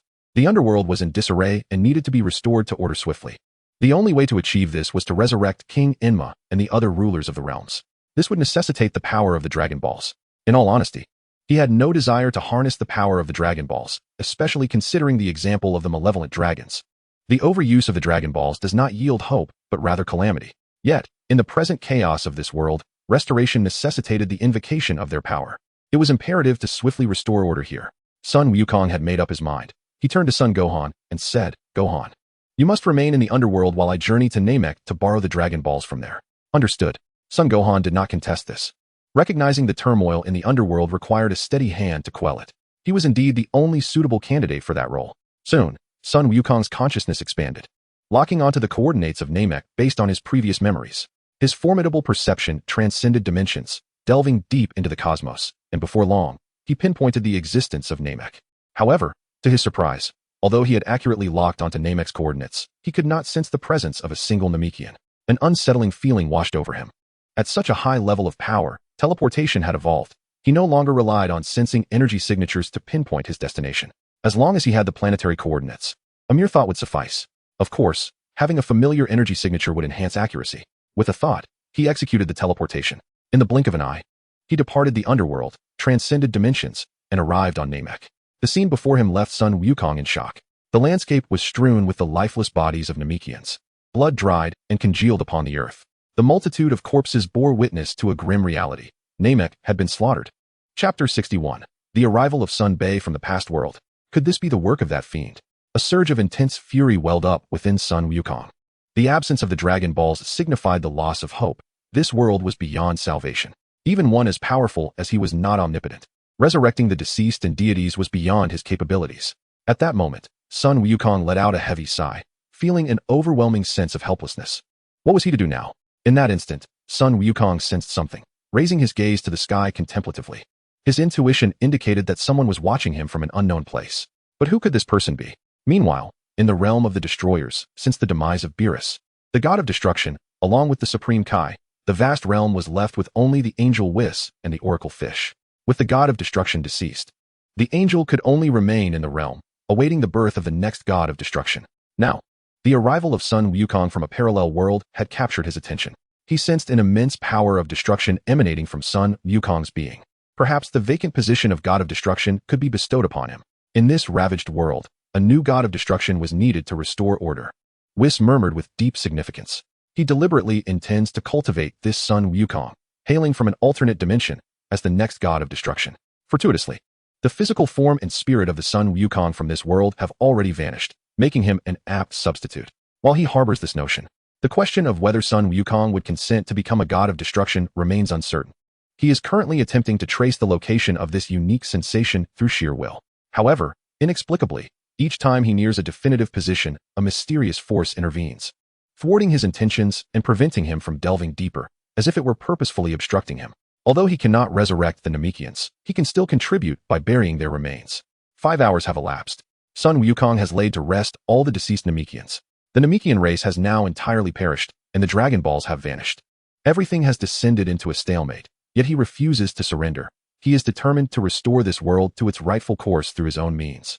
In West City, within the dilapidated Capsule Corporation estate, Sun Wukong shook his head and relayed the events concerning the underworld and Namek to Bulma. Following the massacre of all Namekians and the ensuing chaos in the underworld, Bulma's expression gradually shifted from despair to a semblance of normalcy. Such occurrences had become familiar to her. The absence of the Dragon Balls was regrettable, but with the eradication of the dark threat, they could finally aspire to a peaceful existence. After exchanging a few words with Bulma, Sun Wukong sought out an open area. Now that he had descended into this future world, departure was not an immediate option. He resolved to make the best of his circumstances. He had more pressing matters to attend to. His battle with Beerus, the god of destruction, had imparted significant insights. He needed to reflect upon the experiences from that confrontation to stabilize his own state of being. Sun Wukong sat cross-legged, slowly levitating in midair, as he entered a meditative trance once more. In the blink of an eye, time flowed like a river. 2 days had passed since he vanquished the dark entity. During these 2 days, considerable changes unfolded in this world. Xiaowu disseminated the news of the dark entity's defeat. Initially, humanity was skeptical, but as catastrophic tremors failed to materialize, they cautiously emerged from their underground shelters. Upon reaffirming the demise of the dark entity, hope rekindled within humanity. Although their numbers now were a mere fraction of what they once were, given sufficient time, they could reconstruct human civilization within a mere decade or so. Within the crumbling Capsule Corporation estate, Sun Wukong entered a remarkable state. He was enveloped by 2 distinct energies, one of divine power and the other of bloodline strength. Following 2 days of profound meditation, he had finally mastered the utilization of this extraordinary power. Although his combat prowess had not seen a dramatic increase, the benefits were substantial. Having absorbed all his experiences and stabilized his new transformation, his mastery over both his realm and the application of his transformative abilities had significantly advanced. Still ensconced in a profound meditative state, Sun Wukong gradually opened his eyes, as if sensing the gaze upon him. His attention was drawn toward the dilapidated entrance of Capsule Corporation in the distance. The presence of Vegeta and Trunks lingered in the air. Sun Wukong felt a surge of anticipation. How formidable were the versions of himself and Vegeta that Trunks had brought from the past? After all, at Bulma's behest, he was to assume the role of the Dark One, aiming to instill a modicum of pressure upon Trunks. However, the challenge of embodying this persona left Sun Wukong somewhat perplexed. That madman was simply beyond his acting capabilities. Suddenly, a spark of inspiration struck him. He retrieved the time ring from his pocket. With this artifact, even if his demeanor and attire transformed, Trunks would undoubtedly perceive him as Black Goku. Adorned with the time ring, Sun Wukong smiled slightly, levitating into the sky and soaring toward the source of the energy. Before the massive circular edifice of Capsule Corporation, the time machine rested in the forsaken courtyard. Trunks, along with the transcendent versions of Sun Wukong and Vegeta, had arrived in the future. Upon their arrival, they were immediately struck with shock by the desolation and ruin that lay before them. Was this truly the Earth they recognized? A global aura enveloped them, revealing that the surviving life forms numbered merely in the thousands, including both animals and humans. The current population of life on this planet was but a fraction, less than 1/1,000,000th, of what it had been 2 decades ago. Was this devastation wrought by the Dark One? The transcendent Sun Wukong found it hard to believe, an overwhelming fury igniting within him. The Earth he had known and cherished had been reduced to this state, and he was determined to ensure that the Dark One paid the price. Let it be known, Kakarot is mine. The transcendent Vegeta declared coldly, arms crossed. Chapter 62. Instant kill of Super Blue Vegeta. Understood, Vegeta, you shall engage the Dark One first. The transcendent Sun Wukong replied, a look of helplessness etched across his face. For reasons unbeknownst to him, Vegeta seemed inexplicably eager to confront foes who mirrored his own likeness. Did he truly find such opponents so detestable? Vegeta's expression remained impassive, his eyes brimming with lethal intent. Having learned from Trunks that Bulma in this world had perished, he was resolute. Regardless of the timeline, Bulma would always be his wife. The Dark One must be vanquished by his hand. Suddenly, the expressions of the transcendent Sun Wukong and Vegeta shifted, as a formidable and aggressive energy infiltrated their awareness. The two immediately heightened their vigilance. A presence identical to my own, the transcendent Sun Wukong braced himself for battle. At last it has arrived. Vegeta's demeanor grew grave, the divine energy within him ready to surge forth. Boom! From the pitch-black clouds, a golden radiance accompanied by thunderous lightning descended upon the ground 10 meters before Sun Wukong and Vegeta, stirring up thick clouds of dust. The arrival was none other than Sun Wukong himself, the Dark One. Upon sighting the murderer of his mother, Trunks found his rage boiling over, yearning to strike down Sun Wukong on the spot. The vengeance for his mother's death would forever haunt him. Yet, this foolish child seemed oblivious to the fact that Black Goku had long since perished, while his mother, Bulma, remained alive and well. Stay calm, Trunks. You are no match for him. The time-traveling Goku positioned himself before Trunks, realizing that the situation was far more intricate than it appeared. The individual before him, an exact replica of himself, emanated an astonishing aura of strength. Find a safe place and leave the rest to me. The time-traveling Vegeta's expression was grave as he stepped forward, locking eyes with Goku. Trunks, is this the ally you have brought? The Goku from the past chuckled sinisterly, revealing an evil grin identical to that of Black Goku. Fully immersed in his role, his performance was impeccable, indistinguishable from the real Black Goku. Trunks, absorbing this malevolent expression, was further convinced that the figure before him was indeed Black Goku. You fiend. The disdain he sensed ignited an uncontrollable fury within Trunks. Witnessing Trunks' rage, Vegeta could no longer remain passive. No matter how many times he had seen that face, it irked him to the core. Today, he could finally justify unleashing a beating. Dark Fiend, your opponent is none other than me. With that declaration, the time-traveling Vegeta unleashed an overwhelming aura, a terrifying presence flooding the air like a tidal wave. The boundless divine energy erupted, illuminating the dark world with a brilliant blue light. The surrounding space resonated with the sacred sounds of divinity. As Vegeta transformed into Super Saiyan Blue, resembling a deity incarnate. Divine power. Observing the Super Blue Vegeta, Goku narrowed his eyes slightly. This sight evoked memories of Black Goku's transformation into Super Saiyan Rose. Both transformations belonged to the same category, Super Saiyan God, differing only in color. Savor the last moments of your life, for soon you shall perish at the hands of my Super Saiyan Blue. The corner of Super Blue Vegeta's mouth twitched as he assumed a classic pose of defiance. Super Saiyan Blue, is it? Intriguing. Goku remained unfazed, showing no concern for the Super Blue Vegeta before him. If one were to compare, this Vegeta's strength paled in comparison to the rose-black Goku he had vanquished just 2 days prior. A mere Super Blue transformation was something he could handle with ease. As the battle loomed, The atmosphere in the surrounding space grew heavy. Super Blue Vegeta pointed his right hand at Goku, swiftly channeling energy for combat, and shouted, "Big Bang Attack!" A deep blue compressed energy sphere hurtled toward Goku. Such an attack posed no need for evasion. Goku simply unleashed his aura, shattering Super Blue Vegeta's Big Bang Attack effortlessly.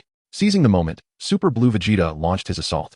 With lightning-like speed, he charged at Goku, delivering a powerful punch.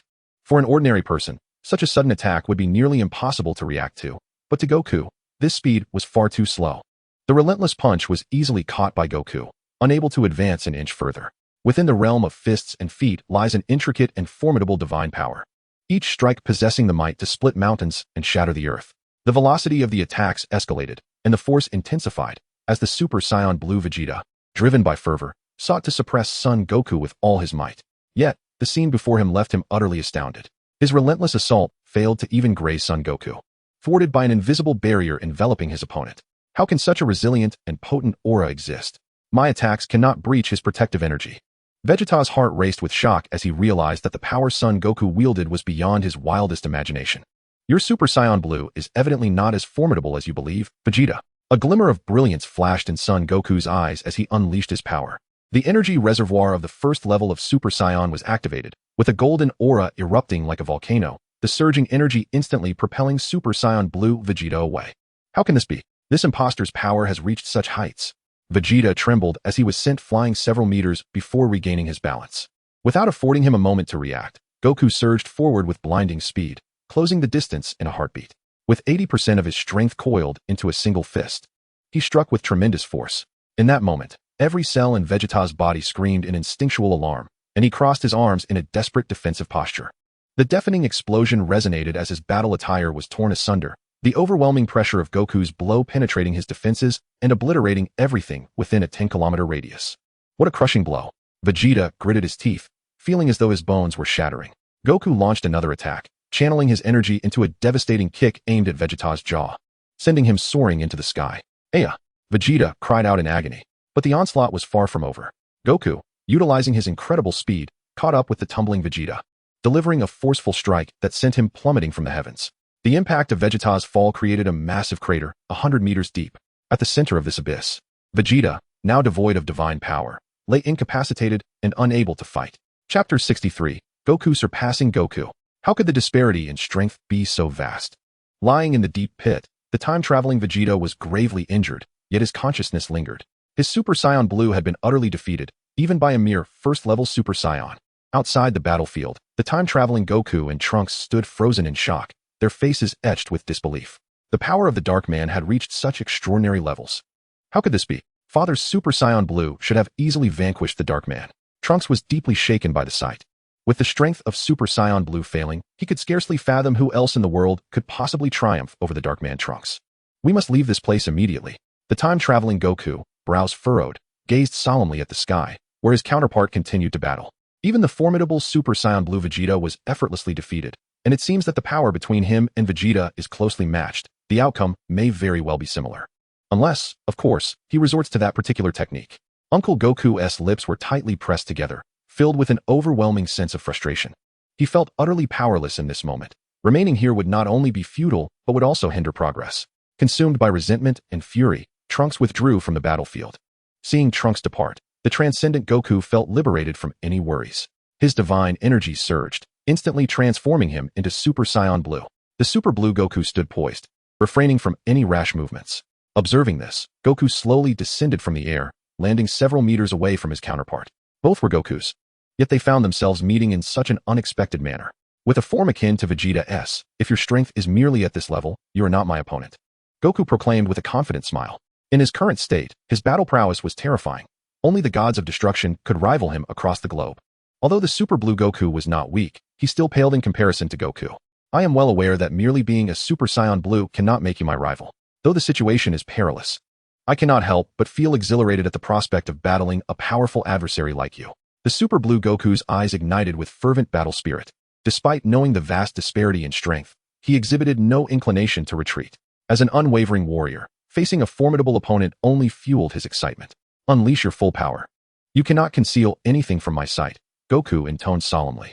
Being another Goku, none understood him better than himself. "Have I been discovered?" Realizing that his trump card had been unveiled, the Super Blue Goku's expression grew increasingly grave. This battle was unlike any he had faced before. A moment's carelessness could lead to dire consequences. Buzzing sounds filled the air. So it is the Kaioken. Goku discerned the Super Blue Goku's hidden technique at a glance. He too had once attempted to combine the Super Saiyan 4th level with the Kaioken, but the results had been less than satisfactory. While the formidable physique of the Super Saiyan 4th level could endure a 10-fold or even 20-fold enhancement from the Kaioken, the accompanying drain and burden were also immense. Moreover, as his strength increased, the enhancement provided by the Kaioken would diminish correspondingly. This technique was suited for swift resolutions. It was entirely impractical for prolonged engagements.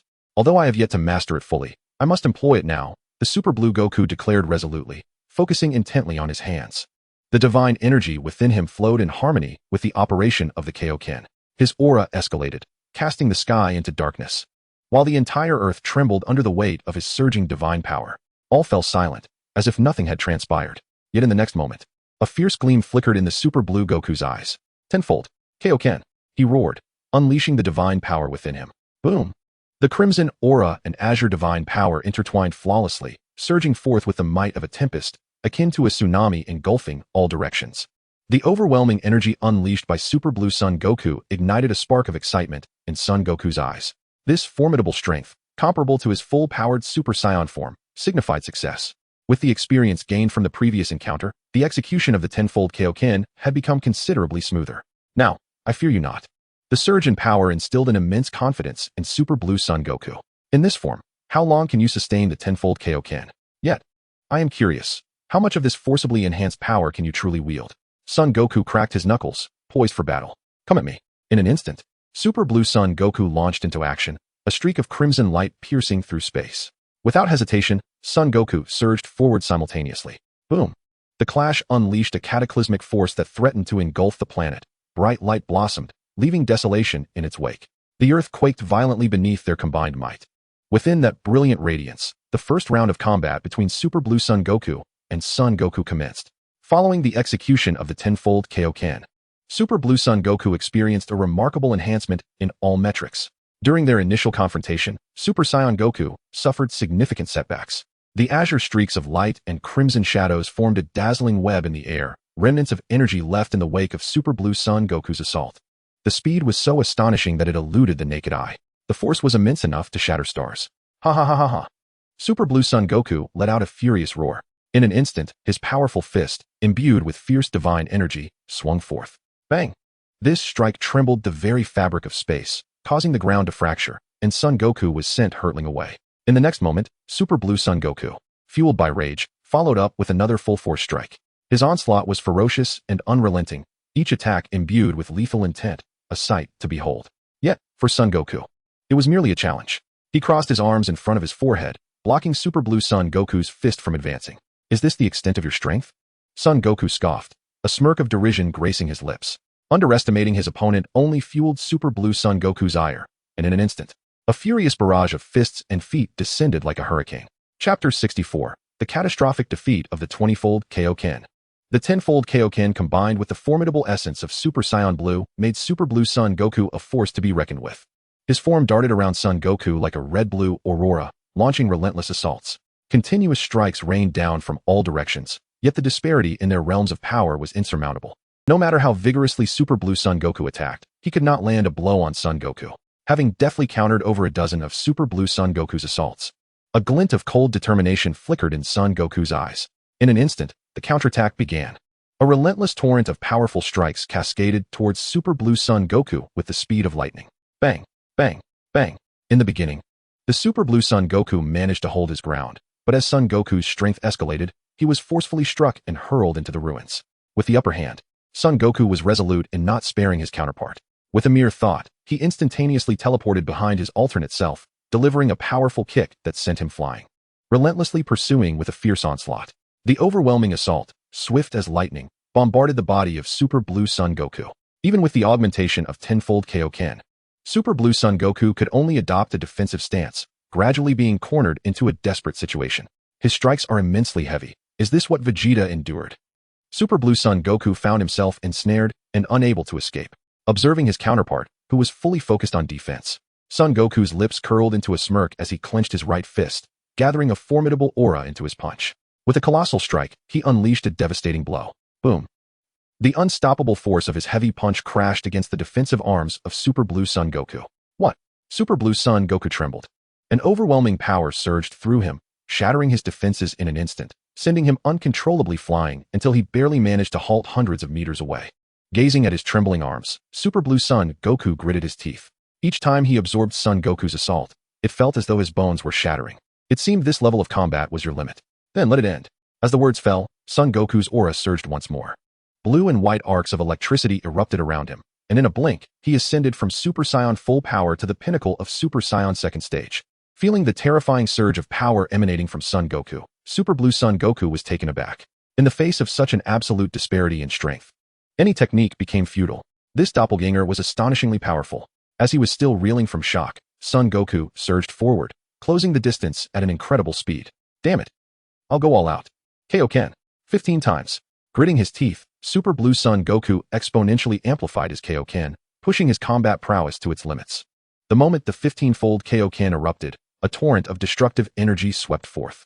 A crimson aura broke through the pitch-black clouds, illuminating the darkened world with an intensely dazzling glow. At this moment, Super Blue Sun Goku's muscles bulged, veins protruding, his eyes gleaming fiercely as he unleashed his energy, charging towards Son Goku. Boom! The two clashed, and in an instant, the destructive energy rapidly expanded, obliterating everything in their vicinity. The fierce battle reignited, with both combatants moving at breakneck speeds. Their battlefield shifting as they traversed the space between heaven and earth. After half a minute of stalemate, Son Goku summoned his strength once more, delivering a devastating punch in his Super Saiyan 2 form, landing squarely on Super Blue Sun Goku's chest. Just a single strike caused the divine energy surrounding Super Blue Sun Goku to dissipate, his internal energy roiling, while rising in his throat. And he was left questioning his very existence. It is over. Son Goku aimed a single hand at Super Blue Sun Goku. As the words fell, a formidable aura collided with Super Saiyan Blue Goku. Struck by such a powerful blow, Super Saiyan Blue Goku was uncontrollably propelled backward, crashing into a dilapidated building, which crumbled to ruins in an instant. After subduing Super Saiyan Blue Goku, Goku shifted his gaze towards Trunks. A mere glance from him rendered Trunks completely rigid, unable to move an inch. Just as Goku intended to approach Trunks, the serene divine power surged once more, compelling Goku to turn around. In the heart of the debris, Super Saiyan Blue Goku stood resolute, a terrifying divine energy swirling around him, causing ripples in the fabric of space. Unwilling to be suppressed in such a manner, he transcended his limits once again, unleashing a 20-fold Kaioken. Your opponent is me, roared Super Saiyan Blue Goku, as the weight of divine pressure expanded rapidly. With his current physical strength and mastery over Super Saiyan Blue, he could not sustain the 20-fold Kaioken for long. Thus, he resolved to conclude the battle swiftly. Channeling his divine energy to its zenith, he clasped his hands together, hastily gathering energy. Upon reaching full power, he instantaneously teleported in front of Goku. 20-fold Kaioken, Kamehameha. With a thunderous cry, the destructive energy, embodying all his divine might, erupted forth. The deep blue energy beam engulfed Goku's form, piercing through the dark clouds and breaking through the atmosphere, soaring into the cosmos. The 20-fold Kaioken Kamehameha from Super Saiyan Blue Goku persisted for a full 10 seconds. Exhausted, his divine energy significantly diminished, the 20-fold Kaioken dissipated, and his Super Saiyan Blue form flickered, on the verge of collapse. Ha! Super Saiyan Blue Goku gasped heavily, his eyes fixed on the billowing smoke. However, his expression soon shifted drastically, freezing him in place. Amidst the thick smoke, a golden aura surged forth, radiating a terrifying heat. In an instant, the smoke cleared, revealing Goku in his wild Super Saiyan 4 form before Super Saiyan Blue Goku's astonished gaze. What is this? A profound terror gripped Super Saiyan Blue Goku as he instinctively recoiled, every drop of blood in his veins stirring with unrest. It felt as though he was being suppressed at the very core of his being. This is Super Saiyan 4th level, remarked Super Saiyan 4 Goku with a sinister smile. In truth, the earlier 20-fold Kaioken Kamehameha was unnecessary. He could have easily countered it in his Super Saiyan 2nd level form. However, he was simply curious to witness Super Saiyan Blue Goku's reaction upon encountering Super Saiyan 4th level. Super Saiyan 4th level. Super Saiyan Blue Goku murmured in disbelief. In the next moment, Super Saiyan 4 Goku launched his assault. An intangible force materialized into palpable fists, sweeping over Super Saiyan Blue Goku like a tempest.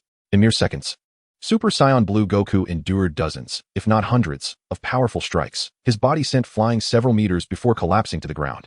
Unconscious and teetering on the brink of death. Unquestionably overwhelming, The disparity in power is starkly evident at this moment. It is not that Super Saiyan Blue Goku is weak. Rather, the current Super Saiyan 4 Goku has ascended to an unimaginable realm of strength. Why such ferocity in his actions? Both are Goku, and he would never inflict harm upon another version of himself. Instead, he has bestowed upon his past self a formidable gift, one that will significantly enhance his battle prowess upon recovery. At this juncture, Trunks has just extricated the time-traveling Vegeta from a deep pit. Upon Goku's gaze falling upon him, a shiver cascades through Trunks, causing the hairs on his body to stand on end. In the blink of an eye, Goku materializes before Trunks, their eyes locking in an eerie exchange. Trunks, initially struck with fear, soon ignites with a blaze of fury. Even if he stands alone, he vows to fight to the bitter end, determined to make the dark foe pay, even at the cost of his own life. At this moment, the time-traveling Vegeta has regained some semblance of mobility. Instinctively, he positions himself to shield Trunks as Goku approaches. Do not interfere, Vegeta. With a mere glance, Goku unleashes an intangible force that pierces through the depths of Vegeta's mind, causing his consciousness to shatter, leaving him dazed and unconscious. Father, dark foe, you shall not be forgiven. Trunks, aflame with righteous anger, transforms into a pinnacle of Super Saiyan second grade, launching a punch at Goku. However, the moment his fist swings, it is thwarted by Goku's invisible barrier, rendering Trunks' attack ineffective and causing pain to reverberate through his arm as the force rebounds. Do you still possess the courage to resist against me in this form? Goku smirks wickedly, exerting a fraction of the pressure from his Super Saiyan 4 form onto Trunks. In an instant, the ground beneath Trunks begins to collapse, his eyes widening in horror as he trembles, muscles taut with the strain. He cannot falter, no matter the cost. He must not yield to Goku. This indomitable will is not lost on Goku, who gradually intensifies the pressure, crushing Trunks further under the weight of his aura. The sound of cracking bones fills the air as the earth beneath him sinks deeper, his legs quaking as he teeters on the brink of collapse. Damn it! Why am I so weak? Why does my power pale in comparison? Trunks despises his own frailty. If only he could amass enough strength to conquer any adversary, the tragedies of the future would not unfold. Had he been stronger, he could have spared his father and Uncle Goku from this fate. All of this is his fault. Now, all are destined to perish here. In light of your unwavering tenacity, I shall grant you one more chance to escape. Bring forth your anger and resentment to end my life, for should you fail, your fate shall mirror that of your mother. With unparalleled acting prowess, Sun Wukong has fully unleashed the malevolence of the Saiyan race, and in conjunction with his current Super Saiyan 4 form's ferocity, he embodies a quintessential fiend. Particularly, his final utterance struck a profound chord within Trunks' heart. The death of his mother remains an indelible anguish throughout Trunks' existence. Dark One, you shall perish. Enraged, Trunks felt a surge of power coursing through him. Surpassing his limits, he defied Sun Wukong's overwhelming presence and unleashed a fist imbued with boundless fury. Smack! Sun Wukong effortlessly caught Trunks' fist. With such a feeble strike, you cannot harm me in the slightest. A mere finger is sufficient to deal with you. With a sinister grin, Super Saiyan 4 Sun Wukong pointed his finger at Trunks' forehead and flicked it.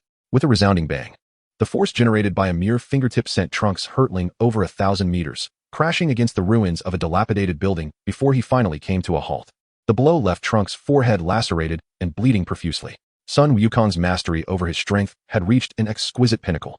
This strike, while potent, merely inflicted superficial wounds and posed no mortal threat to Trunks.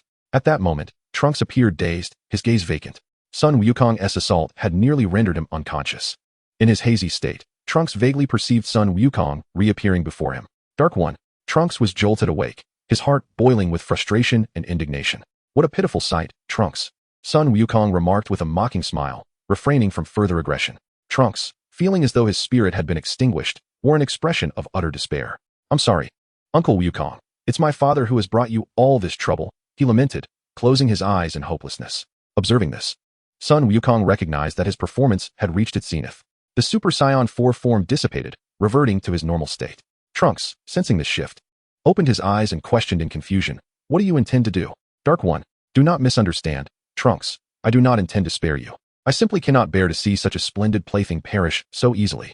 After all, tormenting you is an immensely enjoyable endeavor, delighting in gradually leading you into the abyss of despair.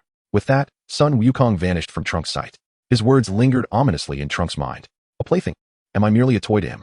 How dare you treat life so frivolously?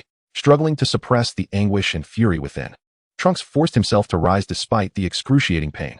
He staggered to the side of the unconscious Sun Wukong and Vegeta, taking his father and uncle with him as he fled in a time machine, escaping the battlefield in disarray. As Sun Wukong watched Trunks depart with his past self and Vegeta, he couldn't help but awkwardly scratch his head. It seemed he had perhaps overstepped his bounds. Yet, he could not place all the blame on himself. From the very onset of the battle, he had been unable to restrain himself. Chapter 66. Sun Wukong the Hunter. The masked Black Wukong. Please do not hold it against me. Trunks, Sun Wukong murmured, a twinge of guilt in his heart. This was a scene that Trunks had to endure if he wished to safeguard this world. Had it been Vegeta in his place, he would have acted similarly. Perhaps even with greater ruthlessness. Meanwhile, on the opposite side of the battlefield, Bulma and Xiaowu, concealed in the shadows, bore witness to the entirety of the conflict. The sight of Trunks being mercilessly overwhelmed by Sun Wukong filled them with profound sorrow, leading them to tears. Yet, despite their anguish, they had to endure. This was a trial meant for Trunks, a necessary ordeal to become a defender of this realm. Only under the protection of immense power could the Earth hope to be reborn. The scene shifted to a unique parallel world amidst countless dimensions. Zamasu, traversing through time via the time ring, once again employed his cunning to extract the precise location of the 7 Super Dragon Balls from the Sage Zuno. He then navigated swiftly between the 6th and 7th universes, gathering all 7 Super Dragon Balls with remarkable speed. At this moment, the 7 Dragon Balls, each the size of a planet, coalesced into a singular entity. Zamasu stood in the cosmos, gazing at the 7 orbs, and proclaimed in the divine tongue, "Arise, Dragon of the heavens, and grant my wish. I demand power." As the incantation was uttered, the 7 Dragon Balls interconnected, with the orange pentagram at their core radiating a golden luminescence, causing the surrounding celestial bodies to whirl in response. Countless stars were drawn into this enigmatic force, becoming ethereal and indistinct as the colossal Super Dragon materialized, consuming the myriad stars along with Zamasu. Within the Super Dragon, countless galaxies flowed around Zamasu. Yet he remained unfazed by the spectacle. Traversing through the resplendent tunnel of stars, he arrived at the core of the Super Dragon. The true form of the dragon manifested before Zamasu, its crimson eyes fixated upon him, emanating a divine language. "It is time to make your wish." In that moment, Zamasu fell into contemplation. Initially, he intended to resurrect the Black Wukong who had fallen to Sun Wukong's hand. However, upon reflection, he concluded that rather than reviving a failed ally, it would be wiser to seek a more formidable partner. "Grant me a partner of greater strength. One whose power is sufficient to vanquish all incarnations of Sun Wukong across time." Zamasu declared his desire. Roar. The Super Dragon responded with a resounding roar. Its scarlet eyes glimmered with a blood-red light, as an extraordinary force, neither divine nor mortal, unfurled and spread across countless dimensions. A mysterious force, the nature of which remains unknown, transcended countless parallel worlds, opening a temporal tunnel that brought forth a being of immense power, rivaling that of a destroyer. This figure donned a dark mask and was clad in a shadowy martial arts uniform, his hairstyle mirroring that of Sun Wukong. He is Black Wukong. Yet he is not merely any Black Wukong. He is the masked Black Wukong. Thus, the source of this extraordinary power was revealed to be the eternal dragon.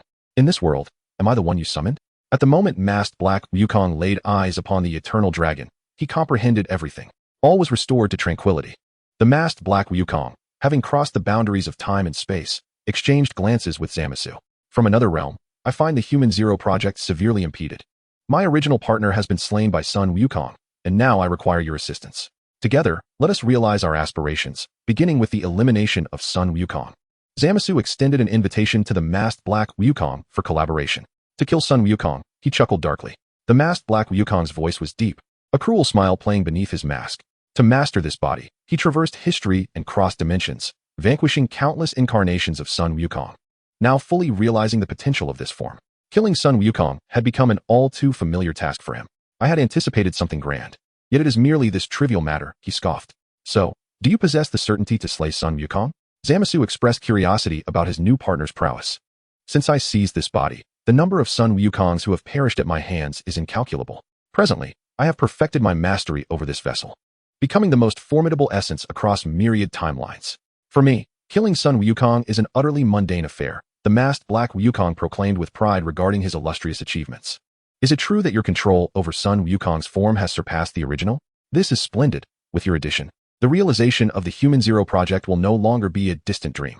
Zamasu revealed a sickly smile, expressing satisfaction with this ally summoned by the eternal dragon. Gazing at Zamasu, the masked Black Wukong devised a plan. Perhaps this opportunity could further enhance his strength. "Let us embark. I am curious about the strength of Sun Wukong in this world," he urged. Meanwhile, Sun Wukong, having concluded his battle, returned to his former home, the Bun Mountain. In this world's abode, an eerie emptiness prevailed. "Is this truly my home in this realm?" As he surveyed the desolate, dilapidated dwelling, memories flooded back. starkly contrasting with the scene before him. Since the demise of his counterpart in this world, everything had transformed into disarray. As Sun Wukong's thoughts wandered above him, Zamasu and the masked black Wukong traversed the fabric of time. A breath of presence emerged, and Sun Wukong immediately sensed it, turning to gaze into the sky. Is it you? And has that being been resurrected? No, you are not that entity. Sun Wukong discerned the anomaly. The aura of black Wukong. How has it suddenly escalated so drastically? Compared to before, he is a completely different being. The masked black Wukong and Zamasu descended from the heavens, locking eyes with Sun Wukong at a short distance.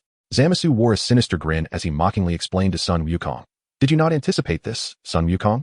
I possess immortality. You cannot kill me. Allow me to introduce my new companion, summoned through the Super Dragon Balls. By the way, in other parallel worlds, he has slain numerous versions of you. Chapter 67, Super Saiyan Purple. Upon learning that many of his counterparts had perished at the hands of this masked figure in alternate realities, Sun Wukong could not help but display a look of astonishment. Is this masked man truly so formidable? Their gazes locked, and the visage behind the mask of black Wukong contorted into a cruel, malevolent expression. A powerful aura began to emanate from him, forming a formidable presence that bore down upon Sun Wukong. As the might of masked black Wukong erupted, dark clouds amassed in the sky, and thunder rumbled ominously, lightning flashing vividly. And you shall be the 100th. The masked black Wukong arrogantly showcased his form to Sun Wukong. It seemed to be a demonstration of his mastery over this body, having reached a level that transcended his original self. Is that so? Sun Wukong's expression turned cold, his eyes shifting with intensity. In the next moment, a brilliant light flickered in his eyes, followed by an overwhelming surge of energy that erupted with a thunderous roar. Boom! The unparalleled, terrifying aura exploded, affecting the entirety of the Earth. No, the entire galaxy felt the impact of this formidable power. The very fabric of this realm dimmed as Sun Wukong's overwhelming presence instantaneously eclipsed that of masked black Wukong, transforming into an invisible tempest that swept in all directions. Such momentum. The previously arrogant masked black Wukong now bore a grave expression behind his mask. Despite traversing countless parallel worlds, it was the first time he had encountered a version of Sun Wukong capable of unleashing such a level of energy. Hey, another me. Do you have confidence in dealing with him? Zamasu was visibly shaken by this overwhelming presence. He began to worry that this alternate self, summoned by the Super Dragon, would not be a match for this Sun Wukong. I finally understand how he managed to kill the other me. After a brief moment of shock, masked black Wukong revealed an expression of exhilaration. The greater Sun Wukong's strength, the deeper his potential for growth, for he too is a Sun Wukong. Unyielding. The masked black Wukong unleashed his own aura, dark divine power bursting forth from within, a roseate radiance flashing as he instantaneously transformed into Super Saiyan Rose. Once again, this form, Sun Wukong murmured to himself. An unfathomable reservoir of energy swirled within him at his command, golden flames emanating from his being. The two forces clashed, their unseen energies distorting the very fabric of the surrounding space. In an instant, the masked black Goku launched the first strike, delivering a devastating blow imbued with immense power. With a thunderous crash, this seemingly indomitable fist was met with a single hand from Sun Wukong. In that fleeting moment, Sun Wukong counterattacked, unleashing a relentless barrage of punches and kicks that swept over the masked black Goku like a tempest. Yet, it appeared that the masked black Goku possessed an extraordinary understanding of Sun Wukong's fighting style, having deciphered all of his offensive maneuvers, skillfully evading each attack. He mounted his own counteroffensive. With a resounding thud, the fist of the masked black Goku struck heavily against Sun Wukong's face. Did you expect anything less, Sun Wukong? I am intimately familiar with all your techniques, taunted the masked black Goku. However, before he could revel in his triumph for even 3 seconds, he sensed a shift in the atmosphere. A chill enveloped him, causing his expression to shift dramatically. You, wretched fiend. The surprise on his face morphed into terror as he hastily retreated, creating distance from Sun Wukong. Standing firm like a mountain, Sun Wukong remained unruffled, having absorbed the full force of the masked black Goku's blow without suffering any significant harm. So what if you have seen through my techniques? Such feeble attacks cannot harm me, he declared coldly. With those words, Sun Wukong's aura surged, enveloping him in a brilliant golden flame. As he instantaneously ascended to full power in his Super Saiyan form, the dazzling golden radiance illuminated the boundless darkness, starkly contrasting with the sinister powers of the masked black Goku. One shone resplendently, illuminating the shadows like the dawn's first light, while the other lurked in obscurity, exuding malevolence as if dragging the world into darkness. Feeble attacks, you say? Do not be so complacent. The pride of the masked black Goku could not bear such provocation. Defiant, he charged at Sun Wukong with all his might. With a deafening crash, the masked black Goku was sent hurtling backward, colliding with a mountain several miles away. Having temporarily repelled his foe, Sun Wukong's indifferent gaze shifted to the astonished Zamasu. Foolish Scion, I have already warned you that I am immortal. You cannot kill me. Zamasu, gripped by the throat, showed no signs of panic, instead offering a sardonic smile to Sun Wukong. His immortality was his greatest assurance, giving him confidence even in the presence of the omnipotent Zeno, believing that his immortal form would shield him from erasure. Yet, he seemed overly arrogant. Such a mere immortality would hardly require the intervention of the most powerful being. Any god of destruction in existence today could unravel his immortality. Are you certain that I cannot kill you? Sun Wukong smiled, and in a fleeting thought, he harnessed the power of destruction within him. A deep purple aura gradually supplanted the golden flames. At that moment, Sun Wukong's hair, once golden and fierce, was now tainted with the profound power of destruction, transforming him into a new visage akin to a Super Saiyan in a novel form. However, this is not the case. The essence of this form is still the first level of Super Saiyan, merely altered in color by the power of the god of destruction. The power of the god of destruction? Are you, then, the candidate chosen by Lord Beerus, the god of destruction? Zamasu exclaimed in disbelief. He harbored a deep-seated fear of the god of destruction's powers. Otherwise, he would not have allied with another version of himself to annihilate all the Supreme Kais, indirectly leading to the demise of the god of destruction. The resurgence of this power now enveloped Zamasu with an overwhelming sense of crisis.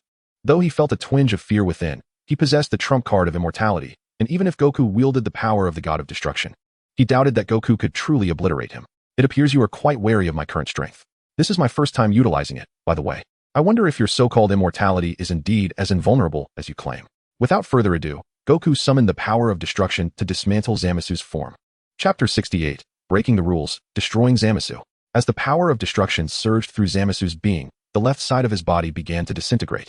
Yet, even more astonishingly, an unseen force of law was counteracting Goku's destructive energy, restoring the ravaged portions of Zamasu's body.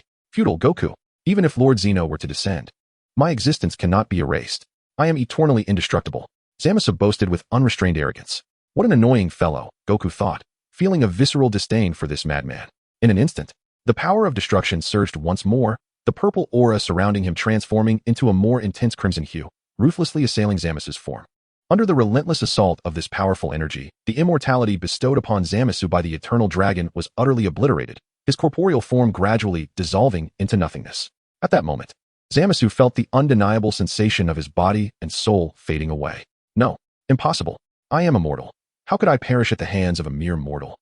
The specter of death loomed perilously close as Zamasu struggled with all his might, yet all efforts proved futile. As the power of destruction penetrated deeper, both his physical form and soul vanished completely. The power of the god of destruction is indeed formidable.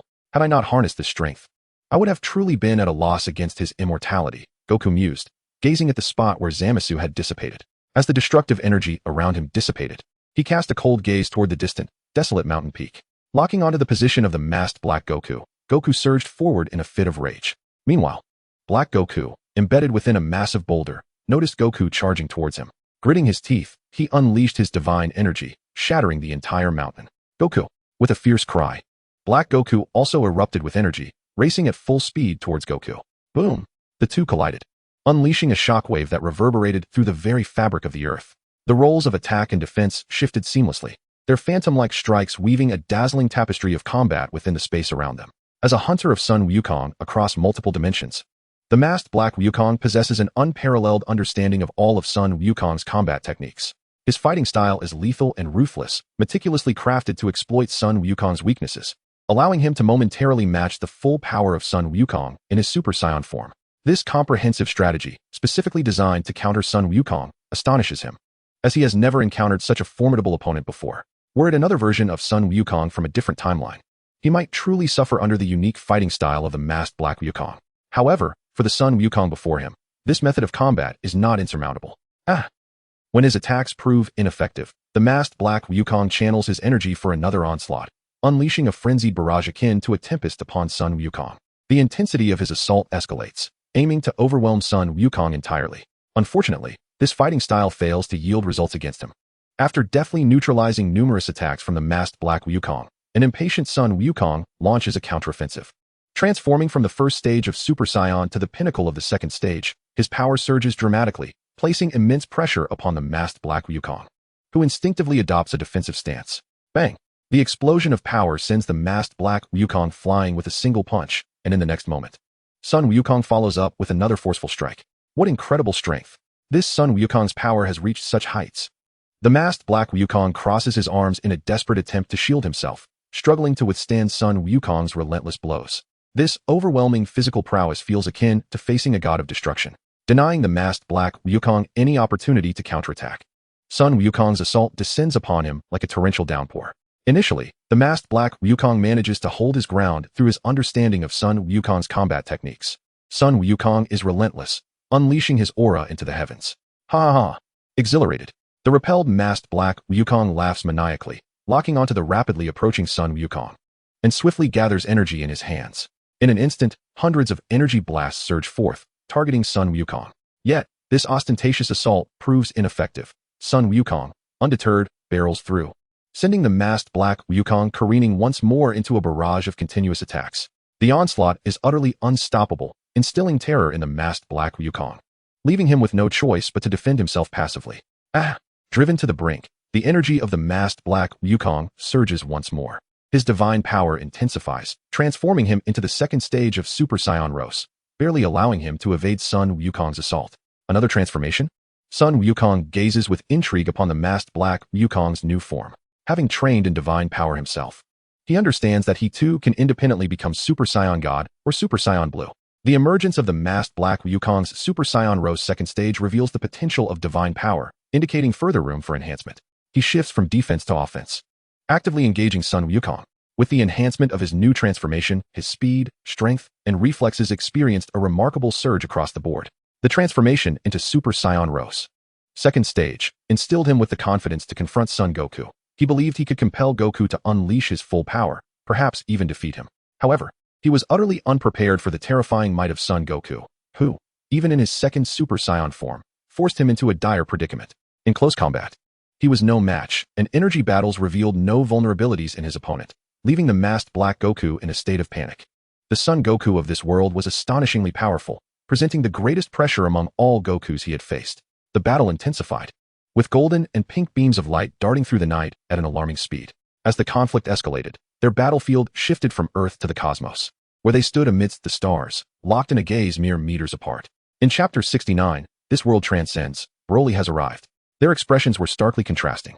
Super Saiyan 2 Goku remained composed, breathing steadily after a series of intense encounters, while masked Black Goku, having expended considerable stamina in the recent exchanges, now struggled to catch his breath. Is this the extent of your combat prowess after seizing my body? How disappointing, Goku remarked dismissively. Initially, he had harbored some expectation for Black Goku's abilities, but upon engaging, he realized that this opponent was merely a fade. The lies he had spun, killed by his own 100, were now unraveling. Yet, the reality was far different. The masked Black Goku's power was indeed formidable, ranking among the few beings across countless dimensions that could rival a god of destruction. Ultimately, it was not that Black Goku was too weak, but rather that Son Goku was overwhelmingly strong. Ha ha ha, how exhilarating. Black Goku revealed a maniacal grin. His divine power surged once more, visibly altering his form at an astonishing pace. With a thunderous roar, Black Goku's strength skyrocketed, transforming his appearance. His once fiery pink hair elongated to his waist, exuding a more sinister allure, while his immense divine energy impacted the very fabric of the seventh universe. Due to the surge in his divine power, the mask at the corner of his eye shattered into nothingness, dissipating into the void. Is this a transformation akin to Super Saiyan third stage? Goku squinted, drawn to Black Goku's new form. There was some power, but it was not overwhelming. This is my true strength. Quite shocking, isn't it? Son Goku, your body has been developed to this level by me, a deity. Once I slay you, I shall be the strongest entity across all parallel universes. Black Goku proclaimed, brimming with confidence. Enhanced by the third stage of Super Saiyan Rose, he felt unafraid even when facing a god of destruction, convinced of his ability to eliminate one. Sun Wukong remained silent, his intense gaze scrutinizing the masked Black Wukong before him. With keen insight, he discerned that although the aura of the masked Black Wukong was formidable, it wavered unpredictably, lacking the steadiness that signified true strength, and instead emanated an air of illusion. So it is, he realized, your current form is unstable, and this power does not rightfully belong to you. Sun Wukong had uncovered the secret of the masked Black Wukong. Your source of power is that mask, is it not? You forcibly enhance your strength through it to attain this peculiar state. To rely on external means for self-improvement, and yet dare to claim superiority over me? Sun Wukong scoffed. I have never cared about the process of gaining power. I only value the outcome. The masked Black Wukong, unfazed by his own dignity, retrieved a bundle of special time scrolls from his waist and cast them into the cosmic expanse. "Arise, evil dragon." As his words echoed, the scrolls unfurled, revealing a foe with whom Sun Wukong was all too familiar. The Super One-Star Dragon. Yet, at this moment, the One-Star Dragon was under control, its eyes aflame with crimson, reduced to a mere puppet of the masked Black Wukong. "One-Star Dragon," Sun Wukong exclaimed in astonishment. He had never anticipated encountering this old adversary here. While traversing worlds, I stumbled upon this malevolent dragon. He had already annihilated an entire realm, and it seemed that in that world, you too perished at his hands. Now that I have seized control of him, do you believe you stand a chance? Sun Wukong. The masked Black Wukong felt a wave of confidence, oblivious to the shift in Sun Wukong's gaze as he regarded them. In that instant, he recognized that this controlled one-star dragon was indeed the very one who had once taken his life. And now, before him stood the fiend who had usurped his body and wreaked havoc everywhere. It was time to settle both old and new scores. You shall soon find out. With that, Sun Wukong activated the power of his bloodline within, transforming into Super Saiyan 4th stage. The Super Saiyan 4th stage? This must be your utmost strength. The masked Black Wukong mused, familiar with the form. Among the many Sun Wukongs he had slain, several had also achieved the Super Saiyan 4th stage. In the blink of an eye, he appeared before the one-star dragon. With a single hand aimed at the one-star dragon, a torrent of ferocious energy surged forth, engulfing the Super One-Star Dragon entirely. His physical form, along with the original Dragon Balls, was obliterated into nothingness by this onslaught of power. The Super One-Star Dragon had only appeared for but 5 seconds before meeting his demise, utterly bewildered as to how it had transpired. What? The masked Black Wukong was struck with shock. The evil dragon he had just summoned had perished so swiftly, without granting him a moment to react. Sun Wukong teleported directly in front of him. Do not underestimate the power of the divine. Sun Wukong. The masked Black Wukong seethed with anger, launching a full-force punch at Sun Wukong, only to be effortlessly evaded. In that moment, Sun Wukong had shed any playful demeanor, revealing a fragment of his Super Saiyan 4th stage prowess, a single strike shattering the masked Black Wukong's mask, leaving him dazed and disoriented. The power of the divine is hardly to be trifled with. Sun Wukong seized the pink locks of the masked Black Wukong, lifting him effortlessly. With a surge of power, he delivered a powerful kick, sending his foe hurtling thousands of miles away. In that fleeting moment, Sun Wukong swiftly gathered energy, a deep crimson light flickering in the palm of his hand as he condensed his energy to its zenith. The 20-fold Kamehameha surged forth, obliterating the masked Black Wukong in the pitch-black void of space. Impossible. Why am I so utterly defeated? This cannot be the conclusion. The masked Black Wukong exclaimed in panic. He struggled with all his might, but the insurmountable gap in their strengths rendered him powerless. The dark mask tethered to his soul was annihilated by the overwhelming force of the 20-fold Kamehameha, resulting in the demise of the masked Black Wukong. This should put an end to any further adversaries, right? If more emerge, I shall have no choice but to trace the source. Sun Wukong felt that this Black Wukong was exceedingly troublesome. He had vanquished one, yet another remained. He pondered whether more would surface after dealing with these two. Should that be the case, he would eliminate them all without a single exception. That sensation. Suddenly, Sun Wukong sensed something, his pupils quivering as he whipped around to gaze into the depths of the cosmos. Every fiber of his being surged with a primal intensity, as if confronting a formidable nemesis. From the dark expanse of the universe, a faint emerald light shimmered, within which a creature of terrifying presence charged towards him. Could that be Broly? Sun Wukong, discerning the aura, immediately recognized the approaching entity. A warrior of legend, a Super Saiyan Broly, who appeared once every millennium. Chapter 70. The first spark of battle intent. Upon recognizing Broly, Sun Wukong heightened his vigilance. Even in his current formidable state, he could not afford to underestimate the legendary Super Saiyan Broly, especially given the ferocious energy emanating from him. Compared to the recently defeated masked Black Wukong, Broly was exponentially more fearsome. In the distant starry expanse, the emerald aurora surged with increasing velocity, halting directly before Sun Wukong. As the green light dissipated, Broly's wild form became apparent. At that moment, Broly was enveloped in the state of a legendary Super Saiyan, his eyes aflame with crimson, his aura swelling ominously, resembling a mindless, raging beast. Sun Wukong scrutinized Broly from head to toe, noting that this version of Broly appeared somewhat different from his recollections. Although his appearance varied slightly, Sun Wukong was certain it was still Broly. Has he completely lost himself and succumbed to rage? Even devoid of consciousness, he instinctively seeks me out. I find myself at a loss. Sun Wukong couldn't help but express his frustration internally. Due to the raucous disturbances of his childhood that had disrupted Broly's slumber, he found himself relentlessly pursued in a fit of madness. It was a lamentable situation, for who could have anticipated that Broly would harbor such a grudge, allowing the grievances of his youth to linger into the present? Yet, What Son Goku was unaware of was that this Broly before him was not the same Broly he once knew. This was a beast, lost within the depths of its own power. At that moment, Broly had resolved that the individual before him, whose very bloodline drew him inextricably, was indeed his target. A primal roar erupted from Broly, reverberating through the cosmos. His robust, wild form lunged swiftly towards Son Goku. What an irritating fellow, Son Goku muttered in dissatisfaction. His energy surging as he evaded Broly's assault, simultaneously delivering a powerful kick that struck Broly squarely in the face. With a resounding explosion, Broly's ferocious body was propelled like a cannonball through space. The counterattack from his prey only exacerbated Broly's fury. A vast beam of energy erupted from his mouth, hurtling towards Son Goku. In response to this advancing energy projectile, Son Goku deftly dodged while sprinting toward Broly, unleashing a flurry of punches and kicks that rained down upon him like a tempest of needles. This relentless assault wreaked havoc on Broly's physique, and within mere seconds, he had endured dozens, if not hundreds, of powerful strikes, his formidable torso marked by an array of bruises. What a resilient body, Son Goku mused as he momentarily distanced himself from Broly after the onslaught. He had shown no mercy in his attack, yet he found himself at a loss. Broly's physical resilience was astonishing, rivaling even that of his Super Saiyan 4 form. Had it been the Black Goku from an alternate reality, he would have surely been reduced to mere ashes under such a sustained barrage. Broly's cries of anguish only served to amplify his rage, lacking any semblance of technique. His robust form surged forward, an unstoppable force as his colossal fist struck out towards Son Goku. Instinctively, Son Goku crossed his arms to shield himself from the oncoming blow.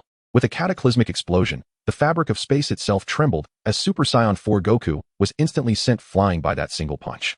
Has this fellow's power truly reached such heights? Son Goku pondered, shaken by the sheer might of Broly's casual strike. The impact felt akin to a planet colliding with him. Yet, such an attack, while formidable, was insufficient to subdue him.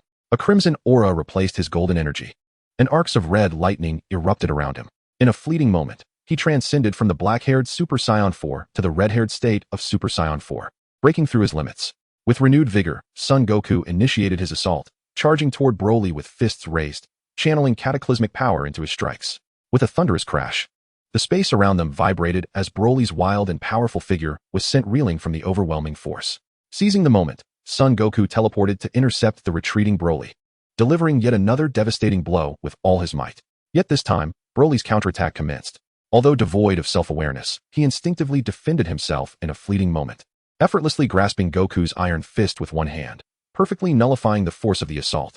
His other hand amassed a terrifying power, tenfold Kamehameha. With unparalleled swiftness, Goku concentrated his energy and unleashed a tenfold Kamehameha wave directed at Broly.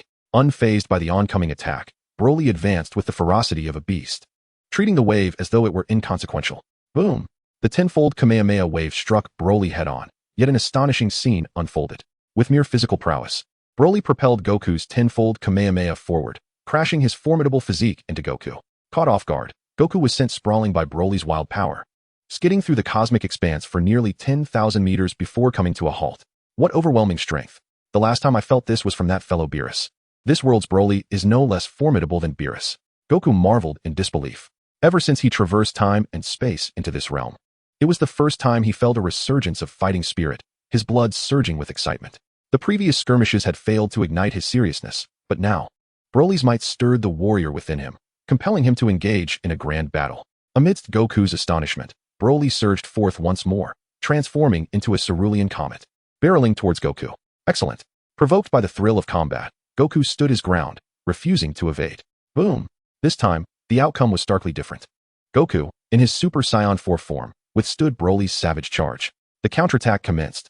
The wild power of Super Saiyan 4 erupted, as Goku delivered his mightiest strike, sending Broly hurtling away. In a flash, he teleported and struck again. 2 successive blows landed, yet Broly's physique was so resilient that, despite the assault, he suffered no fatal injuries. Chapter 71, Arrival at the Dimensional Rift. Ironically, the pain he endured only intensified his fury. However, this method of combat, while seemingly ferocious and lethal, was rather straightforward to counter. As a seasoned warrior with a wealth of combat experience, Goku perceived countless flaws in Broly's beast-like offensive style. With a terrifying display of combat prowess, Goku adeptly neutralized all of Broly's attacks, while launching a relentless barrage of devastating strikes against him. The overwhelming onslaught continued unabated. No matter how robust Broly's physique, he would inevitably sustain injuries. Agony drove Broly into a frenzied state, augmenting his strength, as he repeatedly counterattacked Goku. only to find it utterly ineffective. To onlookers, the scene resembled an adult overpowering a child, a clear case of dimensional disparity. Broly was nothing more than a human punching bag. The battle unfolded overwhelmingly in Goku's favor, with Broly rendered incapable of mounting any effective resistance throughout the encounter. Yet, even in this state of transcendent Super Saiyan, Son Goku alone lacks the capacity to inflict lethal harm upon Broly. Although the battle seems overwhelmingly one-sided, Broly's power far surpasses that of Goku in his current form. It is merely Broly's raw strength, devoid of finesse in its execution, that has led to the present circumstances. As the battle progresses, Broly's energy surges and his instincts evolve. Goku's assaults begin to lose their efficacy against him. In an instant, the ferocious power of the transcendent surge erupts, forcing Goku to retreat against the sheer force of the energy released. At this moment, Broly's counterattack commences. His brutal and savage style of assault arises purely from instinct, unyielding to any attack, exchanging injury for injury, utterly terrifying. Sensing the overwhelming force unleashed during Broly's counter, Goku's expression darkens, and all his attributes reach their zenith. While evading Broly's onslaught, Goku launches a highly efficient counteroffensive. The cacophony of countless collisions reverberates throughout the cosmos, throwing the seventh universe into chaos. The trajectories of celestial bodies are altered, and innumerable planets are obliterated beneath the terrifying aftershocks. Without the restraining influence of the angel's power, this universe appears exceedingly fragile. Had Goku not consciously held back, the entire cosmos might have been annihilated in that moment. Broly's power is escalating. I cannot afford to delay any longer.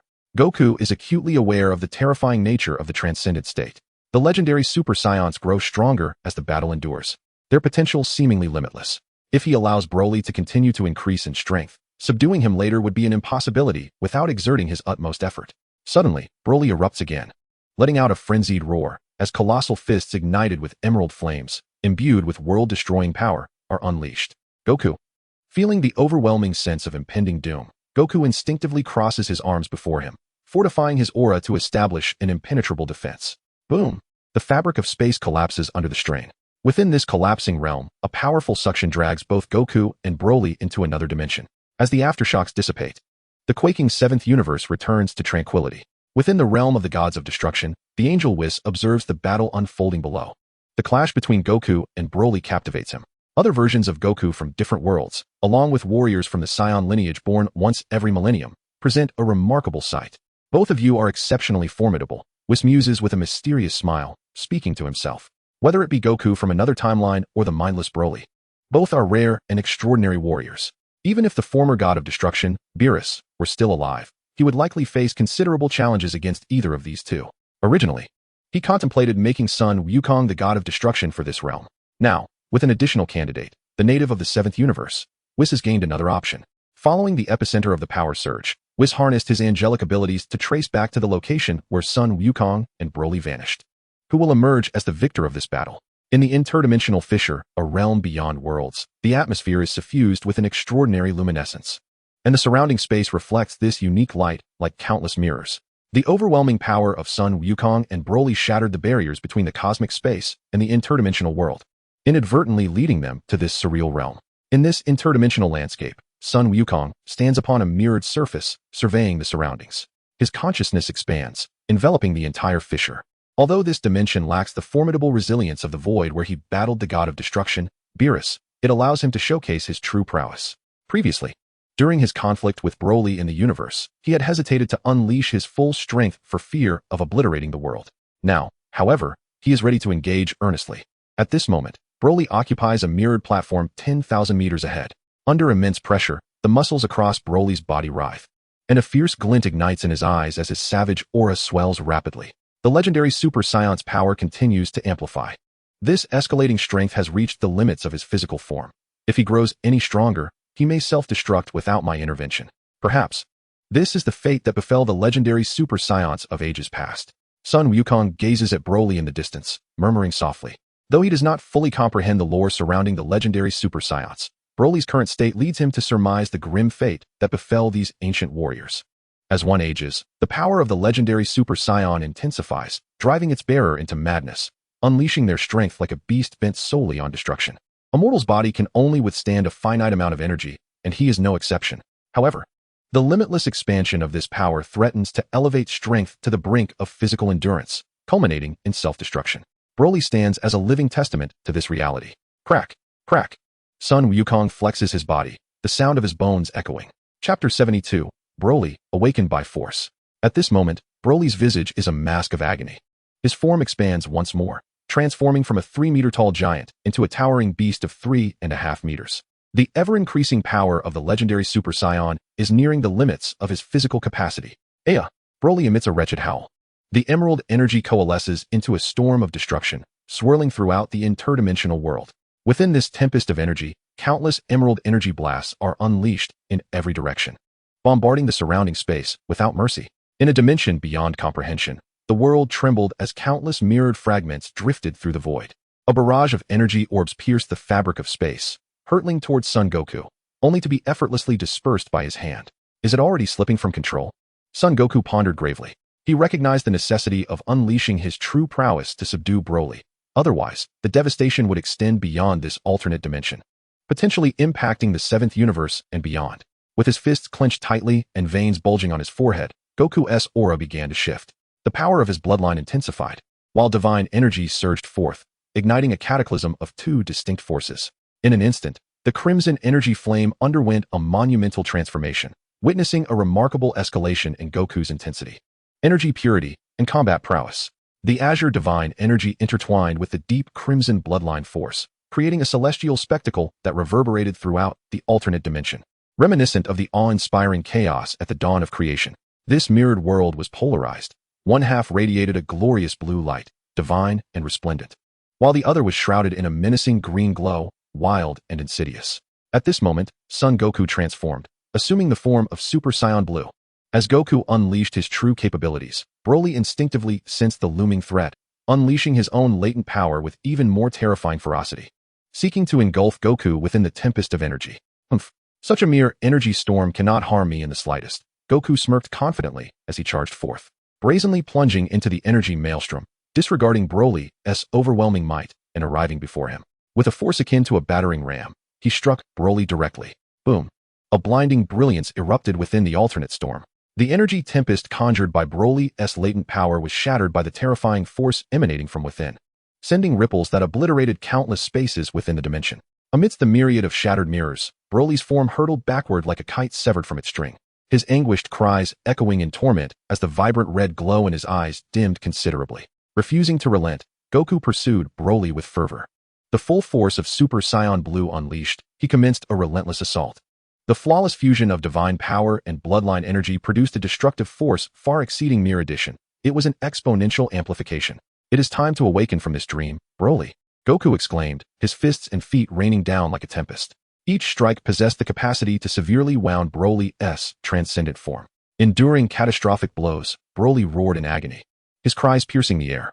The latent power within him was gradually eroded by Goku's relentless might, the primal force governing Broly's body receding as the personality within began to awaken. Bang, bang, bang. The deafening thuds resounded incessantly. In the state of Super Saiyan Blue, Goku unleashed an unrelenting barrage, systematically subduing Broly. Pain dominated Broly's instincts as he flailed his arms in a desperate attempt to fend off Goku's relentless assault, tears welling in his eyes. The primal persona within him began to recede, allowing his conscious awareness to emerge gradually.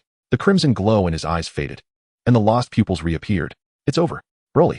With a resounding cry, Goku summoned all his strength for a decisive strike. The impact was cataclysmic. Broly, unable to evade the blow, bore the full force of Goku's attack. The sheer magnitude of the power was beyond comprehension. At the moment of impact, Broly's consciousness momentarily shattered, and in an instant, he was sent hurtling away. As he soared through the air, countless dimensional barriers shattered upon his path. The distance he traveled was unfathomable until he finally vanished into the depths of the alternate dimension. After what felt like an eternity, Broly found himself sprawled on a reflective surface of another dimension, his face displaying human-like emotions. This signified that he was completely awakened. Where am I? Why am I here? Broly, bewildered and in agony, struggled to his feet. As he rose, a wave of intense pain surged through him, almost causing him to stumble. Although he had previously succumbed to rage, fragments of memory began to coalesce, forming a coherent recollection. I remember, after losing control, I encountered a formidable opponent. He was the one who brought me to this state. Broly began to grasp what had transpired. Broly, Goku's voice resonated from above. Broly looked up to see Goku gathering a deep crimson energy in his hands, potent enough to obliterate the alternate dimension countless times. The intensity of this energy sent Broly's heart racing and his brow furrowing. If I get hit by that, I won't just die. I'll be utterly incapacitated. Let this be the final blow to prevent you from wreaking further havoc upon this world. 100 times. As Goku's technique reached its zenith, Broly's unusual demeanor caught his attention. Stop. I'm awake now. Broly shouted urgently. Huh. Goku, sensing something amiss, gazed down at Broly with skepticism. What is happening? The legendary Super Saiyan is begging for mercy? Wasn't their relationship one of eternal conflict? Why was Broly suddenly pleading for his life? Please, stop. I concede. Just don't strike me again. Broly waved his hands frantically, imploring Goku to cease his assault. He was genuinely terrified. In his earlier state of rage, he felt nothing. But Goku had forcibly awakened him. Continuing this battle could lead to dire consequences. The likelihood of his demise was alarmingly high. Hearing Broly's pleas, Goku stood in stunned disbelief, questioning whether he was hallucinating. This opponent, who had been his relentless adversary, was now seeking mercy? Chapter 73. Will the new Broly confront the old Broly? Sun Wukong gazed intently at Broly, his expression grave. After a moment of contemplation, he restrained his aura and slowly descended before Broly. Unsure whether Broly was feigning ignorance or truly awakened, he inquired with a hint of confusion, "You are Broly, aren't you?" A vague sense of dissimilarity stirred within him. This Broly appeared markedly different from the one etched in his memory. Although he bore an impressive demeanor, there was an absence of the brutal and bloodthirsty intent typically associated with him. "Do you know me?" "I believe we have never met," Broly replied, meeting Sun Wukong's gaze. A flicker of bewilderment crossing his emerald green eyes. In his fragmented memories, this encounter felt like their first. Could it be that this individual had heard of his name from somewhere? Upon receiving a response, Sun Wukong narrowed his eyes slightly, his sharp gaze seemingly penetrating Broly's innermost thoughts. "What is it?" Broly asked, his face a mask of confusion. After observing Broly for a while, Sun Wukong concluded that this version of Broly was indeed different from the one he knew. After confirming his suspicions, he felt a wave of relief wash over him. "It's nothing. I merely made an error. Since you are not the Broly I am familiar with, I feel at ease now." Sun Wukong completely lowered his guard against Broly. "Though I am unclear about what transpired, I must express my gratitude to you," Broly earnestly stated. For him, Sun Wukong was now a benefactor. Had it not been for this person awakening him, his life would likely have come to an untimely end. With his power surging uncontrollably, he had lost track of when he might perish. "It was simply a trivial matter, and I genuinely enjoyed this battle. It's the first time I have fought with such enthusiasm since arriving in this world. Aside from the god of destruction, you are the first to exert such pressure on me," Sun Wukong remarked, a smile gracing his face as he praised Broly's formidable strength. He sensed that there existed a more terrifying power within Broly yet to be unleashed, should it be fully activated. His combat prowess could potentially surpass even Sun Wukong's Super Saiyan Blue form. "You come from another world? You are not from this realm." Broly seized upon the crucial detail. Sun Wukong did not belong to this world, and he had even encountered another version of himself from a different realm. "Allow me to clarify," he said, not withholding any information as he explained the misunderstanding regarding Broly. Their dialogue continued for approximately 10 minutes, during which Sun Wukong recounted his battle with another Broly from a different world. Upon learning of his alternate self's encounters with Sun Wukong, Broly's eyes widened in shock and disbelief. There truly exists another version of me in a different realm? And that version is a bloodthirsty, warlike madman who regards life as insignificant, a veritable machine of destruction. The revelation left Broly gasping in astonishment. They are entirely different extremes. Although he may unleash chaos and destruction, in his lucid state, he would never harm any human. The version of himself from another timeline is, in stark contrast to his current self, a completely different being. To be frank, when I first encountered you, I mistakenly believed you were here to confront me like that, Broly. In retrospect, I realized my concerns were unwarranted. Individuals from different timelines have divergent paths of fate. With that, Son Goku turned, channeling his energy to prepare a powerful chop. With a swift sound, the fractured dimensional space was cleaved open by his formidable strike, revealing a rift that connected to the seventh universe. "Let us converse in a different locale," Son Goku said, positioning his right hand in a sword-like gesture against his forehead and extending his left hand, beckoning Broly to grasp it. After a moment's hesitation, Broly reached out and took hold of Goku's hand. In an instant, Son Goku pinpointed the coordinates of Earth, executing a technique of instantaneous movement that transcended dimensions and traversed the cosmos. On Earth, tranquility reigned. Life was gradually reviving, yet it would take decades, perhaps even a century, for it to return to its former grandeur. "We have arrived," Son Goku announced. Broly surveyed the surroundings, his gaze sweeping across the desolate landscape. Did I cause all of this? He wondered, a shiver coursing through him. With his consciousness restored, fragments of his rampaging memories lingered, recalling the countless planets he had obliterated. Perhaps this Earth was among those he had destroyed. "You are mistaken. Earth is not your doing. The true culprit lies elsewhere." That individual has already been vanquished by me. So there is no need for you to bear guilt, Son Goku reassured him, signaling Broly to refrain from overthinking. Upon realizing that this barren earth was not the result of his actions, Broly felt a quiet relief wash over him. Why do you ask these questions? Son Goku queried, glancing at Broly in confusion. If the opportunity arises, I wish to visit your world and confront another version of myself. Both being Broly. I seek to understand the intrinsic differences between us, Broly declared with unwavering resolve, seemingly unable to tolerate the actions of his alternate self, intent on delivering a personal reckoning. Observing Broly's determination, Son Goku smiled gently and replied, that may not be feasible. The version of you from that world perished decades ago. What? Another me is dead? Broly exclaimed in shock, his mouth agape upon hearing the news of his counterpart's demise. He had envisioned a chance to battle his alternate self alongside Son Goku. But now it appeared that opportunity had slipped away. Chapter 74. Son Goku returns once more. Son Goku had long anticipated the grim fate of his alternate world. The moment the evil dragon was unleashed by the masked Black Goku, he understood that that world had been left with nothing, likely mirroring the desolation of the current future. May it be that the underworld of that realm is not as tumultuous as the one we inhabit. Sensing the sorrow embedded in Sun Wukong's words, Broly's expression subtly shifted, filled with a sense of regret. Come, Broly, allow me to introduce you to my friends. Sun Wukong, having steadied his emotions, led Broly towards the direction of West City. Meanwhile, in the realm of the gods of destruction, Whis observed with astonishment as Sun Wukong and Broly emerged from the rift of another dimension. He had anticipated a fierce battle between them, one that would only conclude when one party lay defeated. However, to his surprise, they had shaken hands and reconciled. No, it was more accurate to say that Sun Wukong had pushed too hard, forcibly awakening Broly's autonomous persona, thus leading to the present scene. This left Whis even more intrigued by Sun Wukong's combat prowess. Oh my, it seems you harbor a power that even the gods fear. I eagerly await to see the extent of your strength when you unleash your full potential.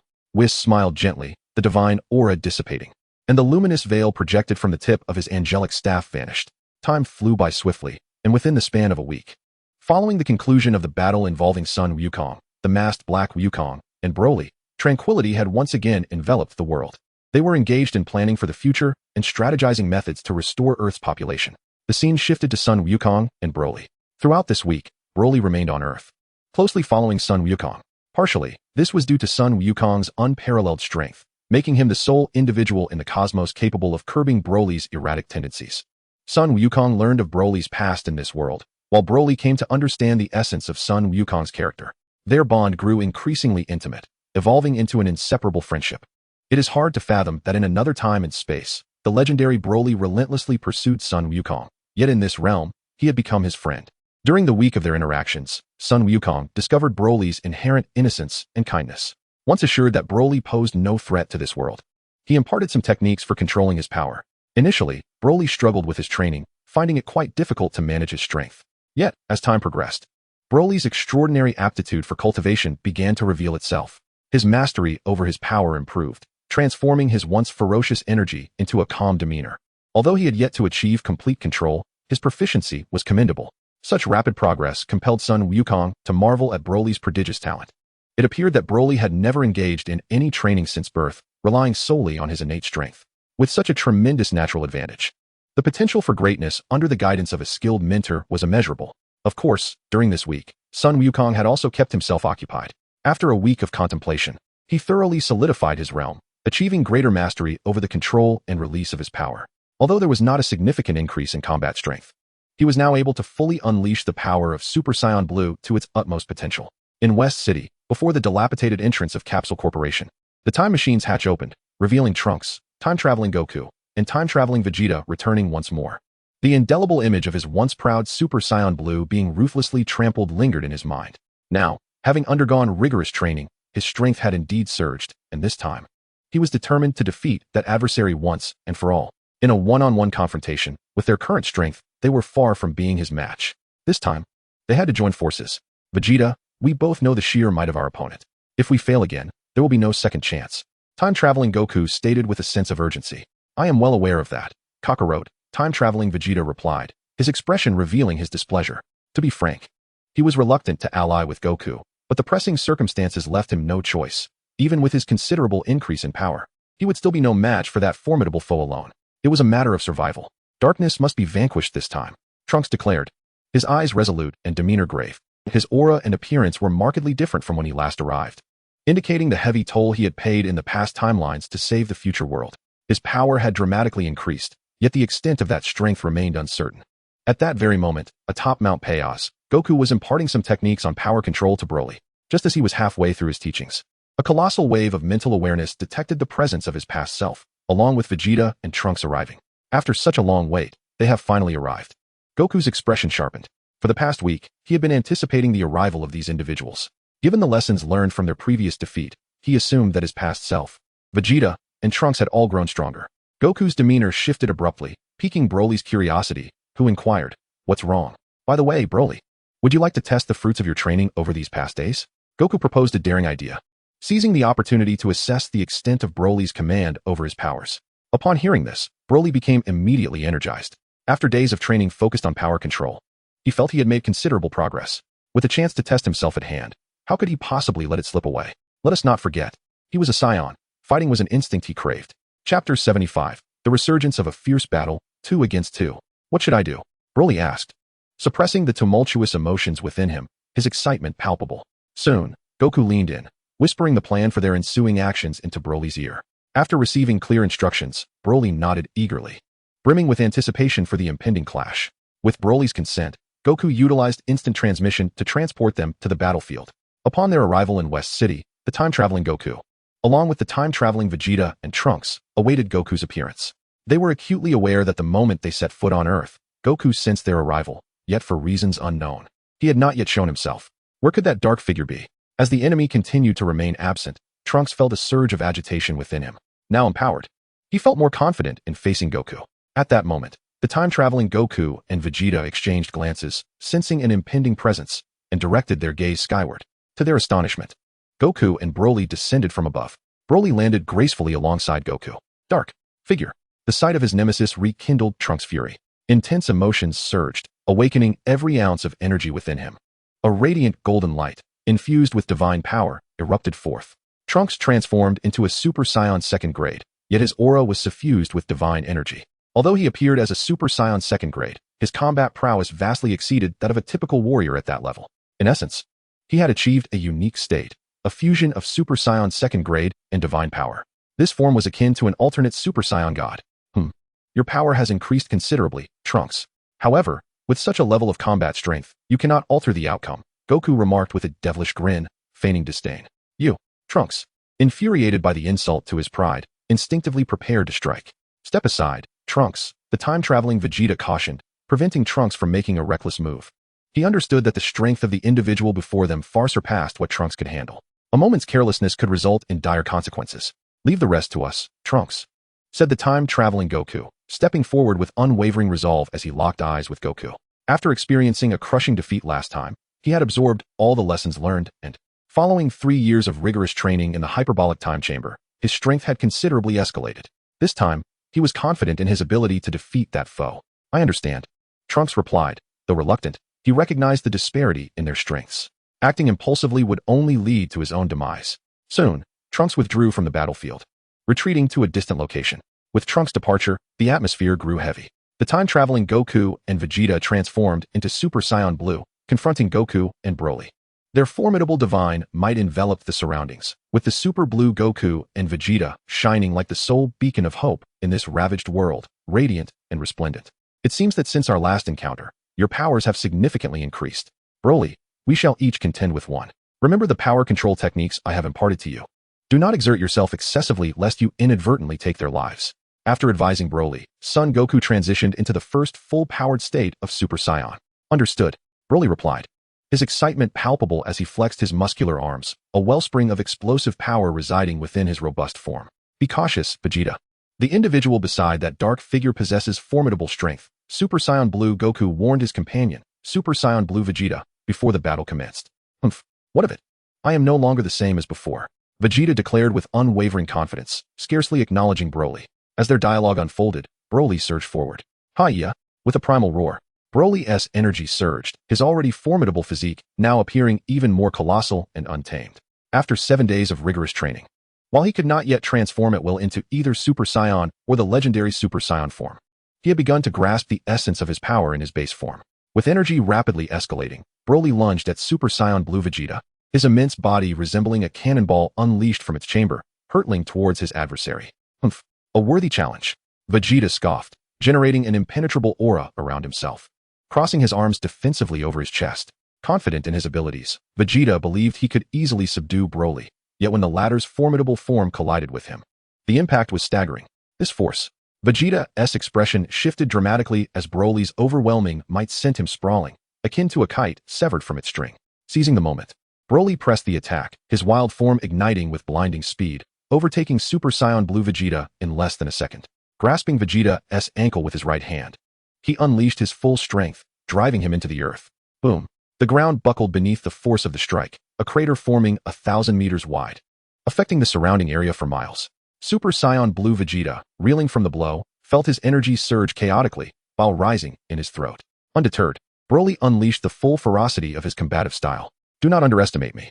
At last, unable to tolerate the onslaught, Super Saiyan Blue Vegeta exploded with divine energy. Forcibly breaking free from Broly's grasp, clenching his right fist, he retaliated with a powerful strike. Bam! The tremendous force shook Broly's form, propelling him skyward. Without granting Broly a moment to recover, Vegeta swiftly brought his hands together, concentrating energy, unleashing a wave of destructive energy from his palms directed at the airborne Broly. Yet, a horrifying spectacle unfolded as Broly withstood Vegeta's energy wave, relentlessly advancing towards him once more. What? Vegeta's heart sank, sensing the impending danger. Chapter 76, Battlefield Transition. King Kai's Realm. With no time to evade, Super Saiyan Blue Vegeta crossed his arms defensively over his chest. A thunderous explosion erupted, sending powerful shockwaves cascading outward, stirring a tempest in all directions. Broly unleashed a colossal punch, pouring all his strength into it, only to have it firmly blocked by Super Saiyan Blue Vegeta, whose overwhelming power stood resolutely against him. You are truly impressive, Broly exclaimed with excitement upon witnessing Vegeta withstand his attack. He had long harbored a fear that a moment of carelessness might lead him to accidentally obliterate his opponent. Thus he had been holding back, fighting with trepidation. Yet, before him stood Vegeta, undeniably a formidable warrior, allowing him the freedom to strike without restraint. However, Broly's words of praise fell on Super Saiyan Blue Vegeta's ears as thick irony. Enough of your arrogance. Provoked, Super Saiyan Blue Vegeta unleashed an explosive surge of divine energy. The overwhelming force of his aura sent Broly staggering backward, and seizing the opportunity, Vegeta dashed forward, launching a relentless barrage of punches and kicks that rained down like a tempest. Bang, bang, bang, bang, bang, bang. Immersed in his assault, every move from Super Saiyan Blue Vegeta radiated devastating power, showcasing the pinnacle of the prince's aggressive fighting style. His formidable strikes pressed Broly into a defensive stance, causing the marks of impact to multiply and the stinging pain to awaken the warrior's fighting spirit within. The sensation of pain gradually morphed into exhilaration, and Broly entered a state of battle. His terrifying learning ability and combat instincts began to manifest. From initially being overwhelmed and defenseless, he now managed to barely withstand the onslaught and had even begun to mount a counterattack. This fellow is unlike any opponent I've faced. As the battle progressed, Super Saiyan Blue Vegeta recognized the terrifying qualities of Broly. Despite lacking any semblance of combat technique, Broly was now retaliating with increasing ferocity. Vegeta had never encountered such a type of adversary. He realized he needed to conclude this fight swiftly. He resolved to unleash his full power to subdue Broly entirely. Otherwise, if Broly grew strong enough to surpass him, it would be too late to quell his burgeoning might. The two warriors faced each other, neither opting to strike, remaining vigilant of one another while also monitoring the unfolding clash between Super Saiyan Blue Vegeta and Broly. Could that individual also be a Saiyan? A type I have never seen before. I hope Vegeta can manage him. Super Saiyan Blue Goku muttered to himself, his full attention fixated on the Saiyan before him. In his eyes, Goku seemed enveloped in an inscrutable mist, obscuring the depths of his strength. The true measure of his opponent's power could only be gauged through combat. However, as Vegeta and Broly's battle escalated, Goku discerned a critical issue. The Earth could not withstand the ferocity of their confrontation. Even with his efforts to mitigate the damage, complete protection was unattainable. It was imperative to shift the battlefield elsewhere, perhaps to the cosmos, or else the Earth would shatter into countless fragments under the aftermath of their clash. After much contemplation, Sun Wukong envisioned an exceptional location. In the vast expanse of the world, there was but one place suitable for their battle.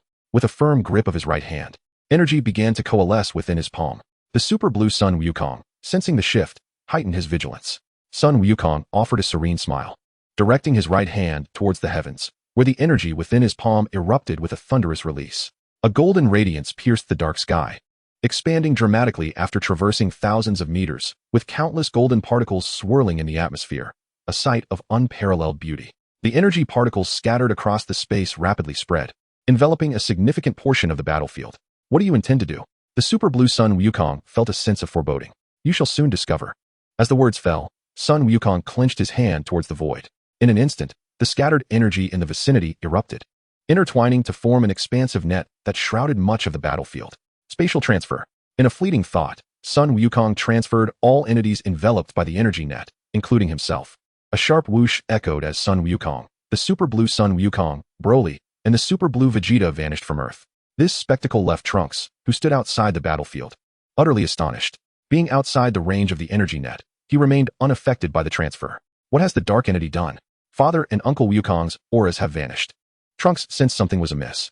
Beyond the cosmos, in the sacred land of the Kaishin realm, Sun Wukong, the Super Blue Sun Wukong, Broly, and the Super Blue Vegeta were simultaneously transported to this desolate region. Ever since the death of the Kaishin, the realm had become eerily desolate, devoid of life. It was a barren yet sturdy terrain, perfectly suited for combat. The Super Blue Vegeta and Broly were indifferent to the battlefield's nature. Their sole desire was to overpower one another. Upon their arrival in the Kaishin realm, the duo immediately resumed their fierce confrontation, unleashing devastating destruction that resonated through most of the realm, causing tremors in the sacred land. You actually managed to transport us to the Kaishin realm. Is this instantaneous movement? Such feats are beyond mere instantaneous movement. The Super Blue Sun Wukong, upon realizing their presence in the Kaishin realm, felt an intensified wariness towards Sun Wukong. This skill, this technique, was beyond his own capabilities. Now, we can formally commence. Sun Wukong cracked his knuckles, a terrifying aura rapidly expanding, exerting immense pressure on the Super Blue Sun Wukong. In the blink of an eye, Sun Wukong surged forward, appearing before the Super Blue Sun Wukong, delivering a powerful strike head-on. The Super Blue Sun Wukong assumed a defensive stance. Boom! The ground crumbled, and the space trembled as the Super Blue Sun Wukong was forcefully propelled backward by the overwhelming blow. What a terrifying foe! The Super Blue Sun Wukong muttered as he was sent flying, only for Sun Wukong to rush back towards him, launching another heavy punch. The Super Blue Sun Wukong maintained his defensive posture, his fists braced against Sun Wukong's relentless assault, his body continuously retreating. Chapter 77. The Evolution of Super Saiyan Deep Blue. Indeed, one has grown considerably stronger. However, if this is the extent of your capabilities, you remain far from defeating me. A glint of brilliance flickered in Sun Wukong's eyes, and in an instant, a tempestuous barrage of attacks ensued. Each heavy fist, imbued with unparalleled penetrating force, ruthlessly assaulted the Super Blue Sun Wukong. How dare you underestimate me? With a furious roar, Super Blue Sun Wukong unleashed his divine power, launching a counterattack against Sun Wukong. The combat techniques of the seasoned Turtle Sage school, honed through countless trials, were now in full display, seamlessly merging offense and defense into a singular form. Though both were Sun Wukong, their fighting styles in this intense battle were strikingly different. Sun Wukong's combat was exceptionally refined, achieving a harmonious unity of attack and defense, devoid of any flaws. In contrast, while Super Blue Sun Wukong exhibited a commendable fluidity in both offense and defense, he still lagged behind Sun Wukong in decisiveness and the speed of his defenses. During high-intensity combat, Super Blue Sun Wukong was a tightly coiled spring of muscle and nerve, perpetually contemplating his next moves and predicting his opponent's attacks. Sun Wukong, on the other hand, possessed an exquisite command over the coordination of body and spirit. He only tensed his muscles and nerves during offensive and defensive maneuvers, remaining relaxed otherwise. This perfect control over both physical and mental faculties allowed him to conserve a significant amount of stamina while greatly enhancing the explosiveness of his power. Your defense is commendable. But what will you do next? In the blink of an eye, Sun Wukong accelerated his assault. The speed and strength surged to unprecedented heights. His techniques became increasingly ferocious, instilling terror in his opponent. The overwhelming pressure of his offensive forced Super Blue Sun Wukong back into a defensive stance. Boom, boom, boom. The sound of 3 resounding impacts echoed through the air. Super Blue Sun Wukong's defenses were shattered, sending him uncontrollably flying. Sun Wukong would not let this opportunity slip away. He instantaneously teleported behind Super Blue Sun Wukong, gathering his strength for a decisive kick. At the critical moment, a crimson aura erupted around Super Blue Sun Wukong. The sudden surge of power allowed him to deftly evade Sun Wukong's kick while delivering a powerful blow to Sun Wukong's face. Struck with great force, Sun Wukong was forced back, raising his right hand to fixate on Super Blue Sun Wukong. In an instant, hundreds of golden energy blasts erupted from his palm, Faced with this relentless barrage of energy, Super Blue Sun Wukong could only dodge defensively, nimbly weaving through the onslaught. As the energy attacks proved ineffective, Sun Wukong utilized both hands to further amplify the number of energy blasts. The exponential increase in energy projectiles placed considerable pressure on Super Blue Sun Wukong. I can't let this continue. I must escape these attacks. Resolute, Super Blue Sun Wukong summoned the power of the Tenfold King, fist once more. A blood-red aura surged towards the heavens, explosively enhancing his energy, as his formidable divine might deflected all surrounding energy blasts. Brace yourself. With the amplification of the Tenfold Kaioken, Super Blue Goku surged forth once more, engaging in a fierce battle with Goku. The two figures transformed into brilliant beams of light, darting through the skies of the Kaioshin realm, each collision leaving indelible marks upon this celestial plane. In a mere second, the golden and blue-red lights collided numerous times. Super Blue Goku had anticipated that after unleashing the Tenfold Kaioken, he could contend with Goku's full-powered Super Saiyan form, perhaps even forcing his opponent to reveal the second tier of Super Saiyan. To his astonishment, Goku's strength proved to be unfathomably terrifying, even under the perfect Tenfold Kaioken. He found himself suppressed and pushed to the brink. There were no exploitable flaws, and the close-quarters combat failed to elicit any weaknesses from his adversary, a situation Goku had never encountered before. You rely too heavily on the Kaioken. With a roar, Goku decisively ascended to the pinnacle of Super Saiyan's second stage. The sudden surge in speed and power instantly reversed the tide of battle, as Goku relentlessly pursued Super Blue Goku with a flurry of attacks. Bang, bang, bang, bang, bang. The air was filled with the resounding detonations of energy. The battlefield shifted through realms, the scope of their conflict expanding exponentially. Unbeknownst to them, this fierce duel had persisted for over 10 seconds. Goku demonstrated a fraction of the might of the Super Saiyan second stage, delivering a devastating blow that severely injured Super Blue Goku. Gasping from the impact, Super Blue Goku felt his internal energy surge, a bitter taste rising in his throat, causing him to lean forward, unable to rise again. The Kaioken is indeed powerful, but it is not your true strength, Goku asserted, brazenly grasping Super Blue Goku's hair and lifting him with a sinister grin. With his other hand pressed against Super Blue Goku's chest, he charged a compressed energy sphere, which was unleashed in an instant, propelling Super Blue Goku away with tremendous force. Gritting his teeth, Super Blue Goku increased the multiplier of the Kaioken once more, dissipating the energy blast that had struck his chest. The amplified divine pressure resonated throughout the Kaioshin realm, distorting the very fabric of space. Unperturbed, Goku crossed his arms, observing the unfolding spectacle. Stabilizing himself, Super Blue Goku locked eyes with Goku from a distance. As the 20-fold Kaioken dissipated, the divine energy surrounding him began to undergo a transformative shift. So you finally intend to reveal your true power? With such strength, why rely on the Kaioken? Goku smirked, his own menacing aura rapidly intensifying. This was the genuine power of the Super Saiyan second stage, far more formidable than before. Sensing the overwhelming pressure approaching, Super Blue Goku amplified his divine energy. Your strength is indeed fearsome. However, I have yet to unleash my full potential. Allow me to showcase the new form I cultivated within the hyperbolic time chamber. Super Saiyan Deep Blue Evolution. With each roar, a blue light ignited in Super Blue Goku's eyes, his fists clenched tightly, his body leaning forward. Ha-ah! The cry, resonating deep within the soul, erupted from Super Blue Goku. The Azure Divine Power suddenly expanded, gradually inciting a qualitative change. Boom! The deep blue energy pillar pierced through the realm of the Supreme Kai. A blinding, sacred radiance illuminated the surroundings, as the resplendent divine energy enveloped everything. This is how it should be. A fierce battle spirit ignited in Sun Wukong's eyes, captivated by the emergence of a new transformation of another self. Chapter 78, Identity Revealed. As the brilliant deep blue light dissipated, the deep blue Sun Wukong made his entrance. With the advent of Super Saiyan Deep Blue Evolution, significant changes manifested in his appearance. His explosive musculature grew even more formidable, brimming with terrifying power. Fiery, deep blue hair radiated an aura of sanctity and inviolability, and his deep blue pupils exuded an intangible yet profound divine might.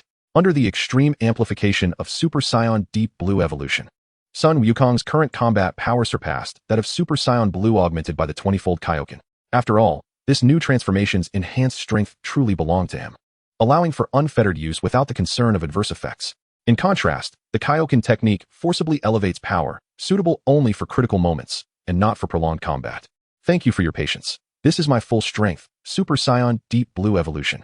With eyes sparkling with determination, Deep Blue Sun Wukong emanated an overwhelming presence, transcending the limits of Super Saiyan God Blue. Indeed, Sun Wukong nodded, a satisfied smile gracing his face. In the next moment, Their auras surged rapidly. The invisible clash of power distorting the space around them, causing the realm of the Supreme Kai to tremble and altering the very landscape of the sacred ground. With a gentle smile, Sun Wukong refrained from initiating the attack first, waiting for Deep Blue Sun Wukong to make his move. Deep Blue Sun Wukong scrutinized Sun Wukong, seeking the optimal moment to strike. Their gazes locked, and after a brief pause, both auras expanded simultaneously, transforming into a hurricane that swept across the realm of the Supreme Kai. At that moment, the fierce battle commenced. Deep Blue Sun Wukong stepped forward, bolstered by immense divine power, traversing the space like a phantom. Whoosh! A sound tore through the air. In an instant, Deep Blue Sun Wukong surpassed Sun Wukong's position, even exceeding a distance of several meters. This explosive speed astonished Sun Wukong, who slowly turned to gaze at Deep Blue Sun Wukong. Your strength has increased significantly. But with such a level of power, attempting to put on a show before me is far from sufficient, Sun Wukong declared, his golden aura surging skyward. Is this truly the extent of your second-tier Super Saiyan power? A triumphant Deep Blue Sun Wukong gazed at Sun Wukong, his battle spirit soaring. The golden aura and the deep blue divine energy saturated much of the realm of the Supreme Kai, creating a dichotomy in the battlefield. In a flash, the two moved. Boom! With a thunderous roar, Deep Blue Sun Wukong and Sun Wukong struck simultaneously, vanishing from their original positions. Their speeds reached an extreme, rendering them invisible to the naked eye. One could only rely on instinct to gauge their positions. In the skies above the realm of the Supreme Kai, the contest between the two Sun Wukongs began anew. At the epicenter of their clash, brilliant white flashes of light flickered, and the waves of destruction expanded in all directions. The intensity of this battle far surpassed expectations. The Super Saiyan Blue evolved Goku unleashed an unrelenting assault, each strike brimming with lethal intent. No longer did he adopt a playful demeanor. Instead, he summoned the true power of Super Saiyan's second transformation to confront his other self. Goku reveled in this combat, honing his battle techniques and perfecting himself through the struggle against another version of himself. The Deep Blue Goku, too, gradually acclimated to the transformation, his explosive power growing ever more formidable. This transformation is impressive, yet you have yet to master it completely, have you? During the skirmish, Goku discerned a flaw in his counterpart.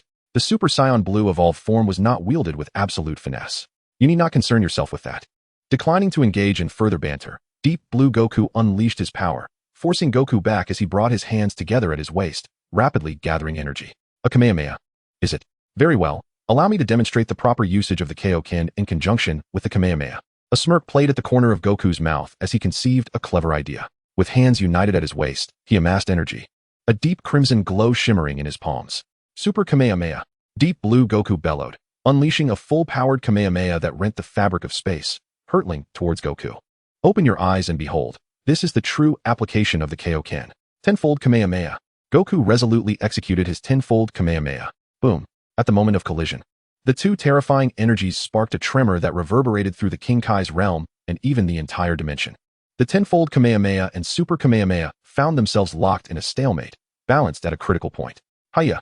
Deep Blue Goku relentlessly intensified his power, the energy of the Super Kamehameha swelling and advancing. 20-fold. In an instant, Goku adjusted his tenfold Kamehameha to 20-fold. In but a heartbeat, the balance shattered. The 20-fold Kamehameha domineeringly overwhelmed the Super Kamehameha, surging forward with ferocity. Swiftly severing the energy supply, Goku narrowly evaded the terrifying crimson energy beam. The 20-fold Kamehameha surged forth from the King Kai's realm, colliding with a particularly small asteroid. Within mere seconds, that asteroid was reduced to naught but dust. Deep Blue Goku stood frozen, awestruck by the sheer might of the 20-fold Kamehameha. Now do you comprehend the proper application of the Kaioken? Goku asked, arms crossed, a smile gracing his face. Utilizing the Kaioken to amplify the Kamehameha's intensity without burdening your body is unimaginable. One can only ponder the extent of your mastery over the Kaioken. Perhaps I should thank you for revealing the correct application of the Kaioken. However, before that, I have uncovered your secret. Tell me, who exactly are you? Deep Blue Goku demanded, his voice a low growl. Since his last visit, he had sensed something amiss. This doppelganger bore an uncanny resemblance to him, and his identity was undoubtedly complex. He was not merely a being of darkness. He was Sun Wukong. My identity. Does it truly matter? As the situation shifted, Sun Wukong decisively activated the power of his bloodline. With the awakening of this power, a golden aura surged forth, and Sun Wukong's Super Saiyan 4th grade black-haired form manifested once more, exuding a formidable and oppressive presence that instantly overshadowed the Deep Blue Sun Wukong's divine aura. The sight of a fellow Super Saiyan 4th grade form stirred Deep Blue Sun Wukong's resolve. He clenched his fists, acutely aware of the terror that the Super Saiyan 4th grade embodied. Chapter 79. Overwhelming Deep Blue Sun Wukong. My identity pales in comparison to the gravity of this battle. What truly matters now is the conflict at hand. It is either my demise here or yours, alongside Vegeta. The Super Saiyan 4 Sun Wukong declared imperiously. This was a veiled warning to Deep Blue Sun Wukong that his identity was inconsequential. Defeat would mean death, and the annihilation of Earth would follow. Deep Blue Sun Wukong seethed with rage, understanding that although this individual was not a being of darkness, he was infinitely more ruthless. It was conceivable that prior to their arrival in the future world, this foe had eradicated the darkness. The confrontation was unavoidable, regardless of the cost. He must eliminate this perilous adversary. Resolving his thoughts, Deep Blue Sun Wukong assumed a combative stance, determined to face Super Saiyan 4 Sun Wukong without any semblance of complacency. Life and death hung in the balance. Noticing Deep Blue Sun Wukong's readiness for battle, Super Saiyan 4 Sun Wukong flashed a sinister smile, unleashing an overwhelming surge of bloodline power. At the moment the pressure of his bloodline was released, Deep Blue Sun Wukong felt his very blood begin to stir restlessly within him. What a terrifying transformation. My body as a Super Saiyan 4th grade is trembling uncontrollably. Deep Blue Sun Wukong desperately fought to suppress the unsettling sensation. Are you not planning to strike? Then allow me. Super Saiyan 4 Sun Wukong launched his attack decisively. His formidable physique tore through space, appearing instantaneously before Deep Blue Sun Wukong. The sheer speed caused Deep Blue Sun Wukong's heart to race. And instinctive, is this the extent of your so-called Super Saiyan Deep Blue evolution? The Ultra Instinct Goku merged his hands, gathering energy for a devastating strike. With a resounding boom, the Deep Blue Goku was sent hurtling through the air, plummeting to the earth like a meteor. In an instant, the descending Deep Blue Goku created a colossal crater, plunging over 10,000 meters deep into the King Kai's realm. Simultaneously, the surface of the realm trembled, as countless massive rocks rose up, transforming into towering pillars. This vividly illustrates the ferocity of Ultra Instinct Goku's assault. At this moment, the Deep Blue Goku lay prostrate on the ground, his body convulsing, the deep blue form flickering in and out of existence. My strength has utterly failed. How could this guy be so powerful? For the first time, the Deep Blue Goku experienced the essence of despair and helplessness. The overwhelming combat prowess of Ultra Instinct Goku obscured any glimmer of hope for victory, with only the god of destruction possessing a semblance of comparable might. No, this tyrannical power even surpassed that of the god of destruction. Struggling to rise, the Deep Blue Goku found Ultra Instinct Goku slowly descending from the heavens. Placing a single foot upon his back, an overwhelming sense of oppression enveloped him, as an immense pressure coursed through his body, rendering him immobile. The excruciating pain ignited a ferocious scream from the Deep Blue Goku, echoing across the sky. Under this terrifying force, it felt as if his spine would shatter. Then, with brute strength, Ultra Instinct Goku lifted the Deep Blue Goku and unleashed a powerful strike to his abdomen. The sheer force resonated throughout the Deep Blue Goku's body, and a single blow caused him to spit blood, his breath faltering. It is over. Ultra Instinct Goku's indifferent words fell, as he charged energy into his right leg, delivering a crushing knee strike to the Deep Blue Goku's midsection. In an instant, the Deep Blue Goku was propelled forward like a cannonball. Boom, boom, boom, boom, boom, boom. The flying Deep Blue Goku smashed through numerous colossal rock pillars before finally coming to a halt, having traveled an unknown distance. Gazing at the elongated trail of smoke ahead, Ultra Instinct Goku shook his head in disappointment. It seemed he had held his expectations for his counterpart too high. Was the battle truly at its end? Clearly not. At the edge of the smoke, the dormant divine power erupted violently, dispersing the haze like a mighty wave. Struggling to his feet, the Deep Blue Goku clutched his agonizing abdomen with one hand, glaring fiercely at Ultra Instinct Goku in the distance. The divine energy within him, under his command, began to mend his wounds. As the divine power flowed with his intent, a crimson glow re-emerged at the periphery of the Deep Blue energy. Would he once again rely on the King Kai fist? Seeing this, Ultra Instinct Goku felt a wave of disappointment. Yet, in the next moment, an unexpected event unfolded. The Deep Blue Goku did not follow the anticipated course of amplifying his strength with the King Kai fist. Instead, he sought to enhance his ultimate technique through its power. In a striking display, the Deep Blue Sun Wukong assumed the stance of the Kamehameha, his body enveloped in a crimson aura intertwined with deep azure energy, converging within his palm. At that moment, the terrifying power surged, doubling in intensity. Has he mastered it so quickly? The Super Saiyan 4 Sun Wukong's face lit up with joy as he mirrored the pose of his Deep Blue counterpart. Within their palms, deep crimson energy beams flickered, their power escalating and casting the surrounding space in a vivid red hue. The outcome hinged on this very moment. 20-fold Super Kamehameha. In a final gamble, The Deep Blue Sun Wukong unleashed his newly comprehended ultimate technique. The Super Saiyan 4 Sun Wukong, without hesitation, also released his 20-fold Kamehameha. The two scarlet beams of energy collided, unleashing a tremendous shockwave that resonated throughout the Kaishin realm, causing the very fabric of reality to pale. The ultimate techniques of the Deep Blue and Super Saiyan 4 Sun Wukong remained locked in a stalemate, maintaining a precarious balance. Yet, the sheer magnitude of their power shattered the space at the epicenter of their clash. To be precise, it was not merely space that was breached, but the barriers of this world itself. A minuscule black hole began to ravenously consume the 20-fold Kamehameha from both warriors. If left unchecked, the world's barriers would surely explode, unleashing temporal chaos capable of devouring everything. At that moment, the Super Saiyan 4 Sun Wukong sensed the disturbance. We can no longer remain at a standstill. The space of this world cannot withstand my power. A glimmer of determination flashed in his eyes. With swift decisiveness, he doubled the magnitude of his Kamehameha to 40-fold. Boom. In an instant, equilibrium shattered, and the tide of battle turned. The 40-fold Kamehameha brutally overwhelmed the Deep Blue Sun Wukong's 20-fold technique. This is bad. The Deep Blue Sun Wukong was engulfed by a profound sense of impending doom, every cell in his body resonating with alarm. The 40-fold Kamehameha bore down upon his ultimate technique, ready to consume him, and there was no escaping this distance. As the 40-fold Kamehameha enveloped him, the Deep Blue Sun Wukong let out a cry of anguish. His divine power was suppressed, his body ravaged by unspeakable torment, teetering on the brink of consciousness. The destructive force of the 40-fold Kamehameha threatened to obliterate him completely. In this critical moment, the Super Saiyan 4 Sun Wukong wisely reigned in his power, dissipating the energy of the 40-fold Kamehameha. At that juncture, the deeply wounded Sun Wukong struggled to remain upright, his arms hanging limply at his sides, consciousness nearing collapse. His Super Saiyan blue form flickering in and out of existence. How frustrating it was. After all this time spent cultivating my strength, I have been completely defeated. As soon as the thought crossed his mind, he lost control and fell forward, losing consciousness. Gazing at his unconscious self, the Super Saiyan 4 Sun Wukong paid little heed. Shifting his gaze towards the distance, there lay the battlefield of Broly and Vegeta. The scene shifted. On the other side of the Kaishin realm, Broly faces off against Super Saiyan Blue Vegeta. At this moment, Super Saiyan Blue Vegeta finds it increasingly difficult to maintain the upper hand in combat against Broly, who has grown significantly stronger. The tide of battle has shifted. What once was a slight advantage has now turned into a fierce stalemate, with Broly firmly in control. Broly's terrifying combat prowess is beyond comprehension. He has not only mastered Super Saiyan Blue Vegeta's techniques, but has also managed to overpower him.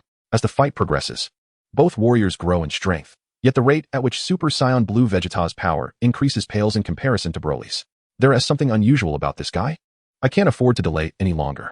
Just as Super Saiyan Blue Vegeta resolves to end the battle swiftly, he suddenly senses a significant reduction in Goku's divine aura, causing a momentary distraction.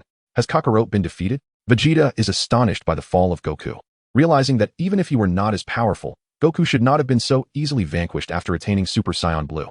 In this fleeting moment of distraction, Broly seizes the opportunity. Take this. Broly channels a massive amount of energy, forming a compressed energy sphere. This emerald green orb, imbued with unfathomable destructive power, is thrust against Super Saiyan Blue Vegeta's chest. In an instant, a violent column of green energy erupts skyward, piercing through the fabric of the Kaishin realm and engulfing Vegeta's form. The sheer magnitude of its destructive force is beyond imagination, and Broly retreats to a distance, believing that with this strike, the outcome of the battle is sealed. However, as the emerald energy column dissipates, Vegeta emerges unscathed. Yet, at this moment, he is no longer in his Super Saiyan Blue form, but has ascended to the state of Super Saiyan Blue evolution. Indeed, he has mastered this transformation. Originally intended to contend with Goku, this power must now be unleashed prematurely due to Broly's overwhelming strength. Broly's expression shifts to one of surprise, quickly followed by a hint of excitement. You are the first to compel me to unleash my full power, aside from Kakarot. Now, do not impede my path. With a profound intensity in his gaze, Deep Blue Vegeta dashes forward with lightning speed. In the blink of an eye, he appears before Broly, delivering a powerful blow that strikes like thunder. Bang! The heavy punch connects squarely with Broly's face, sending him soaring into the sky. Not allowing Broly a moment to recover, Deep Blue Vegeta pursues him at an even greater speed, interlocking his fingers to gather energy before crashing down with tremendous force. Once again struck with great impact, Broly plummets towards the ground of the Kaishin realm. Seizing this moment, Deep Blue Vegeta quickly accumulates energy, positioning his hands in a manner reminiscent of a cannon. Golden sparks dance around him as an infinitely destructive golden energy sphere flickers in his palms, radiating with a brilliance of annihilation. At last, The moment of illumination arrives. As energy amassed to its zenith, the deep blue Vegeta unleashed an unstoppable beam of destructive energy from his palm. The final flash of furious energy transcended dimensions, locking onto Broly, heralding the arrival of annihilating power capable of obliterating all. Sensing the overwhelming destructive force of the final flash, Broly felt a surge of excitement amidst the looming peril. He gathered energy in his hands, retaliating with a destructive beam to counter Vegeta's ultimate flash. Upon their energies colliding, Vegeta's final flash exhibited an overwhelming superiority, swiftly dissipating Broly's destructive ray. In alarm, Broly instinctively raised his hands to shield himself. Boom! The final flash engulfed Broly's form, triggering an unimaginable cataclysm.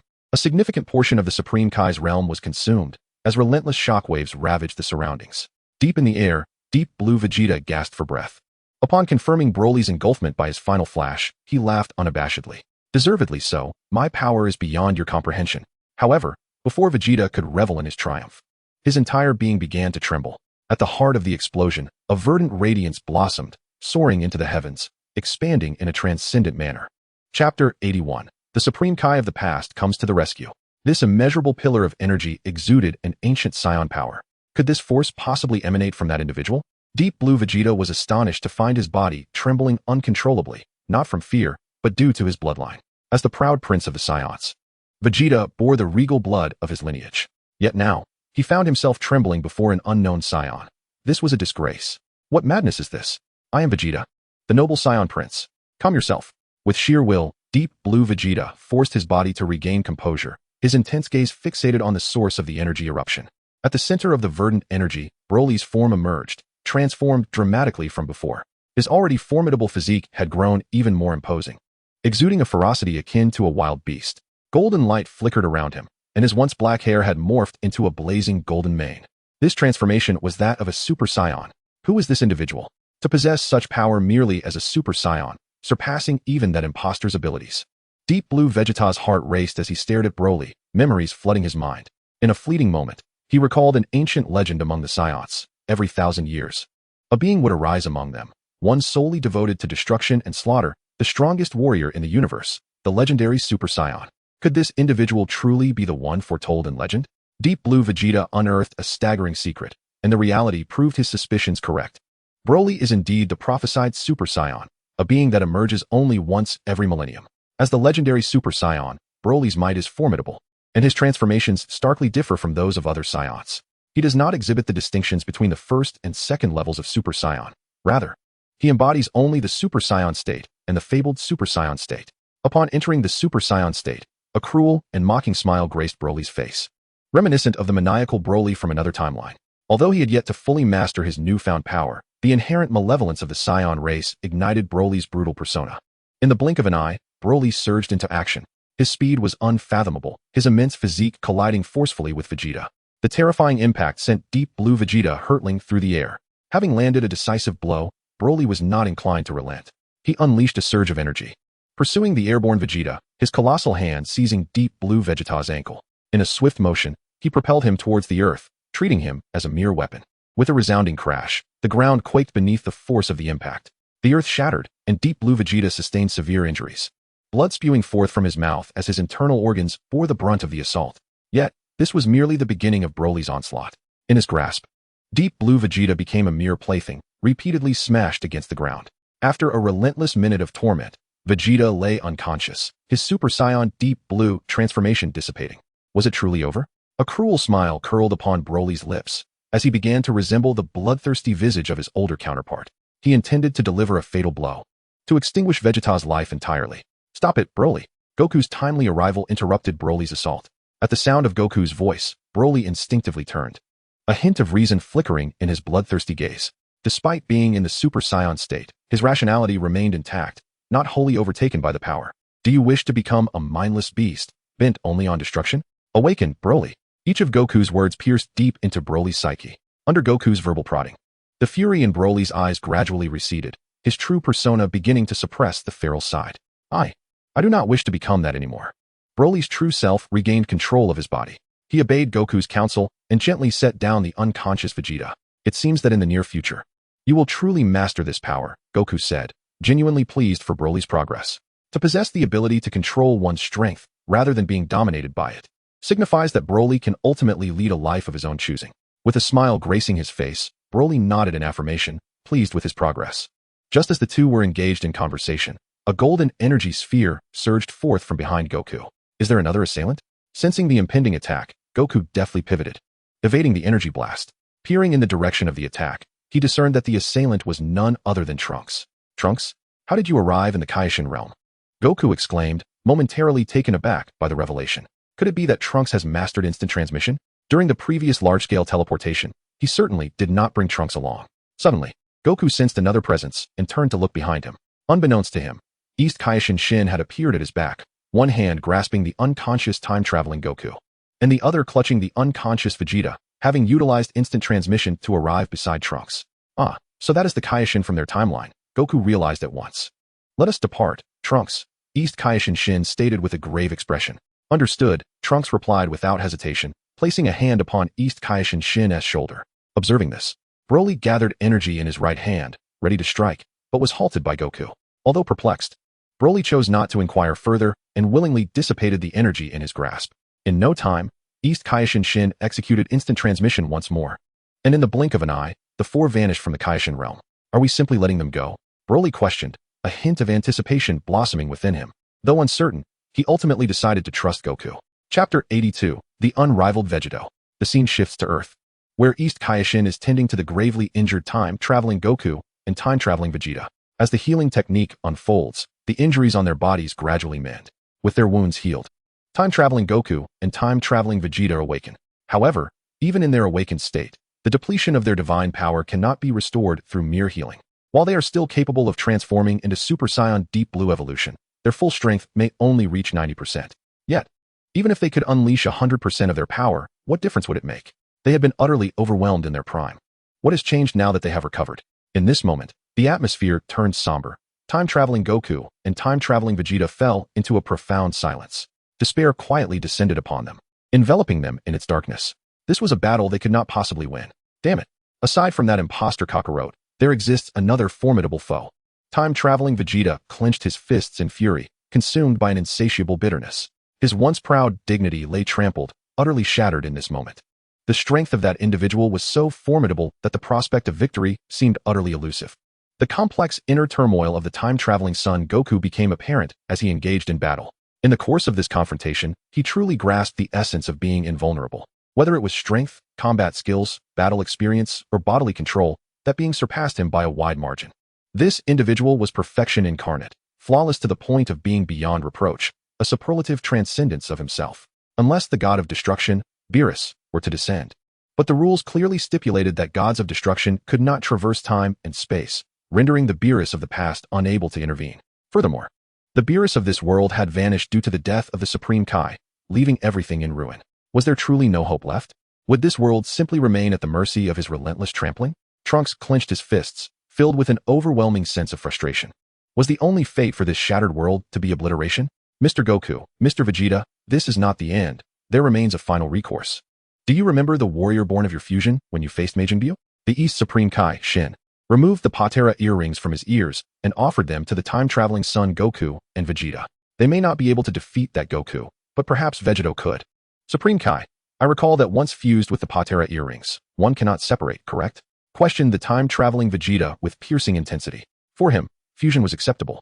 But if the cost was eternal separation from Son Goku, that was utterly unacceptable. Yet, why did Goku and Vegeta suddenly separate during their confrontation with Majin Buu? Was it due to the peculiar power emanating from Buu's body? The time-traveling son Goku pondered aloud. Noticing their confusion, the East Supreme Kai, Shin, clarified, not at all. Even the ancestors were mistaken. The fusion time with Patera earrings for the Supreme Kai is indeed permanent, but for mortals, the fusion lasts only 1 hour. Upon hearing this, the eyes of the time-traveling son Goku and Vegeta sparkled with understanding, and they exchanged a knowing glance. Everything was unspoken yet understood. Fine. I can endure your presence for 1 hour, huffed the time-traveling Vegeta, clearly displeased, but resolutely agreed to this fusion. To save this decaying world and to defeat that arrogant impostor, he was willing to take the plunge. The two reached a consensus and simultaneously took the Patera earrings from the East Supreme Kai's hand, each adorning one. As they donned the earrings, a wondrous force began to draw their bodies together. In an instant, a blinding white light shot into the sky, piercing through the darkness enveloping the world. With a thunderous roar, the magnificent spectacle resonated across the globe, a colossal white beam ascending, illuminating all shadows. Within this radiant light, two distinct powers were intricately woven together, ultimately merging into a singular, formidable force. Trunks and the East Supreme Kai, Shin, were fully alert at this moment, their eyes fixed intently on the magnificent white beam. Under their watchful gaze, the magnificent white beam of light dissipated, and the transcendent figures of Son Goku and Vegeta vanished without a trace. In their stead emerged a warrior clad in a blue and orange martial arts uniform, embodying all the characteristics of both Goku and Vegeta. Behold, the invincible fused warrior, Vegeta. Standing resolutely upon the earth, Vegeta emanated an overwhelming aura that unsettled both East Kaioshin and Trunks. With this formidable power, victory was assured. Upon witnessing Vegeta's unparalleled form once more, East Kaioshin was reminded of a long-ago scene. Vegeta's overwhelming strength was sufficient to suppress all, even against the god of destruction, Beerus. He would not falter. Is this how my father appears when fused with Uncle Goku?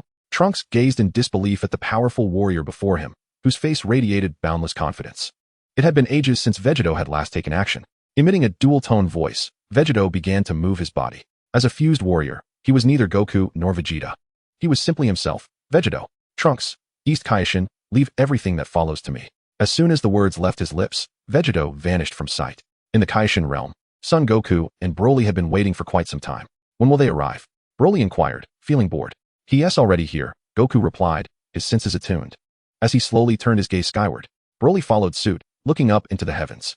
There he saw Vegeta hovering in the air, arms crossed, looking down upon Goku and Broly with an air of superiority. Is he our next opponent? Then I shall take him on.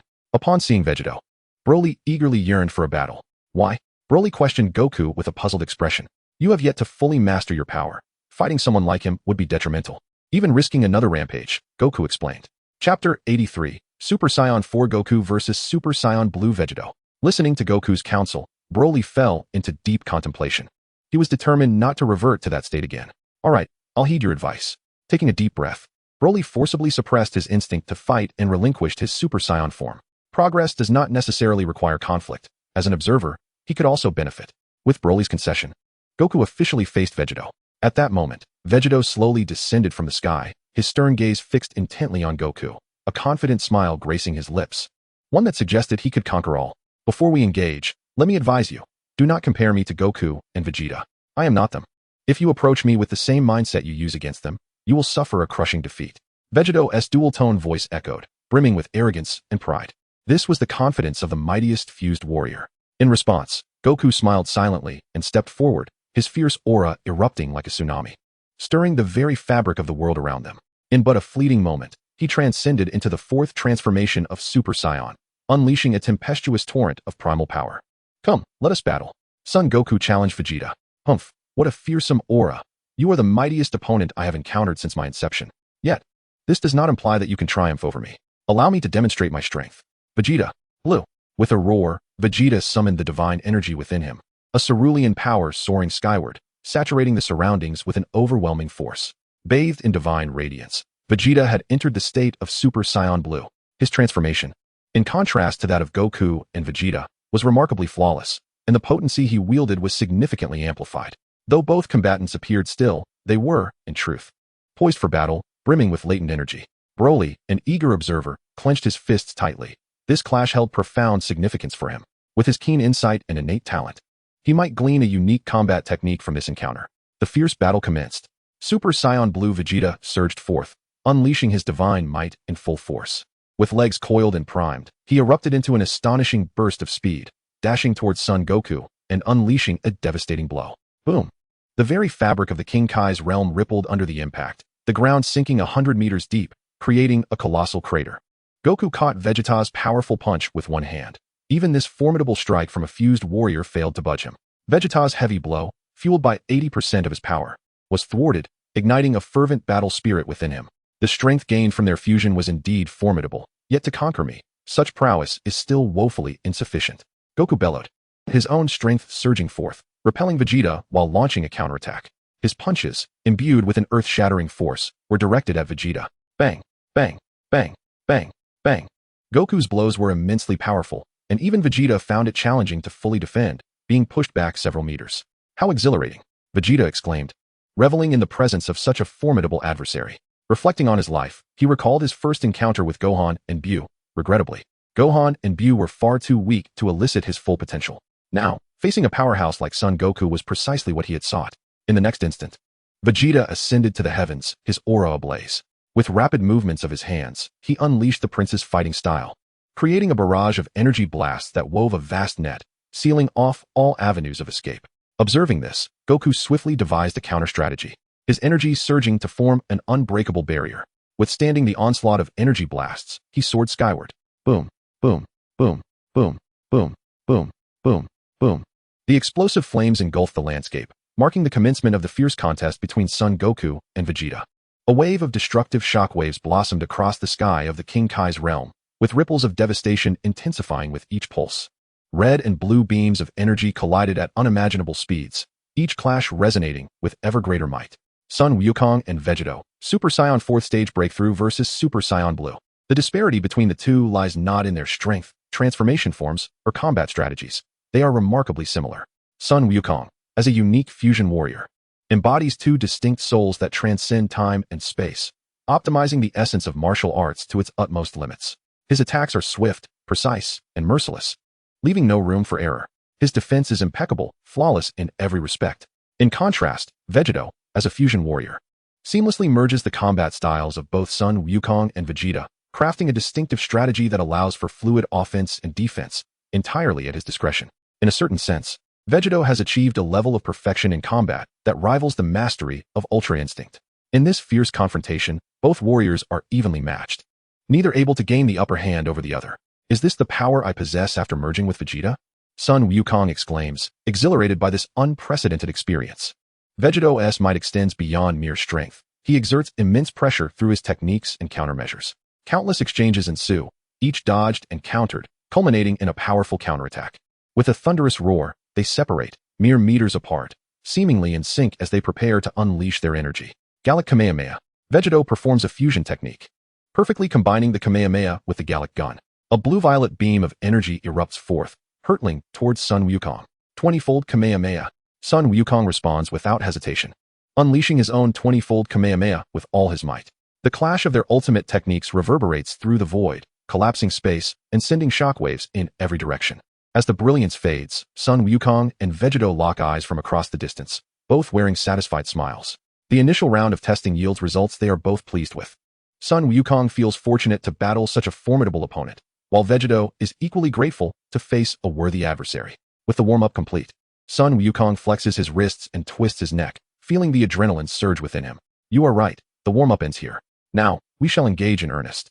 No sooner had he spoken than a surge of divine power erupted from Vegeta, manifesting from the intangible into the tangible, forming another super blue Vegeta.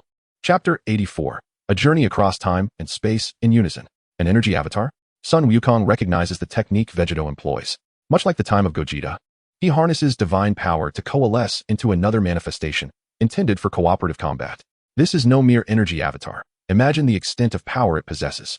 The super blue Vegeta chuckles lightly, as both his form and energy avatar unleash their divine might simultaneously, enveloping the skies of the King Kai's realm. Through keen perception, it becomes evident that Vegeta and this energy avatar possess equal strength. A manifestation of energy possessing the same strength as its original form? A smile graced Son Wukong's face, showing his indifference to the situation. Correct, Vegeta replied with a calm smile, and in an instant, he launched a simultaneous assault on Son Wukong alongside his energy counterpart. The super blue Vegeta led the charge, delivering a powerful blow aimed at Son Wukong. Son Wukong raised his hands to block the attack from the energy manifestation, but a significant opening was left exposed behind him. Vegeta, seizing the opportunity, rapidly moved to Son Wukong's rear and struck with a knife-hand blow aimed at the nape of his neck. Just as the strike was about to connect, an astonishing scene unfolded. A hand enveloped in a brilliant blue divine power seized Vegeta's wrist, neutralizing his attack. What? How is this possible? Vegeta gasped, his eyes widening in shock as he recognized the identity of the one who had thwarted his strike. It was none other than the super blue Son Wukong. While Vegeta was still reeling from the surprise, Super Saiyan 4 Son Wukong and Super Blue Son Wukong acted in unison, repelling both Vegeta's original form and his energy manifestation. The two distinct forms of Son Wukong stood side by side, gazing steadfastly at their opponent. Super 4 and Super Blue, united across the fabric of time and space in combat. Is this merely an energy manifestation? No, what exactly is this? Vegeto's expression shifted dramatically as he seemed to grasp an impossibility. His instincts warned him that the Super Blue Sun Wukong before him was far more complex than a mere energy avatar. Observing this, Super Blue Sun Wukong smiled silently, aligning his direction with Super Force Sun Wukong. Super Force Sun Wukong prepared to face Vegeto's original form, while Super Blue Sun Wukong engaged the energy counterpart.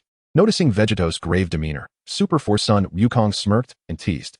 Care to take a guess as to who would prevail between me in my Super Saiyan Blue form and your energy manifestation, which holds all your power? Vegeta remained silent, instinctively heightening his vigilance. He understood that this energy manifestation was doomed. No words? Then let us battle once more.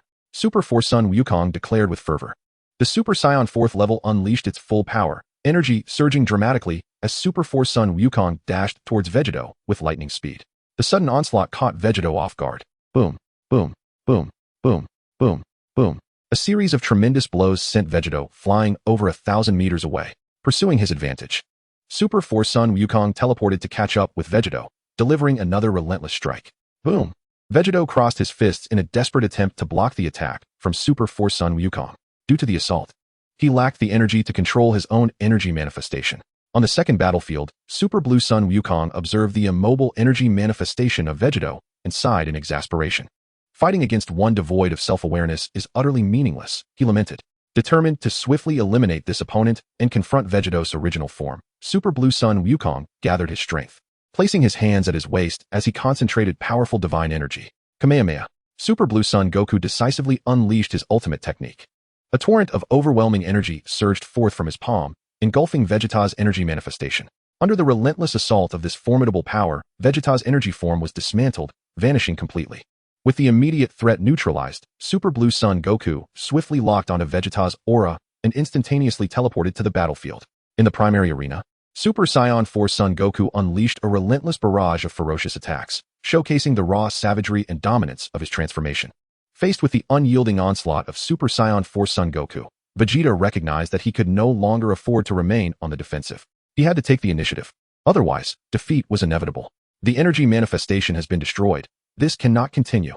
Concentrating all his efforts, Vegeta sought to exploit any opening amidst Super Saiyan 4 Sun Goku's relentless assault. Yet, his intentions were far from hidden from the keen eyes of his adversary. The immense physical power of the Super Saiyan 4 form was unleashed in full force, culminating in a devastating punch that shattered the space around them. The sound of the explosive impact reverberated through the air, as Super Saiyan 4 Sun Goku's strike created a significant distortion in the fabric of reality. Its terrifying, might even fracturing portions of the spatial barrier. This world-shattering blow struck Vegeta's forearms, shattering his defenses in an instant and sending the deep blue Vegeta hurtling hundreds of meters away. What an overwhelming force! The power of the Super Saiyan 4th level exceeds my expectations. Struggling to stabilize himself, Vegeta grimaced at the excruciating pain radiating from his arms. Before he could catch his breath, Super Blue Sun Goku silently appeared behind him, executing a powerful sweeping kick. Vegeta's instincts screamed danger, but he was too late to evade the strike. With a resounding impact, Vegeta was sent flying uncontrollably, crashing through numerous massive rock pillars before finally halting thousands of meters away. Having succeeded with his strike, Super Blue Sun Goku wore a wicked grin. Just as he prepared to pursue Vegeta, Super Saiyan 4 Sun Goku arrived at his side. Isn't it a bit unfair, 2 against 1? Super Saiyan 4 Sun Goku teased with a mischievous smile. It's rare for me to fight. Let me relish this experience. Besides, we aren't truly 2 against 1. He is the fusion of another me and Vegeta. Strictly speaking, it's 2 against 2. Super Blue Sun Goku returned a smirk identical to that of Super Saiyan 4 Sun Goku. Indeed, it could be considered 2 against 2.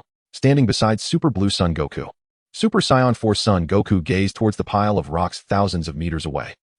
This is my first encounter with a fused warrior. It's truly exhilarating. Super Blue Sun Goku remarked, rubbing the bridge of his nose, his spirit ignited.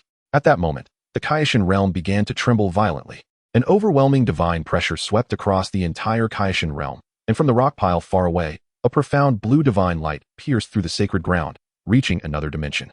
Sensing this immense divine power, the smiles vanished from the faces of both Son Gokus, replaced by a grave expression. Chapter 85. Mind and body in perfect harmony.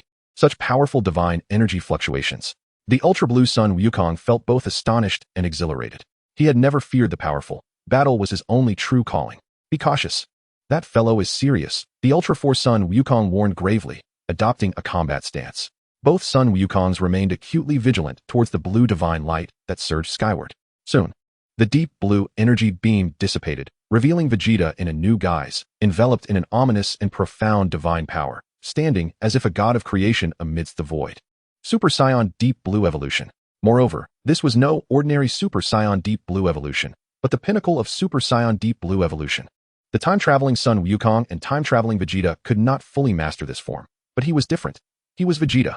Unbeknownst to Vegeta, delicate fissures appeared on the Patera earrings dangling from his ears, a consequence of his overwhelming power.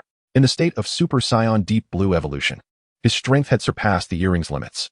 At that moment, Vegeta's deep, cold gaze surveyed the Ultra Blue Son Wukong and Ultra Force Son Wukong from a distance.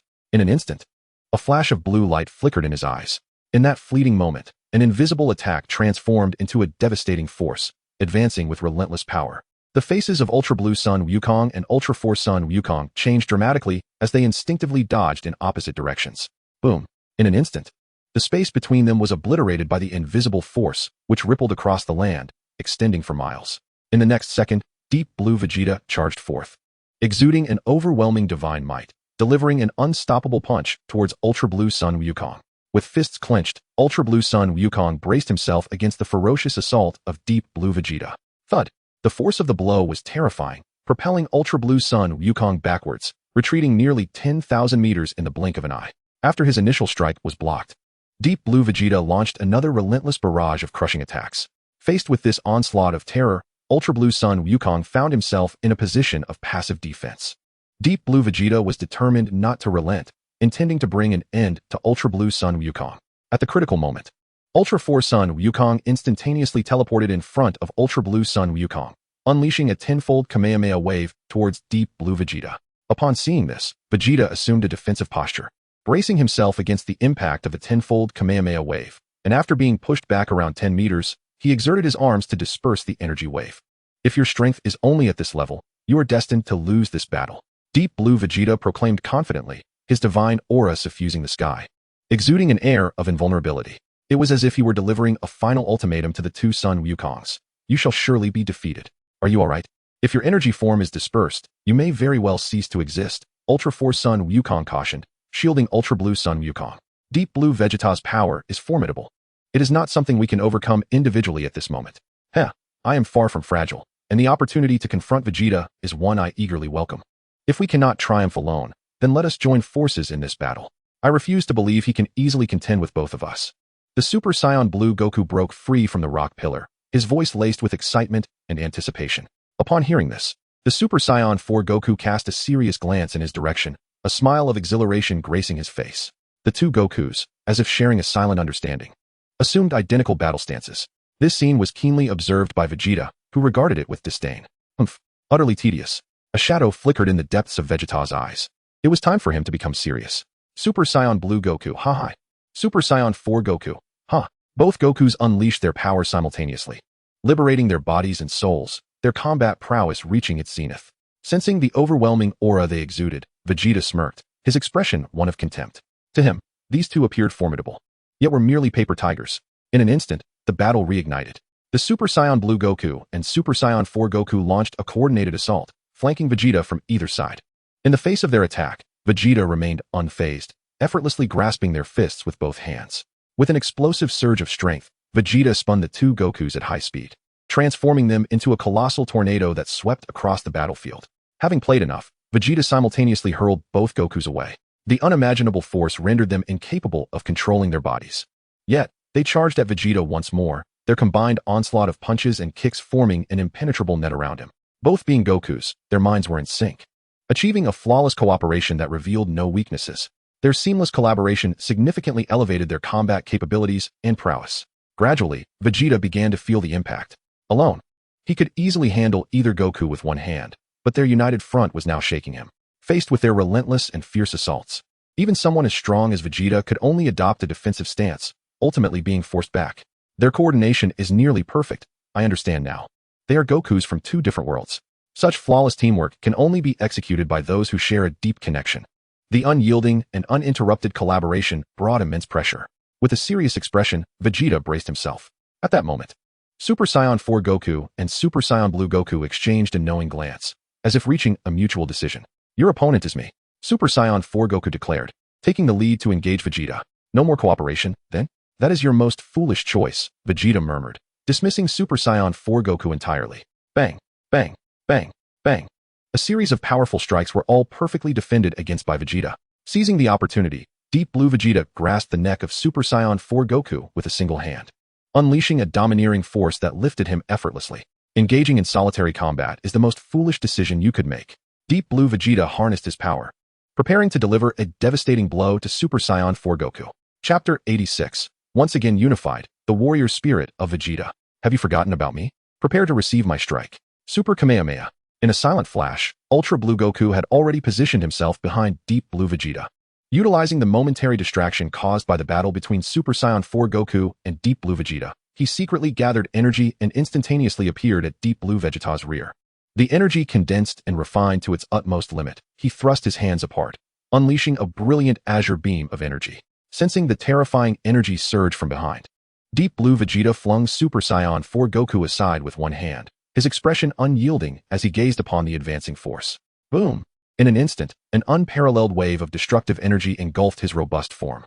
The residual energy rays ravaged the landscape of the Kaishin realm, their terrifying destructive power sending tremors throughout. Under the strain of this force, the spatial barrier cracked, revealing the sheer terror of Ultra Blue Goku's full-powered Kamehameha. Useless. A low murmur echoed, and in an instant, the horrifying deep blue divine energy surged forth, soaring into the skies. At the center of this deep blue power, Deep Blue Vegeta wore a cold expression. Within his profound gaze flickered a light capable of freezing all. This fearsome blue divine power manifested as tangible flames, igniting the very earth of the Kaishin realm. At that moment, the entire realm transformed into an eerie expanse of blue flames. TCH. I anticipated this outcome. Ultra Blue Goku foresaw the result. Yet, it was precisely due to his assault that Super Saiyan 4 Goku found the opportunity to gather energy. 20-fold Kamehameha. Unleashed with full force, a horrifying crimson energy cannon pierced through space, rapidly targeting the rear of Deep Blue Vegeta. At this moment, Deep Blue Vegeta was preoccupied with Ultra Blue Goku's Super Kamehameha, and upon sensing the immense energy pressure behind him, his body trembled, nearly collapsing. Your coordination is indeed impressive, but at this level, you cannot hope to defeat me. Deep Blue Vegeta scoffed. Ha ha ha ha ha roar. A dual-toned roar erupted from Deep Blue Vegeta. Boom!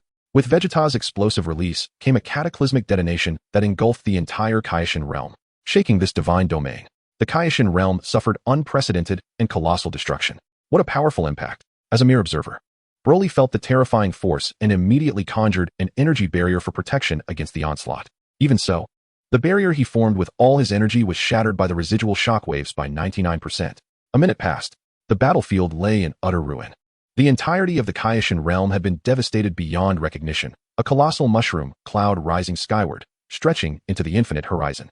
The Super Saiyan 4 Goku and Super Saiyan Blue Goku were also hurled by the explosive shockwave, colliding with the boulders.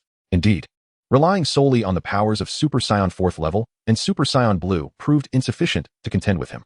To triumph over this adversary, one must harness divine power or ascend to Super Saiyan 5th level. Struggling to extricate himself from the rubble, Super Saiyan 4 Goku contemplated transforming into Super Saiyan 5th level.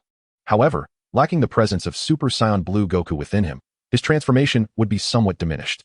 Meanwhile, Super Saiyan Blue Goku emerged from the debris, continually lamenting, "Indeed, I was overconfident. It is rare to experience the thrill of battle, and I encounter such a formidable opponent right away. I almost got obliterated." At that moment, a terrifying divine energy storm roared through the heavens, clearing the thick smoke and leveling the battlefield. The Deep Blue Vegeta stood invincibly in the void. "I know this is not your true power. Unleash your full strength. This is my final warning. Otherwise, do not blame me." Vegeta issued his ultimatum to the two. These words reached the ears of Super Saiyan 4 Goku and Super Saiyan Blue Goku, causing their expressions to darken with gravity. Soon, they slowly ascended into the sky, converging before Deep Blue Vegeta. Ultimately, the two Gokus, under Vegeta's gaze, fused into one entity. "As I surmised, you two are indeed one. You are Goku from another realm. And you are a fusion warrior, correct?" Vegeta now comprehended the entire truth. No wonder this Goku possesses such formidable strength, even capable of dividing into two distinct individuals. They were born from the fusion across time and space, the Super Goku. Indeed, the rejoined Goku's eyes were filled with indifference. The reason he had been suppressed by Deep Blue Vegeta previously was due to their brief separation, which had significantly weakened their power. Now, reunited, he would unleash his full strength to overpower Vegeta. With a thought, Flames of blue divine energy ignited around Super Saiyan 4's exterior. Super Saiyan 4 God Blue has arrived. Upon witnessing this unprecedented transformation, Deep Blue Vegeta sensed an intangible threat, narrowing his eyes slightly. A perfect fusion of Super Saiyan 4th level and Super Saiyan Blue? Excellent. The petty skirmishes end here. I shall show no mercy henceforth. Vegeta's fighting spirit surged, and his divine power erupted uncontrollably. Yet, he seemed oblivious to a crucial detail. As his power intensified, the Patera earrings he wore approached their critical threshold. The cracks on the earrings became increasingly pronounced. Goku noticed the fissures. Your power has exceeded what the earrings can withstand. It appears this battle may soon reach its conclusion, he cautioned. Simultaneously, he felt a sense of regret. Such a formidable opponent as Vegeta could not endure for long. Thank you for your counsel. But these matters are not for you to fret over. Do you think I am oblivious to the peculiarities of the Patera earrings? Even without them, I can still exist, albeit at a certain cost. Come now, let us engage in battle. Add some excitement to my fleeting life. Vegeta was entirely focused on clashing with Son Goku. Though maintaining their fused state would exact a heavy toll, what did it matter to him? The only ones affected would be the Time-Space Goku and Time-Space Vegeta. Chapter 87, Vegeta's Trump Card, Ultra Blue Super Saiyan 3. I see. Son Goku sensed Vegeta's fervent fighting spirit. The opponent had fully committed, and as fused warriors, they must determine a victor. Their gazes locked, and invisible pressure surged to its utmost limit. Howa! Son Goku unleashed his full Ultra Super Saiyan Blue power. Vegeta too released the full might of his Super Saiyan Deep Blue transformation. The intensity of their auras swelled, creating a pressure that threatened to shatter the very fabric of the King Kai's realm. This divine domain was on the brink of being obliterated by their combined strength. As their power reached a critical threshold, Son Goku and Vegeta moved in perfect synchrony. They poured everything they had into a devastating blow aimed at one another. Boom! The force of their strike was terrifying, causing the space around them to explode and the divine realm to collapse. The aftermath was so catastrophic that it pushed the King Kai's realm to the edge of destruction. Such a breathtaking display of combat left the legendary Super Saiyan Broly in awe. With a resounding crash, the second clash shattered the dimensional barriers of the King Kai's realm, revealing the void beyond the universe. Fortunately, their battle took place within the King Kai's realm. Had it occurred in the universe itself, such blows would have led to its total annihilation. Boom! The third collision erupted, obliterating the cosmic barriers and causing the King Kai's realm to completely disintegrate. The very consciousness of the universe sensed a dire threat, forcibly summoning primordial forces to expel the two calamities, Son Goku and Vegeta, from the seventh universe. As blinding white light flickered across the sky of the King Kai's realm, this realm on the brink of obliteration was saved. Where have they gone? At this moment, Broly, as an observer, scanned the surrounding world. The fervor of the battle stirred his blood, igniting an uncontrollable desire to join the fray. Yet, at this critical juncture, the two had vanished. Within the realm of the destroyers, the angel was quietly monitored the unfolding combat in the King Kai's realm. Two warriors from different timelines clashed, shattering the divine realm and breaking through the cosmic barriers. Vegeta and Son Goku, hailing from disparate timelines, stood but a step away from transcending the domain of the gods. If you, in this world, had not perished, might the future hold even greater wonders than the present? Whis could not help but reflect upon the past tribulations of this world. The Son Wukong and Vegeta of this realm had perished, and the majority of humanity had been mercilessly slaughtered by the dark forces. The Kai Shin had met their demise, and the god of destruction had vanished alongside them. Today, this world lay in ruins, utterly desolate, transformed into a barren wasteland. Had he shown even a modicum of concern for the Saiyan known as Son Wukong, perhaps the outcome for this world would have been drastically different. Yet, lamenting such thoughts now was futile. After tirelessly searching throughout the cosmos, even delving into alternate dimensions and realms beyond the world, he had found no trace of the two individuals. Alas, could it be that they had ventured into another universe? A sudden realization struck Whis, prompting him to consider another possibility. He expanded the search radius once more, as the angelic staff's reach extended beyond the seventh universe, exploring various universes one by one. Upon excluding the fifth and eighth universes, Whis made a discovery in the sixth universe. Son Wukong and Vegeta were engaged in combat, and their battle had only just commenced. In the sixth universe, Son Wukong and Vegeta had entered a state of transcendent focus, wholly absorbed in their conflict, oblivious to their surroundings. Each clash of their techniques resonated with the collapse and annihilation of myriad star systems. The potent fusion of pure divine energy and the raw might of their bloodline unleashed a cataclysmic force of destruction. In mere moments, the sixth universe had been decimated beyond recognition. Boom! Bang! Son Wukong's devastating Kamehameha struck Vegeta's chest, while Vegeta retaliated with a crushing kick to Son Wukong's abdomen. Both warriors were propelled through the cosmos, only regaining their footing after traversing an immeasurable distance. Without a moment's pause, they simultaneously locked onto each other's positions, gathering energy to unleash their ultimate techniques. 100 times the Super Kamehameha. Sun Wukong unleashed the maximum power of his energy, a raging crimson force surging forth like a roaring blood dragon. Ultimately, the Kamehameha. Vegeta combined his Kamehameha with the final flash, executing his most formidable technique. The golden-blue electric annihilation beam erupted from his palm, colliding with Sun Wukong's 100-fold Super Kamehameha. Boom. The two waves of destructive energy, capable of upending worlds, collided. The resulting cataclysmic shockwave rapidly expanded, and in the blink of an eye, the sixth universe was obliterated, returning all to chaos. Not only that, due to the overwhelming force of their clash, both the fifth and seventh universes experienced varying degrees of repercussions. In that boundless realm of chaos, Sun Wukong and Vegeta gazed at each other across the infinite void, each having gained a rough understanding of the other's formidable strength. It was indeed an unforgettable battle. Since arriving in this world, this was the first time he had unleashed such overwhelming energy. Come at me again, Vegeta. The fervent battle spirit burning in Sun Wukong's eyes signified his acknowledgement of Vegeta's prowess. Allow me to demonstrate my true strength. As the voice faded, the divine power surrounding Vegeta underwent a remarkable transformation, the deep blue energy becoming the sole beacon of light amidst the boundless chaos. In this tumultuous realm, the resounding and magnificent melody of divine essence began to play. Vegeta's divine powers surged explosively, piercing through the chaos and transcending dimensions, reverberating across the 12 universes. Could it be that this form signifies a transformation? Sun Wukong gazed upon the figure of Vegeta, evolving within the azure pillar of divine energy, and couldn't help but recall his recent battle against the masked Black Goku. The latter's ultimate transformation was the Super Saiyan Rose's third stage. Now, Vegeta was evolving in a similar direction. Undoubtedly, this transformation would be the third stage of the Super Saiyan Blue. Chapter 88. The reappearance of Super Saiyan 5. Within the chaos, the brilliance of the deep blue divine energy rapidly intensified, becoming the singular light in this tumultuous abyss. At the core of this divine power, Vegeta's body, soul, and everything about him was transcending.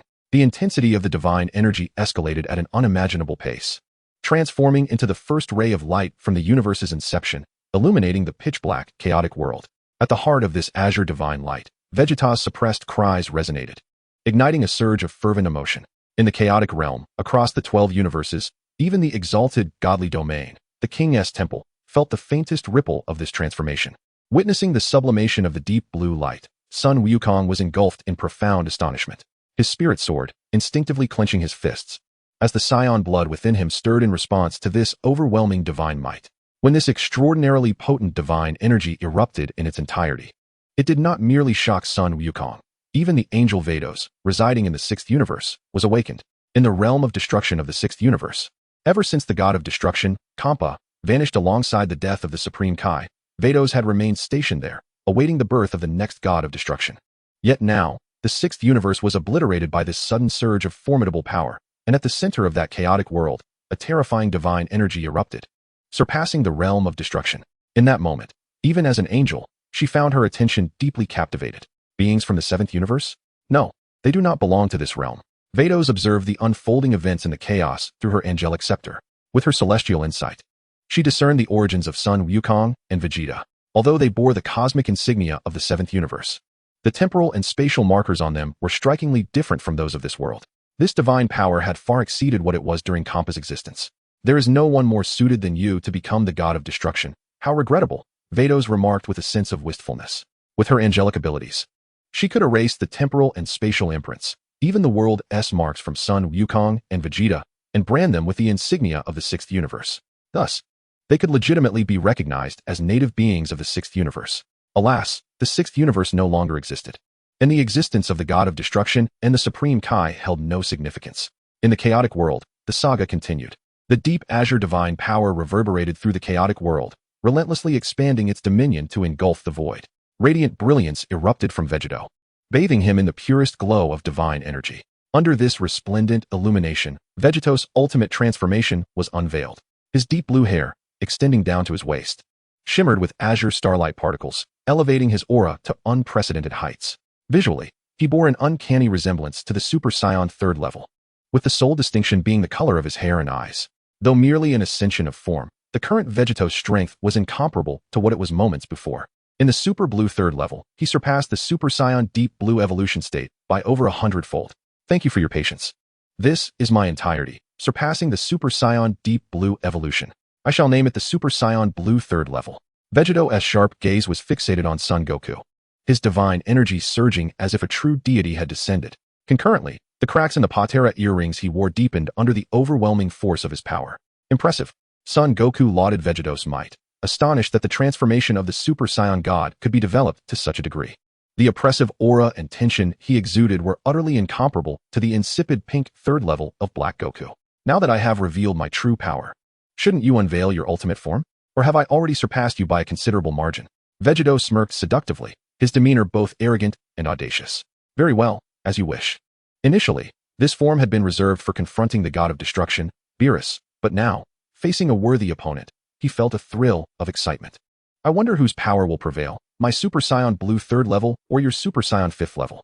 As his words echoed, Son Goku dispersed his divine energy, awakening the latent power within his bloodline through sheer will. The Super Saiyan 5th level. Vegeta's curiosity was piqued, his heart racing with anticipation. Having reached the pinnacle of divine mastery, the Super Blue 3rd level epitomized the ultimate cultivation of divine power among the Saiyans. Yet, this was his first encounter with the Super Saiyan 5th level. If the Super Saiyan 4th level represented the awakening of their true strength, could the 5th level perhaps signify the Saiyan's primal form? Suppressing his inner restlessness and eagerness, Vegeta focused intently, his eyes gleaming with fervent anticipation. Son Goku unleashed a ferocious roar, the essence of the beast surging forth. The Saiyan gene coursed through him, fully mobilizing the energy reservoir of the Super Saiyan 5th level. In an instant, a tempestuous wave of bloodline pressure surged skyward, stirring the chaotic realm and causing ripples to cascade through the surrounding chaos barriers. It seemed that if Son Goku continued to unleash his power, the very fabric of chaos itself would be obliterated. This overwhelming sensation and palpable tension were unlike anything ever felt before. In the depths of Vegeta's eyes, a profound astonishment erupted. Soon, the shock on his face transformed into exhilaration, followed by a sinister grin as he exclaimed, "My body is trembling uncontrollably." What could the 5th transformation of a Super Saiyan possibly entail? Centered around Son Goku, a blinding white radiance burst forth, a scene forever etched in memory. As the power of his bloodline awakened, an intangible pressure permeated the boundless chaos, reaching the remaining universes. In an instant, all beings across the universes felt an inexplicable dread. Some formidable entities were drawn to this force, their gazes irresistibly turning toward its source. Among them were Broly from the 7th universe, Jiren from the 11th universe. The 12 angels, including the Grand Minister in the palace of the Omni King, along with the 2 guards of the Omni King and the Omni King himself. At the heart of the chaos, the white light emanating from Son Goku's body grew increasingly radiant. The blinding white light, concentrated to its zenith, transformed into a beam piercing through chaos and into the world. Chapter 89, Super Saiyan Blue 3. Vegeta, the closest to Goku's transformation, felt the overwhelming pressure expand, rendering his body heavy. His Super Saiyan Blue form was suppressed, and the surrounding deep blue flames flickered like a candle in the wind. As the light gradually shrank and its momentum receded, Vegeta finally discerned Goku's form. Goku was now more robust and imposing than in his 4th transformation. Cloaked in a mantle of pure white fur, his pupils radiating an ancient, primal essence. This was the 5th transformation of a Super Saiyan. In that moment, Vegeta was utterly mesmerized, a potent excitement and anticipation swelling within him. This sensation was akin to discovering a long-sought rival, ensnaring him deeply, leaving him unable to escape. Is this truly your power? The 5th transformation of a Super Saiyan, a transformation I cannot fathom. This battle will be unforgettable. Vegeta's deep voice masked a unique thrill. Meanwhile, in the world beyond the chaos, within other universes, the realm of destruction, and the palace of the Omni King, all-powerful beings, angels, including the Grand Minister and the Omni King, along with the 2 guards, stood dumbfounded. The Grand Minister was astonished by Goku's evolution, a special glow flickering in his gaze.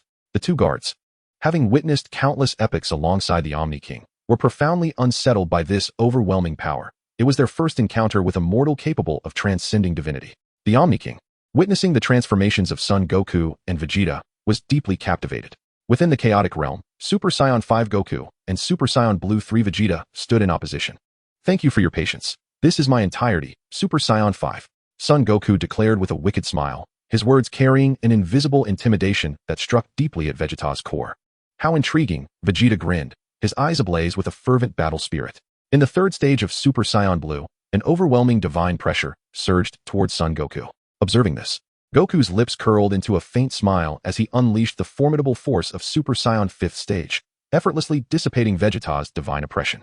The clash of their energies tore through the chaos repeatedly. Take this. In an instant, Vegeta ascended into the sky, his right hand raised as he gathered energy.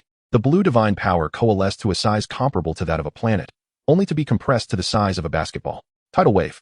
Accompanied by Vegeta's fierce shout, a deep blue energy wave pierced through the chaos and surged towards Goku. This attack, despite its seemingly insignificant appearance, possessed a terrifying destructive force capable of annihilating a significant portion of the universe with a single strike. Indeed, the destructive power was immense. Had Goku been in his Super Saiyan 4 blue state, he would likely have struggled to withstand it. However, he was now in the form of Super Saiyan 5th stage. Goku raised his hand, locking onto the deep blue energy beam, and in an instant, an unparalleled destructive ray shot forth from his palm. Whoosh! What appeared to be a trivial beam of light possessed an unimaginable penetrating power, instantly piercing through the formidable tidal wave. The explosion illuminated the chaos, its flames dissipating within mere seconds, transforming into a thick plume of smoke that separated Goku from Vegeta. Having failed to land his blow, Vegeta accumulated energy and charged through the smoke, advancing towards Goku. Just as I hoped, Goku, infused by Vegeta's fierce combat intent, radiated a white malevolent aura as he charged forward. With a resounding boom, the world trembled. The fierce battle reignited, marking the beginning of their ultimate confrontation. In an instant, the onslaughts from both combatants became countless and impenetrable, their speed so swift that the naked eye could scarcely perceive them, rendering even sensing their precise locations a daunting task. From a distance, their afterimages filled the chaos, resembling dozens of them engaged in fierce combat. What terror, what horror! Such a level of battle was a rare spectacle, even among the 12 gods of destruction. Indeed, aside from a particularly unique god of destruction, it could be said that any other gods would face utter defeat against these two. As the collisions intensified, Son Goku and Vegeta grew more valiant, concentrating their powers at a single point and wreaking unimaginable havoc upon the chaotic world. The chaos fragmented, revealing an invisible barrier that trembled with each of their collisions. Super God Fist, Goku shouted, swinging a devastating punch in his Super Saiyan 5 form. Fierce Strike. Vegeta unleashed a blow of unparalleled might, having amassed divine power to its apex. Boom! The unstoppable fists of the two collided, unleashing a force potent enough to obliterate worlds. Crack, crack, bang! The barrier of the chaotic realm shattered, scattering into countless fragments like mirrors. At the center of the collapsing mirror, amidst an endless expanse of darkness, a terrifying gravitational force erupted, instantly engulfing Son Wukong and Vegeta. Their vanishing offered a fleeting opportunity for the chaotic world, on the brink of destruction, to restore itself. Where had they gone? Had they, by shattering the barrier of chaos, been swept into the turbulent currents of time and space, arriving in another dimension? It was likely far more complex than that. The only one who might discern the fate of Son Wukong and Vegeta was the one within the Grand Zeno's palace. Within the palace, Grand Zeno, who had been enthralled by the battle between Son Wukong and Vegeta, found himself ensnared by the excitement. However, with their sudden disappearance, his enthusiasm waned. Great Priest, where have they gone? I was still enjoying the spectacle, Grand Zeno inquired, casting a hopeful glance toward the Great Priest, eager for him to uncover the whereabouts of Son Wukong and Vegeta. Please wait a moment, my lord, the Great Priest replied respectfully, bowing toward the throne. With a wave of his hand, an aura of mysterious power emerged. In an instant, all universes, including realms beyond, as well as time-space tunnels, were thoroughly scanned by the Great Priest. Yet, even after such a comprehensive search, he could not locate the two warriors. This was a situation he had never encountered before. After a moment of contemplation, the Great Priest connected the dots to a certain place. It seemed that their immense power had shattered the barrier of chaos, leading them to be swept into the rift of worlds. Let me see if they are here, he declared, raising his arm. The arcane energy transformed into a luminous screen, projecting the scene of a peculiar realm. Chapter 90. The intensity of battle escalates. Have they entered the rift of worlds? The world depicted on the screen resembled a pristine white space akin to the hyperbolic time chamber. However, this was not the hyperbolic time chamber. Rather, it was a realm beyond worlds. In other words, this was the interstice between the Dragon Ball universe and others. Should someone sufficiently powerful breach this place, they could traverse to other worlds. As for which world they would reach, that remained a mystery. Oh wow, they are fighting again. How thrilling, how exhilarating, Grand Zeno exclaimed, his excitement palpable as he danced with glee, his eyes sparkling with anticipation. Previously, during the fierce clash and chaos, he had been unable to discern the details. Yet now, within this rift of worlds, he could observe it all with clarity. Grand Zeno's spirit resembled that of a child, pure and untainted. solely concerned with the process and outcome of the battle. The Great Priest, however, was different. He gazed at the fierce struggle between Sun Wukong and Vegeta within the rift. Lost in thought, countless worlds existed for Grand Zeno, but for the Great Priest, there was but one. All Great Priests across time and space were interconnected, and he understood the origin of this Sun Wukong. An unintended act of mine has caused such profound changes in this world. What transformations might a warrior, powerful enough to shatter worlds, undergo under your influence? The Great Priest mused inwardly, a flicker of profound insight crossing his gaze.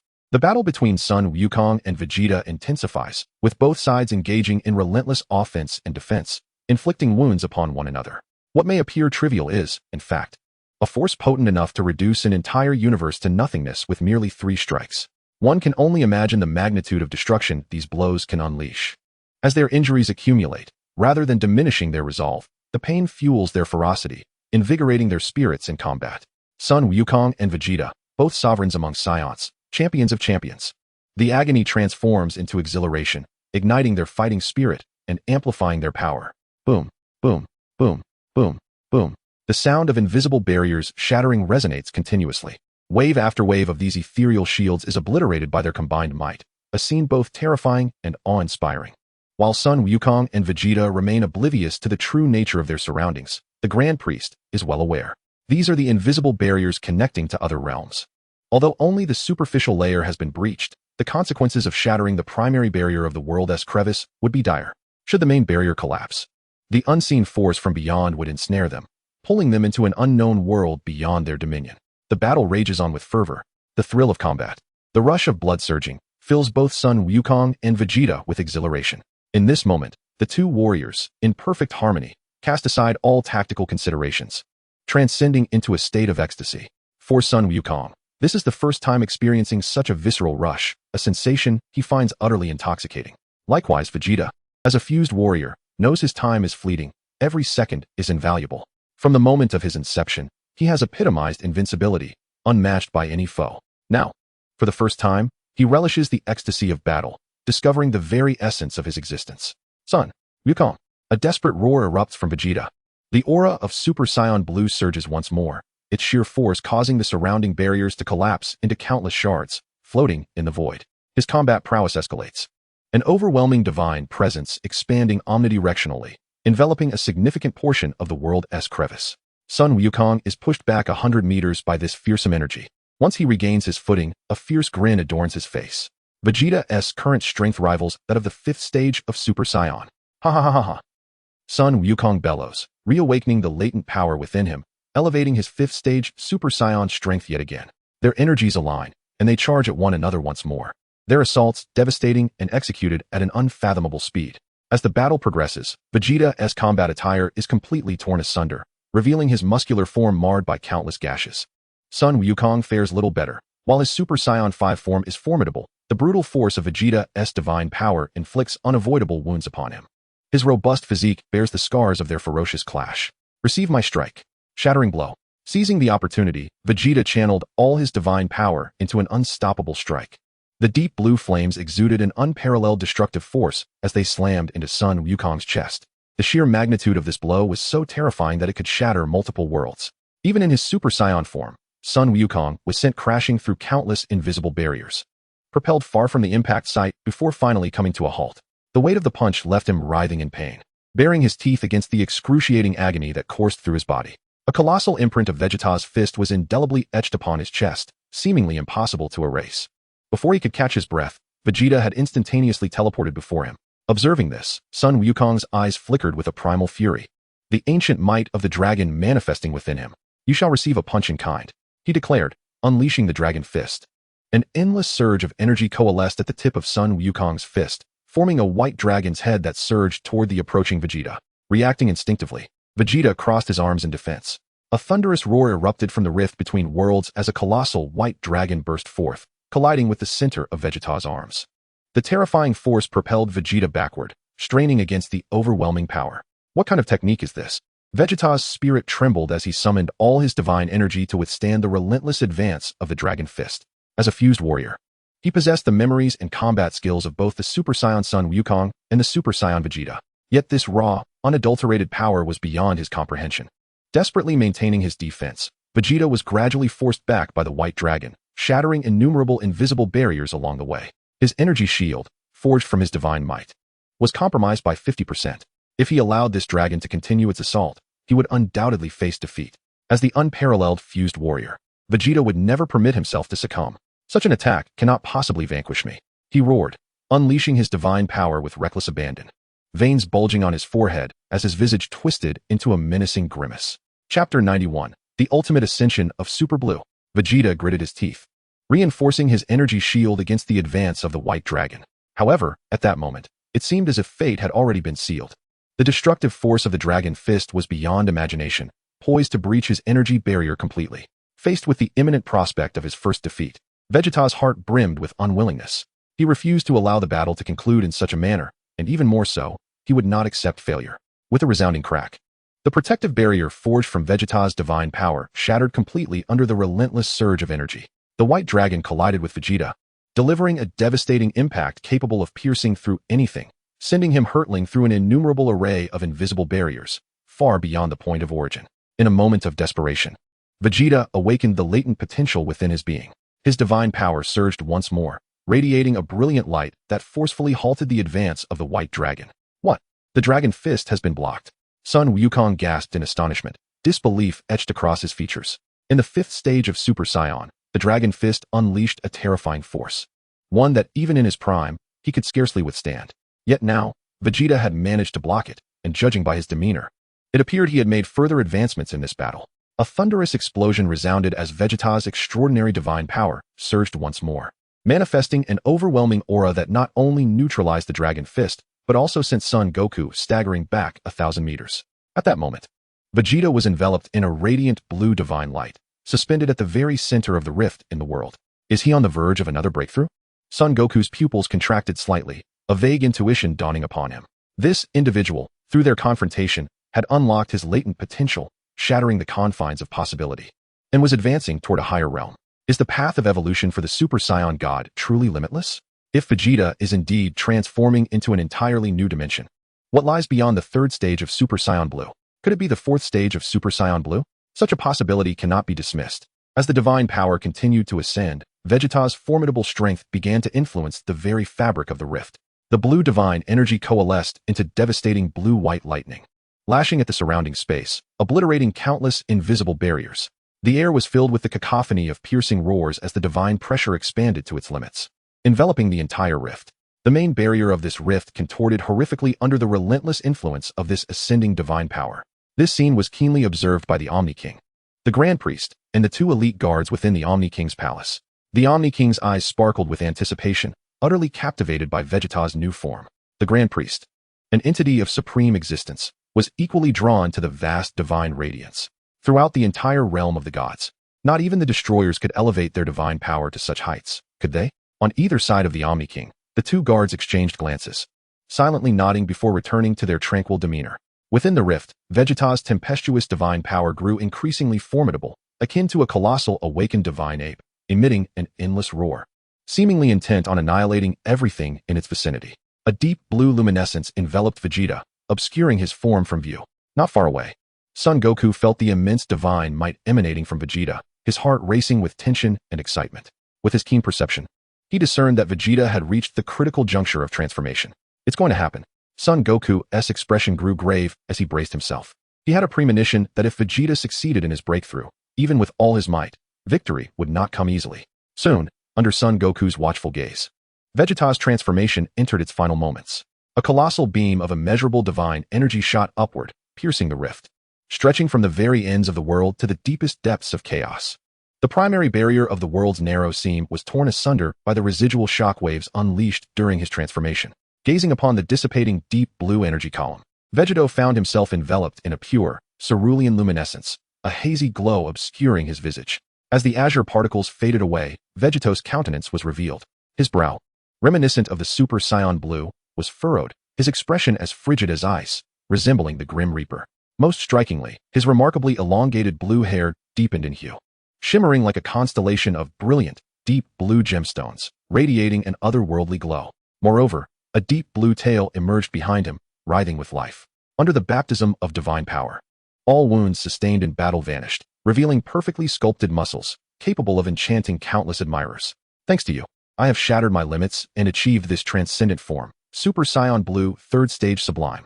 Vegeta proclaimed, clenching his fists, his face adorned with a devilishly confident smile. A testament to his newfound power that eclipsed all others. This power, surpassing the typical Super Saiyan Blue 3rd stage, was magnified tenfold. In his mind, he considered Super Saiyan 5th stage to be Goku's ultimate form, unaware of the true depth of Goku's strength. Clap, clap, clap. Goku could not contain his applause for Vegeta's novel transformation, exclaiming with heartfelt admiration, "This form is truly magnificent. I never imagined that the godly Super Saiyan could evolve to such heights. Had you appeared sooner, I might not have been your match. But as it stands, the outcome remains uncertain." The overwhelming might of Vegeta ignited within Goku a fierce determination to fight relentlessly, regardless of the cost. Upon hearing this, Vegeta's smile vanished, an inkling of realization dawning upon him. Could it be that you have mastered a form more potent than Super Saiyan 5th stage? Vegeta exclaimed incredulously. As a fusion warrior, his power was on par with Goku's, and having shattered his limits, he expected to be the stronger of the two. Chapter 92, Super Blue 3 Sublime, Super Saiyan God of Destruction. To his utter astonishment, the opponent had concealed such power even after reaching this stage of combat. After a brief moment of shock, a rebellious grin spread across Vegeta's face. From another world, Goku, you truly are infuriating. Since the onset of this battle, you have toyed with us all, first with Goku, Vegeta, and Trunks, and now it is my turn. Vegeta felt neither anger nor fear, only a profound anticipation and exhilaration. Honestly, since I have ascended to this realm of strength, you are the first to compel me to unleash my true power. Now, you shall witness all that I am, Vegeta. His flowing white hair began to move as if caught by an unseen wind, as an overwhelmingly fierce and potent godly destruction energy emanated from his being. In the trembling rift of the world beneath the overwhelming might of Vegeta, a peculiar force drew him into another realm. A brilliant purple radiance burst forth from Sun Wukong's being, illuminating the entire dimensional fissure. The power of a god of destruction filled this fractured world. The fusion of bloodline strength and destructive energy radiated a terrifying potency. Observing Sun Wukong in this moment, one beheld the wild form of Super Saiyan level 5, enveloped in a hazy purplish-red glow. Could it be that you possess the power of a god of destruction? Vegeta was taken aback by Sun Wukong's current state. This power was all too familiar to him, the power of a god of destruction. Indeed, during his battle with the god of destruction Beerus, he had inadvertently grasped this extraordinary force. Now, he was uncertain of his own strength. As a word of caution before their climactic confrontation, he remarked, I may not have perfect control over this power. If I inadvertently eliminate you, do not hold it against me. A mischievous grin adorned Sun Wukong's face as he jested with Vegeta. In response to Sun Wukong's provocation, Vegeta merely smiled and silently assumed a battle stance. Understanding his intentions, Sun Wukong mirrored his posture. The aura of their confrontation expanded, resonating throughout the rift and even penetrating into other worlds. In this clash of wills, neither party could gain the upper hand. Sun Wukong could not fully suppress Vegeta, nor could Vegeta seize an advantage over Sun Wukong. They found themselves in a stalemate. And in an instant, Vegeta struck first. Whoosh! The sharp sound of slicing air pierced the atmosphere. In a sudden assault, Sun Wukong reacted in time, narrowly evading the attack. Though Vegeta's speed was remarkable, Sun Wukong was no slouch either. Recognizing this, Vegeta sprang into action, moving with unparalleled swiftness, creating multiple afterimages in the air. As he deftly dodged Sun Wukong's powerful punch, Vegeta silently positioned himself behind Sun Wukong, delivering a devastating blow. Boom! A heart-stopping explosion reverberated as their fists collided, the clash of divine energies shattering the white ground beneath them. Both warriors were pushed back by the overwhelming force. Without granting Sun Wukong a moment's respite, Vegeta executed an instantaneous move to appear behind him, launching a sweeping kick. Here it comes. Anticipating the attack, Sun Wukong remained unfazed, releasing his tail that had been coiled around his waist to ensnare Vegeta's ankle. What? Vegeta was momentarily startled, having forgotten about Sun Wukong's tail. Its utility extended far beyond mere surprise. Sun Wukong glanced at Vegeta, a subtle smile gracing his lips. In an instant, the destructive power surged along his tail, encircling Vegeta's ankle, tearing through his divine defenses while wreaking havoc on his body. You scoundrel! Vegeta exclaimed, witnessing the violet flames igniting around his leg, sensing impending doom. He gathered energy in his right hand and released it. Observing this, Sun Wukong swiftly adjusted his strategy, using his tail to hurl Vegeta away, then explosively propelled himself forward to pursue the retreating warrior. The devastating onslaught of fists and feet, imbued with an unstoppable divine power storm, surged towards Vegeta. Bang! Pound! Bang! Pound! Bang! Pound! Bang! Pound! The clash of limbs and the confrontation of divine energy ignited an explosion of annihilative force within the rifts of the world, expanding in its reach, relentlessly battering the barriers of reality. The speeds of both contenders escalated, rendering even the most formidable warriors within the same realm unable to perceive their trajectories with the naked eye. In his Super Saiyan God form, Goku embodied raw, unyielding strength, delivering ferocious and ruthless strikes with no quarter given. His mastery over power reached its zenith, each move seamlessly merging divine destruction with his bloodline strength, unleashing devastation to an unparalleled degree. Meanwhile, Vegeta, in his Ultra Instinct form, moved with an ethereal grace, his actions eluding comprehension, shifting effortlessly between offense and defense at an astonishing pace. Though not employing the Ultra Instinct technique, his explosive speed rivaled its essence.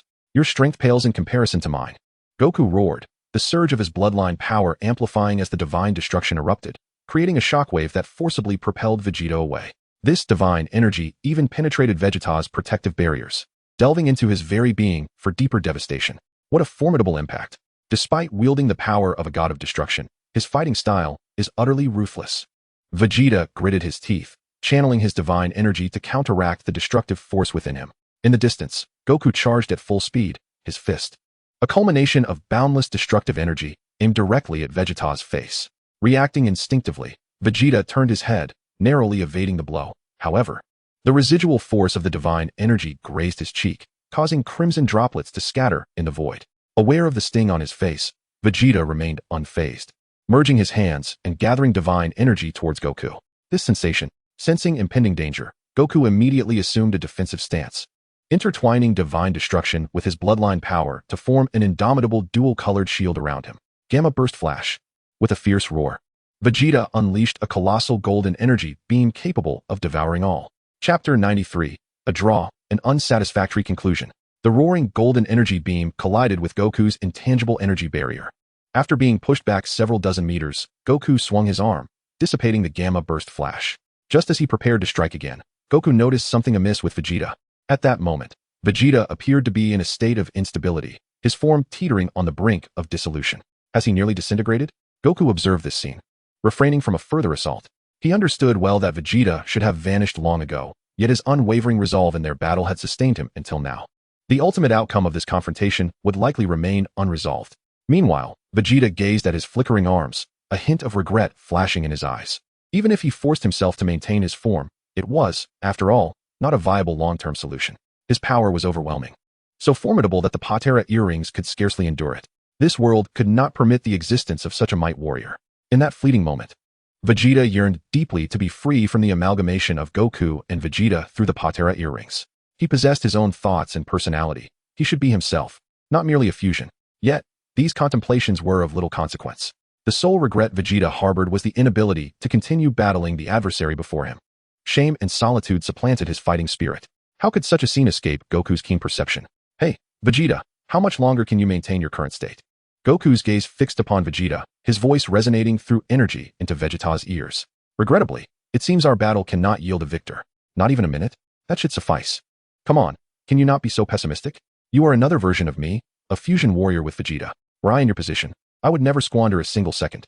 Goku's expression shifted dramatically, his divine power surging rapidly.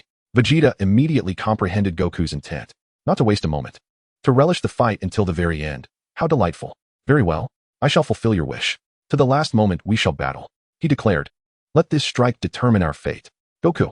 The spark of combat reignited within him, and Vegeta roared, his divine energy escalating to unprecedented heights.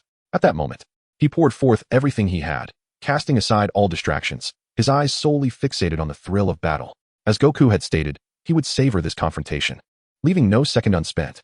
Having resolved to give his all, Vegeta's battle prowess surged rapidly, the intensity of his divine energy markedly heightened compared to before. "This is precisely what I desire, Vegeta," Goku exclaimed, a flash of violet brilliance flickering in his eyes, propelled by the fervor of combat. "Hi-ya!" Vegeta shouted, channeling all his explosive energy into his hands, coalescing into a colossal finishing move. All his convictions, all that he was, were infused into this singular strike. Gamma Burst Kamehameha. The golden and azure hues of destructive energy melded perfectly, lightning crackling around the energy sphere, an invisible might compressing the seams of reality. At this moment, the fabric of the world trembled precariously, and the main barrier bore numerous new cracks amidst the aftermath. Sensing the sheer destructive force of Vegeta's ultimate technique, Goku felt a thrill, every cell in his being igniting with fervor. To elevate your energy to this extent at the final hour, I underestimated you, Vegeta. If only time permitted, I would relish the opportunity to battle you to the very last moment, but alas. As he lamented, Goku was enveloped in a dual radiance of snow white and violet. In his Super Saiyan God form, the power of his bloodline converged with divine energy, silver luminescence intertwining with the violet glow. Goku brought his hands together, preparing to unleash his energy cannon. Purple, red, and blue hues emerged from his palms, expanding and flourishing with vigor. The overwhelming pressure, surpassing even the ultimate finishing move of Vegeta, was indeed formidable. The ultimate destruction Kamehameha. With a thunderous shout, a crimson beam of extraordinary energy erupted from Goku's hands. This was an ultimate technique enhanced upon the foundation of godly power, capable of devastating the 12 universes without question. Prepare yourself. This is all I have. Vegeta roared, as a dual-hued pillar of golden and blue energy surged forth, crackling with countless bolts of electricity, akin to a roaring dragon. Boom! At the moment of collision between the two destructive energies, an unprecedented turmoil engulfed the rift of the world. Countless invisible barriers shattered, and even the primary barrier of existence was now riddled with a spiderweb of cracks. The Gamma Burst Kamehameha of Vegeta and Goku's ultimate destruction Kamehameha reached a point of equilibrium, where neither could gain the upper hand. This was a battle of endurance. The one who could endure the longest would emerge victorious. However, time was not on Vegeta's side, and he made a startling decision. Here I go. Vegeta forcefully amplified the release of energy, altering his approach to detonate both their ultimate techniques. A cataclysmic explosion ensued, the likes of which were indescribable, engulfing the entirety of the rift with its sheer destructive force. In that moment, time, space, and all existence seemed to freeze. The Grand Priest, the Omni King, and the two guards of the Omni King observed this scene in silence. As moments ticked by, the brilliance of the explosion faded, leaving the rift on the brink of collapse under the strain of the devastation. The primary barrier wavered perilously, showing signs of imminent rupture. It appeared that this final clash would end in a stalemate. Goku smiled serenely, raising his thumb towards Vegeta. Noticing Goku's gesture, a smile crept across Vegeta's face as well. Crack, crack, boom. The patera earrings worn by Vegeta shattered in response. With the destruction of the earrings, his form became ethereal and flickered uncertainly. This battle was truly unforgettable. Alas, there would be no future opportunities. Chapter 94. After the battle, returning to Earth. In this final moment of reflection, Vegeta's form dissipated, splitting into the timeless Goku and timeless Vegeta. Due to Vegeta's considerable extension of existence, compounded by the immense energy expenditure during battle, the burden now fell upon timeless Goku and timeless Vegeta after Vegeta's disappearance. The dual drain on their mental and physical states rendered them unconscious, unable to awaken for the time being. The only one present who remained conscious, Goku, gazed towards the direction of Vegeta's vanishing form. Following this battle, it seemed the world would never again witness Vegeta, yet he held on to the belief that one day, they would meet again. Thankfully, this place had not been destroyed, otherwise, the fate of their existence would have been uncertain. Goku noticed the surrounding space barriers teetering on the brink of collapse and spoke with lingering trepidation. Previously, he had been ensnared in the turbulent currents of time and space, landing him in this realm. Now, he harbored no desire to breach the delicate seams of reality and traverse into other worlds.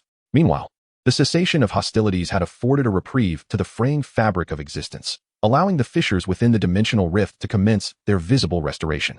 At this moment, Sun Wukong stood motionless, his immense mental faculties attuned to the subtle energies emanating from the cracks in the rift, pinpointing a direction. He found it. After a moment of concentrated perception, Sun Wukong discerned the path of departure.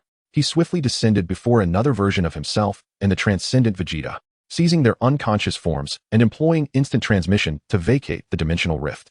Upon the desolate earth, Trunks was exerting every effort to amplify his awareness, striving to trace the origins of the battle. Beside him, the East Kaioshin was equally engaged. The presence of his father and the dark entity had vanished entirely, as if they no longer existed in this world. The outcome of the conflict remained uncertain, leaving Trunks with an unsettling sense of foreboding. It will be all right, Trunks, he reassured himself. The future will undoubtedly restore itself. Although Goku and Vegeta could not individually triumph over the dark foe, Gogeta was a different story. His might was capable of conquering all adversaries. Even the formidable Majin Buu, who had absorbed Gohan, was no match for Gogeta. The East Kaioshin sought to calm Trunks' restless spirit, believing that Gogeta's power was invincible. Aside from the god of destruction Beerus, no being could stand against Gogeta directly. His conjecture was not unfounded, yet it applied solely to solitary combatants. Sun Wukong was far from a mere individual soldier. His existence was uniquely exceptional among fused warriors. A sudden whoosh pierced the air as Trunks and the East Kaioshin sensed a disturbance in the fabric of space, turning simultaneously to face it. They beheld Sun Wukong, each hand grasping the unconscious forms of the transcendent Goku and Vegeta as he reappeared on Earth. "Father, Uncle Goku," Trunks gasped, his pupils dilating in disbelief. "This cannot be. Even Gogeta has fallen," exclaimed the East Kaioshin in incredulity. In his eyes, Gogeta was an unstoppable force, an entity that could never be vanquished. How could someone as powerful as Gogeta fail to defeat this version of Sun Wukong? At that moment, Trunks' heart was fraught with turmoil. If even Gogeta had succumbed, he could scarcely imagine who could possibly save their world. "Dark Entity, your next opponent is me." Gritting his teeth, Trunks unleashed his full energy. Once more entering his unique Super Saiyan God state, his strength felt insignificant, yet even so, he resolved to fight until the very last moment. This was his world, and it was his duty to save it. "Cease this, Trunks. Continuing this battle is futile. Moreover, I am not your enemy." Sun Wukong gestured for Trunks to halt, unwilling to engage him in conflict any further. However, Trunks appeared to disregard his words. In Trunks' eyes, Sun Wukong was merely a malevolent demon who toyed with the lives of others, viewing humanity as insignificant. He was determined to eliminate Sun Wukong with his own hands. "Silence. Dark One, I am the last warrior on Earth. To eradicate all humanity, you must first vanquish me."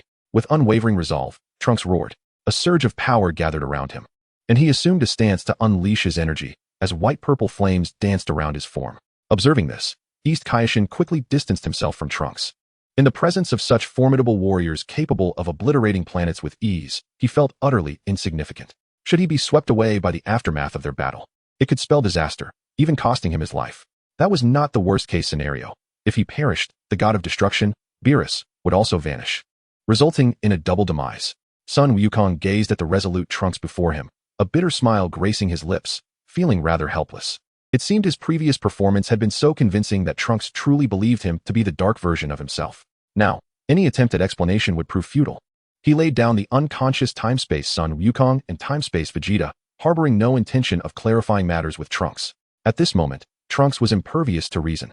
He would first need to be subdued before any explanations could be offered. "Dark One, for the future of humanity, I must eradicate you." With that, Trunks gathered all his energy and unleashed the Gallic Gun, a terrifying force hurtling towards Sun Wukong.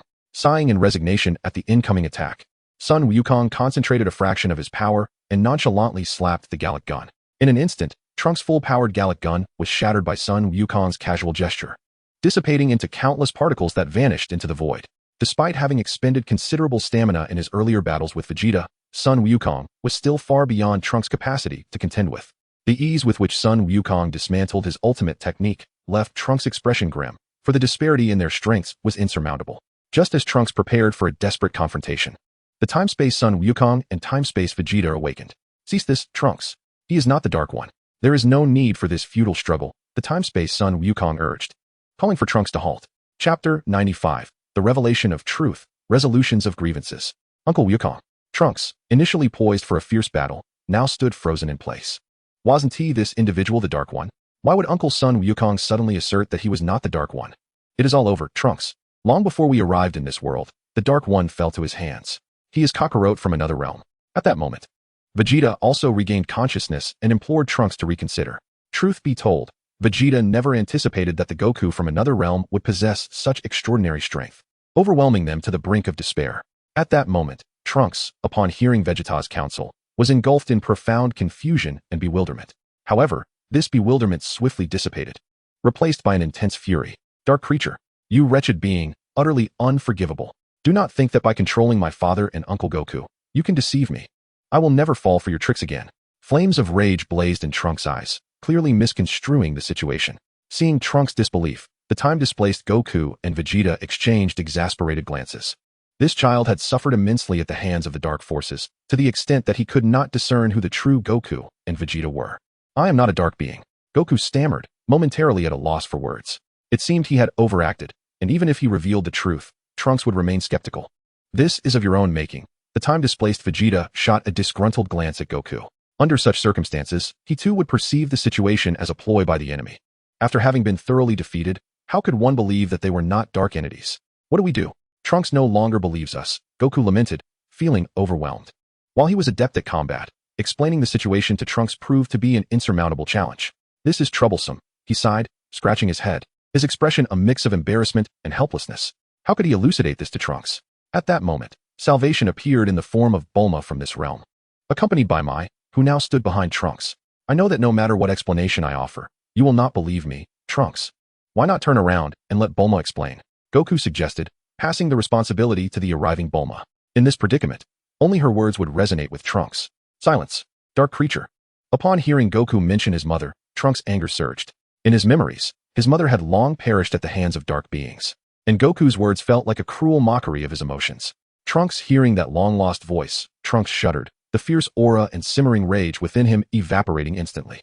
Could it be? Trunks instinctively turned around, and there stood his aged mother, alongside his girlfriend Mai. Mother, you are alive. And Mai, how is this possible? You are both alive. In that instant, all of Trunks' anger dissipated, leaving him trembling, his eyes veiled in a mist of disbelief. He had always believed his mother had died at the hands of the dark forces, using that grief as motivation to cultivate his strength. Now, the revelation that she was alive left him utterly disoriented. His anger, his murderous intent, his hatred, all of it dissipated significantly in that moment. After traversing to the past, you must have endured considerable suffering, Trunks. Bulma stepped forward, tenderly caressing Trunks' face. Feeling the tangible warmth of her touch and gazing closely at his mother's visage, Trunks was assured in that instant that he was not dreaming. Everything was not an illusion, but rather, undeniably real. Mom.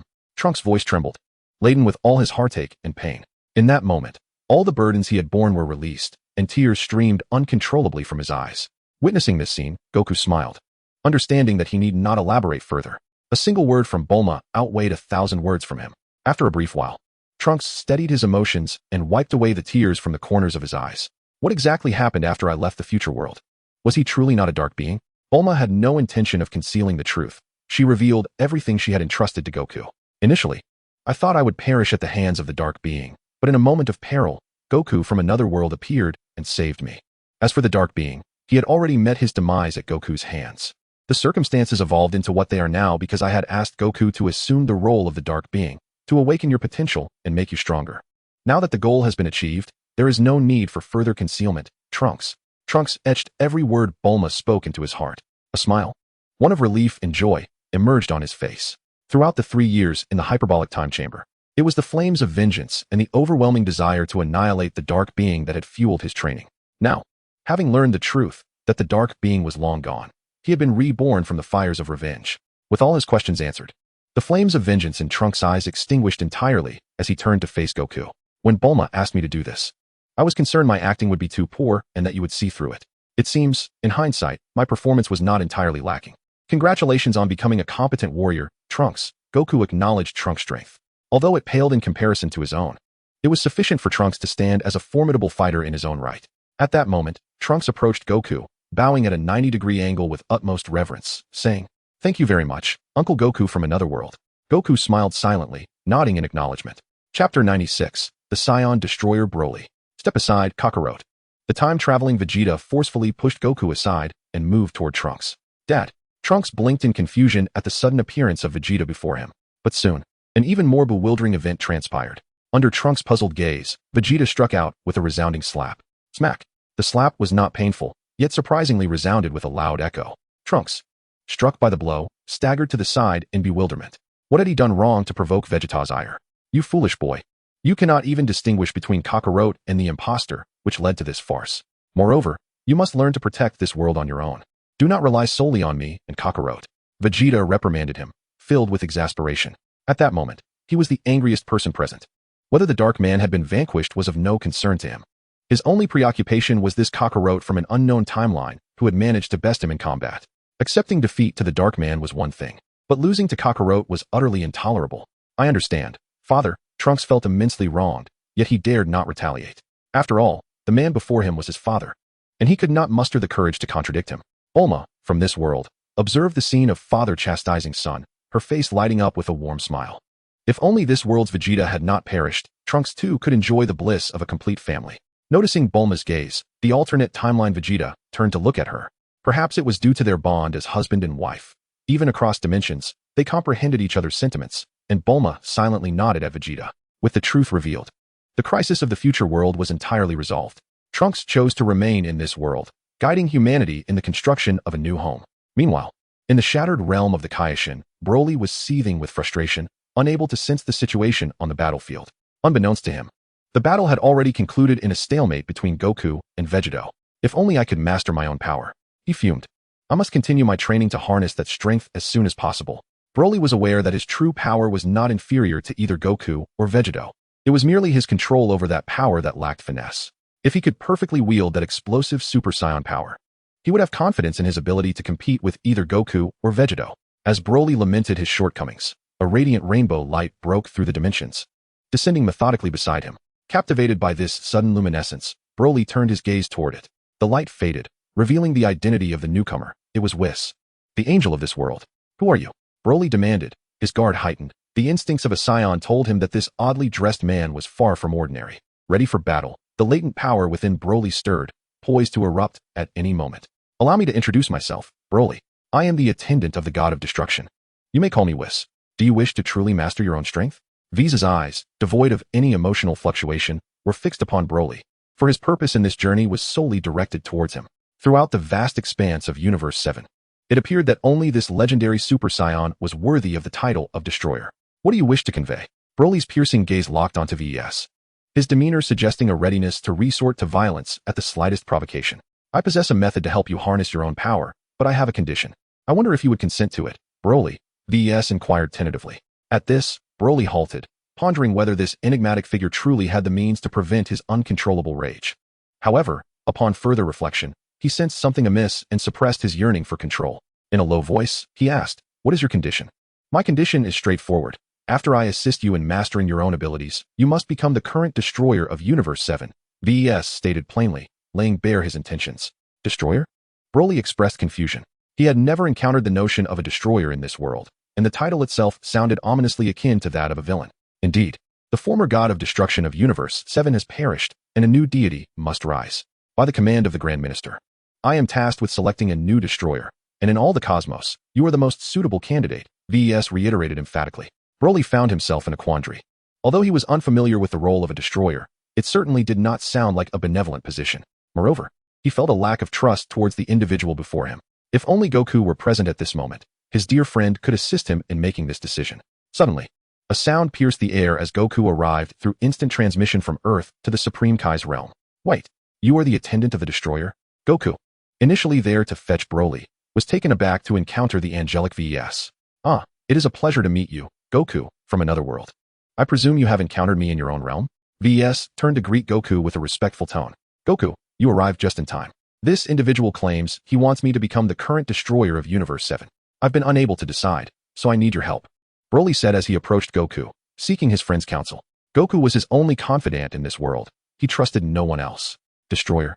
When Goku learned of V's intent to make Broly a destroyer, his brows furrowed in disbelief. Shouldn't the destroyer of this world be Beerus? Why the sudden proposition for Broly to assume the mantle? Something is amiss. Chapter 97. An invitation to the realm of the destroyer.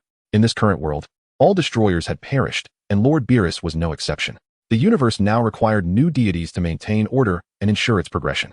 Among all the cosmos, Broly was the only one who met the criteria for selection as a destroyer. With an expression devoid of emotion, Whis calmly elucidated the matter, his demeanor betraying no hint of sentiment.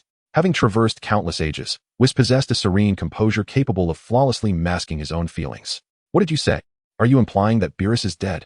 Upon hearing the shocking news of the god of destruction's demise, Goku was taken aback. Such an event seemed inconceivable. He had first-hand experience of Beerus's formidable strength.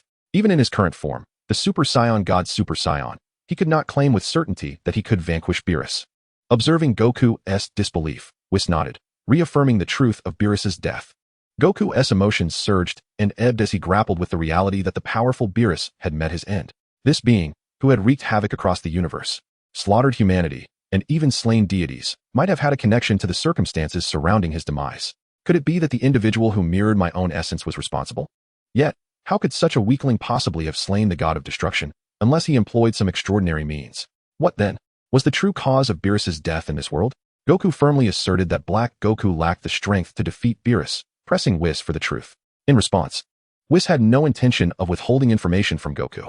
With a gentle flick of his angelic staff, a radiant display of divine power erupted, casting a unique light curtain between the three. Within this illumination, a scene materialized. Trunks engaged in combat with the demon King Beerus in a bid to resurrect Majin Buu. The sorcerer Babidi had commanded Beerus to Earth, seeking to extract the immense energy contained within Trunks' body as a means to facilitate Buu's revival. However, under the tutelage of the Supreme Kai, Trunks' strength had surged, wielding the Supreme Kai sword as a weapon against Beerus. During their battle on Earth, Beerus' saliva transformed the sword into stone, rendering it utterly destroyed.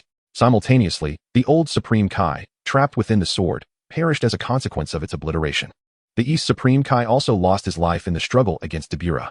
In his final moments, he bequeathed the title of Supreme Kai of Universe 7 to Trunks. With the destruction of the Supreme Kai sword, both the old Supreme Kai and the current one met their demise. Yet, if the Supreme Kai perished, why would the God of Destruction also vanish? Was there a connection between the lives of the Supreme Kai and the God of Destruction? Suddenly, Goku recalled something. The old Supreme Kai had mentioned that Beerus had sealed him within the Supreme Kai sword. Initially, Goku presumed that Beerus had acted out of vengeance against the old Supreme Kai, but it now appeared otherwise. Beerus's actions were likely intended to prevent anyone from indirectly causing his own death by eliminating the Supreme Kai. You are correct, was confirmed. The fates of the Supreme Kai and the God of Destruction are intertwined. The demise of one invariably leads to the obliteration of the other. Due to the demise of the Supreme Kai, Lord Beerus has vanished, leaving the world in need of a new deity. Before his death, the Supreme Kai bequeathed his divine position to Trunks, leaving only the God of Destruction vacant. After explaining the circumstances surrounding Beerus's death to Goku, Whis once again turned his attention to Broly. Mr. Broly, have you come to a decision? Whis inquired with a smile. Sensing Whis's renewed inquiry, Broly cast a pleading glance towards Goku, hoping he could assist him in making this choice, as he felt utterly lost. Broly, I appreciate your trust in me, but I cannot decide this for you. Whis is a good person, so you needn't worry about him plotting against you. Follow your heart, Goku replied, returning the choice to Broly. Whether to become the God of Destruction ultimately rested upon Broly's own decision, for Goku could not dictate his fate. In that moment, Broly was engulfed in profound inner turmoil. He delved deep into his consciousness, listening intently to the true desires of his heart. He yearned for immense power, yet despised the thought of being subjugated by it, becoming a mere slave to strength. It seemed that to alter his destiny and ascend to the role of God of Destruction was his only recourse. Taking a deep breath to calm his racing thoughts, Broly exhaled and declared, "All right, I agree to become the God of Destruction, but you must also fulfill your promise and allow me to master my power perfectly." With his decision made, Whis beamed with satisfaction, lightly tapping his staff in Broly's direction. In an instant, Broly's tattered garb vanished, replaced by a splendid new outfit befitting a candidate for God of Destruction. How extraordinary! Broly marveled at Whis's abilities, which could not only create from a distance, but also cleanse him of all impurities in a heartbeat. Such feats were unattainable through sheer force alone. From this day forth, you shall be the candidate for the God of Destruction of Universe 7. Once we arrive in the realm of the Gods of Destruction, I will guide you on your training, Whis continued, then turned to Goku. Would you, Goku from another world, care to visit the realm of the Gods of Destruction? The realm of the Gods of Destruction? Is it another divine domain apart from the Supreme Kai's realm? Goku, intrigued, replied, well, I have nowhere else to be at the moment, so I might as well join you in exploring the realm of the Gods of Destruction. I'm quite curious about how it differs from the Supreme Kai's domain. Whis gestured for Goku and Broly to stand behind him, placing a hand on their shoulders. During our traversal, please hold on tightly.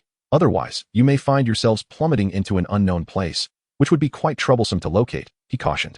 As Whis spoke, the power of the angels radiated outward, enveloping them in an incomprehensibly profound energy. In that moment, Goku experienced the enigmatic essence of angelic power. Chapter 98, 1 month later. Is this the essence of his power? It is entirely distinct from that of the God of Destruction. Could he truly be merely Beerus's attendant? Feeling the unfathomable power of the angel, Sun Wukong murmured to himself. The true identity of Whis was undoubtedly extraordinary, based on his conjecture. His strength surpassed even that of the God of Destruction, Beerus. Whoosh! The angelic power erupted, transforming into a brilliant light that pierced the heavens, instantly breaking free from the realm of the Kais. After a journey that lasted 5 minutes, they arrived in the realm of destruction. A dazzling radiance broke through the dimensional barrier, descending at an unimaginable speed onto the surface of the realm of destruction. As the angelic power dissipated, Sun Wukong, Broly, and Whis arrived in the realm of destruction. Sun Wukong, Broly, we have arrived. Welcome to the realm of destruction. As the temporary master of this realm, Whis graciously welcomed his two guests. Is this truly the realm of destruction? Upon arrival, Sun Wukong was awestruck by the grandeur of the realm. Compared to the sacred world of the Kais, the realm of destruction appeared magnificently imposing, overshadowing the realm of the Kais. Unlike the sensation felt in the lower realms. As soon as he entered the realm of destruction, Sun Wukong experienced an unprecedented sense of relaxation. His previously taut nerves completely unwound. It turns out the realm of gods is so vastly different from the lower realms. Sun Wukong inhaled deeply, marveling at the air of the realm of destruction. The air quality here was exponentially superior to that of Earth. Moreover, within the space of the realm of destruction, there seemed to be a mysterious force that was indescribable. Even the act of breathing infused Sun Wukong with a thrilling vitality. Training in this place would yield results several times greater than in the lower realms. The realm of destruction was indeed a sacred ground for the powerful to hone their strength. It was truly a rarity, since its inception. This was the first time a human had set foot in the realm of destruction. At that moment, the prophetic fish, controlling its floating aquarium, approached. Sun Wukong and Broly noticed this talking fish, and their expressions shifted intriguingly. The fish could actually speak. Sun Wukong leaned closer to the prophetic fish, inspecting it with curiosity. "Hey, human, do not be so rude. I am not an ordinary fish." The prophetic fish, feeling uncomfortable under Sun Wukong's gaze, hurriedly distanced itself. It maneuvered its aquarium backwards, inadvertently colliding with Broly's pant leg. The prophetic fish turned around, its face turning pale with fear, for Broly was examining it, as if it were a delectable roasted fish. Hey, what do you intend to do? Mortal, cease that dangerous gaze." The prophetic fish was greatly alarmed, retreating behind Whis for safety. "Forget it. This little fish has no meat on it. Even if I ate it, I wouldn't be satisfied," Broly remarked, not genuinely intending to consume the prophetic fish, merely teasing it. "Ha ha ha. It has been years since I have seen the prophetic fish so flustered," Whis chuckled, glancing at the fish hiding behind him, covering his mouth to stifle his laughter. "And you dare to criticize me? Why did you bring two such perilous mortals to the lower realm this time? Upon our first encounter, they audaciously sought to devour me." The prophetic fish lamented incessantly. Whis guided Sun Wukong and Broly towards the dining establishment of the god of destruction. Upon hearing Whis's words, both Broly and Sun Wukong's stomachs betrayed them with audible growls. Broly, having not feasted adequately in recent years and often succumbing to a state of rage, had only managed to consume some rather unpalatable food on Earth after regaining his consciousness. It was far from gourmet, yet it sufficed to stave off hunger. As for Sun Wukong, his culinary intake had been scant since arriving in this realm. The resources on Earth were limited, and the available sustenance was rather meager. Eagerly, Broly trailed closely behind Whis, with Sun Wukong following suit. Before long, the duo was treated to a feast reserved for deities, courtesy of Whis. Though the flavors were not extraordinary, they possessed a unique charm. After satisfying their appetites, Whis escorted Broly and Sun Wukong to their designated quarters, providing them a sanctuary for rest. Eating heartily, sleeping well, and rejuvenating could be considered a form of cultivation. This was especially true for Sun Wukong, who, after enduring a series of fierce battles, was in dire need of a place to recuperate his stamina and mental fortitude. While Broly was physically robust, he too had expended considerable energy within the realm of the Kais. Only by returning to peak condition could he maximize his training potential. Time flew swiftly, and in the blink of an eye, a month had passed since the climactic confrontation between Sun Wukong and Vegeta. Throughout this month, both Sun Wukong and Broly resided in the God of Destruction's domain, engaging in their respective training. Under Whis's tutelage, Broly learned to harness his strength and refine his combat techniques, progressing steadily. It must be said, the legendary Super Saiyan's innate talent was indeed formidable. Apart from struggling with control over his power, his capacity for learning was astonishing. With merely a glance, Broly could master any technique or combat style. This extraordinary aptitude even elicited admiration from Whis. Broly's latent potential was profound, and with Whis's guidance, he would likely rival the former god of destruction, Beerus, if not surpass him, within a few years. Meanwhile, Sun Wukong found himself suspended at the center of a serene lake in the god of destruction's realm. Seated in a meditative posture, he floated gracefully above the water's surface. His aura was entirely contained. He elevated his power without the need for an explosive display, rendering him undetectable to foes. In this moment, Sun Wukong appeared as tranquil as the sky itself, yet once unleashed, he would transform into a tempest, capable of engulfing all adversaries. Chapter 99, Challenging the Angel. In the distance, Whis observed Sun Wukong's transformation. Over the past month, he had subtly guided Sun Wukong, who had indeed absorbed the insights, demonstrating a comprehension level that was on par with Broly's. A month has now passed, and surely your mastery of divine power has ascended to a new echelon. In matters of combat, I have little to impart. Your path is one that you must traverse on your own. Through our month of interaction, Whis has come to grasp the essence of Sun Wukong, while also feeling a sense of lamentation for this formidable being. Though this Sun Wukong is undeniably powerful, he belongs to another realm. The Sun Wukong of this world has long since been reduced to ashes, both body and soul lost to the annals of time. At the center of the tranquil lake, the ever-placid Sun Wukong began to undergo a transformation. A formidable and profound divine power emanated from within him, radiating with a fiery crimson luminescence that altered his very form. In that moment, Sun Wukong transcended his usual state, metamorphosing into the Super Saiyan God, his immense power contained within, not a trace escaping. The entire transformation unfolded with remarkable fluidity, causing not even a ripple upon the water's surface beneath him. Yet this was merely the inception. As the fiery crimson energy intensified, a qualitative change ensued. Pale blue particles emerged at the core of the red divine power, expanding and ultimately being wholly supplanted by a deep azure. The Super Saiyan God thus ascended to the Super Saiyan Blue. This entire metamorphosis was executed seamlessly, with divine energy remaining entirely intact. Suddenly, the azure divine power surrounding Sun Wukong surged dramatically. The velocity of the energy's flow quickened, causing the water beneath him to ripple in response. The vibrant azure intensified, becoming more pronounced and resplendent under the secondary elevation of divine energy. From Sun Wukong's core, a formidable divine aura radiated, enveloping a significant portion of the Destroyer realm. In the heart of that deep blue divine light, Sun Wukong attained an entirely new form, the Super Saiyan Deep Blue evolution. With his transformation firmly established, Sun Wukong emerged from his meditative training. Rising to hover above the lake's surface, he had at last completed the transformation beyond Super Saiyan Blue. As he basked in the formidable divine power of this new form, he fully assimilated the combat experience garnered from his battle with Vegeta, allowing him to transcend into a higher realm of Super Saiyan Deep Blue evolution. Although he had not perceived the foreboding signs of the third tier of Super Saiyan Blue, he was nonetheless content to have mastered the Deep Blue evolution state in such a brief span of time. At their level of strength, each increment must be approached with caution, methodically and steadily advancing. After a prolonged period of accumulation, it is only through external stimuli that one may witness a tremendous surge of potential. This is the rightful path to amplifying one's power. Otherwise, a hastily accrued strength could disrupt his psyche, leading him to lose his essence. Now that his form had stabilized, the time had come. Having achieved his breakthrough, Sun Wukong resolved to undertake a task he had long desired. Expanding his divine sense, he pinpointed Whis' location and executed an instantaneous movement, arriving before Whis in the blink of an eye. Upon noticing Sun Wukong's arrival, a smile graced Whis' face, as if he had anticipated this moment all along. In the brief span of merely 1 month, you have transcended your own limits. The radiant burst of divine energy is truly dazzling. The Saiyan race is indeed remarkable. Once so fragile before the annihilation wrought by Frieza, it has evolved astonishingly over just a few decades to its current formidable state. Son Goku, if my intuition serves me correctly, you wish to challenge me, do you not? Whis gazed into Goku's eyes, a gentle smile gracing his lips. Indeed, from the moment I laid eyes upon you, I have harbored this desire. You possess an extraordinary aura. My instincts inform me that you are not merely a servant of the God of Destruction. Before I make my move, might you enlighten me regarding the nature of your relationship with the God of Destruction? Goku's expression turned serious, his gaze unwaveringly fixed upon Whis. The answer to this question was imperative for him to comprehend.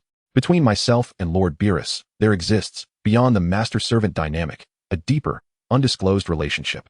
I am, in fact, Lord Beerus's mentor. Whis chose not to conceal this truth, directly revealing to Goku the hidden bond he shared with the God of Destruction. Mentor and apprentice. Goku was momentarily taken aback upon learning of Whis' additional identity. He had surmised that Whis was some form of powerful and enigmatic entity, but he had not anticipated that their connection was one of mentorship. The notion that he is the mentor of the God of Destruction is indeed unexpected. Before I traversed through time and space, I engaged in combat with Beerus, ultimately shattering the barriers of reality and, through a twist of fate, arriving in this world. I have already witnessed the might of the God of Destruction. I wonder how formidable your prowess is as his master. Upon discovering Whis' true identity, Goku felt not fear, but an exhilarating thrill. As a Saiyan, he harbored no trepidation toward any adversary. In the face of formidable foes, he only felt excitement. I consent to spar with you, but let it be understood that it shall be merely a friendly exchange. Whis agreed to Goku's challenge. Please, enlighten me. Goku assumed his signature fighting stance, ready to engage. At that moment, Whis stood completely still, appearing to present numerous openings, yet in reality, he exhibited no vulnerabilities. The mightier the being, the more resolute their aura. Every individual's presence is distinctly unique. Having encountered countless individuals in battle, Goku had witnessed a myriad of auras, yet Whis' presence eluded his understanding. At that instant, Whis seemed enveloped in a veil of hazy mist, rendering him inscrutable. Is it possible to exert such immense pressure without even initiating an attack? Truly, he is deserving of being the mentor to a God of Destruction. In an instant, Goku transformed his passivity into initiative, launching the first strike. Divine energy coalesced in his fist as he unleashed a punch from afar. The azure energy surged forth, propelled by the capacity to pierce through the cosmos, aimed directly at Whis. In the face of such a penetrating assault, Whis merely smiled, refraining from any movement. Just as the blue energy punch was on the verge of striking, Whis subtly raised his right hand, and with a gentle flick directed at the incoming attack. With a soft sound, Goku's strike was effortlessly neutralized by Whis, its divine energy dissipating and scattering into the void. This spectacle caused Goku to furrow his brow slightly, as he inadvertently sensed the magnitude of Whis' power. In that moment, he did not hold back in the slightest. He had considered that Whis might deflect the attack, yet he never anticipated that it would be countered with such ease. In truth, Whis' engagement already indicated a degree of respect. For an angel, such a level of assault hardly necessitated evasion. Chapter 100, Super Saiyan God Deep Blue Evolution. To the point. However, a mere casual strike shattered my divine power, truly terrifying for a master of destruction. Sun Wukong refrained from further assault, remaining vigilant, his eyes scanning Whis' form for any weaknesses, waiting for the opportune moment to act. Wukong, your mastery of divine power has reached a commendable level, yet there are still numerous shortcomings. If you could elevate your divine power to a higher tier, it might yield unexpected results and significantly enhance your strength. Whis spoke with earnestness, his words carrying a deeper significance. It is worth noting that Sun Wukong's current refinement of divine power could be regarded as unparalleled among mortals, even surpassing many gods. To further transcend the already formidable power of destruction would signify that his divine prowess had indeed attained the realm of destruction. The confluence of bloodline power, divine power, and destruction power, if all achieved simultaneously at the level of destruction, would unleash unimaginable transformations. Sun Wukong did not overlook Whis' counsel. He etched it firmly in his mind. This was invaluable information for him. Thank you for your reminder, but what I am more concerned about is your strength, Whis. As the master of destruction, what realm do you truly inhabit? Sun Wukong's eyes brimmed with fervent battle intent. With a thought, the bloodline power within him surged, manifesting the form of Super Saiyan 4th stage, subsequently enveloped in deep blue divine energy. This form is known as the Super Saiyan 4th stage Deep Blue God state, abbreviated as Super 4 God Deep Blue Evolution. It epitomizes the flawless fusion of bloodline power and divine power. Witnessing Sun Wukong's transformation, Whis' smile radiated even more brilliantly.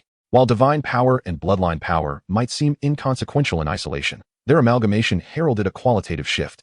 The profound and potent divine power, perfectly harnessed bloodline power, and their harmonious integration. Within you lies the power capable of altering the world. As both God and mortal, it is difficult to fathom the heights of your future achievements. Whis recognized that the Sun Wukong before him represented a pivotal opportunity to transform this world. He would be the key to shattering the balance, as well as to preserving it. Now, let me test the might of my new form. The Super 4 God Deep Blue Evolution. With his transformation complete, Sun Wukong launched into action, a torrent of divine power and bloodline energy surging forth. As he combined his hands, a sphere of destruction energy, resplendent in blue and red, materialized in his palm. The unstoppable energy pressure rapidly expanded, and the overwhelming divine might emanating from this formidable sphere even influenced the very fabric of the destruction realm. Fortunately, this realm of destruction surpasses the divine realm in its fortitude. Otherwise, should it have been within the cosmos or amidst chaos, it would likely have succumbed to the bombardment of this annihilative energy. Come forth. As he gazes upon the formidable ultimate technique coalescing from Sun Wukong, Whis harbors no intention of evasion. Positioned at a height that transcends all beings and deities, the overwhelming skill of Sun Wukong appears to him as mere child's play. Had they battled in the same realm countless eons prior, perhaps a different sentiment would have emerged. Angels are not born invincible. Crackling sounds erupted, surrounding Sun Wukong. Countless arcs of destructive energy ignited, capturing Whis' attention as this energy was compressed to its zenith. Receive it. At Sun Wukong's fervent shout, the concentrated energy transformed into an immense beam of annihilative energy, surging forth in a straight line. Kamehameha? Divine Kamehameha? No, it is neither. This is an unprecedented obliterating beam, the magnitude of its destructive power beyond mere technique to articulate. Oh my, such formidable energy indeed rivals the full force of other gods of destruction. Whis smiled subtly, his staff swirling as the intangible power of an angel coalesced upon the obsidian gem atop it. Upon the surface of this gem, a minuscule, imperceptible vortex emerged. This unassuming vortex, akin to a black hole, voraciously devoured the might of Sun Wukong's ultimate technique. What should have annihilated an entire universe was rendered as feeble as an infant in the face of this overwhelming absorption ability. What? Realizing the precarious situation, Sun Wukong decisively severed the energy output. As the source of energy was cut off, the distorted space and trembling earth returned to their initial tranquility. The two faced each other, and in that moment, Sun Wukong felt a profound awe before the might of the angel Whis, his heart trembling and hair standing on end. So powerful, it is almost unfathomable. The angel stands above all gods of destruction. Not only is his depth inscrutable, but even his combat style is unlike anything Sun Wukong has ever encountered. Sun Wukong, your strength is formidable, yet it remains merely your own power. The fusion of bloodline strength and divine power can indeed elevate your destructive and combat abilities beyond that of the gods. However, to advance further, you must grasp the primordial force that transcends nature and the universe, the essence present at the birth of all things. This is the final insight I can offer you. How much you comprehend depends solely on yourself. In a moment of inspiration, Whis bestowed this last piece of guidance upon Sun Wukong, for it was all he could do. To seek further wisdom from him is not impossible, but only if Sun Wukong aspires to become a god of destruction. Otherwise, he would not divulge more. I understand. Though I currently possess great power, it is ultimately only an external strength. I shall remember all that you have said, and I am deeply grateful for your guidance. Thus, the battle came to an end, and Sun Wukong chose not to pursue further conflict. The formidable power of the angel was something he experienced firsthand, an unimaginable and incomprehensible strength. Even though he had not yet unleashed his full potential, Sun Wukong had already surmised that even in his Super Saiyan God form, the outcome would likely be the same. Enlightened by this newfound perspective, Sun Wukong marveled at the vastness of the world, a scale beyond his comprehension. In his previous world, he believed that reaching Super Saiyan 4th stage was the pinnacle of strength, that he had ascended to the apex of the universe. However, upon being reborn in another realm, he realized that true power knows no bounds. Chapter 101, A Summons from the Grand Priest. Steadying his mind, Sun Wukong reverted to his normal state. Although their confrontation was brief, it had proven immensely beneficial to him. The level of mastery exhibited by Whis today was something he aspired to achieve one day. Let us conclude our sparring for now. Should the opportunity arise in the future, I would like to seek your guidance further, Sun Wukong humbly requested. He had noticed the terrifying capabilities of Whis, a being who stood above the gods, undoubtedly aware of his shortcomings. A mere hint from such a being could be of lifelong benefit. Of course, if you are still in this timeline, you may seek my counsel at any time. Whis agreed with a smile. He had witnessed Sun Wukong's talent and potential firsthand. Should Sun Wukong achieve greatness in the future, perhaps even ascend to a status above the gods, Whis would take pride in having played a part in his training. At that moment, a thought penetrated Whis' mind. Whis, upon hearing this familiar call, Whis trembled slightly, a flicker of surprise crossing his gaze before he quickly regained his composure. The voice belonged to none other than the Grand Priest, the supreme deity of the universe, and his father. Grand Priest, what is your command? Whis mentally communicated, maintaining the decorum befitting their relationship. No need for such formality, Whis. We are father and son, let us speak as such in private. Observing Whis' unusual demeanor, Sun Wukong remained silent, choosing not to intrude. Very well, father. May I inquire as to why you have contacted me so suddenly? Is there something urgent that requires my assistance? Whis adjusted his tone and got straight to the point. You are referring to the Sun Wukong from another timeline, who resides in the God of Destruction's domain of Universe 7, correct? Bring him to the King of All's palace. The Grand Priest stated his purpose directly. Understood, father. While Whis' expression remained unchanged, a tempest of emotions surged within him. Could it be that the moment this Sun Wukong arrived in this world, the Grand Priest had been observing him from the shadows? What secrets did Sun Wukong possess that warranted such attention from the Grand Priest?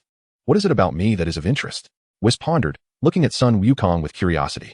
Is there something regarding me? Sun Wukong queried, puzzled. Nothing of consequence. Someone reached out to me earlier, expressing a desire to meet you, Whis replied, regaining his earlier demeanor and smiling. Someone wishes to see me? Sun Wukong found himself in a state of perplexity. Aside from Tenengs, it appeared he had no acquaintances in this world. Who is that person? Sun Wukong inquired with a sense of bewilderment.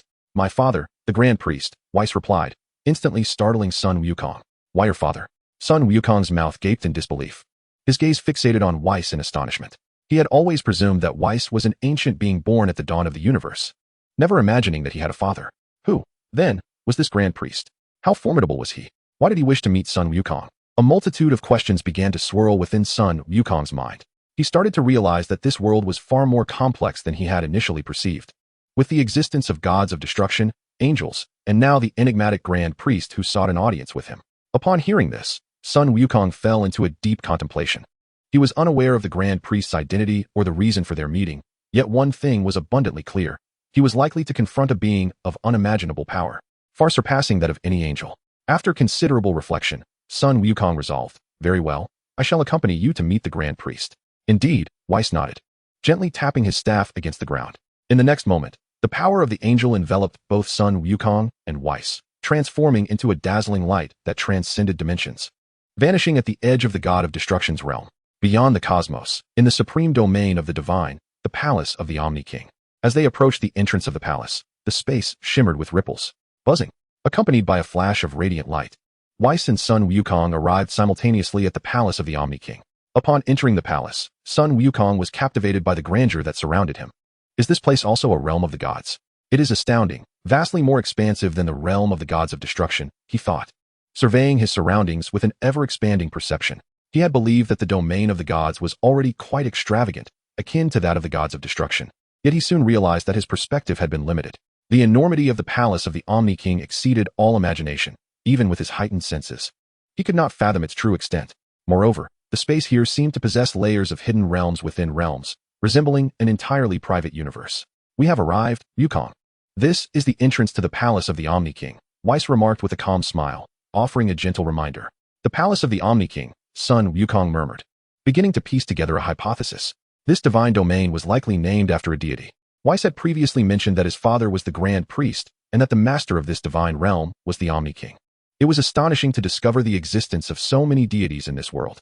Let us proceed, Wukong, Weiss urged gently. All right, Sun Wukong nodded, casting aside his distracting thoughts and following closely behind Weiss as they walked slowly toward the grand entrance of the palace. Upon entering the hall, the scenery and space around them transformed once more.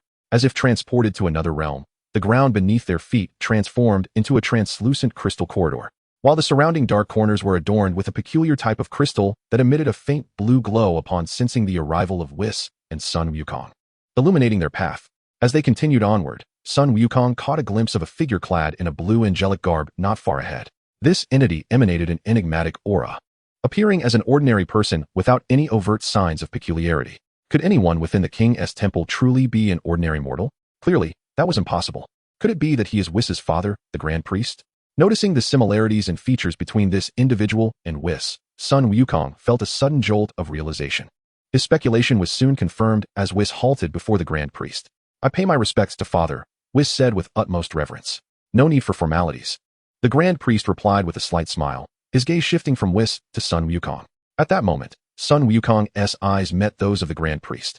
Chapter 102, Arrival at the King's Temple, the Temporal Corridor? Is he the Grand Priest? I cannot fathom his depth. Sun Wukong remained silent. Yet his inner turmoil began to stir.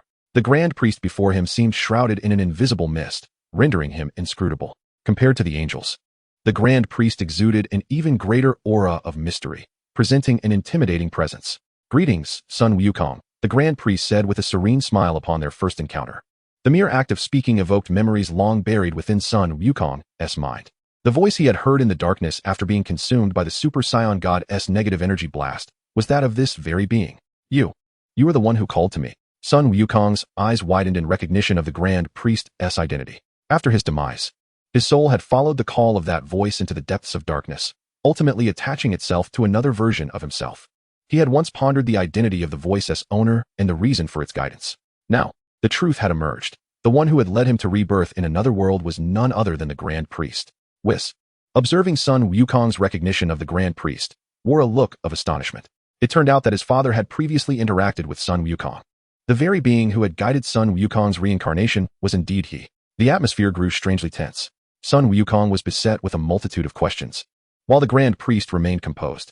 Though curious about the relationship between the two, Weiss refrained from probing further. Weiss, you may take your leave.